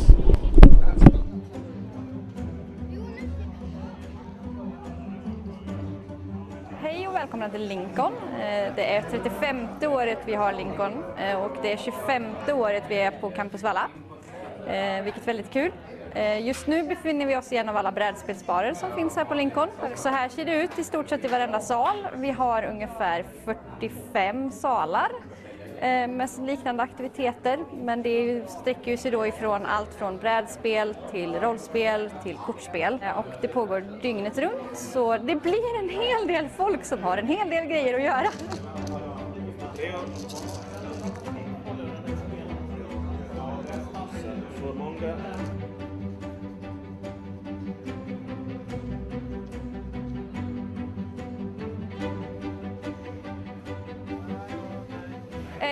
På Lincon så har vi ett väldigt stort åldersspann. Det vi har märkt i år, det är att vi fortsätter den här föryngringen som vi började märka av förra året redan.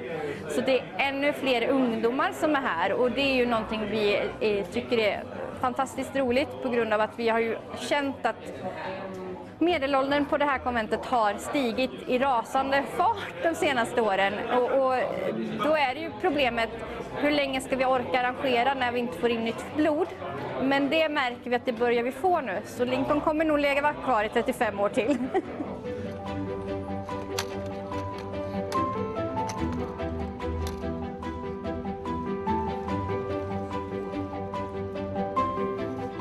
Lincon då har ju som sagt funnits i 35 år, och det har ju självklart gått upp och ner med besöksantalen, men vi har legat ganska stadigt på någonstans runt 1000 besökare.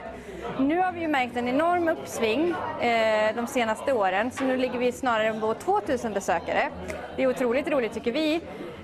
Vi har försökt ta reda på varför. Många säger ju att brädspel håller på att få en revolution igen, att folk vill sitta och spela något socialt och komma bort från det här, ja men jag sitter alla vardagar och spelar dataspel, någon gång om året vill jag göra någonting annat och träffa alla de här människorna, och då kommer man till ett sånt här konvent.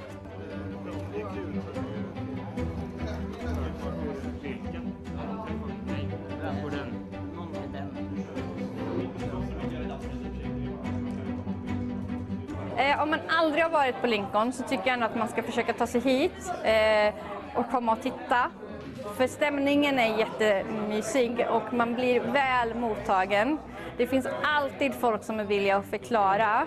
Och tycker man att det är roligt att umgås ansikte till ansikte, tänka strategiskt, då kan det här vara ett alternativ där du dessutom får träffa människor och prata en stund. Dessutom så finns det mesta. Vi kanske inte har de här klassiska fia med knuff och vi har inte kortspel. Men vi har saker som liknar dem. Så det finns steg. Du behöver inte sätta dig med ett brädspel som tar 10 timmar och har den här regelboken. Du kan ta något enklare. Jag lovar dig att du kommer hitta det också här.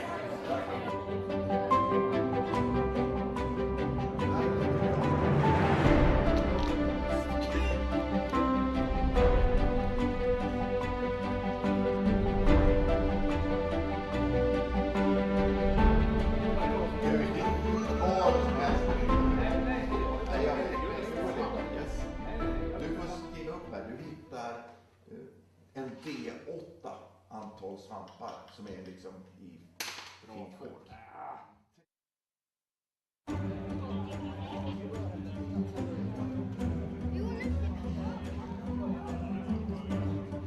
Hej och välkomna till Lincon.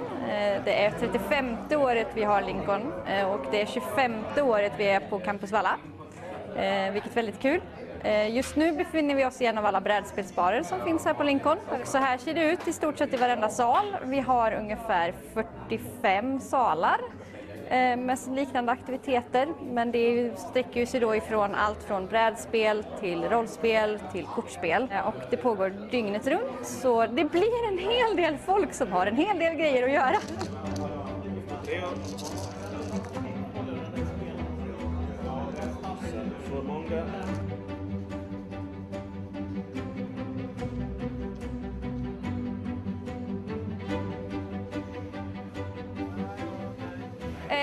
På Lincon så har vi ett väldigt stort åldersspann. Det vi har märkt i år, det är att vi fortsätter den här föryngringen som vi började märka av förra året redan.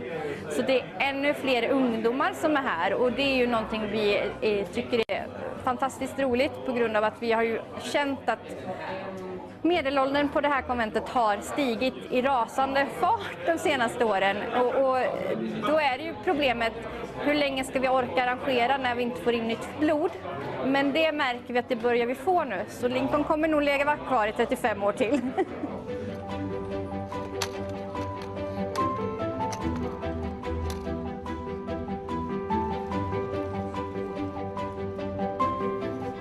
Lincon då har ju som sagt funnits i 35 år och det har ju självklart gått upp och ner med besöksantalen, men vi har legat ganska stadigt på någonstans runt 1000 besökare. Nu har vi ju märkt en enorm uppsving de senaste åren, så nu ligger vi snarare på 2000 besökare. Det är otroligt roligt tycker vi. Vi har försökt ta reda på varför. Många säger ju att brädspel håller på att få en revolution igen. Att folk vill sitta och spela något socialt och komma bort från det här. Ja, men jag sitter alla vardagar och spelar dataspel. Någon gång om året vill jag göra någonting annat och träffa alla de här människorna. Och då kommer man till ett sånt här konvent.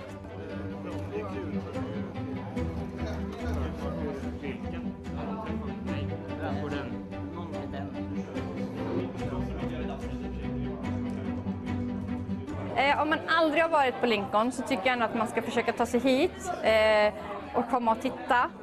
För stämningen är jättemysig och man blir väl mottagen. Det finns alltid folk som är villiga att förklara. Och tycker man att det är roligt att umgås ansikte till ansikte, tänka strategiskt, då kan det här vara ett alternativ där du dessutom får träffa människor och prata en stund. Dessutom så finns det mesta. Vi kanske inte har de här klassiska Fia med knuff och vi har inte kortspel. Men vi har saker som liknar dem. Så det finns steg. Du behöver inte sätta dig med ett brädspel som tar 10 timmar och har den här regelboken. Du kan ta något enklare. Jag lovar dig att du kommer hitta det också här.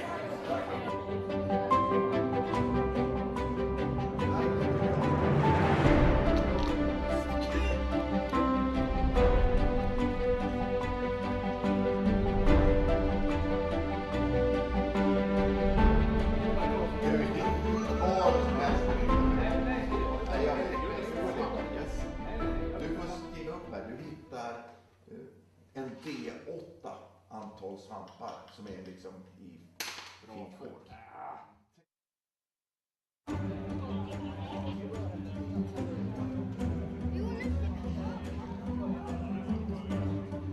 Hej och välkomna till Lincon. Det är 35:e året vi har Lincon och det är 25:e året vi är på Campus Valla, vilket är väldigt kul. Just nu befinner vi oss i en av alla brädspelsbarer som finns här på Lincon. Och så här ser det ut i stort sett i varenda sal. Vi har ungefär 45 salar med liknande aktiviteter. Men det sträcker sig då ifrån allt från brädspel till rollspel till kortspel. Och det pågår dygnet runt, så det blir en hel del folk som har en hel del grejer att göra.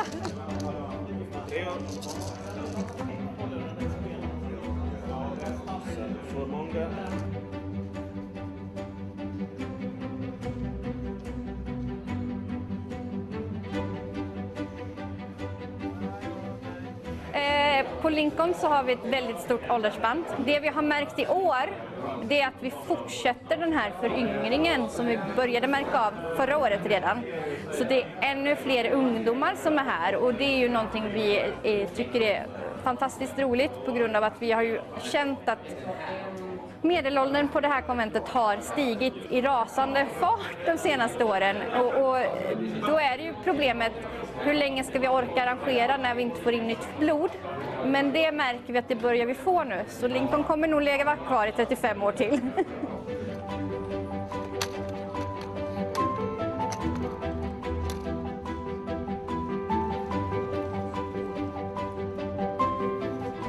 Lincon då har ju som sagt funnits i 35 år och det har ju självklart gått upp och ner med besöksantalen, men vi har legat ganska stadigt på någonstans runt 1000 besökare.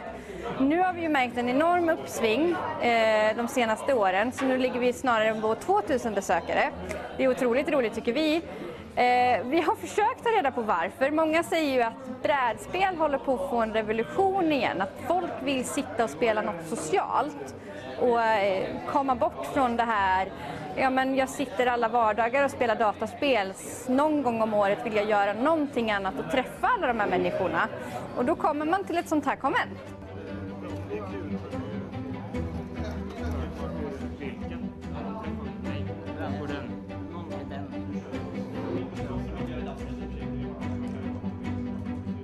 Om man aldrig har varit på Lincon så tycker jag ändå att man ska försöka ta sig hit och komma och titta. För stämningen är jättemysig och man blir väl mottagen. Det finns alltid folk som är villiga att förklara. Och tycker man att det är roligt att umgås ansikte till ansikte, tänka strategiskt, då kan det här vara ett alternativ där du dessutom får träffa människor och prata en stund. Dessutom så finns det mesta. Vi kanske inte har de här klassiska Fia med knuff och vi har inte kortspel. Men vi har saker som liknar dem. Så det finns steg. Du behöver inte sätta dig med ett brädspel som tar 10 timmar och har den här regelboken. Du kan ta något enklare. Jag lovar dig att du kommer hitta det också här.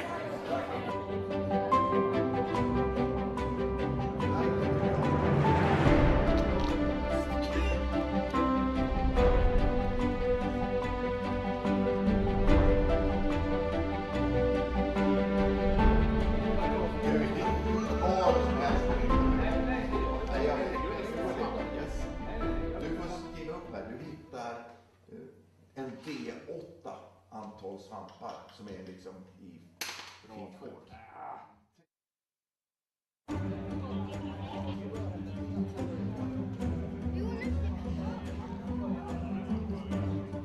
Hej och välkomna till Lincon. Det är 35:e året vi har Lincon och det är 25:e året vi är på Campus Valla, vilket är väldigt kul.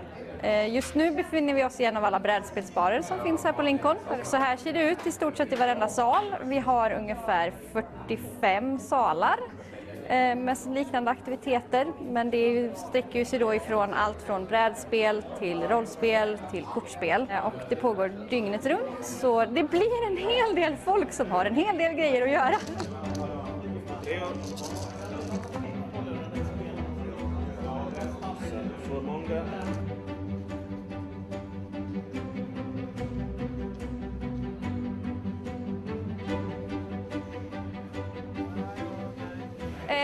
På Lincon så har vi ett väldigt stort åldersspann. Det vi har märkt i år, det är att vi fortsätter den här föryngringen som vi började märka av förra året redan.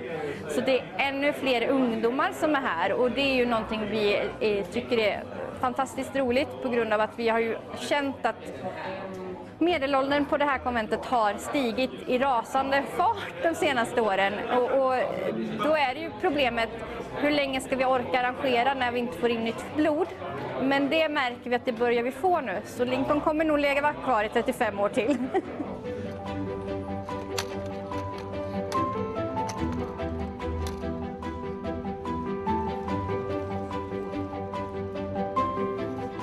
Lincon då har ju som sagt funnits i 35 år och det har ju självklart gått upp och ner med besöksantalen, men vi har legat ganska stadigt på någonstans runt 1000 besökare. Nu har vi ju märkt en enorm uppsving de senaste åren, så nu ligger vi snarare på 2000 besökare. Det är otroligt roligt tycker vi. Vi har försökt ta reda på varför. Många säger ju att brädspel håller på att få en revolution igen, att folk vill sitta och spela något socialt och komma bort från det här, ja men jag sitter alla vardagar och spelar dataspel, någon gång om året vill jag göra någonting annat och träffa alla de här människorna. Och då kommer man till ett sånt här konvent.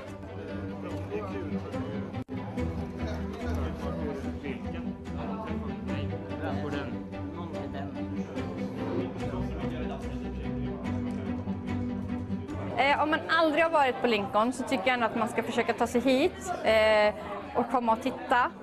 För stämningen är jättemysig och man blir väl mottagen. Det finns alltid folk som är villiga att förklara.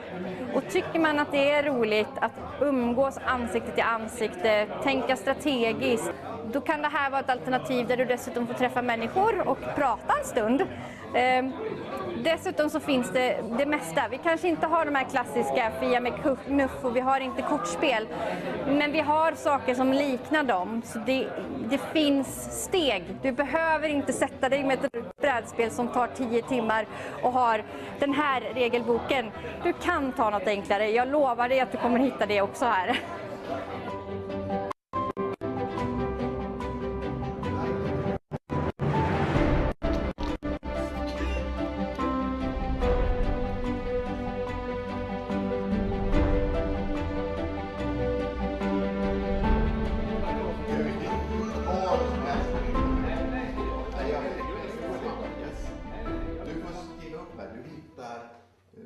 en D8 antal svampar som är liksom i finkort.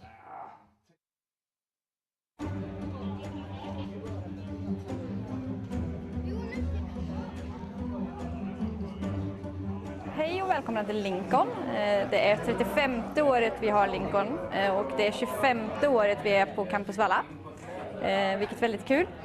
Just nu befinner vi oss i en av alla brädspelsbarer som finns här på Lincon. Och så här ser det ut i stort sett i varenda sal. Vi har ungefär 45 salar med liknande aktiviteter, men det sträcker sig då ifrån allt från brädspel till rollspel till kortspel, och det pågår dygnet runt, så det blir en hel del folk som har en hel del grejer att göra.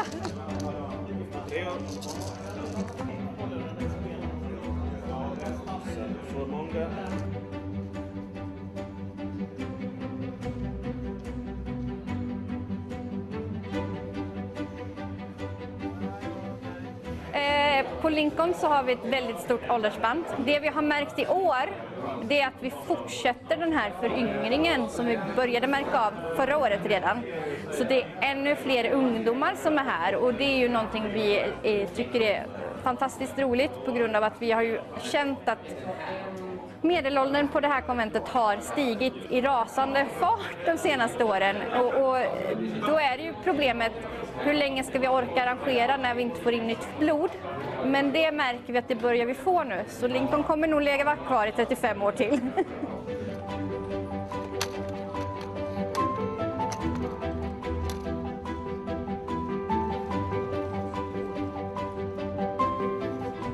Lincon då har ju som sagt funnits i 35 år, och det har ju självklart gått upp och ner med besöksantalen, men vi har legat ganska stadigt på någonstans runt 1000 besökare.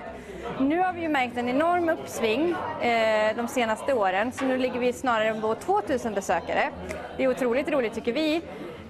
Vi har försökt ta reda på varför. Många säger ju att brädspel håller på att få en revolution igen, att folk vill sitta och spela något socialt och komma bort från det här, ja men jag sitter alla vardagar och spelar dataspel, någon gång om året vill jag göra någonting annat och träffa alla de här människorna, och då kommer man till ett sånt här konvent.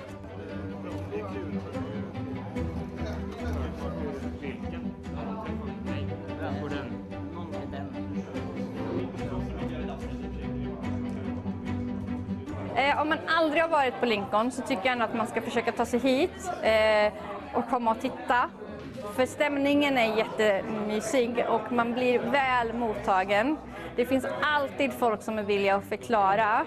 Och tycker man att det är roligt att umgås ansikte till ansikte, tänka strategiskt, då kan det här vara ett alternativ där du dessutom får träffa människor och prata en stund.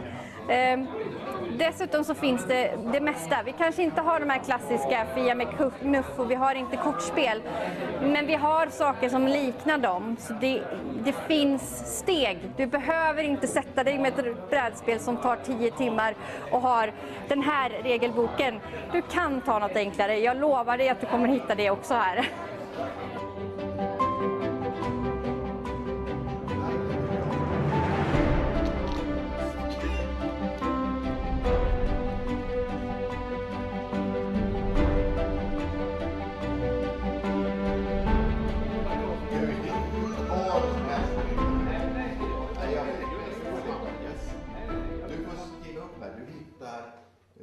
En D8 antal svampar som är liksom i finkort.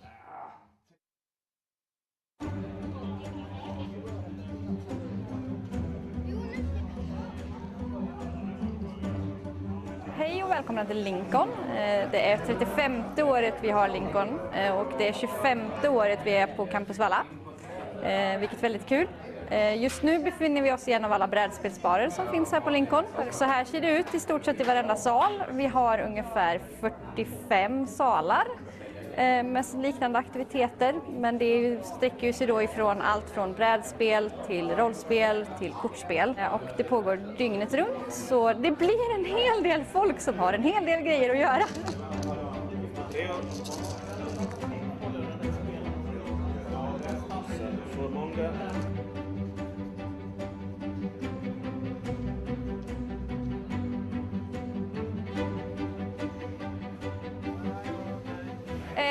På Lincon så har vi ett väldigt stort åldersspann. Det vi har märkt i år, det är att vi fortsätter den här föryngringen som vi började märka av förra året redan. Så det är ännu fler ungdomar som är här, och det är ju någonting vi tycker är fantastiskt roligt på grund av att vi har ju känt att medelåldern på det här konventet har stigit i rasande fart de senaste åren, och då är det ju problemet, hur länge ska vi orka arrangera när vi inte får in nytt blod? Men det märker vi att det börjar vi få nu, så Lincon kommer nog lägga vara kvar i 35 år till.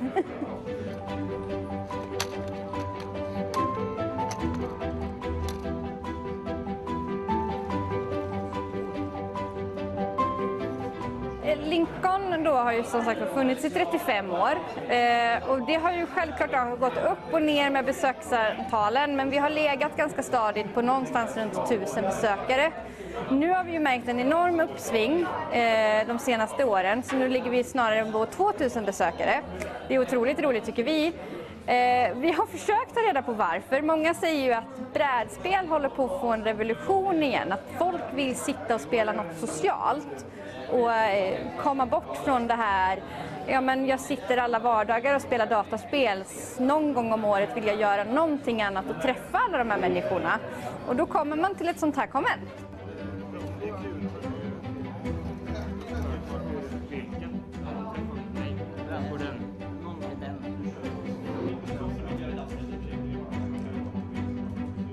Om man aldrig har varit på Lincon så tycker jag ändå att man ska försöka ta sig hit och komma och titta.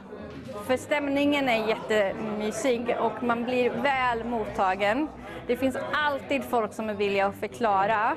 Och tycker man att det är roligt att umgås ansikte till ansikte, tänka strategiskt, då kan det här vara ett alternativ där du dessutom får träffa människor och prata en stund. Dessutom så finns det mesta. Vi kanske inte har de här klassiska Fia med knuff och vi har inte kortspel. Men vi har saker som liknar dem. Så det finns steg. Du behöver inte sätta dig med ett brädspel som tar 10 timmar och har den här regelboken. Du kan ta något enklare. Jag lovar dig att du kommer hitta det också här.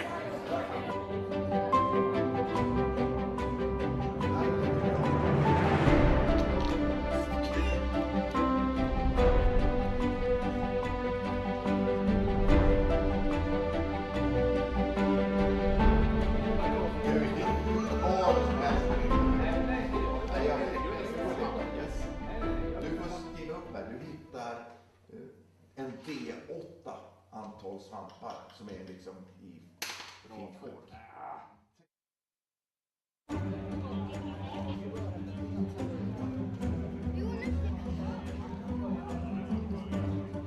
Hej och välkomna till Lincon. Det är 35:e året vi har Lincon och det är 25:e året vi är på Campus Valla, vilket är väldigt kul.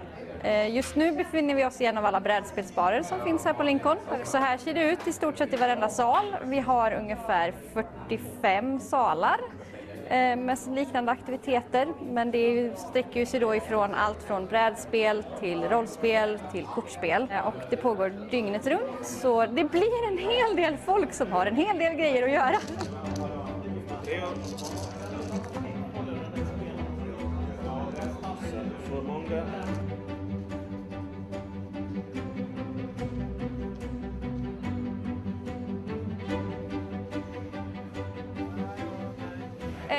På Lincon så har vi ett väldigt stort åldersspann. Det vi har märkt i år, det är att vi fortsätter den här föryngringen som vi började märka av förra året redan.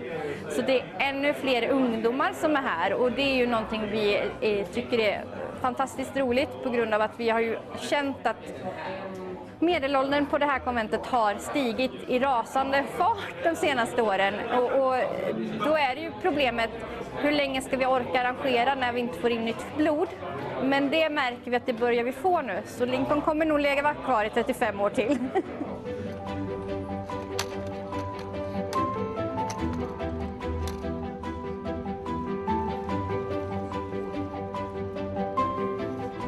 Lincon då har ju som sagt funnits i 35 år, och det har ju självklart gått upp och ner med besöksantalen, men vi har legat ganska stadigt på någonstans runt 1000 besökare. Nu har vi ju märkt en enorm uppsving de senaste åren, så nu ligger vi snarare på 2000 besökare. Det är otroligt roligt tycker vi. Vi har försökt ta reda på varför. Många säger ju att brädspel håller på att få en revolution igen. Att folk vill sitta och spela något socialt och komma bort från det här. So, I will inform you of the call, and the call was that because this issue was in between games, there was no infraction at that point in time, and there was no penalty assessed. So that is the judge ruling, and I'm afraid I can't answer any more questions about that. But well, there you have it. So games 2 and 3 will continue as normal in that match. Yes, they are the sole remaining match in the round. We will not wait for them, however. But on to happier news. Yes. Boom. What everyone has been waiting for.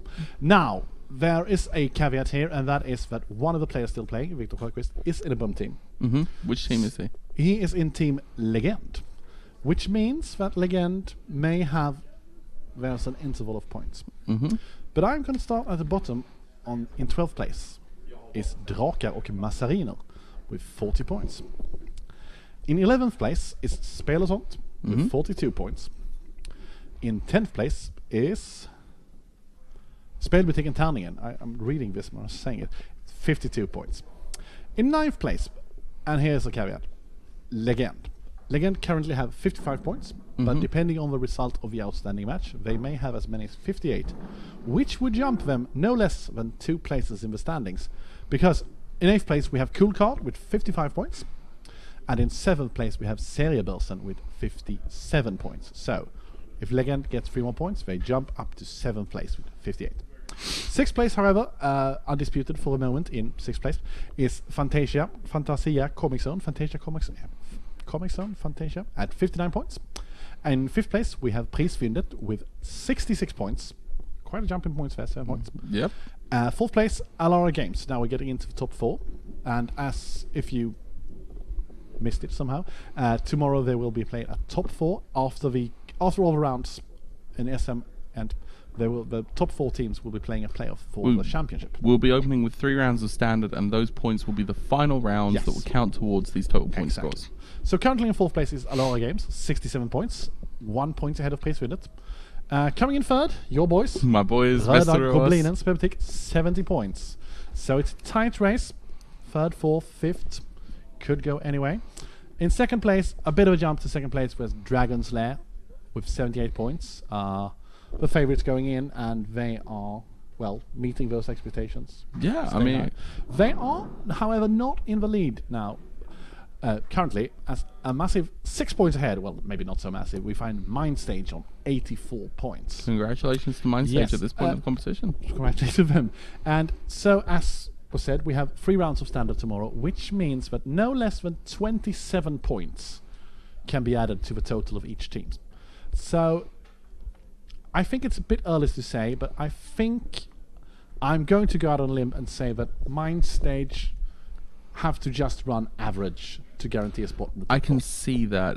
I think Dragon's Lair is relatively safe as well. The big 3 that look like they're going to be fighting are going to be My Boys in Västerås from Röda Goblinen, Alara Games, and Prisfyndet. Because there's not a huge amount of points between them. No, 66, 67 and 70 points respectively, so that can all change in a round. So we're looking forward to the conclusion of that tomorrow. With that, and chat has not jumped in to attack us. Wonderful. In that case, we can take the opportunity to say, after 14 hours of coverage, my brain is fried and I would require some rest before what I'm hoping is going to be one more exciting day of Magic here at Lincon. Hopefully. It will be one more day of Magic. It'll be one more day of Magic at least. Yes.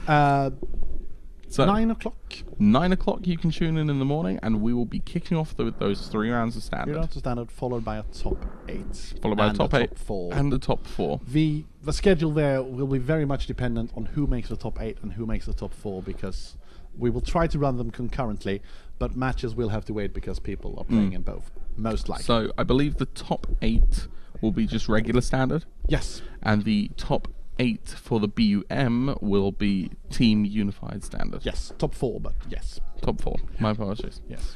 So yes, on that note, I think we can call it an evening. Yes. Thank you to all the people who are watching now and who have watched all through the day. Thank you to Jonas as well, who's not currently here right now. He has to work his evening shift, and he will be back with us around midday tomorrow. Yes.